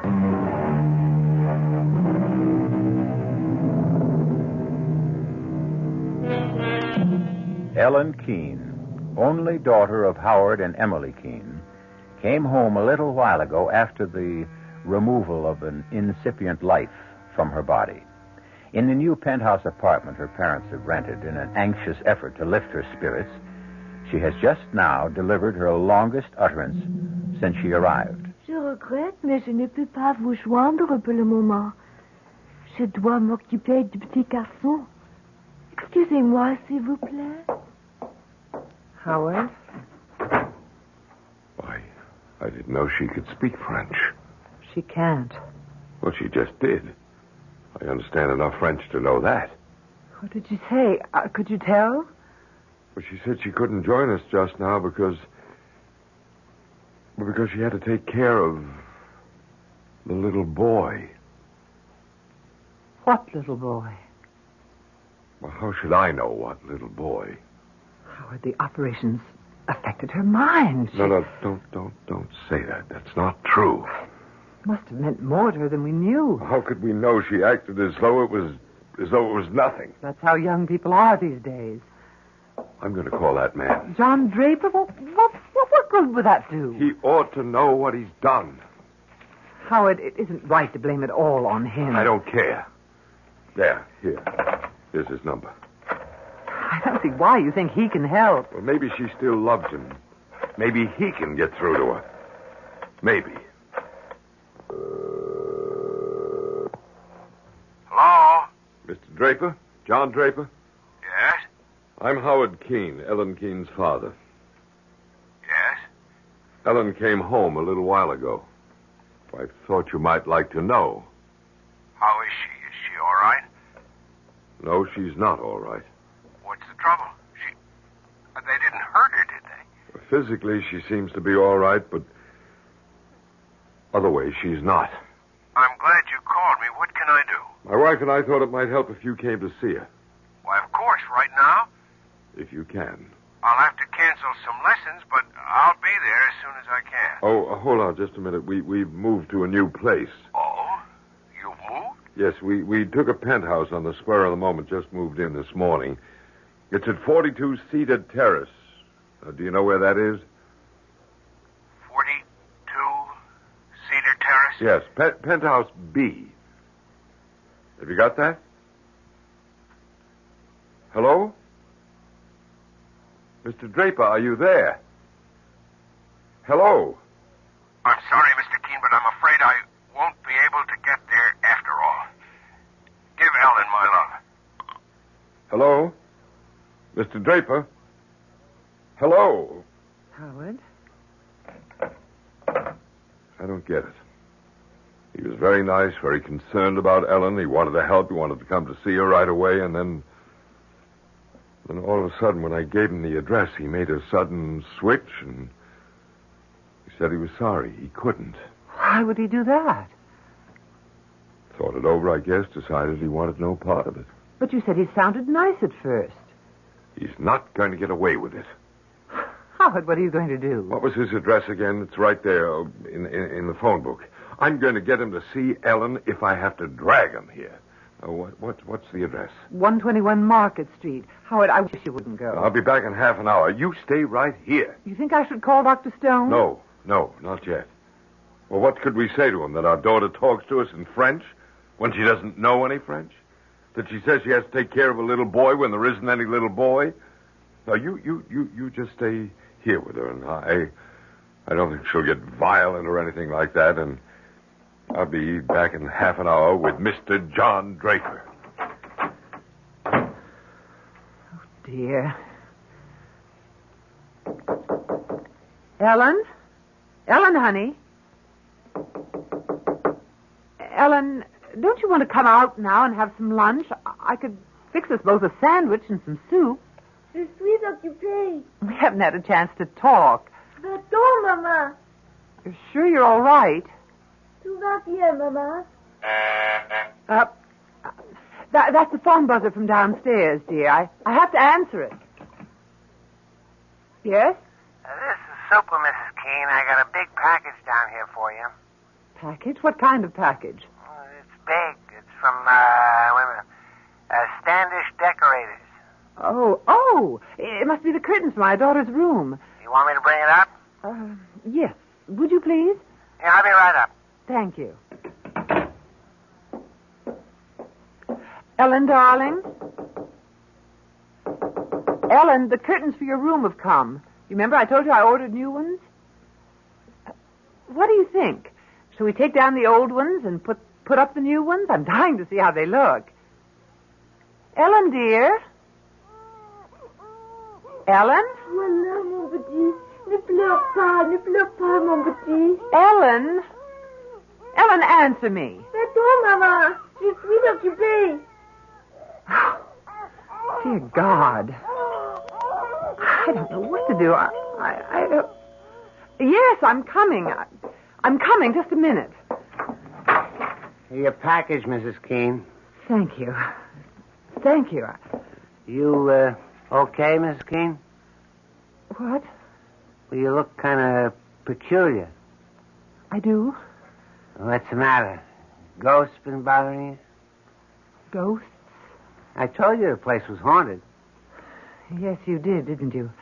Didn't think they'd be getting to you so soon, though. Look, come in for a minute, will you? Do you mind? I'd like to talk to you. Oh, yeah, okay. Tell me, why you say this apartment is haunted. It was just a guess. You don't really know, do you? No, I don't really know about this apartment, no, but I know quite a lot about ghosts from personal experience. Tell me what you know.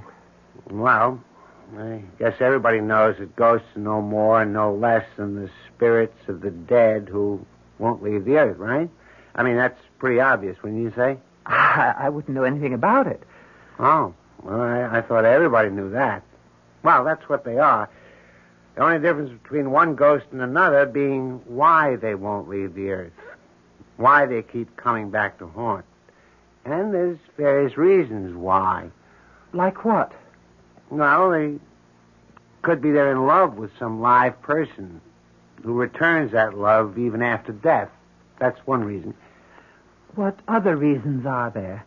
Well, there's a ghost that won't admit to death, a ghost who resents the people who've gone on living. Now, this, generally speaking, is the ghost of some person who is used to lording it over everybody in life and comes back to try to lord it over them some more. That's another reason for ghosts. What other reasons? Then there's the kind that just can't understand how it happened. How what happened? Death. Their own death. That's the kind of ghost I understand very well. My sister's one of those. You mean your sister doesn't understand how she happened to die? Is that what you mean? She was 12 years old. She was on her way to school. And a car came along with a drunken driver behind the wheel, and the car swerved up on the sidewalk and killed her. She never knew what happened.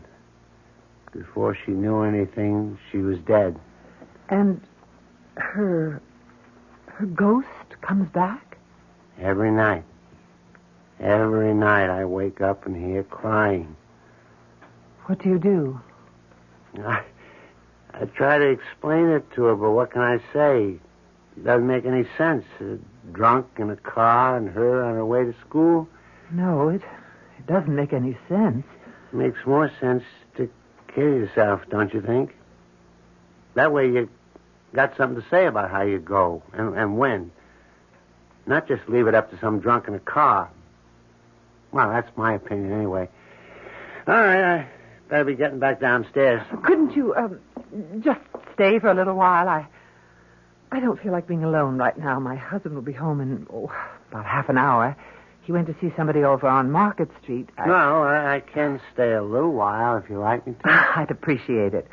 We'll talk about ghosts, huh? That's my favorite topic. Ghosts.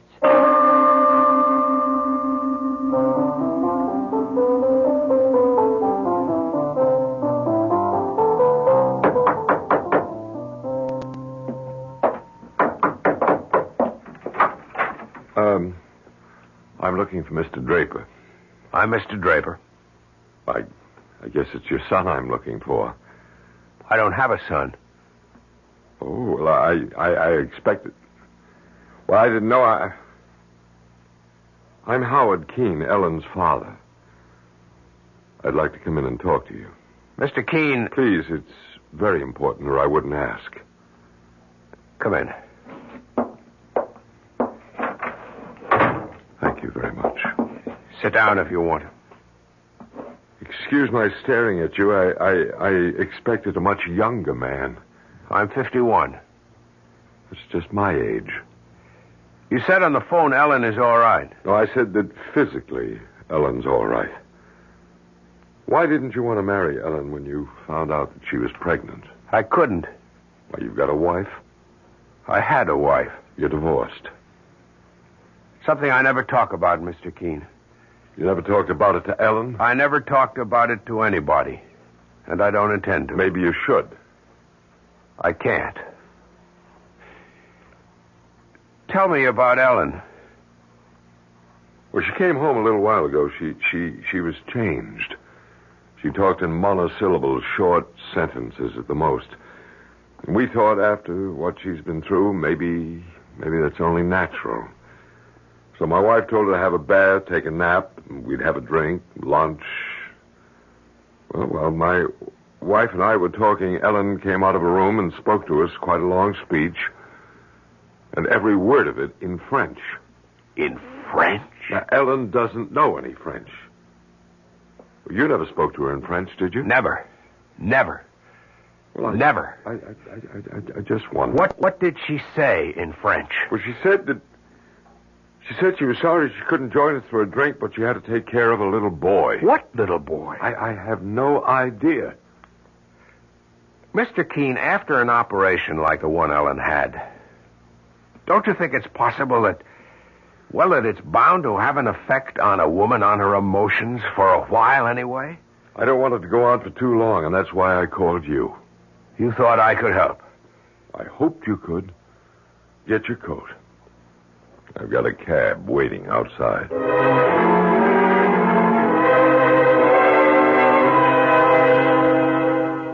Now I've told you everything I know about ghosts, Mrs. Keene.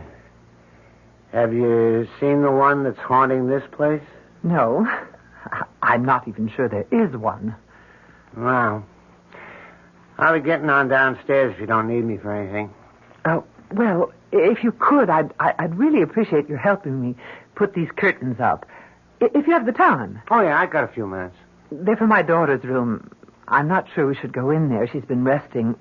I'll tell you what, I'll knock on her door. If she's up, I know she'd love to see the curtains. Ellen, dear, it's Mother. The superintendent is here, and if it's all right with you, we'd like to put up the new curtains. You know, I told you before they just came from the shop. Ellen, dear, I'm going to open the door and come in because I think you've been by yourself long enough. I really do. Ellen? Oh! What's the matter? Oh! Mrs. Keene, what? Good Lord. She's not moving. She's not breathing. Her eyes are wide open. She's dead. She's not dead. Don't say such a thing. Don't you dare say such a thing. Mrs. Keene, what are you doing? Calling the doctor, you fool. Doctor won't do any good. She's dead.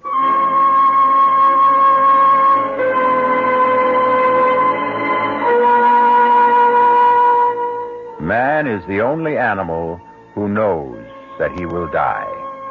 So said the great Voltaire. The knowledge that he will one day cease to live permeates man's days and poisons them a little. I think that if ever I am given another life, I should like to live it as a bird or a monkey or a chipmunk or a beetle. It doesn't add much to the enjoyment of life to know that it won't last long. You'll remember I promised you a quiet little ghost story? I think I've kept my promise so far. Though, of course, in any story, there must be an explosion or two. At this moment, Mr. Keene, Ellen's father, is preparing to enter a taxicab with Mr. Draper, Ellen's one-time lover. Is that married? Yes. But you weren't divorced? No. Your wife died? Yes. I see. How long ago was that? What? How long ago did your wife die? 25 years ago. Did you and your wife have any children? Yes. One. Where is the child? Dead. At birth? No. I feel a little bit like a heel asking you all these questions, but I'm concerned about my daughter. I'm concerned, too, or I wouldn't have come with you. I understand. I think I understand. You've never wanted to get married again, is that it? Never. Even after all these years? I met my wife in Europe towards the end of the war. The big war. I'd been doing very well in business. I was on my way to making it big when I got drafted. I didn't like being drafted, but I went anyway, and she was the one bright spot in an otherwise drab and miserable Army career. I brought her back here. She had a child, and they both died. I stopped making money. I started playing the piano, and I have been at it ever since then. But you were in love with Ellen. I Hope you don't mind my asking. I don't know what that means, to be in love. I'm not saying there's no such thing, but if there is, I've forgotten or I never knew what it's like. I'm very sorry for you. It's very kind of you, but don't bother. Cedar Terrace is the next right turn, driver. Are we nearly there? Next right, about half a mile. My wife and I just moved in. We wanted to do something for Ellen. We heard through friends about this marvelous apartment that was suddenly available, a penthouse of all things. Penthouse B, you said? Yeah, we took it on an impulse, thinking it'd be something for Ellen to come home to take her mind off everything. You know, what she'd been through. And did it? Well, no. No, she's hardly said a word about the place since I brought her home from the airport. She's hardly said anything about anything. Just a few words of French, and that one thing about not being able to have a drink with us before lunch because she had to look after a little boy. How could she speak French when she doesn't know any French? And what little boy did she have to look after? I don't understand any of it, not any of it. Hold on. We're almost there. Maybe Ellen will be all right, more of herself anyway, and then you can ask her. You just hang in there for a couple of minutes more.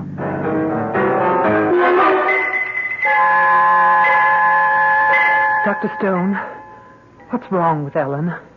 Well, Mrs. Keene, I can't detect any vital signs at all.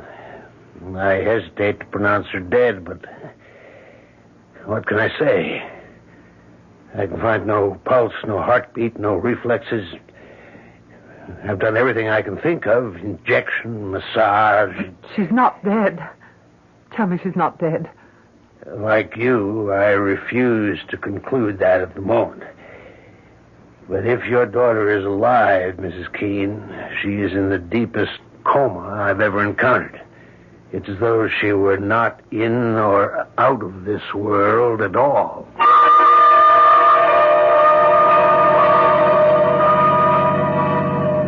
It's that tall building on the corner, driver, number 42. A very tall building. What's that? I said it's a tall building. Well, compared to the way they build them nowadays, it's not so tall, but I guess when they put it up, it was considered pretty daring. Hey, what do you think you're doing? I just can't. You get back in there. Driver, stop the cab. Hey, stop. I can't go up there. I can't. I don't care if you can or can't. You're going to. Now, march. Don't you try anything now. I got hold of you. I can't do it. You let me pay the cab. Here you are, driver. Now you get going. Mr. Keene, I know you think this is very strange. You bet I think it's very strange. I can explain. After you've seen my daughter, you can explain. Now you get in the elevator there. Right now, Ellen's the only one I'm interested in. Push that button that says penthouse. Penthouse B. That's right.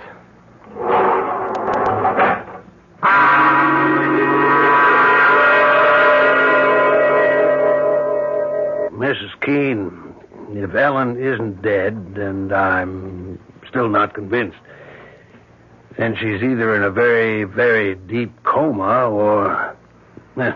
Here I'm getting into territory that I don't understand at all. She's in a trance. A trance? We hear of these things, people who can control their body functions. I was told of a man who could make one half of his arm stone cold and the other half blood warm. He could do it at will, or so I was told. I can't believe it. Do you believe it? Mrs. Keene, there isn't a doctor alive today who would deny the power the human mind has over the human body. But... Oh, that must be my husband. Yeah, well, I want to talk to him. I'll only be a second. Yes, I'm coming. Howard. Mr. Draper? That's him. I'm Ellen's mother.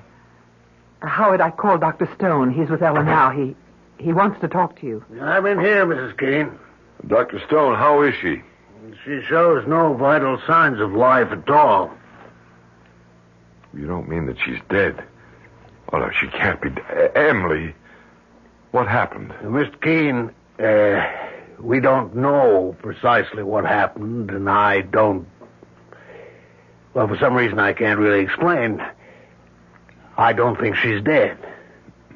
Either she's in a deep coma or she's in a trance state. Well, what's that, a trance state? It's something medical men know very little about. So, I want your permission to take her to the hospital and have her examined by another doctor there. And if he gives us no convincing diagnosis, we'll call in a psychic healer. You have our permission to do anything you have to. Of course. All right, I'll call an ambulance. Mr. Draper, I've been very rude. We've paid no attention to you at all. Thank you so much for coming. It's quite all right. You can see we're beside ourselves with worry. Yes, I can see that. There's an ambulance service. There's Dr. Stone. Mrs. Keene, do you suppose that I could see Ellen? Oh, I don't think so. Not now. Why didn't somebody wake me up? Ellen. Thank you. Darling. Is it time for lunch? Ellen. Well, how do you feel? Dr. Stone. What are you doing here? And John, you know, it's funny. I thought I heard your voice, but then I decided I must have imagined it. Yeah, but how do you feel, Ellen? Well, I feel perfectly fine. I had a wonderful sleep. You're sure you feel all right? Well, I just told you I feel fine. I was tired when Daddy brought me home from the airport, but I had a lovely nap, and now I'm fine. But what are you doing here? And John, how did you get here? How did you know where to come? Your father, he told me. Oh, really? Oh, that was nice. Then you've met. Yes, we've met. You'll stay for lunch, won't you, John? Mother, is that all right? Is there enough for John, too? Yes, dear, there's enough. But first, don't you think you ought to bathe and change your clothes? I guess I should. I was going to do that before, wasn't I? When I first got here. But then I got busy with something or other, and I forgot all about it. Want me to come with you, dear? It would be nice. We haven't had a chance to talk, have we? No, but we will. See you off for lunch. Yes, Ellen. You'll stay, Mr. Draper? I'm not sure that I can. Please do. Ellen seems to want you to. Mr. Keene, I don't know any of the whys or wherefores, but your daughter seems to be all right. Yes, she seems to be. All right. I'm going back to my office. I'll be there all afternoon. If anything happens to alarm you, please call me. I can be here in 5 minutes. Thank you, Dr. Stone. No, don't bother to come to the door. I'll let myself out. I'm glad she's all right. I suppose you don't believe there was ever anything wrong. I don't know. After all, you didn't see her when she was, well, the way she was. I know your daughter very well, Mr. Keene. I know what a sensitive girl she is. I told you in the taxi that I didn't believe I knew the meaning of being in love. Now I'm not so sure. I think I was, in my own neurotic way, in love with Ellen. We were very close. Well, why did you make such a fuss about coming here? Why did you try to jump out of the cab? What was that all about? I had been here before. When? When were you ever here? I used to live here. In this apartment? At House B, yes. When was this? 25 years ago. You lived here with your wife? Huh? And your child? Yes. And your child was a little boy? Yes. How old was the child when he died? 2 years old. And your wife, how old was she? 21. They both died while you were living here. I can see why you wouldn't want to come with me. It's not just that they died. Well, what was it? It was the way they died. Tell me about it.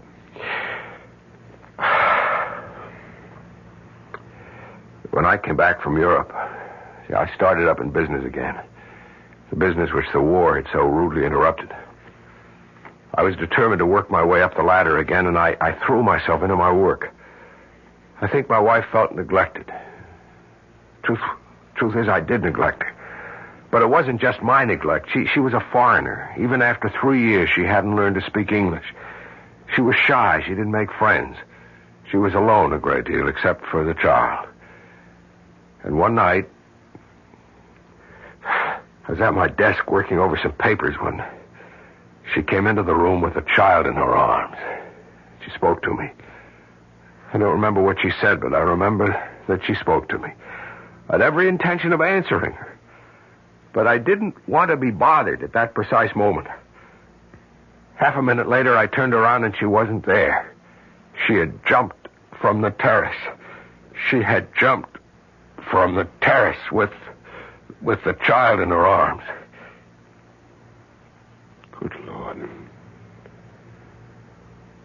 Do you think it's possible... I know how far-fetched it sounds, but is it possible that the little boy Ellen told us she had to look after was the ghost of your son? I don't know what else to think. Do you? Tell me something. What nationality was your wife? My wife is French. It all begins to fit together, doesn't it?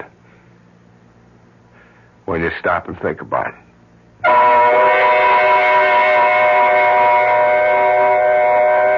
When you stop and think about it. You don't want to stop and think about it? That such things don't bear thinking about? All right. Don't stop. Go right on doing the things you've always done. Waking in the morning, putting in the hours until it's time to go to sleep again. Don't, for an instant of your busy day, think about such things. But that won't make the things go away. Now, will it?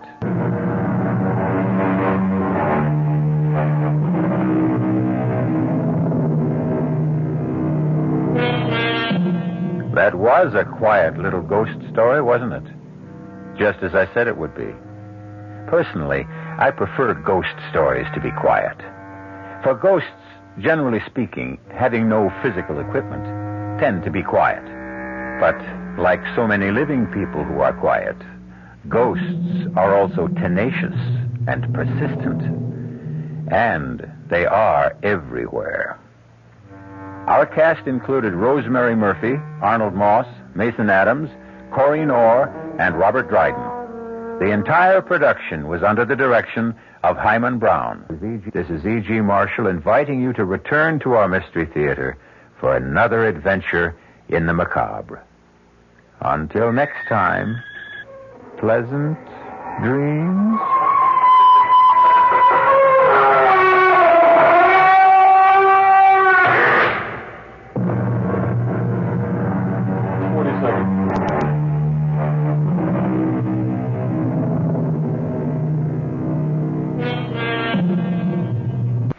The preceding Mystery Theater program was furnished by the CBS Radio Network.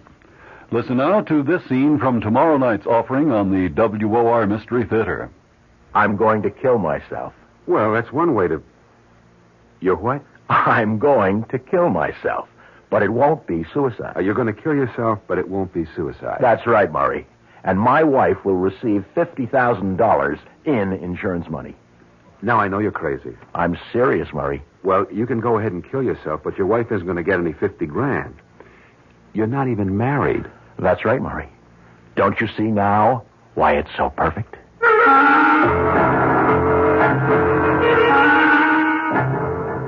Dressed to Kill stars Robert Morse and will be heard tomorrow night on the WOR Mystery Theater, following Fulton Lewis at 7 o'clock.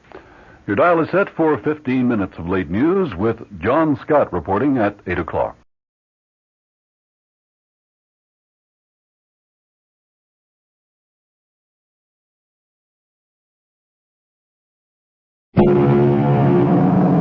Come in. Welcome. I'm E.G. Marshall.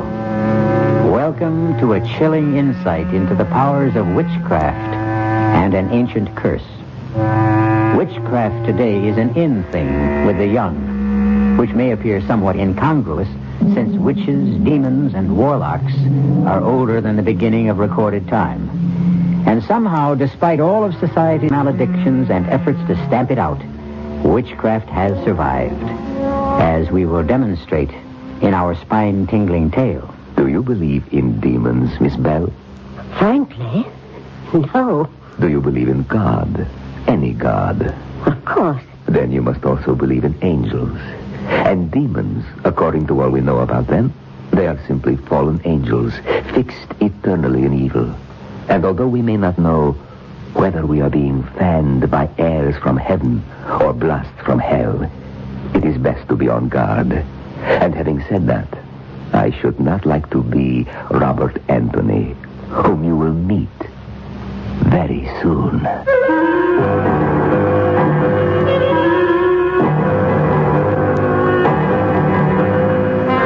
Our mystery drama, This Will Kill You, was written especially for the Radio Mystery Theater by Murray Burnett and stars Norman Rose and Larry Haynes.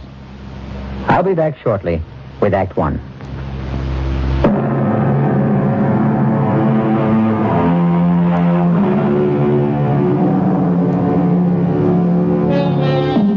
Rage, my friends, is one of the curses of mankind.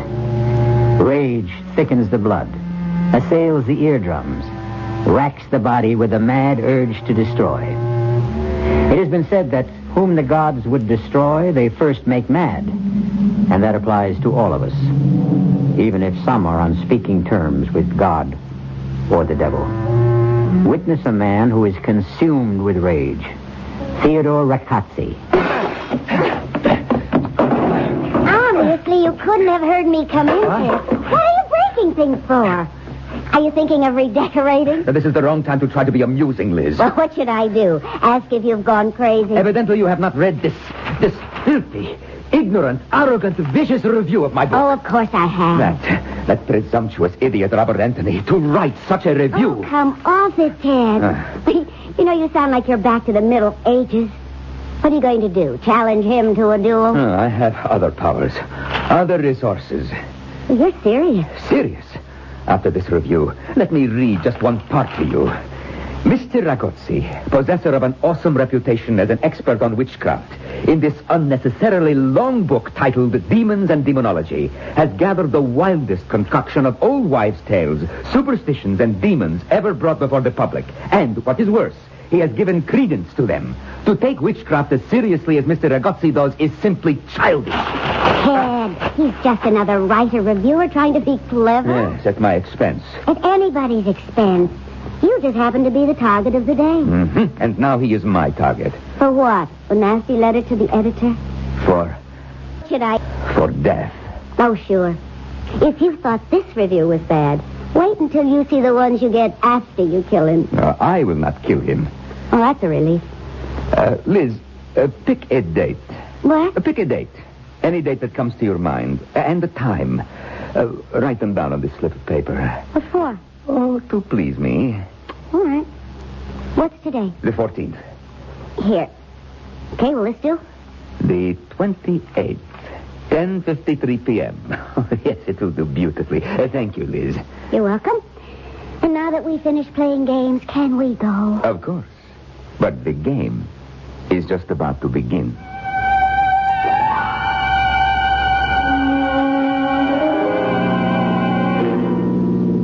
Have I ever remarked how well you drive, Liz? Often, thank you. I think that's what attracted me to you in the first place. Your driving and your legs. I'm happy to see that you're feeling better. Yes. Due to you, as usual. Oh, I haven't done a thing. Oh, yes, you have. You know that date you wrote down for me? Yes? Well, that is the exact date and time that Robert Anthony will die. Oh, sorry I asked. You don't believe me? Oh, I thought you'd forgotten about that silly review. Where are you going? To the party. Ted, why did you ask me to write down the date? Oh, a whim. It amused me to leave the amount of time that Anthony has left to live to mere chance. Well, suppose I'd picked a date next year. Well, that would have given Anthony more time. That's all. You sound so certain. I am. What's the matter with me? Why am I talking as if there were any possibility that you have the power to kill another human being? Why, indeed? I can almost understand why Anthony wrote about your book the way he did. And of course. Like Mr. Anthony, you also are a dabbler in the occult. Like him, you are an innocent, naive, playing like children with forces you neither understand nor respect. How about a bet? On what? On me and my powers against Robert Anthony. Don't be ridiculous. Oh, yes, you're afraid to trust your skepticism. It's very simply proven. If Anthony dies on the day and at the exact time we both know, then I win. If he doesn't, you are the victor. And you know once and for all that Theodore Ragozzi is a fraud and a cheat. That part tempts me. Then I have your word. It is a bet. What are we betting? Your soul.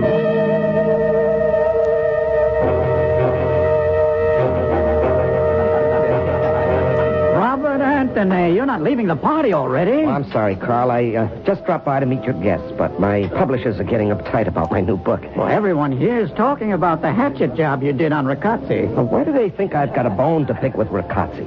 Well, I've read a lot of reviews, but... Look, I've had a job to do, to review a book. I never even met the man. I took off because his book was so ponderous. Instead of writing a history of demons and demonology, which would be interesting, Ragozzi wrote as if he were putting down facts. Sorry if I touched a nerve. It's all right. Forget it. I just think there's entirely too much fuss about the review. I know a little about witchcraft, and I think it can be amusing, but... Okay, but I hear Ragozzi's taking it very big. Well, I don't want to hear that Ragozzi's out to get me with the same crazy, demonic curse superstitious idiots believe in. Well, let's forget Ragozzi. What about that play we cooked up? Well, I just told you, Carl, my publishers are getting restless. I'm spending most of my time in the library. Look, can we put it off for a week or two? Okay. Fine. I've got to run. But I'll call, Carl, just to let you know I'm still alive.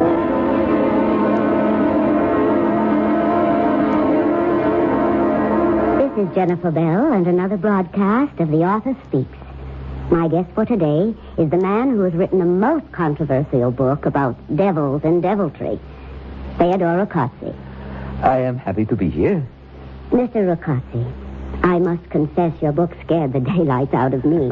Was that your intention? No, not at all. My intention was to inform, to let people know that there are forces in this world that they may not have been aware of. Oh, well, then you're serious in your thesis about demons and their power. Oh, absolutely. Which naturally leads me to that review by Robert Anthony. How did you feel about it? Well, I would be less than honest if I said I was pleased, but it caused me only a small annoyance. Really? You are asking the wrong question. Oh? Well, then, set me straight. You should not ask if I were annoyed about it, but rather how Uziel Rabdas Belet are angry about their powers being mocked. Well, I'm not acquainted with those gentlemen you mentioned. Which is just as well for you. You see, they are demons. Powerful demons. And if they take offense... well, I should not like to be Mr. Robert Anthony. You're predicting that some harm might come to Robert Anthony? Oh, I predict nothing. Forgive me, but didn't you just issue a warning? A warning is not a prediction.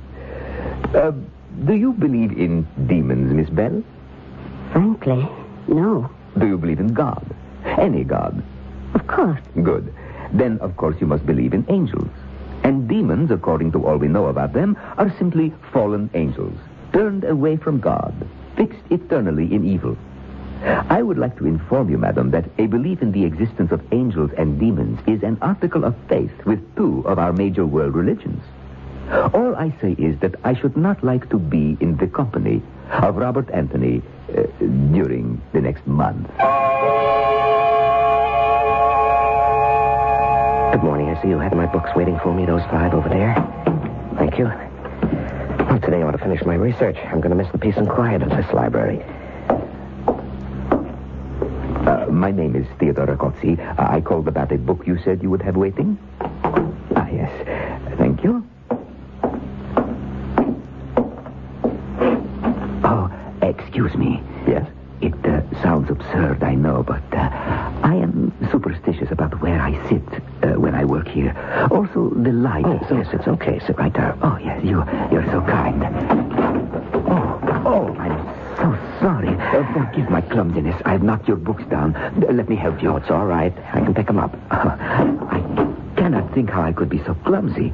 Maybe I should wear glasses. Don't worry about it. Accidents happen. Yes, of course. Oh, this piece of paper is yours, I believe? Oh, thank you. Is something wrong?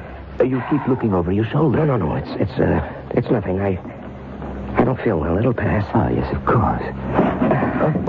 Sir, can I help? No, I think I need a little fresh air. Oh, yes, of course. Sir, your books. Oh, forget them. I'll be back when I feel better. I've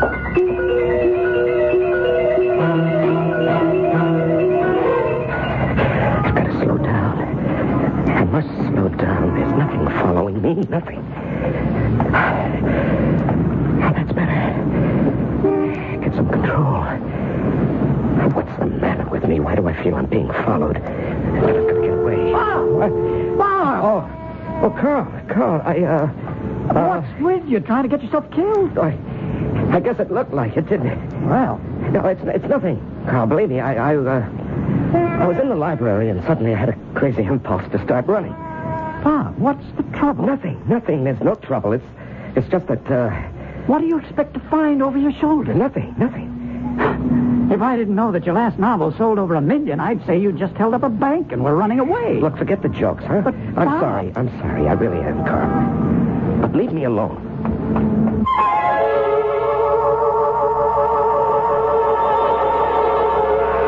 Whom the gods would destroy, they first make mad. But are the gods desirous of destroying Robert Anthony, or the demons?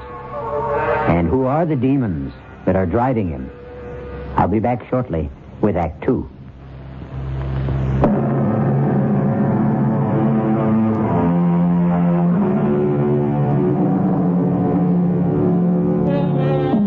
I am back to lead you along the dark roads of witchcraft.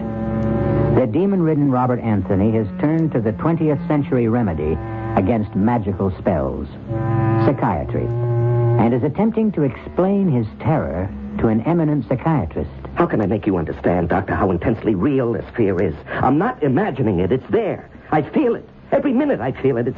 It's at my shoulder, behind my back, pressing in on me. Of course. Have you ever heard of anything like this before? Nothing exactly similar, but fear is quite common. Most people are afraid of something. But don't they know what they're afraid of?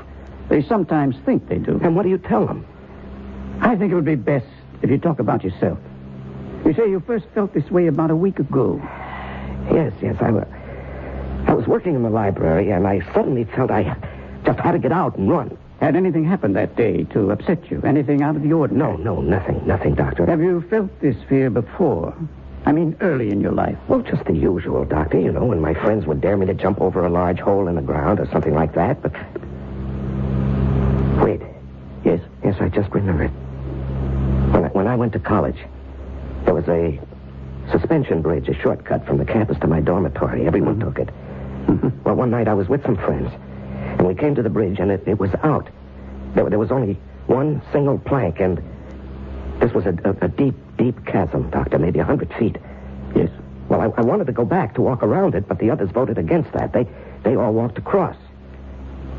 And I can remember how terrified I was. I got down on my hands and knees and crawled across the single plank with the water roaring below me. I was terrified. You're afraid of heights? Well, I'm not comfortable with them, but... Would you say that today you're somewhere near the height of your profession as a writer? Oh, come on, Doctor. This has nothing to do with any fear of heights. This is... Yes? This is witchcraft. Interesting. Why do you say that? Look, we've been through it. The review you wrote on the Rakatsi book, Demons and Demonology? Right. Are you sorry you wrote such a scathing review? No. No? Well, I don't know. I think you are. Well, if I was wrong, and possibly there are such demons and spells as Rakatsi describes in his book, that would or might account for this fear of mine, wouldn't it? You mean you think Rakatsi might have put a spell on you? Well, it's possible, isn't it? Can't you think of another explanation? Can you? Yes. Let's examine what you've told me. On the one hand, you believe that Riccozzi has put some sort of a spell on you. Am I correct? That's all I can think of, Doctor. Why would he do that? Well, because he... Exactly. Because you have hurt him severely. So your statement that he wasn't injured by your review is false, isn't it? Well... Or illogical. All right, it would seem so. Very well. If you admit that to yourself. And then think that as a sensitive man, you've satisfied your own ego with a review that you think might be unfair. Where does that take us? Doctor, do you believe that I feel so guilty that I run through the streets pursued by shadows? That I can't sleep because I feel a presence in my room? That I feel threatened every second of the day and it's getting worse by the minute? Do you really believe that? It's a possibility. Oh, no. You'd rather believe in witchcraft. Why? Doctor, you're not helping me. If you'll examine your motive as to why you insist that Riccozzi has some power to cast a spell over you, then I think... All right, I'm getting out of here. That won't help. Neither do you. I tell you, I feel that I'm going to die, and you talk about guilt? I'm getting out. Desperate men take desperate measures, and Robert Anthony was desperate. As he ran from what he thought pursued him, he held on to the last of his sanity. In his dabbling in witchcraft, he had heard, as had everyone interested in diabolism, of Professor Thurman Anderson, an outstanding scholar and acknowledged authority in the field.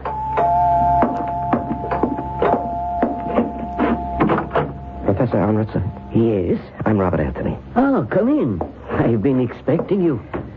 You have? Why? Because I read your review and I know Riccozzi. Oh. Then you think he might have done something to me? I think it probable that he has tried. I won't know until you tell me what's happened. Come in and sit down. Thank you. Professor, do you think you can help? First, tell me why you think Riccozzi has cast a spell. Because as I sit here talking to you, I'm eaten up by fear. I have a feeling that something is following me, Professor. Something so terrible that I can't even imagine what it is. But I'm certain that it's going to kill me. How long have you had this feeling? About a week. And can you remember when you first felt it? Oh, yes, very vividly. It was in the library. Do you know Riccozzi? No. No spell can be put upon you unless the Creator has some contact with you. Did you meet him by chance, perhaps? Well, I don't know. No, I don't think so. I haven't been very social this past week. I can't even begin to think what it could be unless you give me something to go on. Did you have a chance encounter with anyone? Did a stranger bump into you, perhaps? No, Oh, wait. Yes? In the library, there was a man with a slight accent. Riccozzi has an accent? Well, I remember he came over and asked if he could sit next to me, and as he sat down, he knocked over my books. He apologized, and he insisted on picking them up. Anything else? No. Yes, he gave me a piece of paper. You took it? Well, of course. I didn't remember whether I had actually dropped it or not. Do you have it? Well, yes, because I remember looking at it when I got home and wondering what it was. It just didn't make any sense to me. Well, can I see it? Well, sure. There you are. Good Lord. What is it, Professor? What do you see? The casting of the ruins. What? What does that mean? I can't believe that even a man as vindictive as Riccozzi would do this. Professor, what is it? You see this writing? Yes. It is the runic alphabet. It represents an ancient death curse. And those figures on it? The date of your death. Oh, that's ridiculous. It was used many centuries ago. There are stories of younger brothers using it to eliminate the rightful heir to the throne. It has earned the reputation of being one of the most powerful of all the ancient spells. The drawback, of course, was the absolute necessity of having the man or woman casting the runes to pass the curse on directly and have it accepted. Oh, no, I won't believe that. This is the 20th century, Professor. Careful. Lose this paper and you lose your only chance. Chance? You mean there's something I can do? One thing. What is it? Pass the curse to someone else. Oh, this is unbelievable. If someone else told me about this conversation, I'd say we were both fit subjects for an insane asylum. Oh, no, I can't go on this way. Professor, how do I go about passing this on? You have someone in mind? Do I have to know a person? No, you could pass it to a stranger. Well, how? Simply brush up against someone in the street or on a bus or subway. See that he drops something. Then pick it up, and along with the package, you pass this piece of paper saying, I believe this is yours. When they accept it, they have it, and you are rid of it. Oh, no, I couldn't do that to anybody. I just couldn't. Why not? If you don't believe in the curse. I don't know about the curse. I can't believe that it will actually kill anyone, but I know how I feel. That is very real and horrible. Well? How much time do I have? Today is the 23rd. The date here is the 28th. 10:53 p.m. There's not a lot of time, is there? Plenty, if you start to pass it now. No, I just can't, Professor. I wouldn't give this to my worst enemy, let alone... Hold it. How about Ragazzi? I wondered how long you would take before you got around to that. Yes, of course. I'll pass it back to him. How? Well, I'll just... Exactly. Ragazzi obviously knows you. He is going to be on his guard. Well, can someone else pass it? No. It must be passed directly. There must be a way.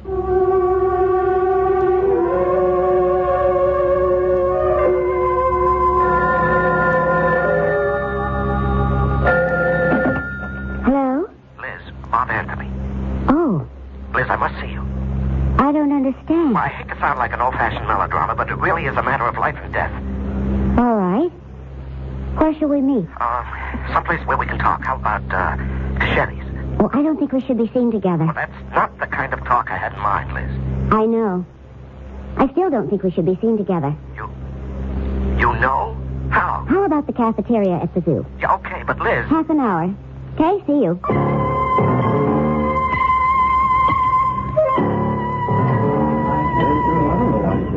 Sir, I'm late. No, you're not. I'm early. What would you like? Oh, just coffee. All right, I'll get it for you. No, I really don't want anything. Why did you call me? Liz, you wouldn't be surprised and go all girlish on me if I tell you it's because of your relationship with Ragazzi. No. Okay. This is going to sound crazy. Well, try me. Liz, I have to know everything you know about Ragazzi. Not personal things, but his schedule, his plans, that sort of thing. Oh. It's terribly important, Liz. Yes. You're not going to ask me why? No. When I said it was a matter of life and death, I meant that. You'll have to believe me, Liz. Well, I do. You're entitled to an explanation. And you do? Yes. You know, I'm making a fool of myself. I'm talking to the wrong person. I just never even considered for a moment that you'd be in it with him. I'm not. But you know what I'm talking about. Yes. Well, how? I'd rather not discuss it. Well, you've got to, Liz. Don't you see that? Isn't it enough for you to know that I realize you're in trouble and I want to help? All right, now it's my turn to ask why. No comment. But, Liz... You're wasting time in arguing. What can I do? I've already told you. But don't you see that I'll feel better if... If you can trust me? Yes, exactly. This isn't just fun and games for me, Liz. It's your life. Then you are in on it, huh? Look, I know about it.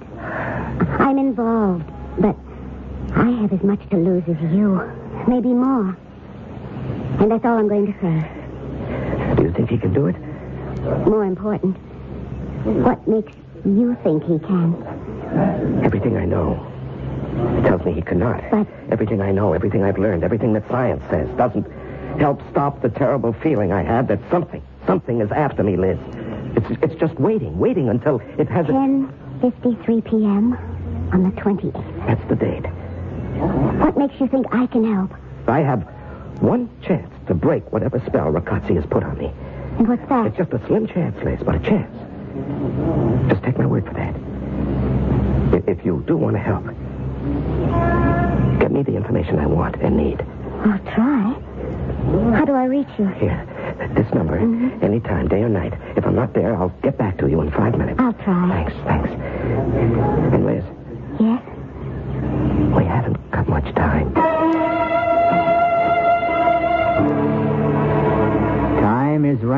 rests on Robert Anthony. Whatever it is that's following him, or what he honestly believes to be following him, has a target date. I'll be back shortly with Act 3.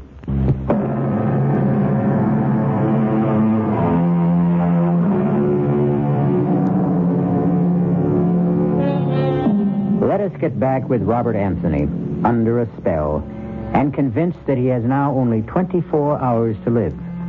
The date set for his death is 10:53 p.m. on the 28th, and it is now the afternoon of the 27th. And Theodore Racazzi has a visitor. Liz, come in, my dear, come in. I took the chance that you'd be home. Yes, and I am, and I'm delighted. Of course, I shan't be home for long. As you can see, my bags are all packed.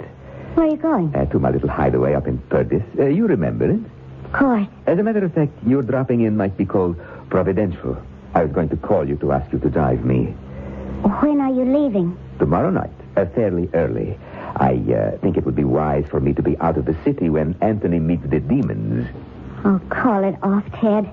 I beg your pardon? I'm asking you to call it off. Call what off, dear Liz? You're much too modern and liberated a young woman actually to believe in demons. Or even more fantastic, that I can control them. Don't fence with me, Ted.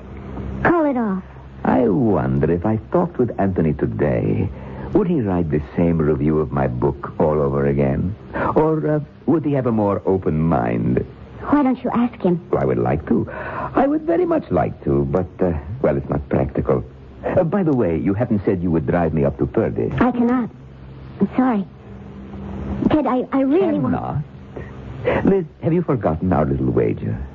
No. Don't you think you might owe it to me to be with me when we hear the news of Anthony's death? Ted, I'm asking you to call it off. Your bet or... The whole thing. My dear, I would like to. I would really like to please you. Well, then... There are others involved. I don't understand. When you call upon these forces for help, you're taking a very serious step. It is understood that you're not indulging a whim. These forces do not like the idea of being used carelessly. They are not to be toyed with. Oh, I'm sure you could do something. It's really amazing how you have come full circle in your belief in my powers. Would it help if I said I believe everything you claim? It would be an immeasurable aid to my ego. I mean, would it help change your mind about Anthony? I admire you're not asking to get out of our wager. I sincerely admire you for that. Oh, save your admiration. I'm not asking to be released. I'm telling you that I'm not going through with it. Oh, you disappoint me, Liz. You really do. But I don't think you can withdraw. I can do what I want. And I don't want to play this game any longer. You have no choice. But I do. We're talking now about my soul. I don't know whether a person has a soul or not. Take my word for it, Liz. You have a soul. Oh, fine. But it's mine. And I'm not giving it to anyone. You have already committed yourself. To what? To a bet made on the spur of the moment and not in any seriousness. I only made it to keep you happy. Whatever your motives, you made it. I intend to hold you to it. Hold me to what? An oral agreement? In the circles in which I move, it is binding. And I say no. And that is most unwise. Are you threatening me? Of course. I think you should know that I will be powerless to help if you should change your mind. I'll remember that. I advise you to keep it very strongly in mind. And along those lines, you won't change your mind about driving me to Perdis? I can't, really. Then I shall have to take the train. That seems obvious.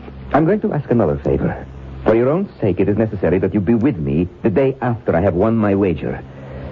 I would take it kindly if you would get me a ticket on the 9:30 to Perdis. Ted, I believe there is such a train. And then I'll give you the keys tomorrow. About my... And you can drive up the following day. What makes you think that... Because of our relationship, I've been extraordinarily patient with you, Liz. Now, you will do me these favors. It may predispose me to have more patience with you on the day my wager is due.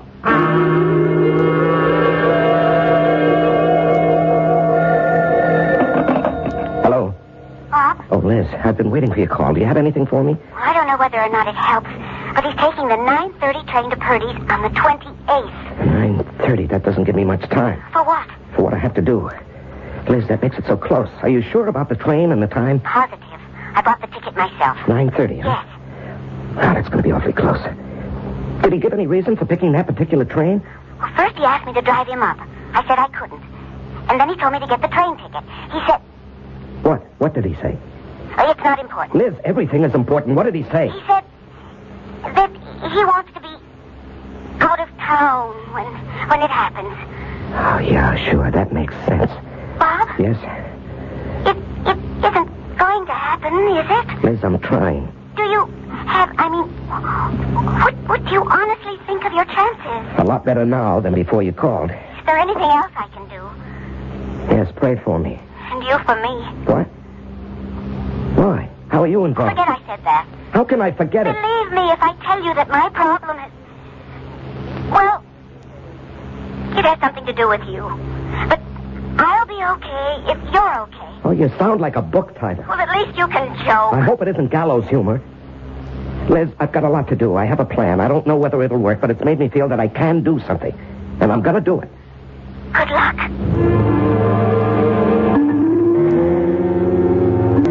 I said Bob Anthony.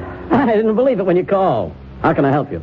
I need a makeup job. For a TV appearance? No. I must be disguised so that even my own mother wouldn't know me. Can you do that? Well, maybe if you tell me what it's for, it might help. No, I can't tell you. You'll have to take my word that it's deadly serious. Well, how long will you need to wear the disguise? 4 hours at the outside. How many people do you want to fool? One. A man. Uh-huh. How well does he know you? Well, that's hard to say. He's not an intimate friend. In fact, I only met him once, but he knew me then. Yeah, one more question. Mm-hmm. How does this guy think of you? Oh, I suppose he sees me as a young smart aleck. Good. So we have to make you... Oh! Step into my parlor. Okay. Aren't you going to lock it? Okay. Sit in that chair over here. Yeah. Now, relax. You're too tense. I'm sorry. See, now, the hairpiece is no problem. Your head and hairline are easy. But, the eyes... The eyes? Exactly. With the hair you have, you can't have those alert brown eyes. Let me see. Watery blue with little veins running through them. Yeah. Okay, now. Ever wear contact lenses? No, of course not. You'll love them. Slight effort. There. How's your vision? Well, I can see. Good. The wrinkles come last, and, I think a little goatee. Yeah. Bushy beard wouldn't be right. Now just put your head back. Grand Central Station in New York City at 9 o'clock of any evening is a dreary place. The waves of homebound commuters have washed away. The garish light serves only to point up the cruel deterioration of past grandeurs. The waiting rooms are almost empty. It was 9:20 exactly that Robert Anthony, carrying a small suitcase and disguised as an old man, walked slowly up to the ticket window. Mount Kisco, one way, please. Anthony walked slowly to the station platform where the 9:30 was about to depart. He wanted to be almost the last one to board the train so that he could locate the car that Rocazzi had selected. He boarded the train and passed through several cars, and then his pounding heart slowed. He saw Rocazzi, seated in the middle of the car, and with the seat next to him vacant. Excuse me, would you mind if I put my valise on the rack? Oh, not at all. Let me help you. Oh, it's very kind. Not at all. You certainly cut that close. I'm afraid I don't walk as quickly as I used to. It's hard to get accustomed to growing old. Yes, I suppose it is. I hope you'll forgive an old man's curiosity, but that book you're reading... The Dynamics of Witchcraft. Yes, that subject has always fascinated me. Too. Did you ever study it? No, but when I was younger, Halloween was my favorite holiday. You know, dressing up and trick-or-treating. Yes, I know. Oh, that was such great fun. Yes. Well, I won't disturb you anymore. I know you're anxious to get on with your reading, but where are you getting off? Purvis. Is that before or after Mount Kisco? After. I wonder, I mean, I have a tendency to drowse off, you know. I wonder if when we reach Mount Kisco, it would be... I will let you know.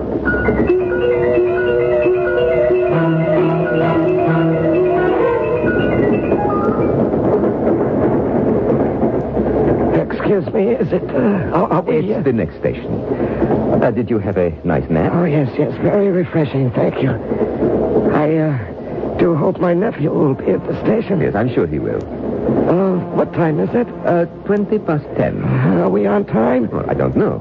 I suppose so, but even if we're running late, I'm sure your nephew will wait. Yes, I hope so. You know, when you get old, you seem to worry about everything. The young have their worries. But they're not the same, are they?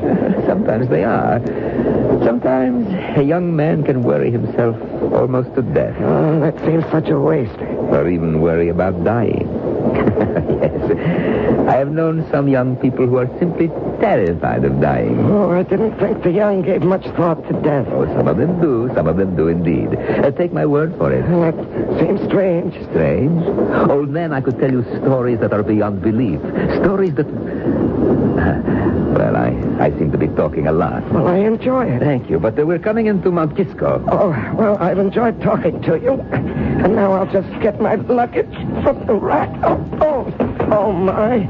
Look what I've done. I've dropped my bag. Here, let me help you. No. I've caused you too much trouble. I'll be able to... Oh, your book. I just seem to make things worse. If you will let me do it, it will be much simpler. Oh, yes. Thank you. But do let me return your book. I believe this is yours. Yes. And now you'd better start if you want to get off and meet your nephew. Yes. Goodbye, and thank you. Wait, what? You bastard. The paper. Please, let go of me, my nephew. Stop acting. You're Anthony. I know it. Yes, you're right. And I'm getting off here. Not until you tell me where you hid the curse. That paper you passed to me. Missed your train. Damn the train. Where is it? The paper. I'll do anything, but you know how close it is. This very little time. I beg you, please, for the love of God, tell me where you put that paper. It's in the book. I slipped it in the book when I gave it back to you. The book? Where? Oh, my God! Catch it, Anthony! Grab it! No way, Riccozzi. Get it yourself. It's blowing away. You know I'm lost if I don't get that paper. Come back! I'll get you! Riccozzi! Look out! The train!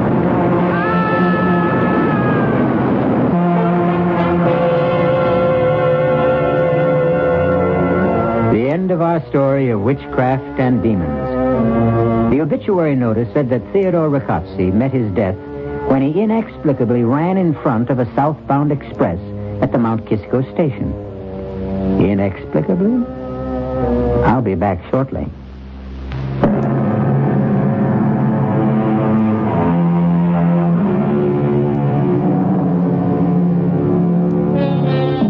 I'm sure we all know what the forces were that made Theodore Riccozzi run in front of the train that killed him.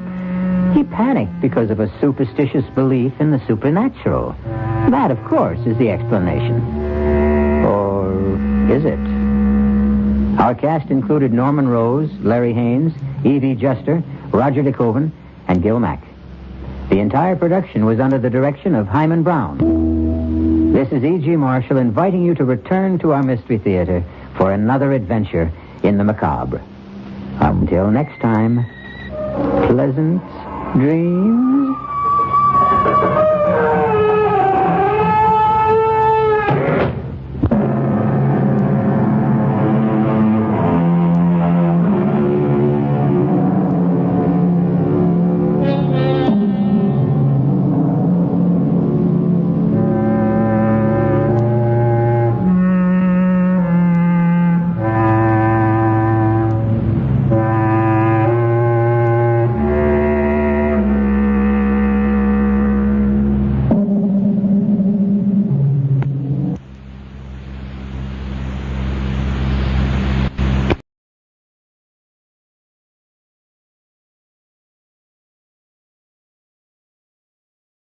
The CBS Radio Mystery Theater presents...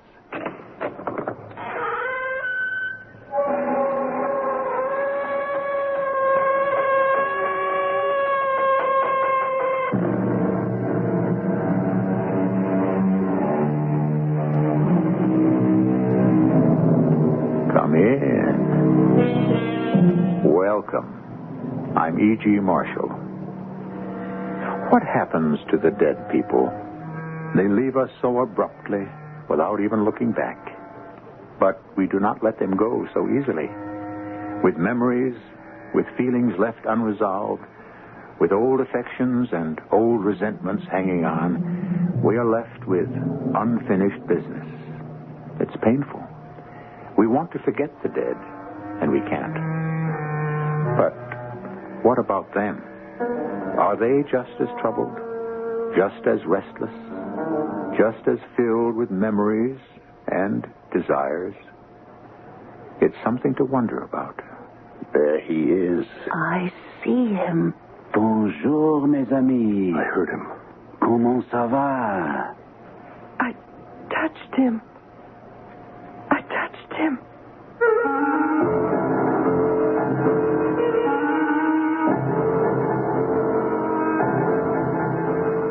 Our mystery drama, The Sensitive, was written especially for the Mystery Theater by Elspeth Eric and stars Gordon Gould and Terry Keane.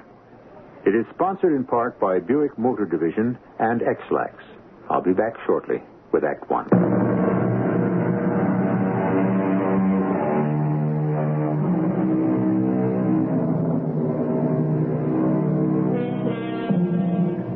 Our story begins and ends in a suburb.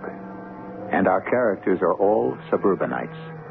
People who want the culture and sophistication of a large city, but would like to see a tree just outside the window with a bird hopping about in it. People who like the theater, but long to live in a house with a backyard and a front yard, an upstairs and a downstairs.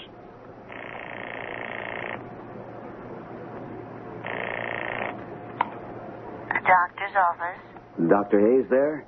This is Philo Denby. It's personal. Just a moment, Mr. Denby. Philo, Yeah, what? dinner's on the table. I'm talking to Frank. Philo? Yeah. How's everything, Frank? Okay. You? Okay. What can I do for you? Well, I just wanted to check with you about the tryouts. When are they? End of next week. Oh. What part are you trying out for? I thought the part of Gregor's. Oh, that's a good part. Really good. Now, what about you? Well, I thought Hjalmar. That's the lead. Yeah. Well, I've acted in Ibsen before, you know. Remember Hedda Gabler? Oh, yeah, of Of course. course, it wasn't the leading part. Hjalmar's the leading part in The Wild Duck. Yeah, I got very good write-ups in the Bugle for Hedda Gabler. I don't know if you read them. No, I wasn't in that. Philo, dinner. Sally wants me for something, Frank. I just wanted to check with you about the tryouts. Right. So long. Come on, everything's going to get cold. I want a drink first. You haven't got time. It's only 6 o'clock. What are we eating so early for? Sit down and I'll tell you. Frank's trying out for Gregor's in The Wild Duck. Oh? I think I'd be very good as Hjalmar. Don't you? Marvelous. Come on, sit down. Why can't I have a drink? What's the idea of eating at 6 o'clock? We are going out. We are? Where to? And you have to take a bath first. I'm clean. And change into your dark suit. What for? Your boss's wife called up this morning. Joan Maynard called up? What did she want? They're holding another seance tonight. Oh, not again. They've been going to a lot of them. But that last one was so boring. Well, that was a month ago, and Joan says they've learned a lot since then. Like what? Well, for one thing, everybody should take a bath 2 hours before the seance. No, for heaven's sake. And all the men should wear dark suits, and all the women should wear white dresses. Is that why you got that thing on? And there's a lot more they've learned. She didn't say what. She said, we'll see when we get there. I don't want to go. Oh, Philo, you have to. If Carl Maynard wasn't my boss. But he is. A real dictator. He snaps his fingers and I'm supposed to jump. Anyway, I want to go. What for? I just think there's something to it. You're nuts. Last time, I think I really saw something. I didn't. It was kind of a mist. A wispy mist. Somebody's cigarette. Oh, come on. You know nobody's allowed to smoke. Well, something. Not somebody. Not some dead somebody. Anyway, finish your dinner and take your bath and put on your dark suit. We're due at the Maynards at 8:30.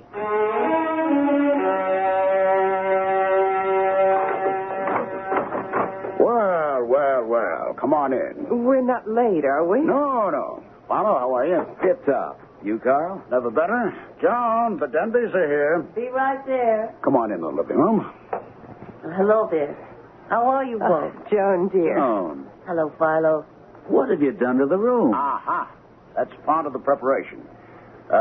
You've taken your bath, haven't you? Yeah, we both have. Preparation for what, Carl? Why, for the materialization, of course.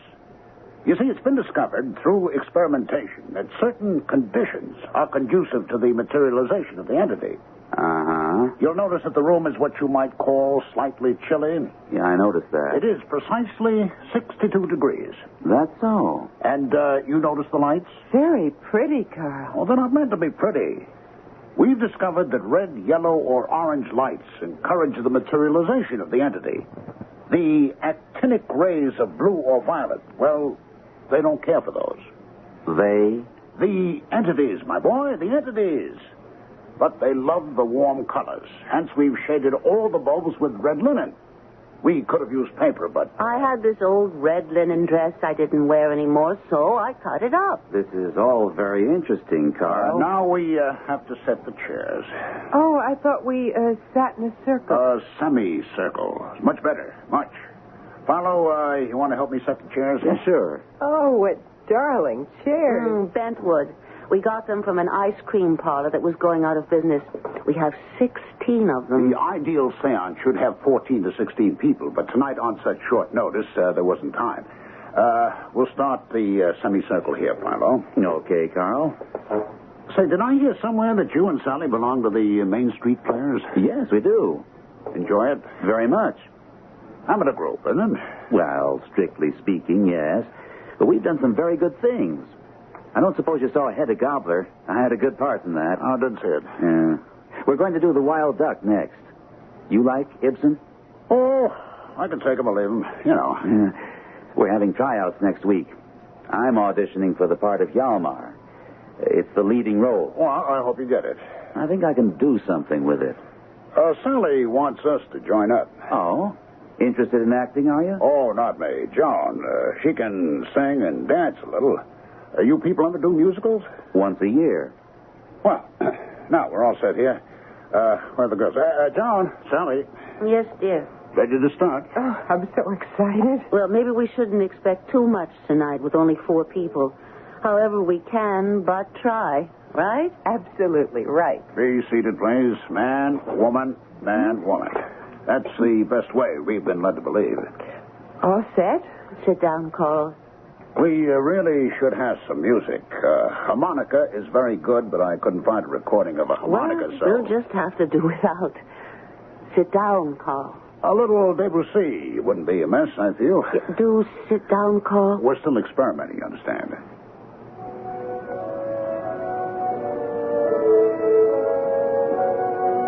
Oh, that's nice. Please, sit down, Carl. Yes, I'll sit between Joan and Sally.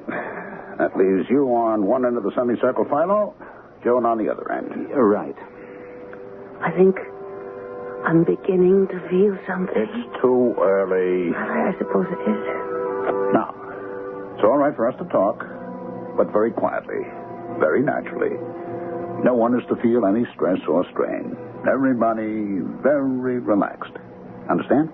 I understand. Now, the 4 of us constitute a human battery. Battery? Yes, we generate power. By joining hands, we concentrate our power. Sally, give me a hand. Joan, give me yours. Sally, give your other hand to Philo. Now, Philo has his right hand free. Joan has her left hand free. From the free hands of Philo and Joan, the power we collectively develop will pass into the sensitive.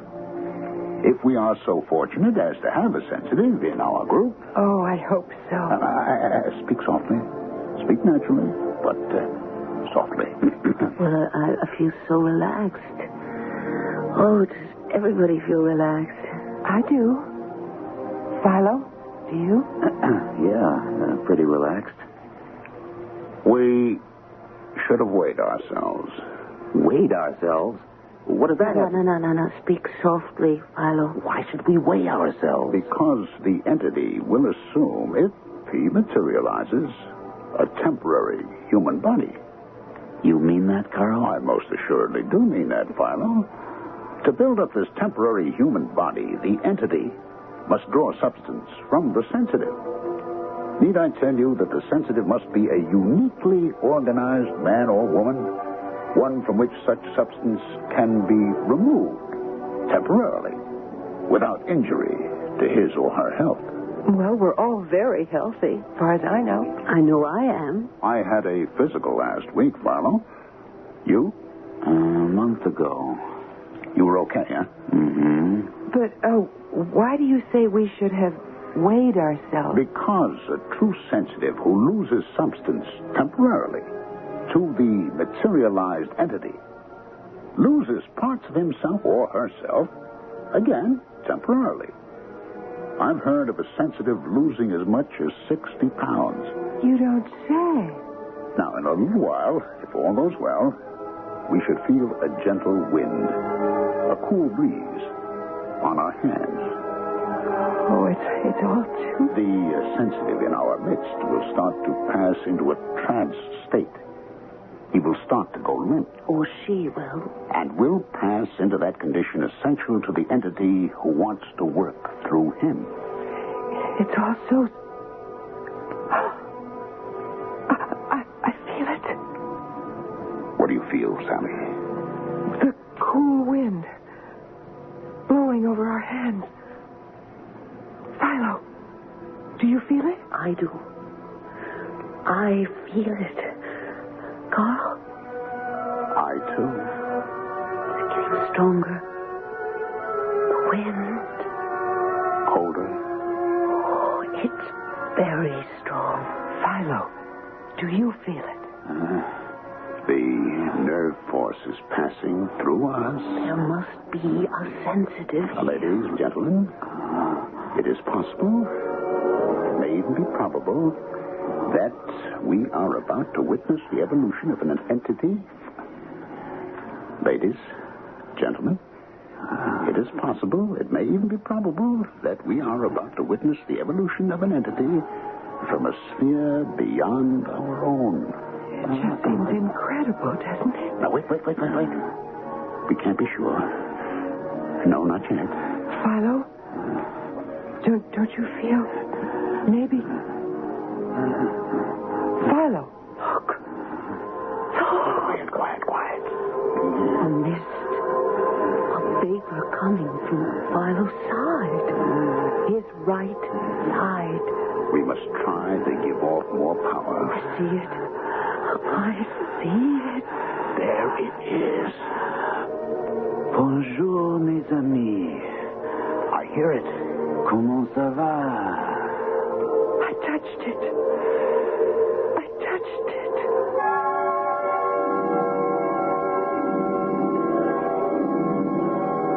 Do you believe it?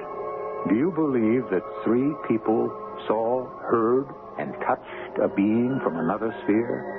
That their combined magnetism drew him into their midst? That from one of them, he made himself a temporary body, including vocal cords? Do you believe that? No matter. They believe it.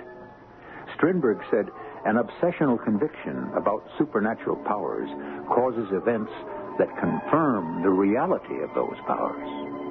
And the poet William Blake put it more succinctly when he wrote, a firm persuasion that a thing is so makes it so. We'll come back shortly with Act 2.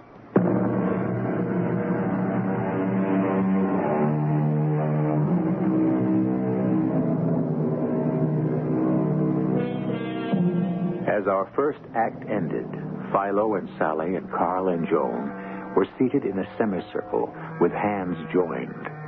The lights were shaded with red linen. The temperature of the room registered a chilly 62 degrees. A cool breeze had started to blow across their hands, increasing to a strong wind. They were awaiting the materialization of an entity from another sphere. Look, a mist, a vapor. I I see it. There it is. Bonjour, mes amis. I hear it. Comment ça va? I touched it. I touched it. Now, quiet, everybody. Everybody must remain relaxed and quiet. We don't want to frighten him. What is that? Philo? Look, it's Philo. Is he all right? He looks so shrunken. He looks as though he shrunk. He's smaller somehow. Now, don't be alarmed, ladies, and remain calm. Philo is our sensitive. Philo? Speak to me. Say something. He can't, Sally. He's in a deep trance. But is that all right? All sensitives pass into a state of trance. Why? Hello. He said something. How are you? Philo. He did say something. I heard him. He's not speaking to us, Sally. He's speaking to the entity. Will the entity answer? We must wait and see. In all probability, he will. Philo is waiting, I think, for the entity to build up his temporary body. The vapor is rising. Look. Sally, you said you touched it? I did. I think I did. How did it feel? Like unbaked bread. Like bread when it starts to rise. I see a head. Yes. Shoulders? A whole body. He's wearing a uniform of some sort. Oh, who is he? Who is he? Who is he? Who are you, sir? My name is Pierre Sorel. In life, I was a soldier in the army of the great Emperor Napoleon. I died in his service, having lost my leg at the Battle of Borodino, fighting the Russians. He's still wearing the uniform. He has a wooden leg. To think that Philo, of all people, Philo. Sally, do you think you could touch the entity again? He's standing directly in front of you. I don't want to let go of Philo's hand. It's so cold. He's in a trance, dear girl. It can't hurt him if you let go. Touch the entity, Sally. Sir? Pierre? Do you mind? I don't think he'll speak to anyone but Philo. Go on. Touch him. He's very warm. Yes. He's very good looking. He must have died young. Do you want to tell us any more about yourself? No. I wish he'd say something about us. Yes. Yes, tell us what's going to happen. Something like that. There is a little lady in this room who likes to sing and dance. Me? That's me. She has done so in the past. Oh, that's true. I have before I got married. Retrocognition, knowledge of the past. Well, what about the future? Precognition. Will the little lady sing and dance again, Pierre? Not immediately. But someday? Yes, someday. When, Pierre? Dancing, singing upon a stage with an audience, much applause. Oh, when? When, Pierre? It will be some months before... yes, months. First, the little lady will fall ill. Yes, she will be sick for a time. Oh. But she will recover? Marie, oh yes. She will recover and live to dance and sing upon a stage. You hear that, honey? Must mean the Main Street Players. Oh, yes. I wonder, can he see ahead for the rest of us? Oh, darn it. I wish I could ask him things. So do I. Well, maybe Philo will ask him if he knows what we want. Oh, Philo must be telepathic. He's a true sensitive. He must have a huge amount of the psi faculty. He must be loaded with it. Or he couldn't have materialized, Pierre. You see, people with large amounts of the psi quality have precognition, retrocognition, clairvoyance, and telepathy. Remember when I said, what about the future? Remember, Carl? And right away, Philo said, will the little lady sing and dance again, Pierre? Remember that? And Pierre said, someday. And I said, when? And Philo said, when, Pierre? Oh, of course, Philo's telepathic. If he'd only ask the entity about me. Do you see the future for someone else, Pierre? For a man, perhaps? You see? Success. Oh? How? When? What? Soon. He's fading. Going away. Success.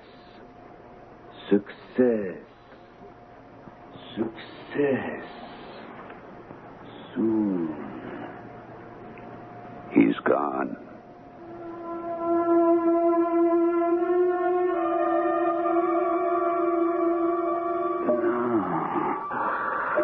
Oh, Pierre, Philo, dear?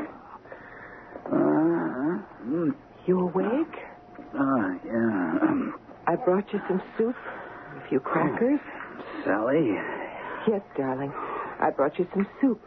Split pea. What's it for? Lunch? Dinner. I had dinner. Well, that was yesterday. Huh? Come on, try it. It's good. What am I doing in bed? Darling, you were sleeping. I didn't want to disturb you till I was sure you were all slept out. Well, how long have I been asleep? 21 hours. Since last night at 11 o'clock. Well, what time is it now? 8 o'clock in the evening. Didn't I go to work?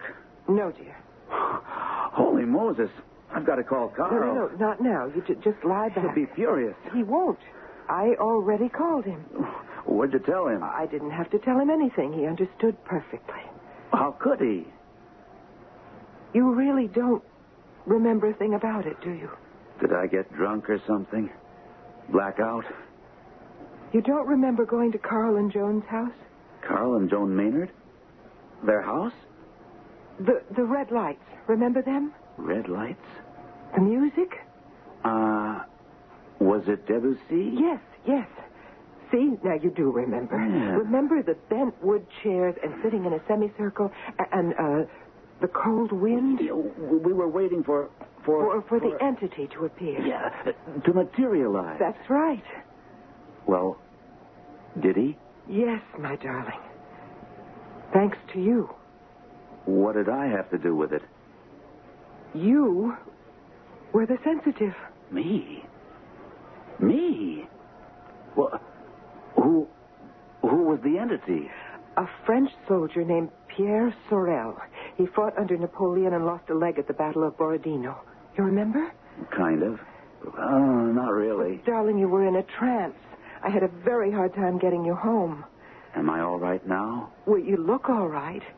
But you see, when the French soldier materialized, well, when any entity materializes, he sort of borrows things from the sensitive. What things? He has to flesh out his body, you see. Oh, that's probably Carl or Joan wanting to know how you are. Hello? Sally, this is Carl Maynard. How is he? He's awake, and he seems fine. Good, that's good, Sally. You remember last night? We were just talking about Pierre it. said something about the little lady who loved to sing and dance? Yes, and he said she would again. But before that, he said she'd be sick for a little while, remember? Yes? Sally, Joan's down with the flu. No. Yep, woke up this morning. Oh, I've got to tell Philo. Well, naturally, we want to hold another seance as soon as possible, but not until Joan's well. The doctor says maybe in a couple of weeks. Oh, of course, Carl. Look, I've got to tell Philo. He'll be so pleased. Sure. I'll give my best. Tell him to take his time about coming back to work. I will. Goodbye, Carl. Tell me what? Joan Maynard's down with the flu. Oh? Philo. Philo, that's what the entity predicted last night. Pierre said she would sing and dance in front of an audience. Now, I'm sure that means the Main Street Players because she's been nagging Carl to join. But first, she'd be sick for a little while. And now she is. Oh, isn't that exciting? As soon as she's well, we're going to have another seance. Sally, am I really a sensitive? Darling, of course you are. What was that you said about the entity taking parts of the sensitive's body to build up his own body? Only temporarily, darling. Sally, call Frank Hayes and make an appointment for a complete checkup. You had one a month ago. Yes, but if I'm really a sensitive, if I'm going to go on with this thing, I've got to be in tip-top physical condition. Go on, Sally, call him. Say I'll be in tomorrow. Roll up your sleeve, Philo, will you? Sure. Tell me about this seance that knocked you out. It was the darndest thing. I didn't even want to go, but Sally was very keen on it, and besides, Carl Maynard is my boss, so... Sure. Well, the idea of the seance was to get an entity to materialize. An entity? Mm-hmm. A being from a sphere other than our own. Uh-huh. Well, in order to do this, you have to have a sensitive. Yeah? And that's somebody with enough nerve force, enough magnetism to attract the entity. Well, surprise, surprise, the sensitive turned out to be me. And I hadn't even wanted to go. Lie back, will you, Philo? Yeah, that's it. How did you find out that you were the sensitive? Well, that's what's so incomprehensible. We all sat around in a semicircle. I was bored to death, if you really want to know. And we talked a little bit, very quietly, very naturally. And that's the last thing I remember. I don't remember the materialization at all. I must have been in a trance state. That's the only explanation that makes any sense at all. What happened when you were in this trance state? Well, they tell me that this entity appeared. Just appeared. First as a sort of mist or vapor. Then it grew and developed into a man. He said his name was Pierre, and he'd been a soldier under Napoleon, and he'd lost his leg at Borodino. He wouldn't talk to anybody but me. Because you were the sensitive. That's right, yeah. I don't even remember getting home. Sally put me to bed, and I slept for 21 hours. Then I had her call you. No, I was surprised. You just had a physical a month ago. But you see, an entity has to have substance in order to materialize. And he gets this substance from the sensitive. They say it's only temporary, for as long as the seance lasts. But I wanted to make sure. If I'm going to go on with this thing... Are you considering that? If my health is okay, why not? True sensitives are very rare. What kind of questions did this entity, this Pierre, answer? That's the amazing part. He said that Joan Maynard would sing and dance on a stage. Now, she and Carl have been kicking around the idea of joining our little theater group. But, Pierre said, before that happened, she'd be sick for a while. And the very next day, Joan came down with the flu. Well, there's a lot of it going around. Philo, I'd like to go to one of these seances sometime. Joan will be pretty well soon. It's only the flu. Then we plan on having another one. Well, keep me in mind. I will. Oh, and Pierre predicted success for Carl.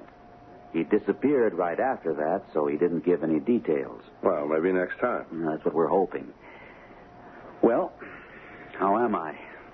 You're perfectly okay as far as I can see.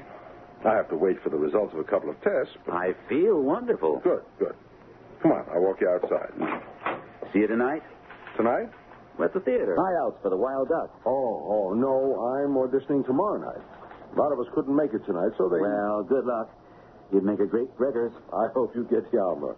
We'd be working together. Have a lot of fun. Try and get me in on the next seance, right? Right. So long. Have you got his records? Right here. Thanks. Something's bothering me. He was here for a checkup just a month ago. There we are. What do you know? He's lost 10 pounds, and his blood pressure is way up. How about that?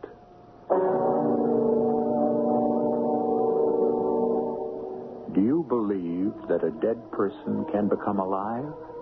Well, sort of alive for a limited length of time by borrowing substance? Does that mean arteries and veins and muscles? Does that mean the dead person come alive can talk if he wants to? Does he have vocal cords? Can he walk about? I'll tell you something. I don't know. We shall return with the final act shortly.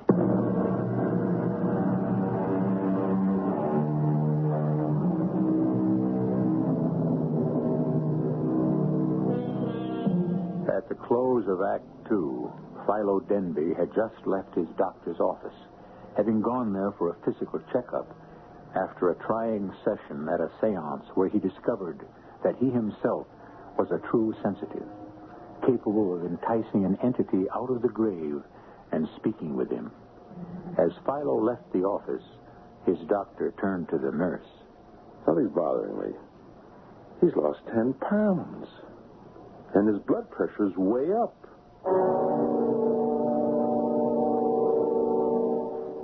Are you comfortable, Philo?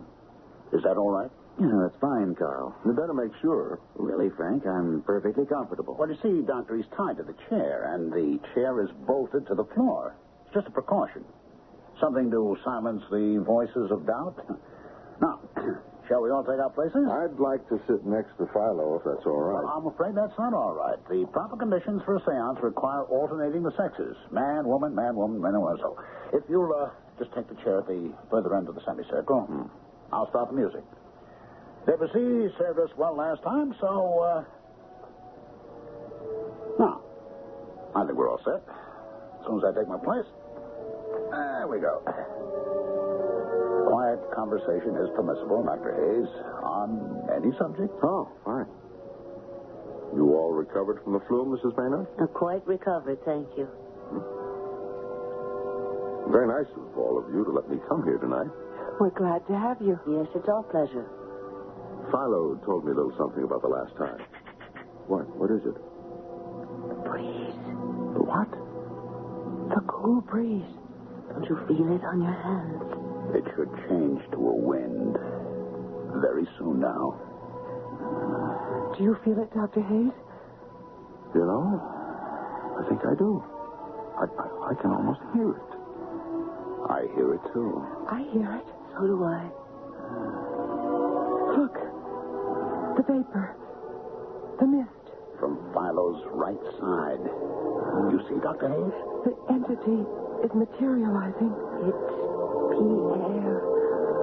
I see his head. Now his shoulders. Fascinating.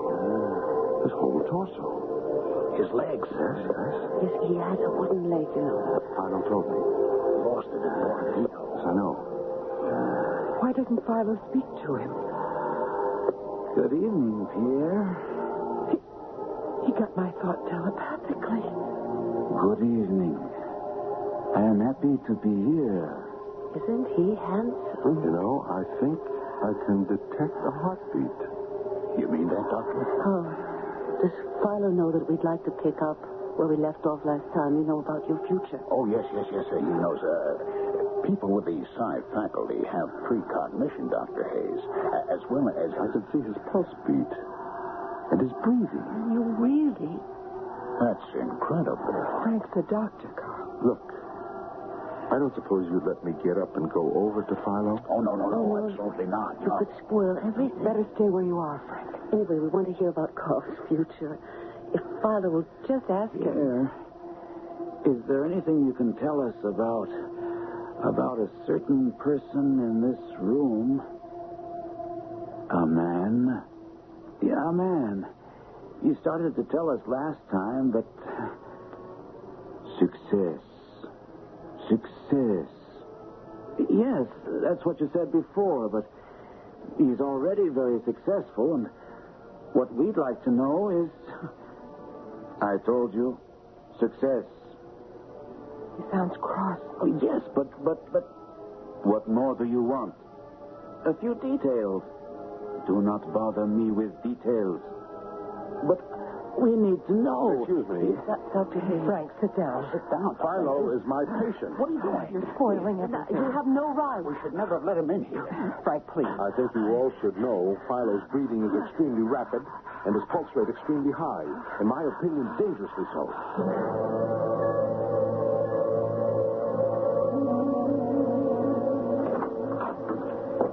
Philo, you all right? Just tired. Well, no wonder. It was a very trying session for you. Very disappointing for us. Well, Pierre did materialize, though, didn't he? Oh, yes. Frank said he could see him breathe, see his heartbeat. Oh, good. Good. And then, just as we were about to find out about Carl's future, Frank had to go and spoil everything. He was worried about you. Got up from his chair, went over and took your pulse, listened to your breathing. Your breathing was very rapid and your pulse rate was very high, he said. I feel fine now. Well, that's good. But Carl says stay in bed all day if you want to. Maybe I'll just do that. I may quit my job. Would you do that? Why not? I think my future lies in the psychic realm.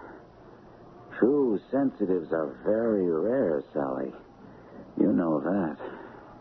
Yes, I do know that, but... If I am one of them, then it's only logical that That you what, Philo? That I should devote myself to... Oh, telephone. I'll be right back, darling. We need to talk about this. Hello? Sally, this is Joan. Yes, Joan. Guess what? What? Well, Carl auditioned for the Main Street Players for the Wild Duck. And, guess what? What? He got the part. What part? The part of Hjalmar. It's the lead. Imagine, my Carl is going to be a star. Pierre said he was going to have success, remember? Yeah. When Philo asked him? Yeah, by the way, how is Philo? Well, exhausted. Of course, but he's all right, isn't he? I think so. Don't you know? Joan, he's talking funny, sort of, I don't know, drifting off and saying some kind of weird things. Sally, is he going into a trance? Well, I don't know. I never thought of that. Then Pierre might materialize. Maybe. Oh, Sally, I'm coming over there. Now, don't you leave his side till I get there, okay? Okay. Oh, that was Joan, Philo. Are you all right, darling? She's coming over. She says Carl got the part of Hjalmar in The Wild Duck. Isn't that lucky? His first audition? Can you imagine? Philo? Philo.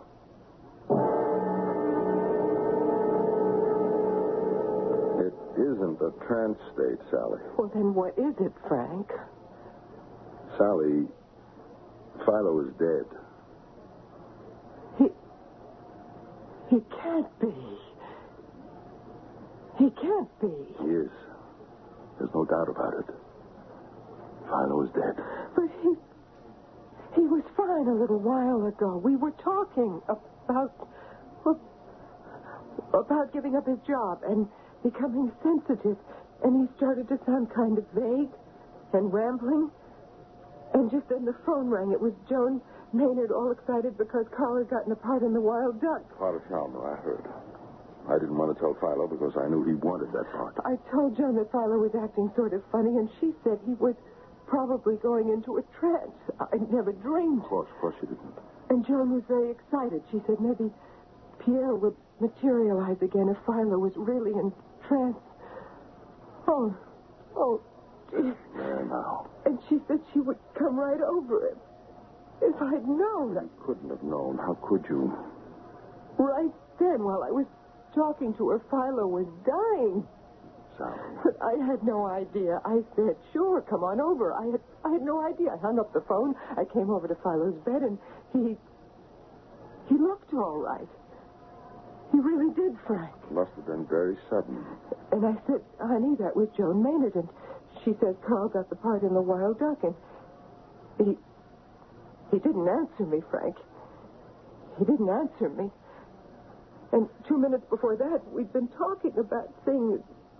Oh, You just go ahead and cry. But that's all. When he didn't answer me, I called you. I got here as fast as I could. And now he's dead. Frank, why did he die? What killed him? I don't know, Sam. But you must know. If you'll permit an autopsy. Oh, no, I don't know about He that. was in good health. We know that. He just had a checkup. Do you think it had something to do with the seances? Do you think they were too much for him? Sally, I just don't know. Was it Pierre? Could he have... You know... Well, as I said... Frank, do you remember at the last seance, the one you were at, Philo and Pierre were having a little argument? Not an argument exactly. It was more like a disagreement. You remember? Yes, Philo was trying to find out more about what kind of success Carl was going to have. And Pierre didn't want to tell him. They got kind of irritable, both of them. That was when you got up and went over to Philo and took his pulse, remember? His breathing was very rapid. Do you think maybe Pierre? Maybe Pierre killed him? No, Sally. No, I don't think so. But that would be terrible, wouldn't it? Terrible.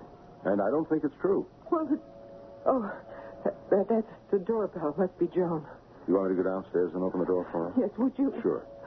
Joan doesn't know what happened. She thinks Philo is in a trance. I'll tell her. I don't want to talk to anybody right now. I couldn't. I understand. Oh, Philo. What have we done to you?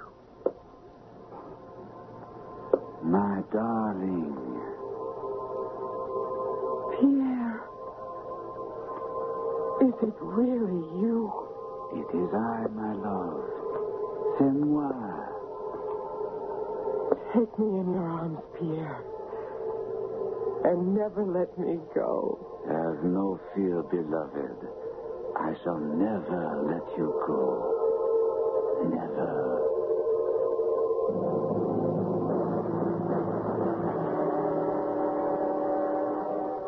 If you can believe that, you can believe anything. That's my opinion. But then, who am I? What am I? Just an average person? Trusting nothing? Suspicious of everything? What do I know? I wonder if anybody's planning to do the Wild Duck. I'd be great as Shalmar. I could really get my teeth into that part. I'd be a smash. I'd really kill the people. I'll be back shortly.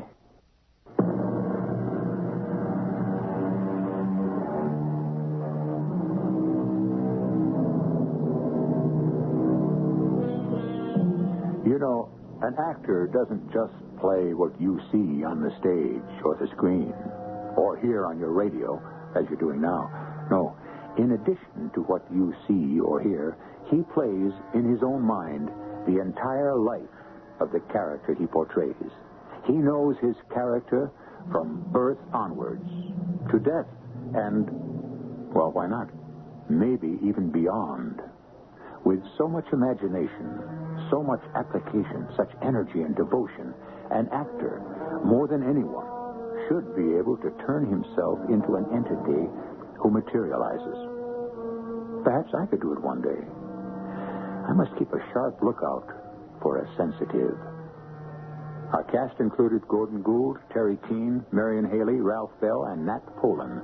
The entire production was under the direction of Hyman Brown. This is E.G. Marshall inviting you to return to our Mystery Theater for another adventure in the macabre. Until next time, pleasant dreams.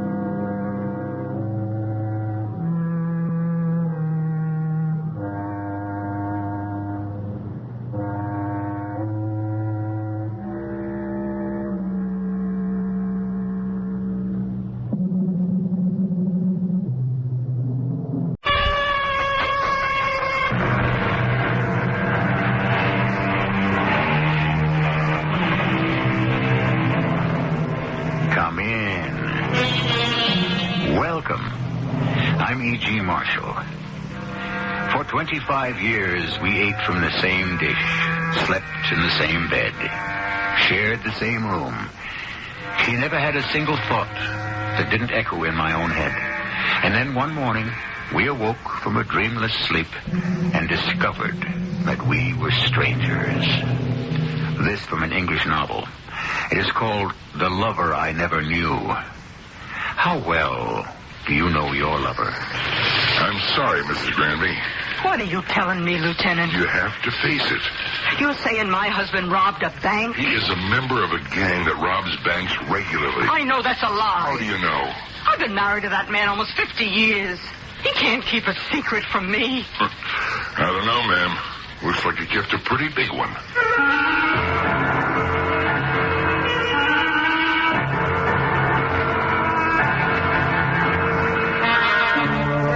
Our mystery drama, The Sweet Smell of Murder, was written especially for the Mystery Theater by Sam Dan and stars Bryna Rayburn. I'll be back shortly with Act One.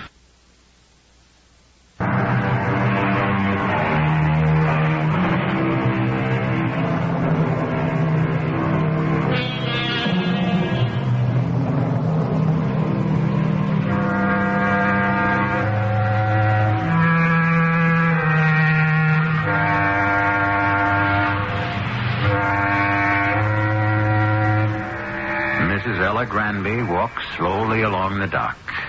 It isn't because she's 70. Oh, no. Ella, or Mom, as she's called by everybody, is still as spry as she ever was.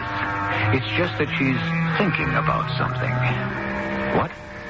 Well, she doesn't really know. It's just that things have been different somehow between her and her husband, Tom, who everyone calls Pop. Different in what way? Well, she doesn't know that either. But it doesn't matter right now. She's going out in the boat with Pop, the old reliable Becky Ann, a 28-foot cabin cruiser that may be showing its age, but is still the soundest little vessel in the harbor. Hey, Skipper. There's crew coming aboard. Oh, what'd you bring for us? Why don't you wait and be surprised? Well, it smells good. Hop down, or do you need a helping hand? Still as spry as you was when you were 18. All right, cast off. Aye, aye, Skipper. And we're away. What's running, Skipper? Booze. Well, that'll be supper. Hey, come forward. I want to show you something. Oh, what is it? Take a look. Why, it's a brand new ship-to-shore telephone. Give that lady a cigar. I'm not surprised I'd smoke it, too. Where'd you get it? What kind of question is that? I bought it, naturally. I seen that model in the store, in Braxy's. It cost $2,400. Well, I've done a little better than that. I hope you're feeling chilly. You know that cashmere coat you always wanted? Look at here. All right, Thomas Taylor Granby, all right. Now, you just tell me, where'd all this money come from? Where? Now, you just give me the answer. All right. You're entitled to an answer. Now, quit stalling, Thomas. I won it. You mean you were gambling? Well, in a way, I guess that's right. I won it in the lottery. When? Last week. You never told me. That's right, I didn't. And why not? Well, I was afraid you'd want to do something foolish with the money. Something foolish? Huh. Yeah, like putting it in the bank, I suppose. Well, yeah, something like that. How much did you win? Quite a bit, you might say. How much is quite a bit? Now, there's no use pumping me, Ella. I'm not going to tell you. What are you saying? I decided if I told you, I'd destroy your peace of mind. You lay awake nights just worrying about it. But you gotta tell me. You can have everything your heart desires, but that's as far as it goes. This is going to be my secret. Now, we never had any secrets from each other. I figure it's about time we started. Now, Thomas, I'm not about to accept this from you. Oh, what you want to do? Some silly arguing or some serious fishing?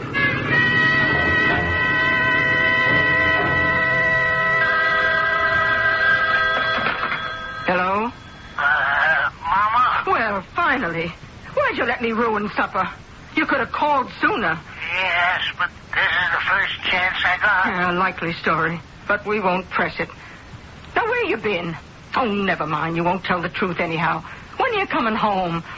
Or can't you tell me that neither? Matter of fact, I really can't tell you when I'm coming home. I don't know that myself. Thomas. What do you know about all this? About all what? Well, your husband will be arraigned before a judge. He can be represented by counsel. He should be. The judge will probably set bail. But what did he do? Well, he's in it up to his neck. You still haven't told me. He's been caught with the money. What money? The stolen money. What stolen money? He won it in the lottery. Oh, is that what he told you? Yes. He said he won it in the lottery. He won $30,000 in a lottery. $30,000? Which lottery was that? Well, I don't know. He didn't tell me. Well, he didn't tell me either. So I checked around the various lotteries. Nobody paid off a winner named Thomas Granby. Well, he may have used an assumed name. Good thinking. But all the $30,000 winners are already accounted for. I say all. I can assure you there weren't that many. Well, he's never lied to me in all these years we've been married. Really? How do you know? Well, I never lied to him. I just know, that's all. Well, you must admit there's a first time for everything. Well, can I see him? Sure. And you'd better tell him to start talking. And make some sense.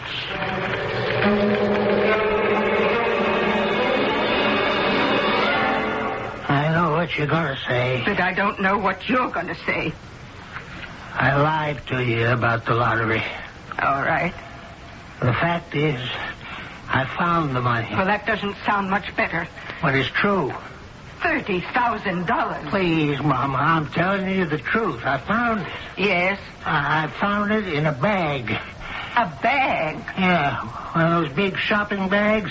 You know the kind you get at Milt's? Yeah, but where did you find it? I found it on the dock. All this money in this big paper bag on the dock? Yeah, I came across this bag, and I couldn't imagine what was in it. Maybe garbage. I looked inside, and it was just packed with these $10 bills. I didn't think there were so many $10 bills in the whole world. Well, didn't you bother to find out who the owner might be? Well, it was nighttime. There wasn't a soul on the dock. And besides, what was it doing there anyhow? And so? I figured it was stolen money. Oh, Thomas. Since they were tens, they probably wouldn't have been marked. They only do that with very big bills, you know. No, I don't know. Have you become an expert on crime? Please, Mama. It was wrong. All wrong. It's just that... I don't know. I worked hard. I thought we'd have enough to retire on comfortably. But things get tighter every year. That doesn't give us the right to steal other people's money. No, it doesn't give us the right. I know that. I don't know what got into me. I shouldn't have done it. But I did. Well, where's the rest of the money? I turned it all over to the police when they arrested me. I didn't try to hide anything.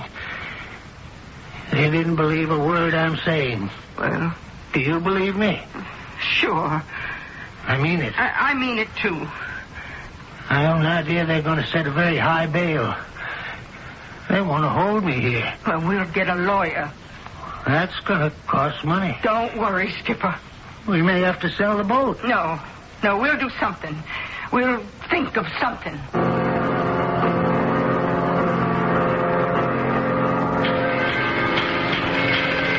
Okay, Granby. Do you want to talk about it? I told you the truth, Lieutenant. Sure. Why don't you believe me? Let me tell you a little story. Last month, the Third Merchants Bank of Westfield was held up. There was a $250,000 payroll ready to go to the steel mill. The bandits got away with it. Are you accusing me? There were 4 men who did the actual stick-up. The 5th man was in the car. That one was you. It was not. The $30,000. That was your piece. You're quite a guy with a wheel, aren't you? Yeah, but Lieutenant, I never... What did you do before you retired, then? You were a chauffeur, weren't you? You've been driving cars professionally all your life. Well, that's true, but And all the money had been registered. Your pals knew about it. So far, yours is the only dough that's come to the surface. Lieutenant, I know it looks bad, But I'm innocent. Mm-hmm. Then how do you account for the money? I told you. I found it. Yeah. Well, at least get yourself a better story.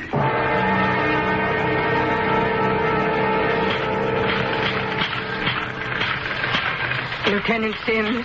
Mm-hmm. Oh. You're what's-his-name's wife? Yeah. His name is Thomas Taylor Granby. Mm-hmm. So, what can I do for you? I owe you some money. Really? How do you figure you owe me money? Well, it's been established that the money my husband found was stolen. The money he found? I believe he found it. But that doesn't change the basic character of the money itself. I returned my cashmere coat and the new ship-to-shore telephone to the stores.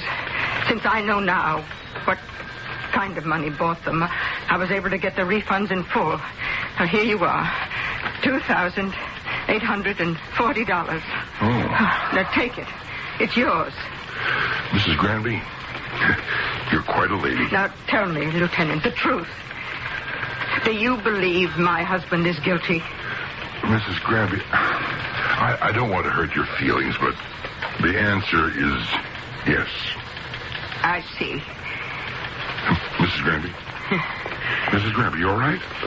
Are you feeling all right? Well, do you mind if I just sit down Oh, sure. for a Here, minute? You're right here. Just right in this chair. That's it. There you are. Take it easy now. Yes. Here, let me get you a drink from the water cooler. No, I don't want to put you to any trouble. And the trouble is just right over here. There you are now. You take some of this. Oh, yes. Yes. Maybe Thank like you. a cup of coffee instead, huh? We always have some going around here. No, thank you. All right. You okay now? Yes, I think so. Hey, look, I'm sorry. It's my fault. Your fault? Well, I shouldn't have come out with it, bang, just like that. When you asked me if I thought he was guilty. Oh, you were only telling the truth, weren't you? Well, after all, I had no right to say it. A person is innocent until he's proven guilty by a court of law. I guess sometimes we sort of forget that. Yes, but you believe he's guilty. Now, look, I've got opinions. Yes. And they're based on experience, but it doesn't mean I have to be right all the time. But are you usually right? It's a hot day out there. Say, maybe I could fix it up to give you a ride home. Home? No, I don't want to go home. Oh? Okay, whatever you say. I'm afraid to go home. Afraid of what? Of myself. Why would you be afraid of yourself? Well, I'm afraid of what I'm starting to think. Very much afraid. Oh, why? Well, suddenly he has $30,000. 30,000 stolen dollars. And he lied to me when I asked him the first time. And now he says he found it. Well, maybe he did. You don't believe that, Lieutenant? Well, looking at it straight, facing up to the facts, Mrs. Granby, do you believe it? Now, I told you. I'm afraid of what I'm starting to think. Maybe I don't know him as well as I thought. Maybe no human being can ever really know another one, no matter how close you are. Is there always a part of you that is held back, that's closed off? Is he lying to me?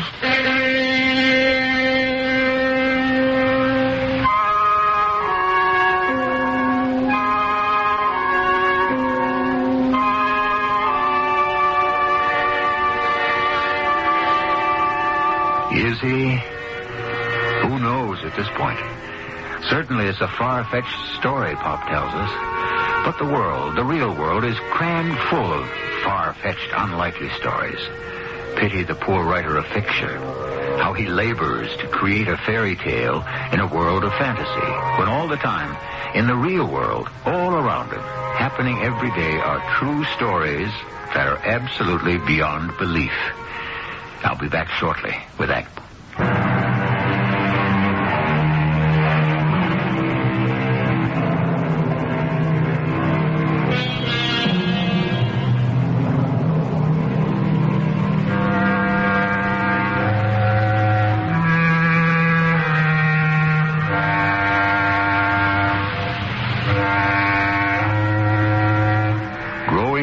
together in perfect harmony and complete understanding. This has always been the dream of couples who are in love. It's been the devout belief of the poets and the dreamers that the longer lovers live together, the more they understand each other. And yet, experience has taught us that many times to grow closer together is also to grow further apart. I was talking to the lieutenant, Pop. Yeah? Well, he says... I know what he says. He wants me to confess. Confess to what? Confess to driving the getaway car in the bank robbery. But how can I confess to that? I didn't do it. Yeah. That don't sound like a vote of confidence. Well, why'd you say you won the money in the lottery? Can't a fella lie to his wife about some money once in a while? Oh, not this kind of money. Okay. So I lost my head. It was money. Real money. For the first time in my life. I was tempted, and I gave in. Tell me, did you drive the getaway car? How can you ask that? You miss being active. You drove for Mr. Sloan, was always up and around and on the go. And now you're retired. Oh, sure, there's the boat, but I can tell. You've been restless. I wasn't restless. I was just worried about money. You don't believe me? I'll stand by you. That's not the same thing. All right. I believe you. I wish you could say that a little more enthusiastically. I wish I could, too.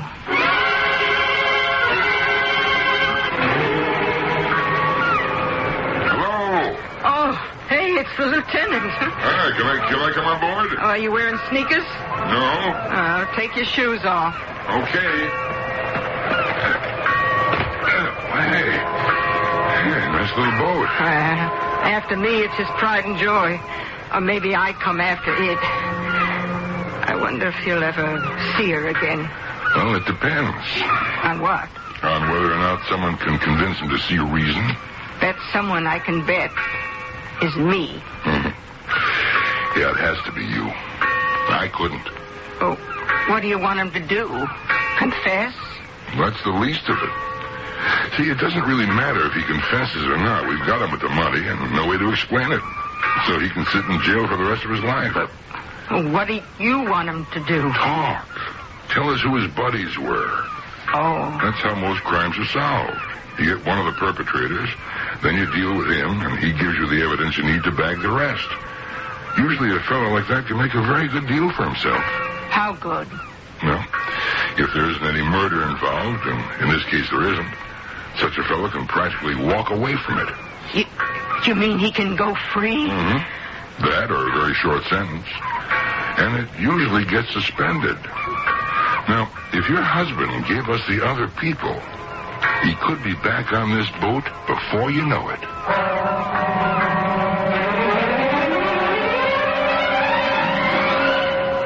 What Confederates? We've been married for 48 years. It's been smooth sailing, hasn't it? You always felt you could trust me, didn't you? Well? Yes. You know why? Because it was easy. Nothing ever came up. Now, for the first time, I find myself in trouble, and where are you? Where are you when I need you? I said I'd stand by you. And I said it isn't enough. What do you want me to say? I want you to say you believe I'm innocent. And if you can't say that, I don't want you to say anything at all to me ever again. Thomas!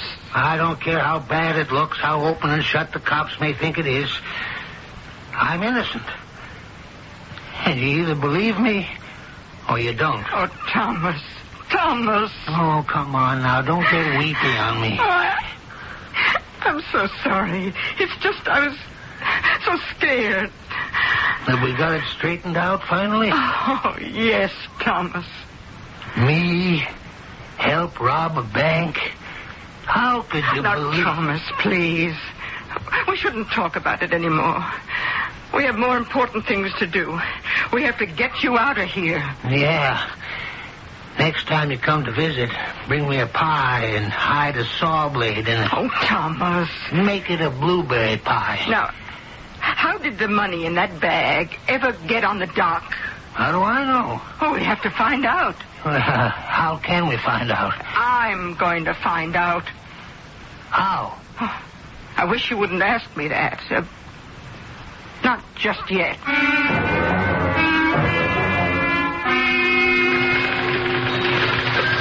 How did the money get on the dock, Mrs. Lieutenant? Granby, I know what you're going to say. It didn't get on the dock.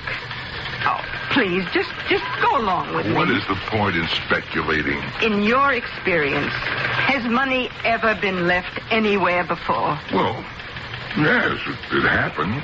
Kidnappings, ransom money.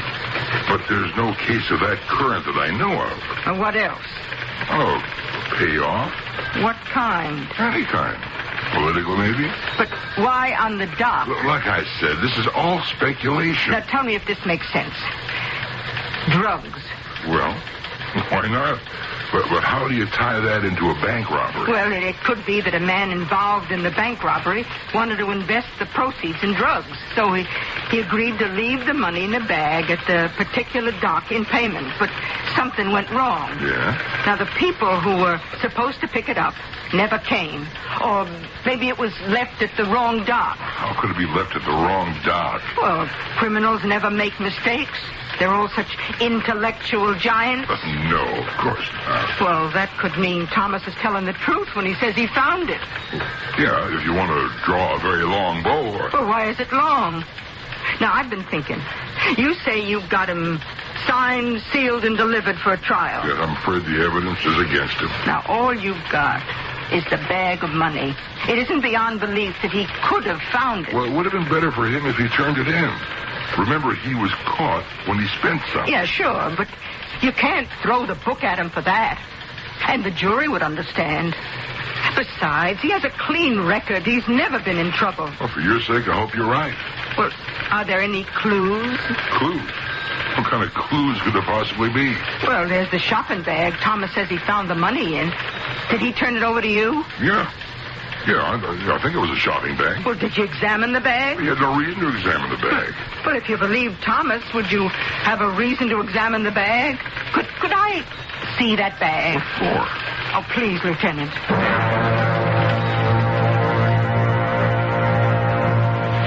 Millsaps. That's right. That's what Thomas told me. Now, why would this person put the money in a shopping bag from Millsaps? Why? Well, because it was handy. Is it handy? Would it be handy to you? Does your wife shop in Millsaps? Oh, not on the money I make. Well, who does shop in Millsaps? People like the Sloanes. Thomas and I were in service. I was housekeeper and he was chauffeur.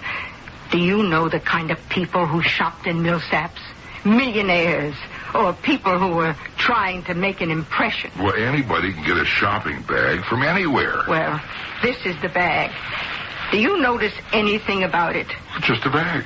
Smell it. What? Yeah, go ahead. Well, it does have a nice smell to it. Mm-hmm. Perfume. Do you notice anything distinctive about it? Nah. All perfume smells alike to me. Yeah, but they're not alike. And even though it's faint, you smell it again.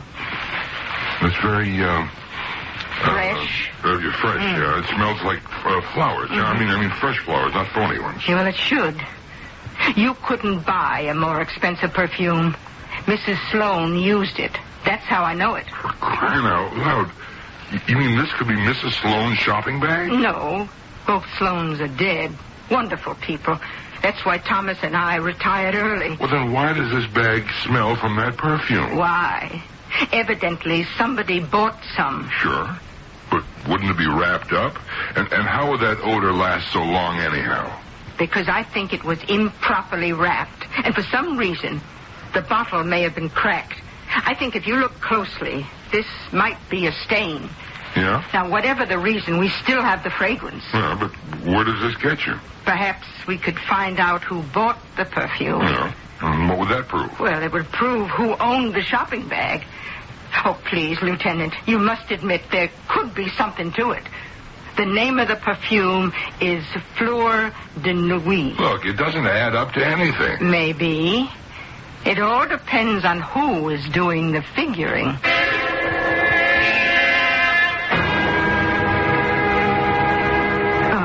Mrs. Timmons, I am Madame Lafarge. Oh, yes. I have just come from France. I am associated with the company that manufactures Fleur de Nuit.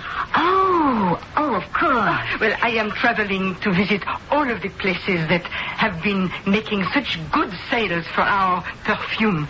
And your store, Millsaps, it leads the rest. Well, thank you. We do a very good job with it. We are the most exclusive perfume. Oh, no question about it. And I should like, personally, to write a letter of appreciation to each and every one of our customers. I think that's a marvelous idea. Do you have for me a listing of those who have purchased Fleur de Nuit from this establishment? Oh, yes, of course. Oh, good. I can have it sent to your hotel, madam. Where are you staying? Oh, it is not a large list, no? It would have, 15, 20 names, I suppose. Oh, well then, perhaps, since I am here now, I could wait, if it is no trouble. Well, it's no trouble at all. There's a young lady who had a problem, I remember. Oh, a problem? Oh, yes, you see, she'd been shopping in the store. She bought a bottle of perfume, and she claimed that when she arrived home, we had sold her a broken bottle. Oh. We made good, naturally, but you might drop her a special note. Oh, I shall. Oh, she raised quite a fuss. Stormed into my office. She isn't our typical Millsaps customer. Oh. A rather brothy, if I do say so, vulgar young woman. But what can you do?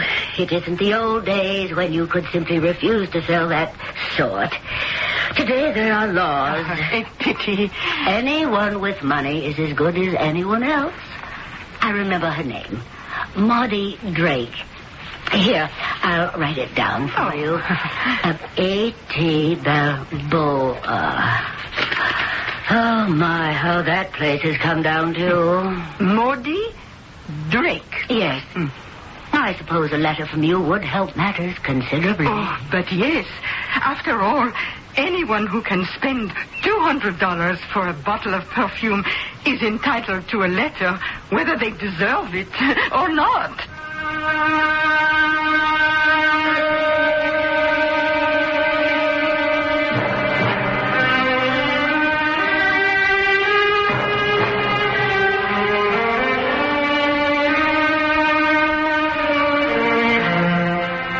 So, here we see Mom in action as, of all things, a detective. Of course, she doesn't have a license, which could get her into trouble with the law. And she doesn't have experience, which could get her into trouble with the underworld. It is this type of double jeopardy that we shall follow in Act 3 shortly.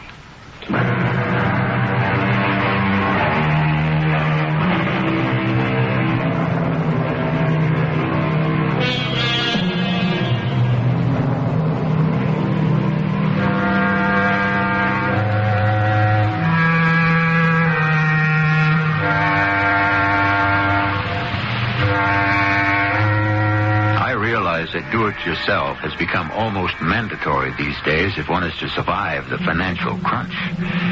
We have more and more people learning how to cope with their autos, appliances, plumbing, and electricity. However, it's one thing to be a do-it-yourself house painter. It's quite another to be a do-it-yourself detective.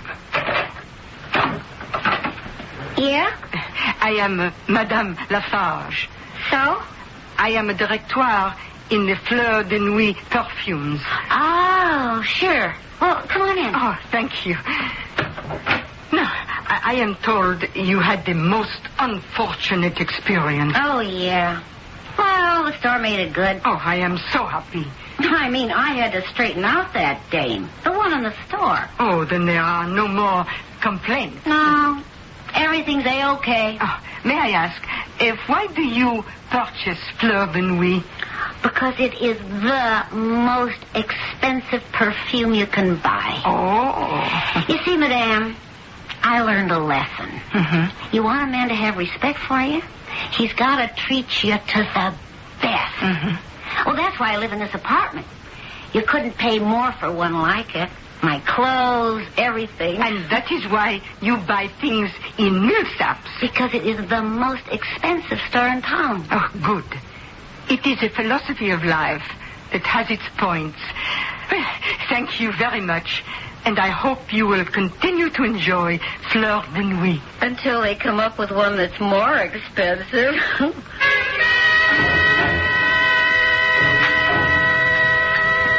It's about time you got here, Harry. What's the matter? Well, I don't know. A dame. An old dame came by the apartment. So? Well, she gave me a song and dance about working for the Fleur de Nuit perfume company. Why should it be a song and a dance? You throw away enough of my good dough on that slop. Well, she had a French accent. Why not? She works for a French perfume company, doesn't she? It was a phony French accent. What do you know about her? I used to be in show business. You call where you did show business? I guess so. You sure showed plenty. Now, look, one thing I got is an ear. This was an old dame from the Midwest that was putting on a French accent. So, I followed her when she left. What do you mean? Well, she got into a bus, I got into a cab. Where'd she go? Down to the fisherman's dock. Yeah? Then she got on a boat. It was called the Becky Ann. And then what'd she do? Nothing. She just sat there. I don't know what you're trying to make of it. We better find out who she is.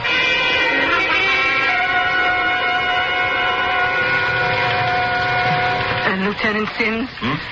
Oh, yeah. Come here. Sit down. Oh, thank you. Now, tell me, who's Maudie Drake? What do you know about Maudie Drake? Oh, nothing. Do you know anything about her? Why?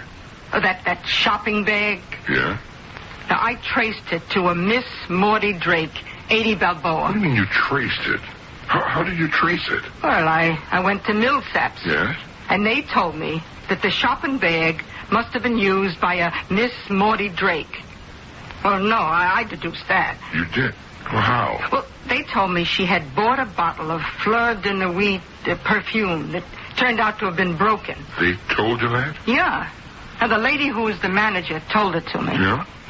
What made her tell you that? I mean, how did the subject happen to come up? Well, you see, I told her that I was a representative of the perfume company. I wanted to write a letter of appreciation to all of our customers. Now, one thing just led to another. You're saying that you went in there under false pretenses? Now, if I'd have gone there under true pretenses, she wouldn't have talked to me at all. Well, what you did was illegal. You impersonated I didn't impersonate a police officer. Now, look, you just can't do this. Well, you're not doing anything. At least I located the bag for you. All right. I just hope you didn't do anything else. Well, I went to see Miss Maudie Drake. You what? Miss Maudie Drake at 80 Balboa. This girl, this Maudie Drake, runs around with some very tough people. Well, I assumed as much. Well, you just can't do things like that. Why not? Because you're not a police officer. Suppose she saw through you. For what reason? Look, these are tough, smart people.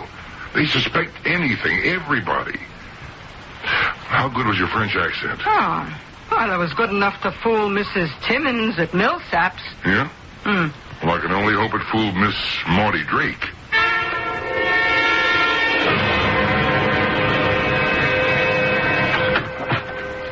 Where you been, Maudie? Checking out the old dame. She's not French. Okay, she doesn't have to be. It's part of her act for a job. Look at all these guys that work in French restaurants. See how they put it on. Her name is Mrs. Ella Granby. Yeah? You never heard of before? Granby. Why is it familiar? Her husband picked up your dough that night on the dock. Wait a minute. Yeah, wait a minute. You left it there for Leo to pay for all that grass. But stupid Leo goes to the wrong pier. So that's who she is, huh? What's she poking around for? She's telling the cops her husband found the dough. She's trying to prove he's telling the truth. How'd she ever find you? The bag. The one you left the dough in. It's just a shopping bag. How could she trace it? It's not just a shopping bag. It's from Millsap's. Why did you have to use that? It was the only one in the house. And why did you have to insist we should buy that marijuana with the dough? Because the dough is hot. What else could we do with it?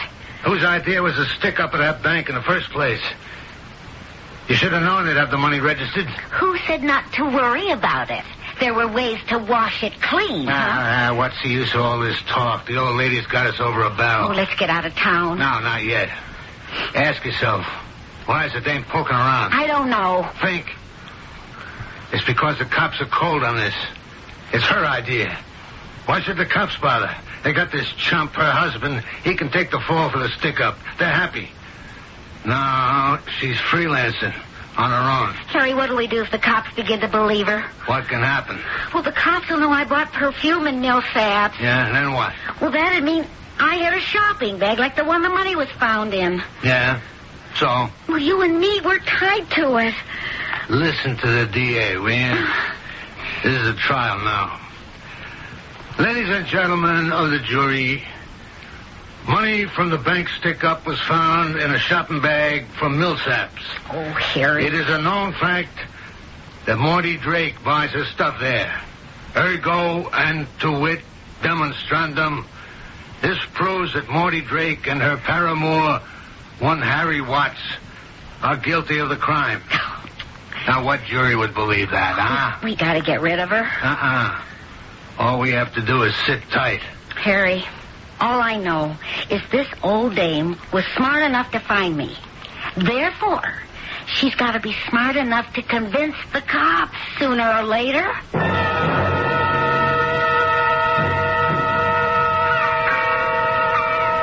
Isn't it a gorgeous day, Morty? Yeah.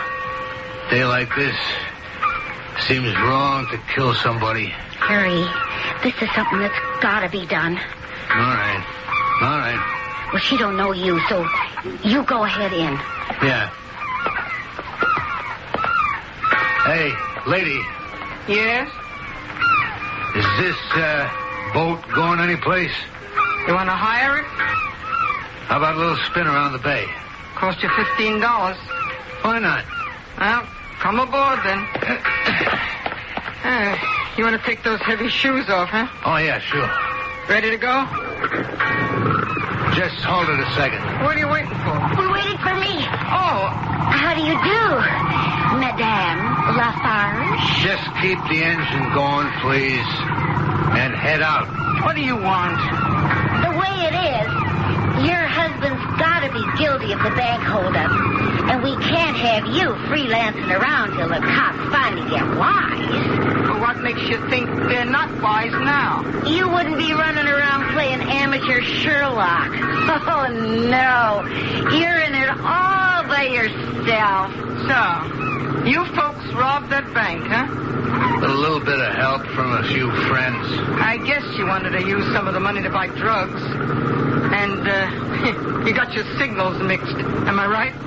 You're really a very intelligent lady. I'm sorry we have to make this trip. Oh, what's going to happen to me? Looks a little rough. You could fall overboard. Well, everyone knows I can swim. Well, we could arrange something to take care of that. I'm sorry, but that's the way it is. Now, let's see. You confessed to robbing the bank, huh? You threatened to kill me and throw me overboard. Like I say, I'm sorry. I don't go around looking for this kind of thing. So, now, everything you said is part of the record. What record? Well, all boats keep records of everything that happens. Or they should. It's called a ship's log. Now, mine is being kept by a crew member who's just below. He's moonlighting. His real job is with the city police. His name is Lieutenant Sims. Well, hello there. Is everybody having a nice trip?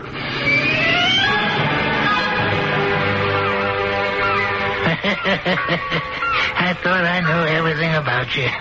But look, all this time you were an actress. You're also a detective. And you kept it all hidden. That's right. I guess it's just as well that we don't know everything about each other. Is there something I don't know about you? All these years, I wanted to be a crook. Oh, is that true? Real smooth, gentleman type of crook, you know. Well, you sure kept it hidden. Well, it's one of those things you toy with. But that night when I saw the money, and I thought it could be all mine, well, there was my life's ambition. Now, aren't you ashamed of yourself? I'm lucky. What kind of crook could be successful if he's married to a detective like you?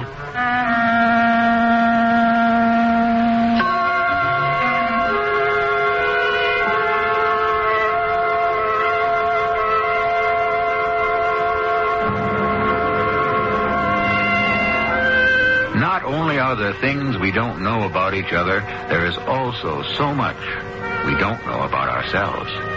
What is it that we really want to accomplish? Who is it that we really want to be? Not publicly, but somewhere deep in the recesses of our very private psyche. I shall return to develop this further shortly. Hello, this is James.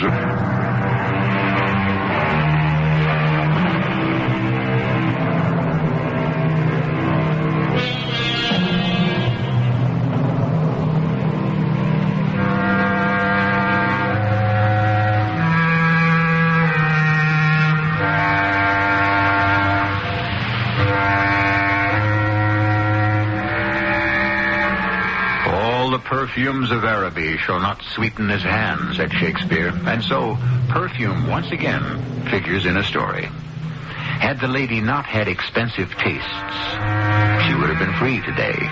And there is a justice in this, because perfume, which is meant to hide and disguise, was used this time to expose and reveal. Our cast included Bryna Rayburn, Robert Dryden, Joe Silver, and Evie Juster.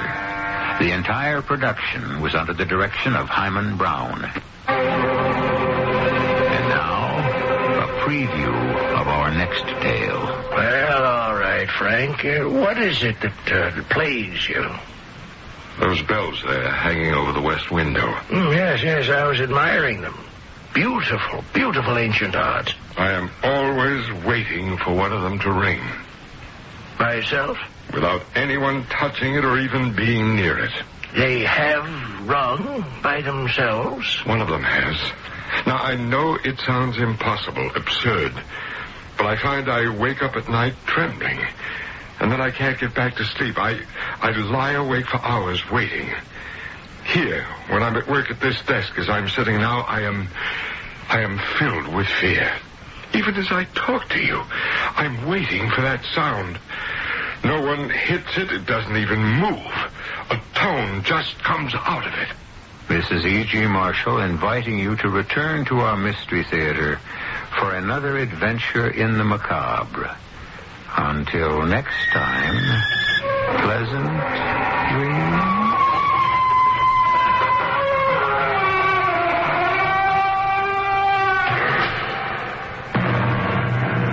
Thanks for joining us for the WAKR Radio Mystery Theater.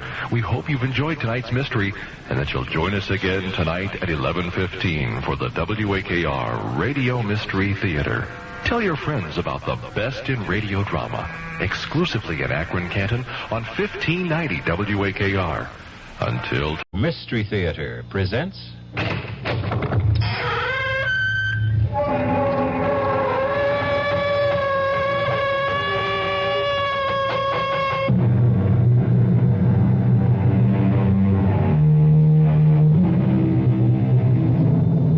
Come in.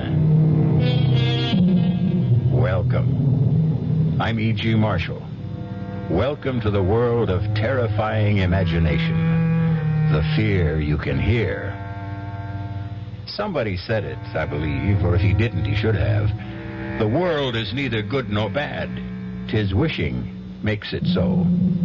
Our story is about a fey, elfin young woman who made her own world and who had a disturbing and fateful capacity to make her dreams come true. not always in exactly the fashion or the dimension she wished for. I'm warning you, you stop hanging on to me, Marge. I've got to, Tom. You just can't do it to us anymore. Just lay off of me. Tom, you can't do this again. And I got the lot tonight. I can feel it all going for me. The way you always feel. Please. Marge, let go. You want to put the whammy on me? I said Tom, you let go. Marge, I didn't mean to push. Oh, Lord.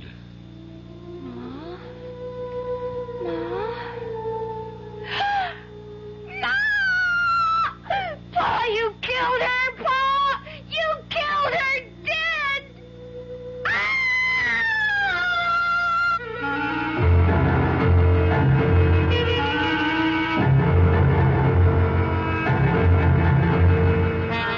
Our mystery drama, The Wishing Stone, was written especially for the Mystery Theater by Ian Martin and stars Clarice Blackburn and William Prince.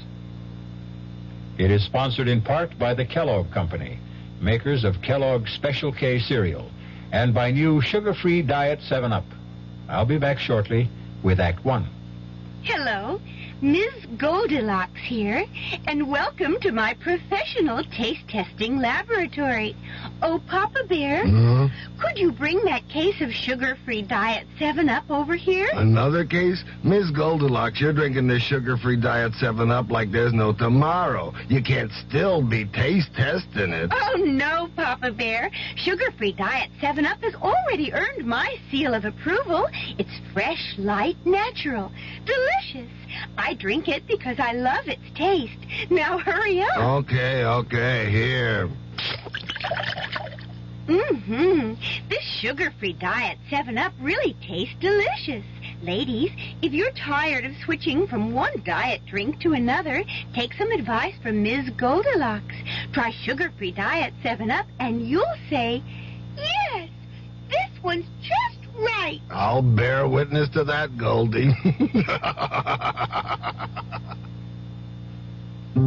Project Hope is reaching out, bringing hope to more countries around the world this year than ever before. Newest addition to Hope's international programs is Ethiopia, where Project Hope's doctors, nurses, and other medical specialists will be working side by side with Ethiopians, teaching while they treat. Since 1960, Hope has trained more than 7,000 physicians, dentists, nurses, and other healthcare personnel, has helped establish new schools of nursing, dentistry, and physical therapy in several countries, and assisted in the development of hospitals, teaching institutions, and public health services.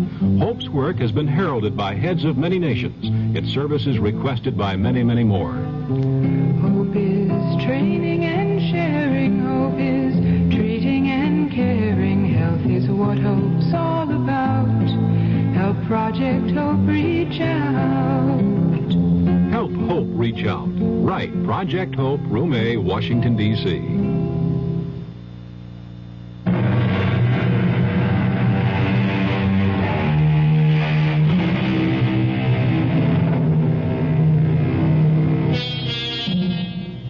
We are such stuff as dreams are made on, and our little life is rounded with a sleep. That quote is definitely Mr. Shakespeare's. But our little life is equally founded, and sometimes confounded, on dreams, like the bad one Jenny Coulter had a few moments ago, and for which, fortunately, there is present comfort in the person of her mother, and in turn, her brother, Judd. Jenny, you all right? It's you, Ma. You. Oh, you all right? Well, I'm fine, honey. What'd you have, a bad dream? I suppose. Oh, now that I see you. Oh, Ma, it was so real. I saw you lying there at the bottom of the stairs, and your head, oh, it was turned to the side like... Well, now, don't let it upset you. Here I am, right as rain, and it was only a dream. But it was just like I saw it happen. He pulled his arm away from you while you were hanging on, and you went tumbling down. He? Who's he? I don't want to talk about it. Oh, was it your father?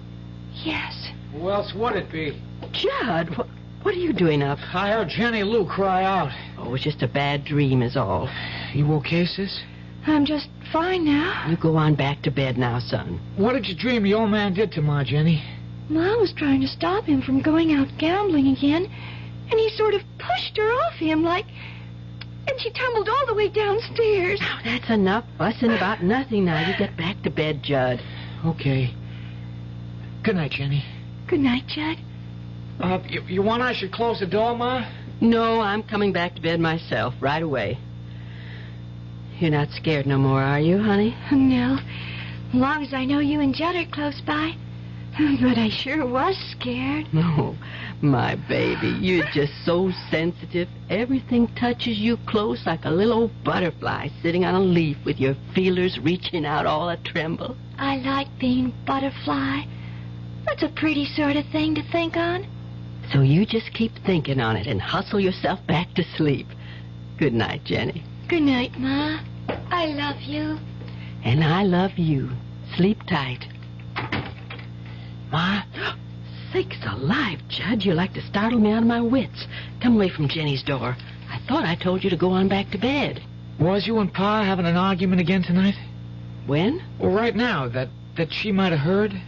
Your father isn't even here. He went on out after you kids went to bed. Yeah, I bet he's over to Stover's playing poker. Oh, Tom don't mean what he does. He's sick. Yeah, and so am I. I'm sick of him.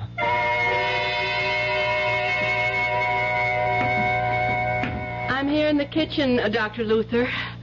How's Jenny? Jenny Lou's just fine, Marge. She's getting dressed, and I'm going to drop her off at school on my way into town. It ain't the encephalitis again. You got to stop worrying about that, Marge. It's not so easy.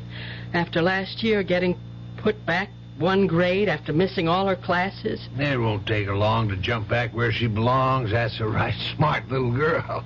She used to be before. That's what I want to talk to you about. If I've told you once, I've told you half a dozen times that Jenny was one of the lucky ones. She came through it without a scratch, physical or mental. But such a long time. It was a very mild case, even if it was stubborn and protracted. It's just I worry so that she was somehow held back. Now, I want you to get that clean out of your mind, once and for all. But sometimes she seems so young. Lord, what do you want her to be at 16? I don't know of anyone fresher and lovelier and more unspoiled than your little girl. She wants to cling to childhood a little longer. Leave her be. Well, just so you're sure last year didn't hurt her none. There's only one thing I worry about with Jenny. What? Your husband. Lord knows why, but she thinks the sun rises and sets in her father. Once she settles for being a woman, she'll have to open her eyes as to what he really is. Oh, Tom doesn't mean to hurt anyone, Doctor. You told me yourself that he's sick. Yeah, I think it is a kind of sickness, but not one a doctor can treat. What am I going to do? I don't know, Marge. Oh, one thing I do know is I've got to go. People waiting at the office, but Tom is hurting all of you. Bad. Worse, maybe, than any of you realize. And in the end, Jenny Lou's the one he'll hurt most of all.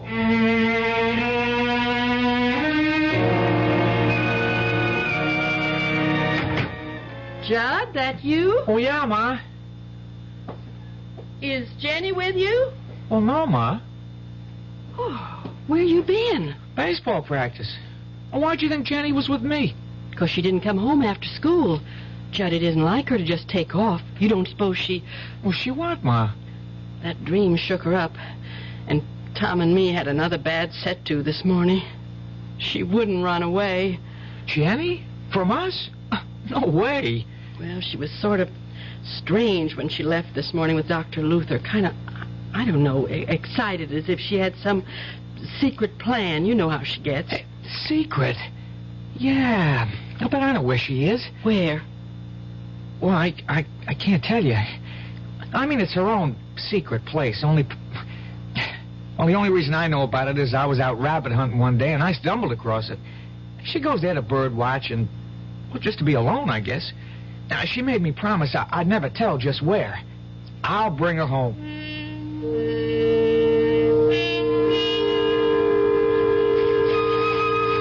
Jenny?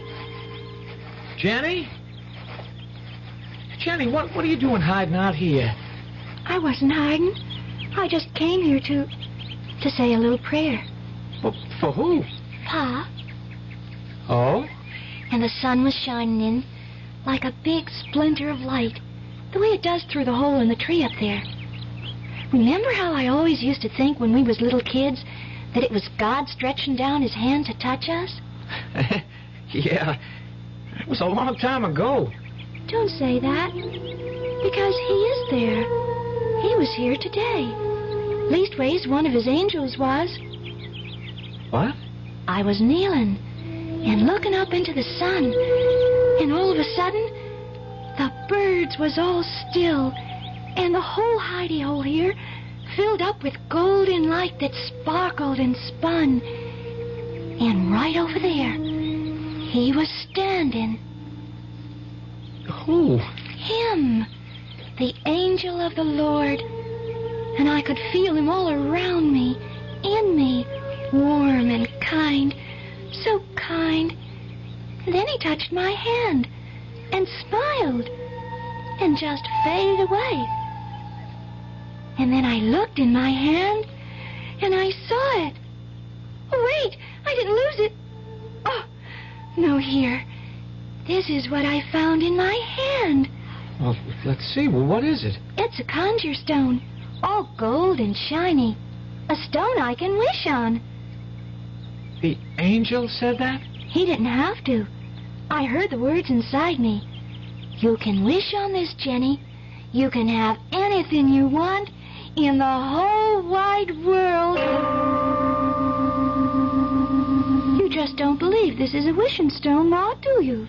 Jenny, right to the moment, I just got to say I'm so fussed and fumed about dinner being ready and you kids not, and your father ain't home, I can't hardly think straight about...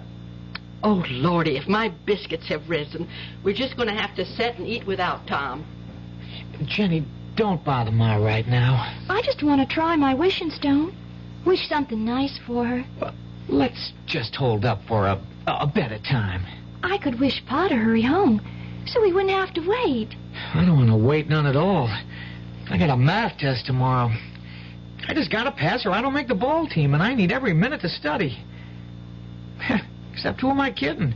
If I stayed up all night, I wouldn't be ready for tomorrow. If you had a few more days, could you make it? Well, even just one, I'd stand a chance. Okay, here goes. No, hold up a minute. Too late. Shh. I just wished there'd be no school tomorrow. No school tomorrow? What nonsense is that? Jenny, go bring them biscuits. Judd, you sit down. Ain't we going to wait for Pa? We ain't waiting for nothing, not even wishes to come true. We're going to eat our dinner before it spoils. Yes, Ma. I'll get the biscuits. You didn't have to be so rough on her, Ma. Play her game. I know, Judd. It's just I have no sense of humor left. Or fun.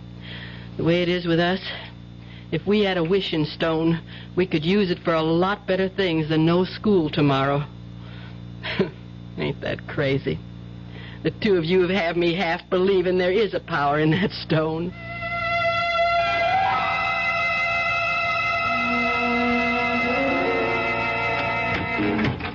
Hi, Marge. Tom? Where are the kids? As if you care. Gone to bed. Where have you been? What was the action tonight? Bingo? Horses? Pool? Nope. Tonight I got a pretty fair excuse. The only thing I was gambling was my life. What's that supposed to mean? I've been a volunteer helper at a fire. Now it's finally out. I couldn't hardly wait to get home and tell the kids the good news. What good news? That the school burned down. Good news for the kids everywhere tonight. No school tomorrow.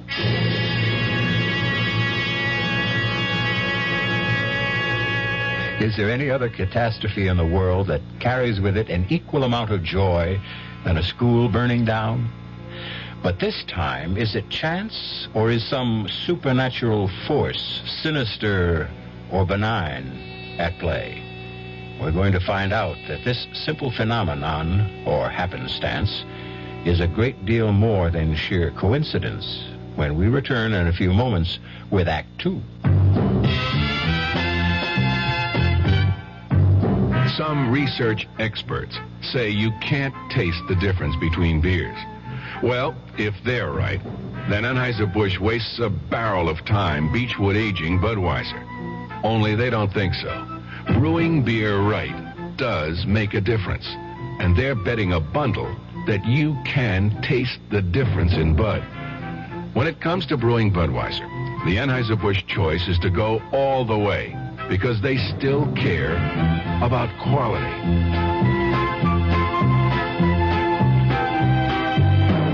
Look at it this way.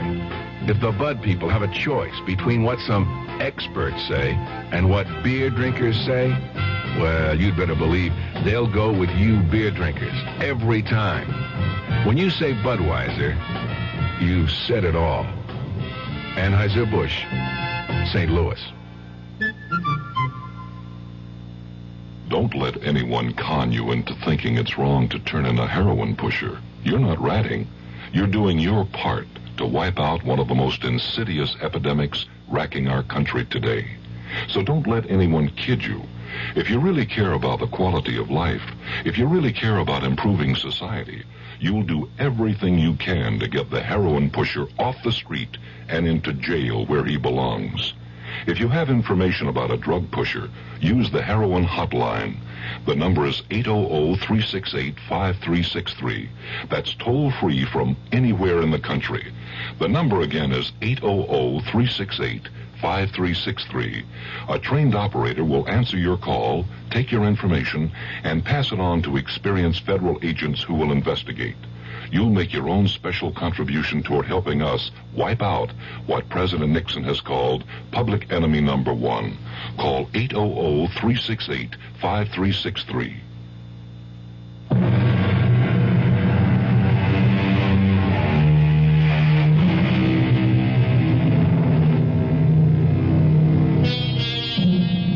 So Jenny Lou, our 16-year-old who is determined to cling to childhood and all its happiest dreams, has made her first wish upon the conjure stone, the magic piece of shiny gold that came to her, she believes, at the hand of an angel.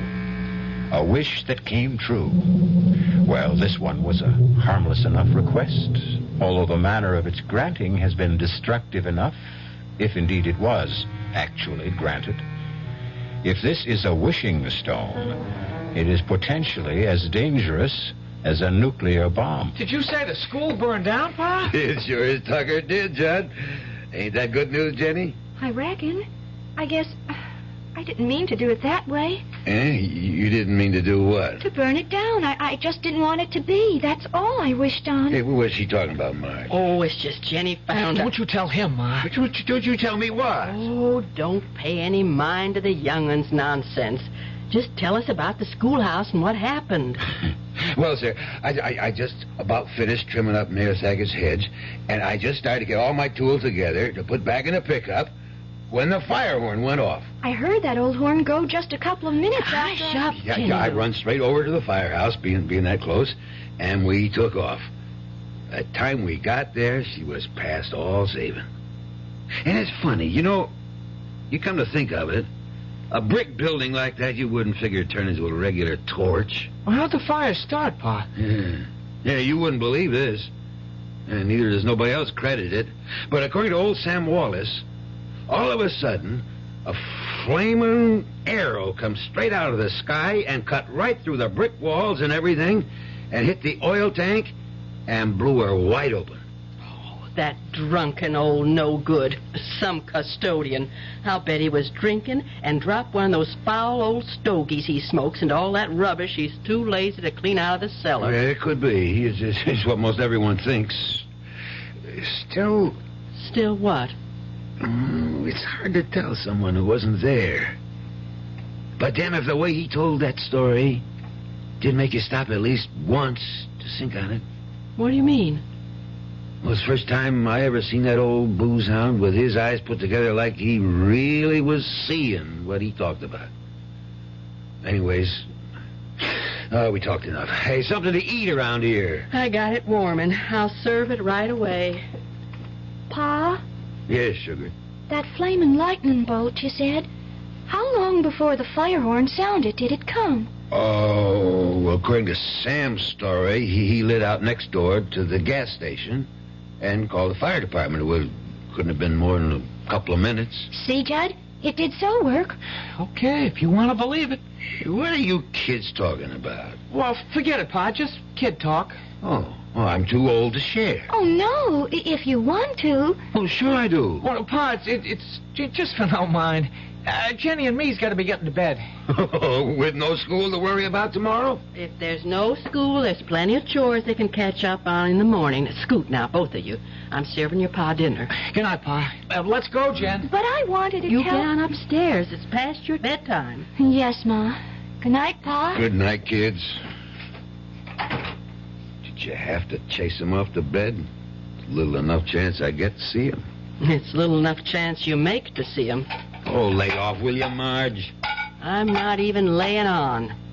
If you stuck a little closer to home than to the other woman, maybe you'd know what goes on around your own house. Now, what other woman? Now, dang I'm it. talking about Lady Luck, or whatever name you want to call her. My rival. Lady Luck. Whatever makes you gamble, Tom, one way or another, it's going to be the end of us. You ever going to see that before it's too late?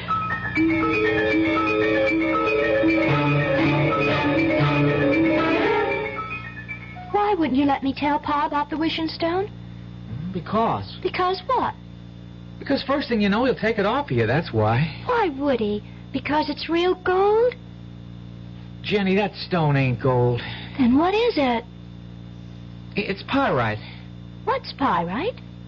Oh, it's just what everybody calls... Well, it's a sort of metal. Well, anyways, whatever it is, it's real precious to me. It's my lucky charm. Well, that's why you better not let Pa know what you think about it. Why? Well, you know what he's like. He cares about gambling more than he cares about anything, and all gamblers are real superstitious.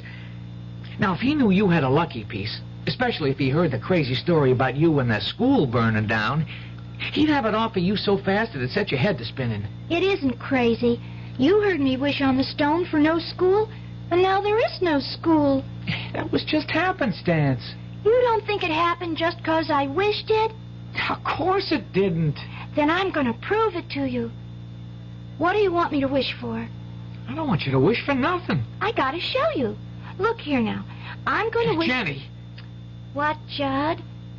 Oh, you sound so funny. Well, maybe it's 'cause I feel like that. What way? Well, sort of, well, you know, superstitious like. It sort of gives you goosebumps if you think on it. What does? Well, now, look, Jenny, supposing... Now, I'm not saying it did fall out this way, but supposing you did get what you wished for. You were the one yourself said you didn't mean to get it the way you did. No, that's for sure I didn't. I didn't want the schoolhouse to go on fire. Gosh, Judd. Oh, just supposing someone had been in there and got caught in the fire. Or a whole lot of folks. That's kind of what I'm saying. And my wish could have burned them all up. But the angel gave it to me. For sure, he couldn't have meant nothing bad to happen. I don't have to throw it away, do I, Judd? I can keep it. Well, that won't do no harm, so long as you don't wish on it. I guess I'll just put it away for my keepsakes. And I'll never use it unless... Unless what? Unless the angel comes and tells me to. Well, that's a right good idea, Jenny. And remember, don't let Pa get wind of that there stone. There would nothing hold him back from using it, even if he didn't believe in it.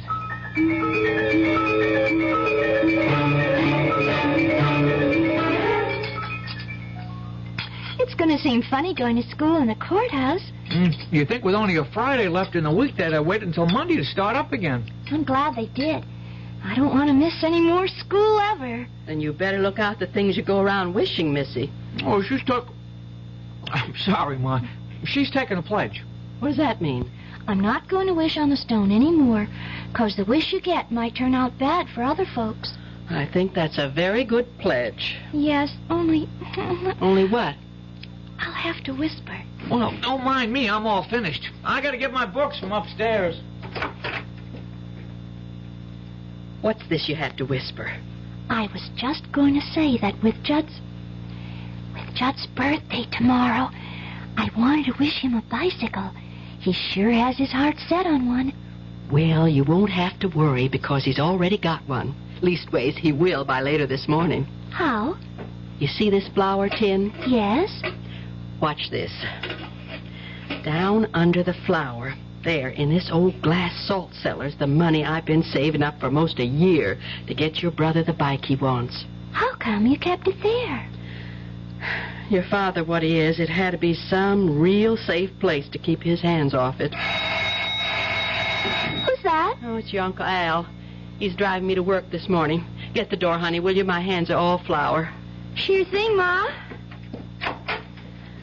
Hi, Uncle Al. Ah, beautiful. Oh, my, you sure are as pretty as a picture. Getting to look more like your mother every day. And they don't come any prettier than that. Oh, you and your honey talk. You should have been on a TV instead of behind a cage. Thank God the bank don't keep its tellers there anymore. You make me sound like an ape. Me, Tarzan. You, Jane? No, me, Jenny. Well, as soon as I hear laughing, I knew you must be around, Uncle Al. Hi. Hi, Gabe. Give me some skin. Well, here's 5. I'm at you. Ooh. Say, that's some grip. You want an Indian wrestle? Oh, I'm going to be ready pretty soon to take you on. I think you're ready already. No, I got no time this morning. I got to catch a school bus. Come on, Jenny. We got to scoot. Goodbye, Ma. Oh, have a good day, son. Bye, Ma. And get a real swell you-know-what. I will. Be happy, Jenny. I am. Bye, Uncle Al. Hey, it's great to see you. We'll make it longer next time. Bye, Uncle Al. Come on, Bye. Jenny. Make next time soon. You can count on it real soon. Oh, they're swell kids, Marge. I envy you. Yeah, they're what I live for these days. Tom left already? No, he's upstairs, dead to the world. He rolled in this morning around 3, smelling like a brewery. That brother of mine, I'd like to knock his head off. The way he'll be feeling time he gets up this morning, you won't have to. It'll fall off all by itself. I got to talk some business to him. Like what? I don't want to get you involved in it, Marge. Well, if it's about money, I will be anyway. It is about money. And there's no use asking him. I went through his pockets last night, and he doesn't have 1 red cent. But he's got to. What for, Al? Jim Kenny called me at home late last night. The insurance agent? Yeah. Last payment on Tom's life insurance hasn't been made, and tomorrow's the last day of the grace period. But I gave him the money for that a month ago. You gave him the money? Oh, I was a fool, I know, but things had been going well for a while like they sometimes do, or anyways, I thought they were. And he asked me to trust him, and oh, Lord, what am I going to do now, Al? I don't know, Marge. This time, I just haven't got it. What do you mean, this time? Marge, Tom is hopeless. I've been carrying him for years, or thought I was. I gave him the $60 for that same payment. When I found out last night it hadn't been made, I was mad enough to kill him. One reason I waited till this morning is to cool off. I'd help you out, Marge, but I can't. I had to take out a new loan to raise the cash for Tom. I can't let the insurance go. You'd have a tough time getting a new policy written if this one lapses, but how? Nearly a year I've been saving it for a bike for Judd's birthday tomorrow. Instead, I'm going upstairs to beat the... No, take me downtown, Al. I just can't face Tom this morning. I'll have it out with him tonight.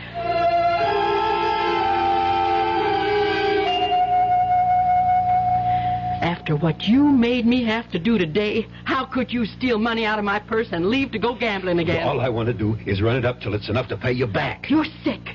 I'm not going to let you take the money I broke my back making today. I'll bring you back 5 times this. And you're not stopping me. Oh, yes, I will. I'm warning you. You stop hanging on to me. I got to, Tom. You just can't do this to us anymore. Just lay off of me. Tom, you can't do this to us again. I got the luck tonight. I can feel it all going for me. The way you always feel. Please. Let go of me. You want to put the whammy on me? I said... Tom! Let go. Oh! Marge! I didn't mean to push... Oh, my God. Ma, what happened? Ma! Oh, Judd! It's just like my dream. He killed her. Pa killed her dead.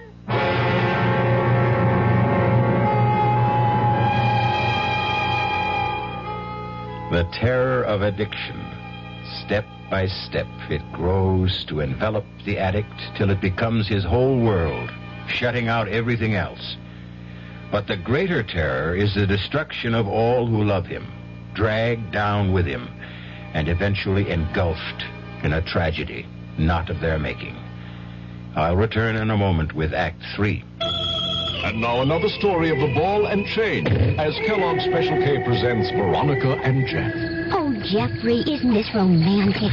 Out in a quiet lake at night with you rowing the boat. Yes, Veronica, it's really neat. Jeffrey, what was that? Frogs. Frogs that go bonk? They're pretty weird frogs. Oh, Jeffrey, you're such a card. You have a ball and chain, like the ones they use in those Special K commercials. Yes, Veronica. It symbolizes my few pounds of extra weight. But I'm going to get rid of it. How? By exercising. You know, like rowing this boat and eating smart at every meal, starting with a Special K breakfast. You mean a 1-ounce bowl of high-protein Special K, 4 ounces of skim milk, orange juice, and coffee? Precisely. It's less than 240 calories, and it tastes delicious. It'll help me get rid of this ball and chain. I'll help too, Jeff. After all, we're all in the same boat. You have a ball and chain, too. Your happy ending could begin with the Special K breakfast from Kellogg's. People can reach, people can touch, people can help, people so much. This is Paul Newman speaking. Ever been close to a family struck by cancer? Naturally, your feelings go out to them and you ask if there's anything you can do. And they say no thanks and you feel so helpless. Well, there is something you can do. You can tell someone in the family to get in touch with the American Cancer Society. Volunteers there are helping people every day with services, information, and counseling about local community resources. That can mean arranging transportation or homemaking help or informing them about existing rehabilitation programs. When your cancer crusader calls, join the people who care about people. Give generously. We want to wipe out cancer in your lifetime.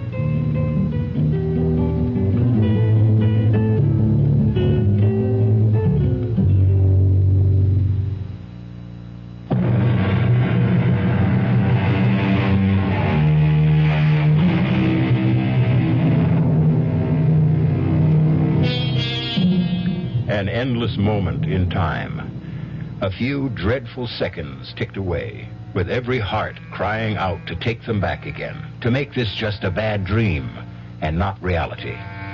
3 people frozen in horror. The 4th sprawled at the bottom of the stairs, her neck bent at an impossible angle, frozen in, what, unconsciousness or death? Now, at last, the man brings himself to move. Marge. Don't you touch your pa or I'll kill you dead. Oh, son. I'm not your son. I'm your enemy. Jenny, call the police. Emergency. We got to get Ma to the hospital fast.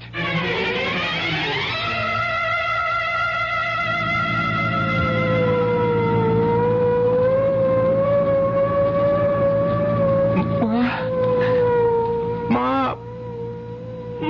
Okay, kid. Just take it easy. She's not going to die. You're not going to let her die, Doctor? Just hang in tough, kid. We'll do our best.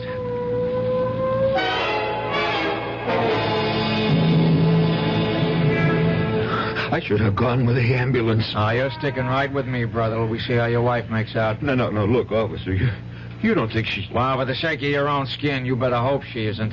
But it was an accident. Well, the way that boy of yours reacted looked like he wasn't so sure. Now, we got to get moving. What happened to your daughter? Huh?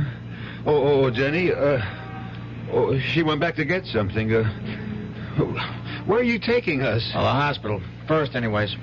Oh, here she comes. Come on, shake her leg, kiddo. I had to get something very important. Okay. Hop in the front with my buddy, Officer Franks.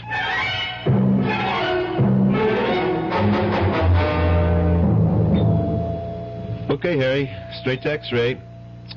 You got a family doctor, kid? Yeah, Dr. Luther. Oh, you know his number? No, but I can look it up. Okay. Tell your doctor to get here as fast as he can. It's that bad? I wouldn't want to fake you out, son. It's not good. Can I phone Dr. Luther? He's on his way here. Is Ma going to die, Judd? I don't know. I'm scared, real scared. So am I. Judd? What? I'm going to break my pledge. You forgive me? What pledge? I brought the wishing stone. I'm going to wish on it. I'm going to wish that Ma's going to be all right, just like it never happened. If you want to, Jenny, go ahead. Can't do no harm. What can't do no harm? For me to use my wishing stone? Your what? Shh, quiet. I'm wishing right now.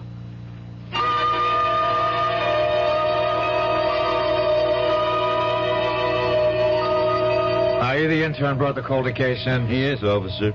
How is she? I'm waiting for X-rays right now. I'd say she has one chance in 1,000. For certain, sure, her neck is broken. And the way it's broken and other signs indicate to me her spinal cord is badly damaged. If it isn't severed altogether.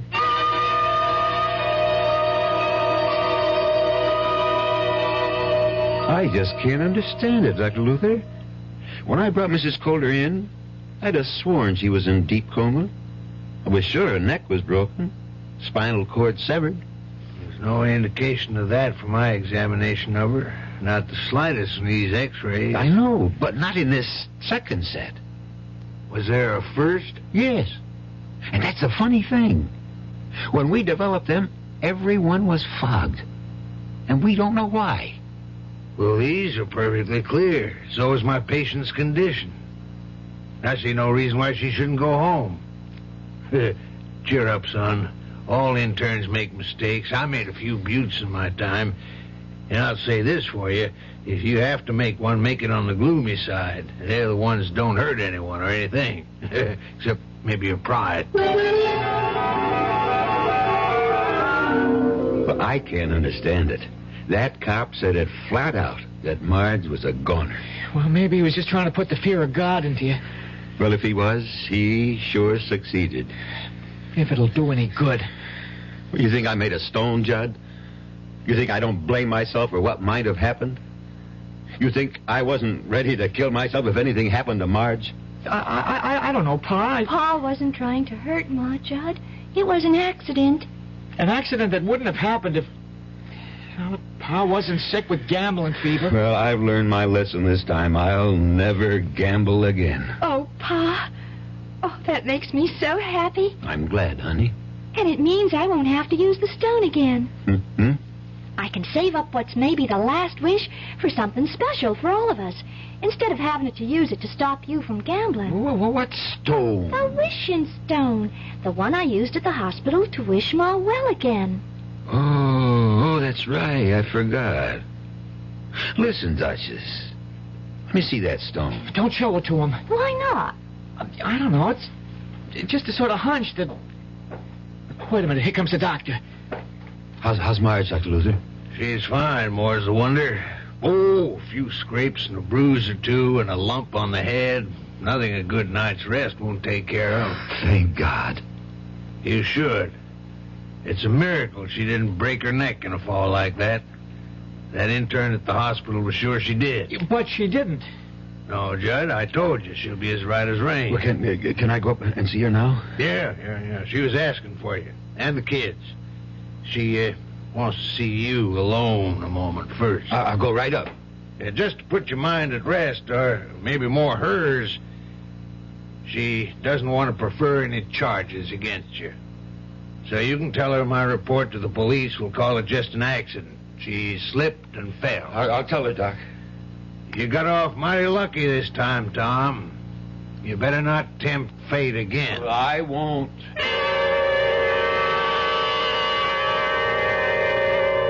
No, I mean it, Marge.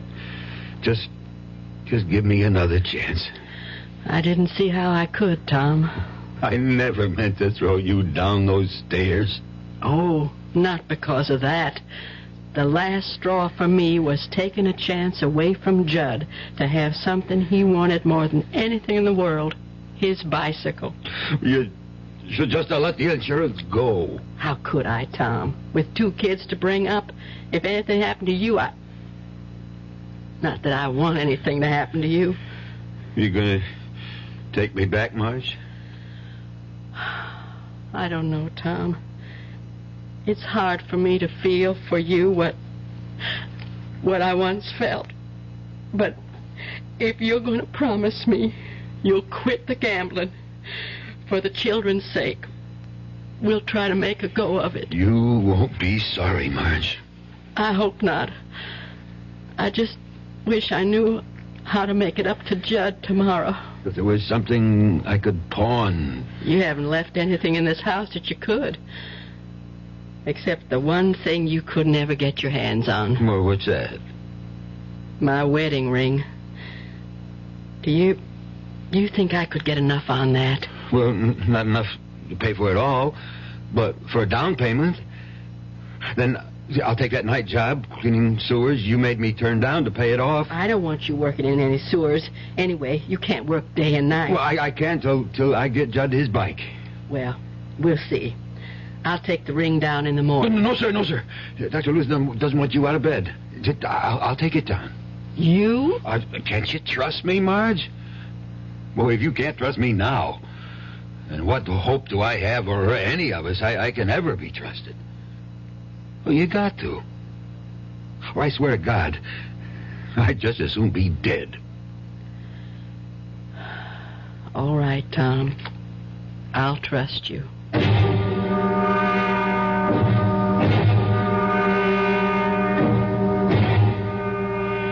Did what? You ran out of the money? Look, Benny, you got to do an old customer a favor, huh? You got to cover me for the 5th. Headlonger. Now, Benny, you gotta. That 15 I laid out on the 1st was money I got for pawning my wife's wedding ring. I got to get it back, and I got a hot tip. The headlonger's assured. Benny, for God's sake. Oh, just this once. Please. Benny.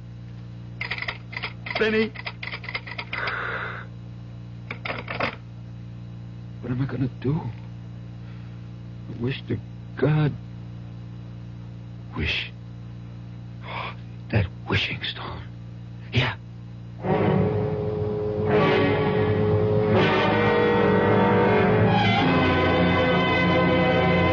Where's Jenny, Judd? Oh, I left her down by the pond. We were skipping stones. I just came up to see how you were feeling. Fine. I'm going to get up. Your pa didn't get back yet, did he? No, ma'am. I ain't seen him since early morning when he pulled out in the pickup. Well, you go on back down and keep Jenny company. I'm going to bake me a cake so we can have a real birthday celebration. Oh, it's all right, Ma. I don't need a cake. You're going to get a lot more than you bargained for. Now, go on. I don't like Jenny down by that pond alone. You know she can't swim.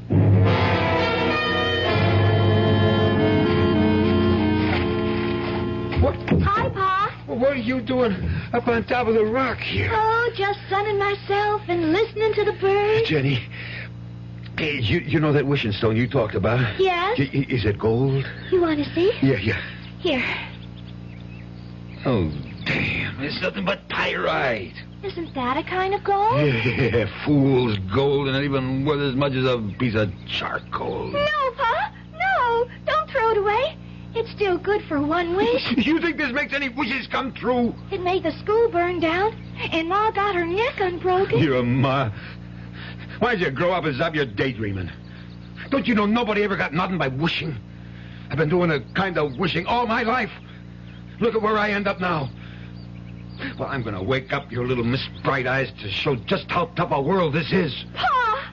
Please don't get mad. If this was a wishing stone, well, nobody ever needed it more than me right this moment. So look at this. I'm going to make a wish. I need money. I need it bad.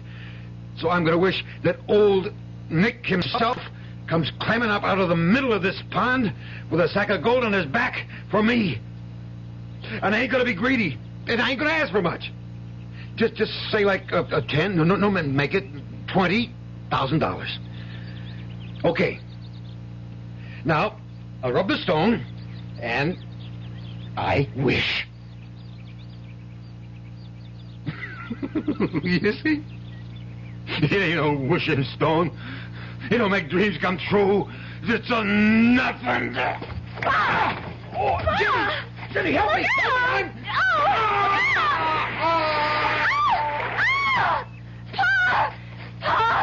Oh, why doesn't he come out? Help! I can't swim! Dad! Help! It's Pa!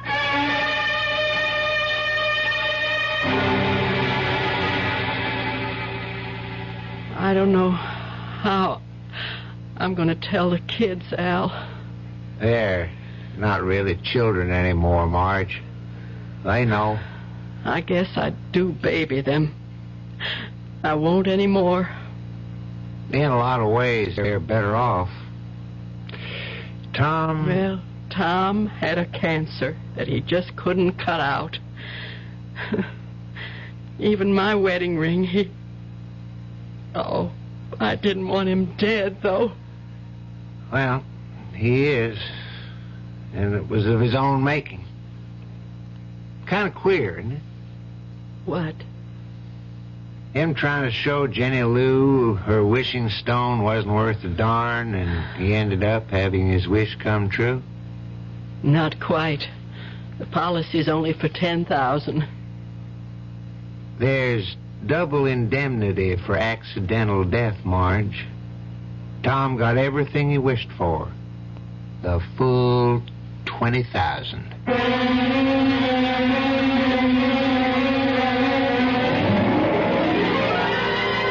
3 wishes, and they all came true. Whether by some supernatural force or sheer coincidence, it doesn't really matter. For in the end, everyone was better off except the one who didn't deserve to be. This was the gambler's last plunge, one he should never have taken with the odds so stacked against him. Like Jenny, Tom Coulter had never learned to swim either. I'll be back shortly. Hey, we're the Action Corps. See, we contribute more. T's for the teamwork of our crew. Our ideals are high. Oh, oughtn't you apply? Means it's now that we need you. A-C-P. We could go on all day. Oh. Here's why volunteers are needed right away. Action is VISTA, the Peace Corps, RSVP, SCORE, and other volunteer programs that are helping people to help themselves. If you're trained in a skill or just have a little love to share, Action needs you. Yeah, baby. Action really needs you. Don't crawl under a rock. Get into action. Oh, yeah. This is a public service of this station and the Advertising Council.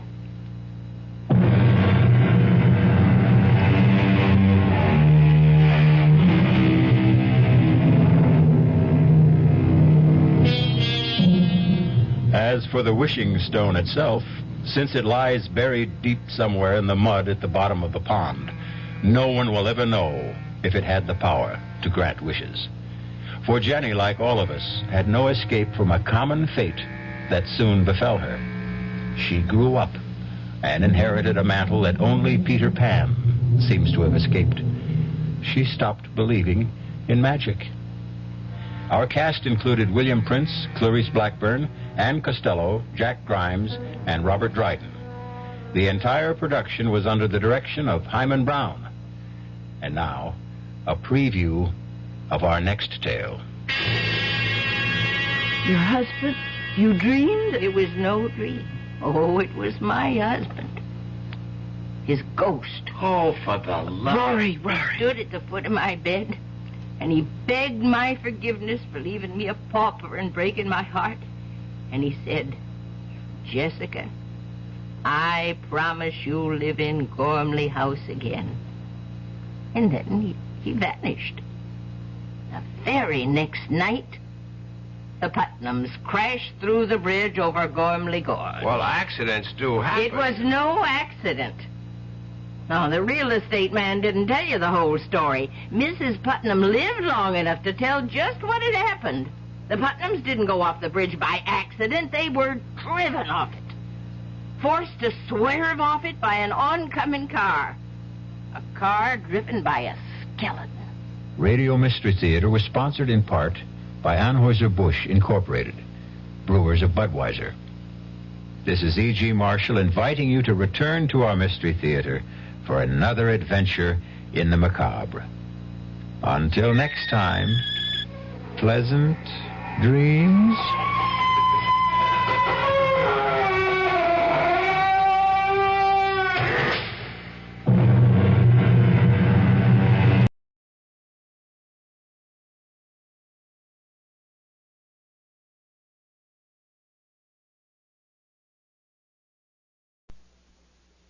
From the Mutual Studios in Washington, I'm Fulton Lewis, and that's the top of the news as it looks from here.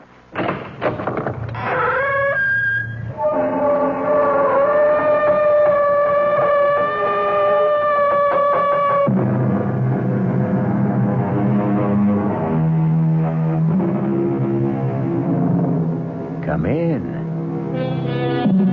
Welcome. I am E.G. Marshall, and I have a ghost story to tell you. But a most unusual ghost story, since it violates all the established rules. You know the rules for a ghost story. It must be set on some desolate, windswept moor, or perhaps in a ruined, isolated mansion, or a lonely, deserted castle. However, this spine-tingling tale actually takes place in a modern, luxury, high-rise apartment building, and in broad daylight. Don't want to die, George, please. I don't want to die. Margaret, darling, listen to me. No. Margaret, it would be better. Better for who? For you, dear, for you. I have very little left, George. Please, just let me live a little longer. Margaret, life means nothing to you now. I know, but just let me live a little bit longer. I can't, Margaret. I can't.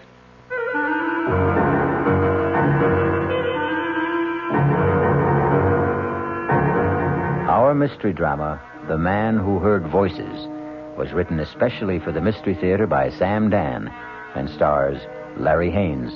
It is sponsored in part by the Kellogg Company, makers of Kellogg's Special K cereal. I'll be back shortly with Act One. Hi, son. Hi, Mom. Hi, Dad. Hi, Junior. Kellogg's Special K presents Junior Gives Up. Junior, why aren't you eating your Special K? It's your favorite cereal. Oh, just 'cause. Just 'cause why, honey? Just 'cause Darla said some evil things about it. That's just 'cause why. Hi, Mom. Hi, Dad. Hi, Darla. Hi, Sis. Hi, Junior. Darla, what did you tell Junior about his Special K? Daddy, all I told him was that Special K is good for him. Yeah, and anything that's good for me never seems to taste good. But, Junior, you already know that Special K tastes good. Who do I believe?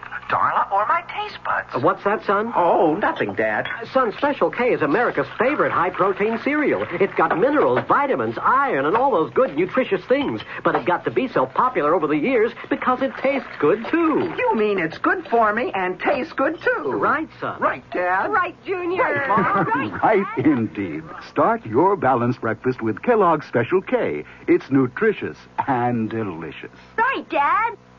This is WOR New York, your station for the Mystery Theater.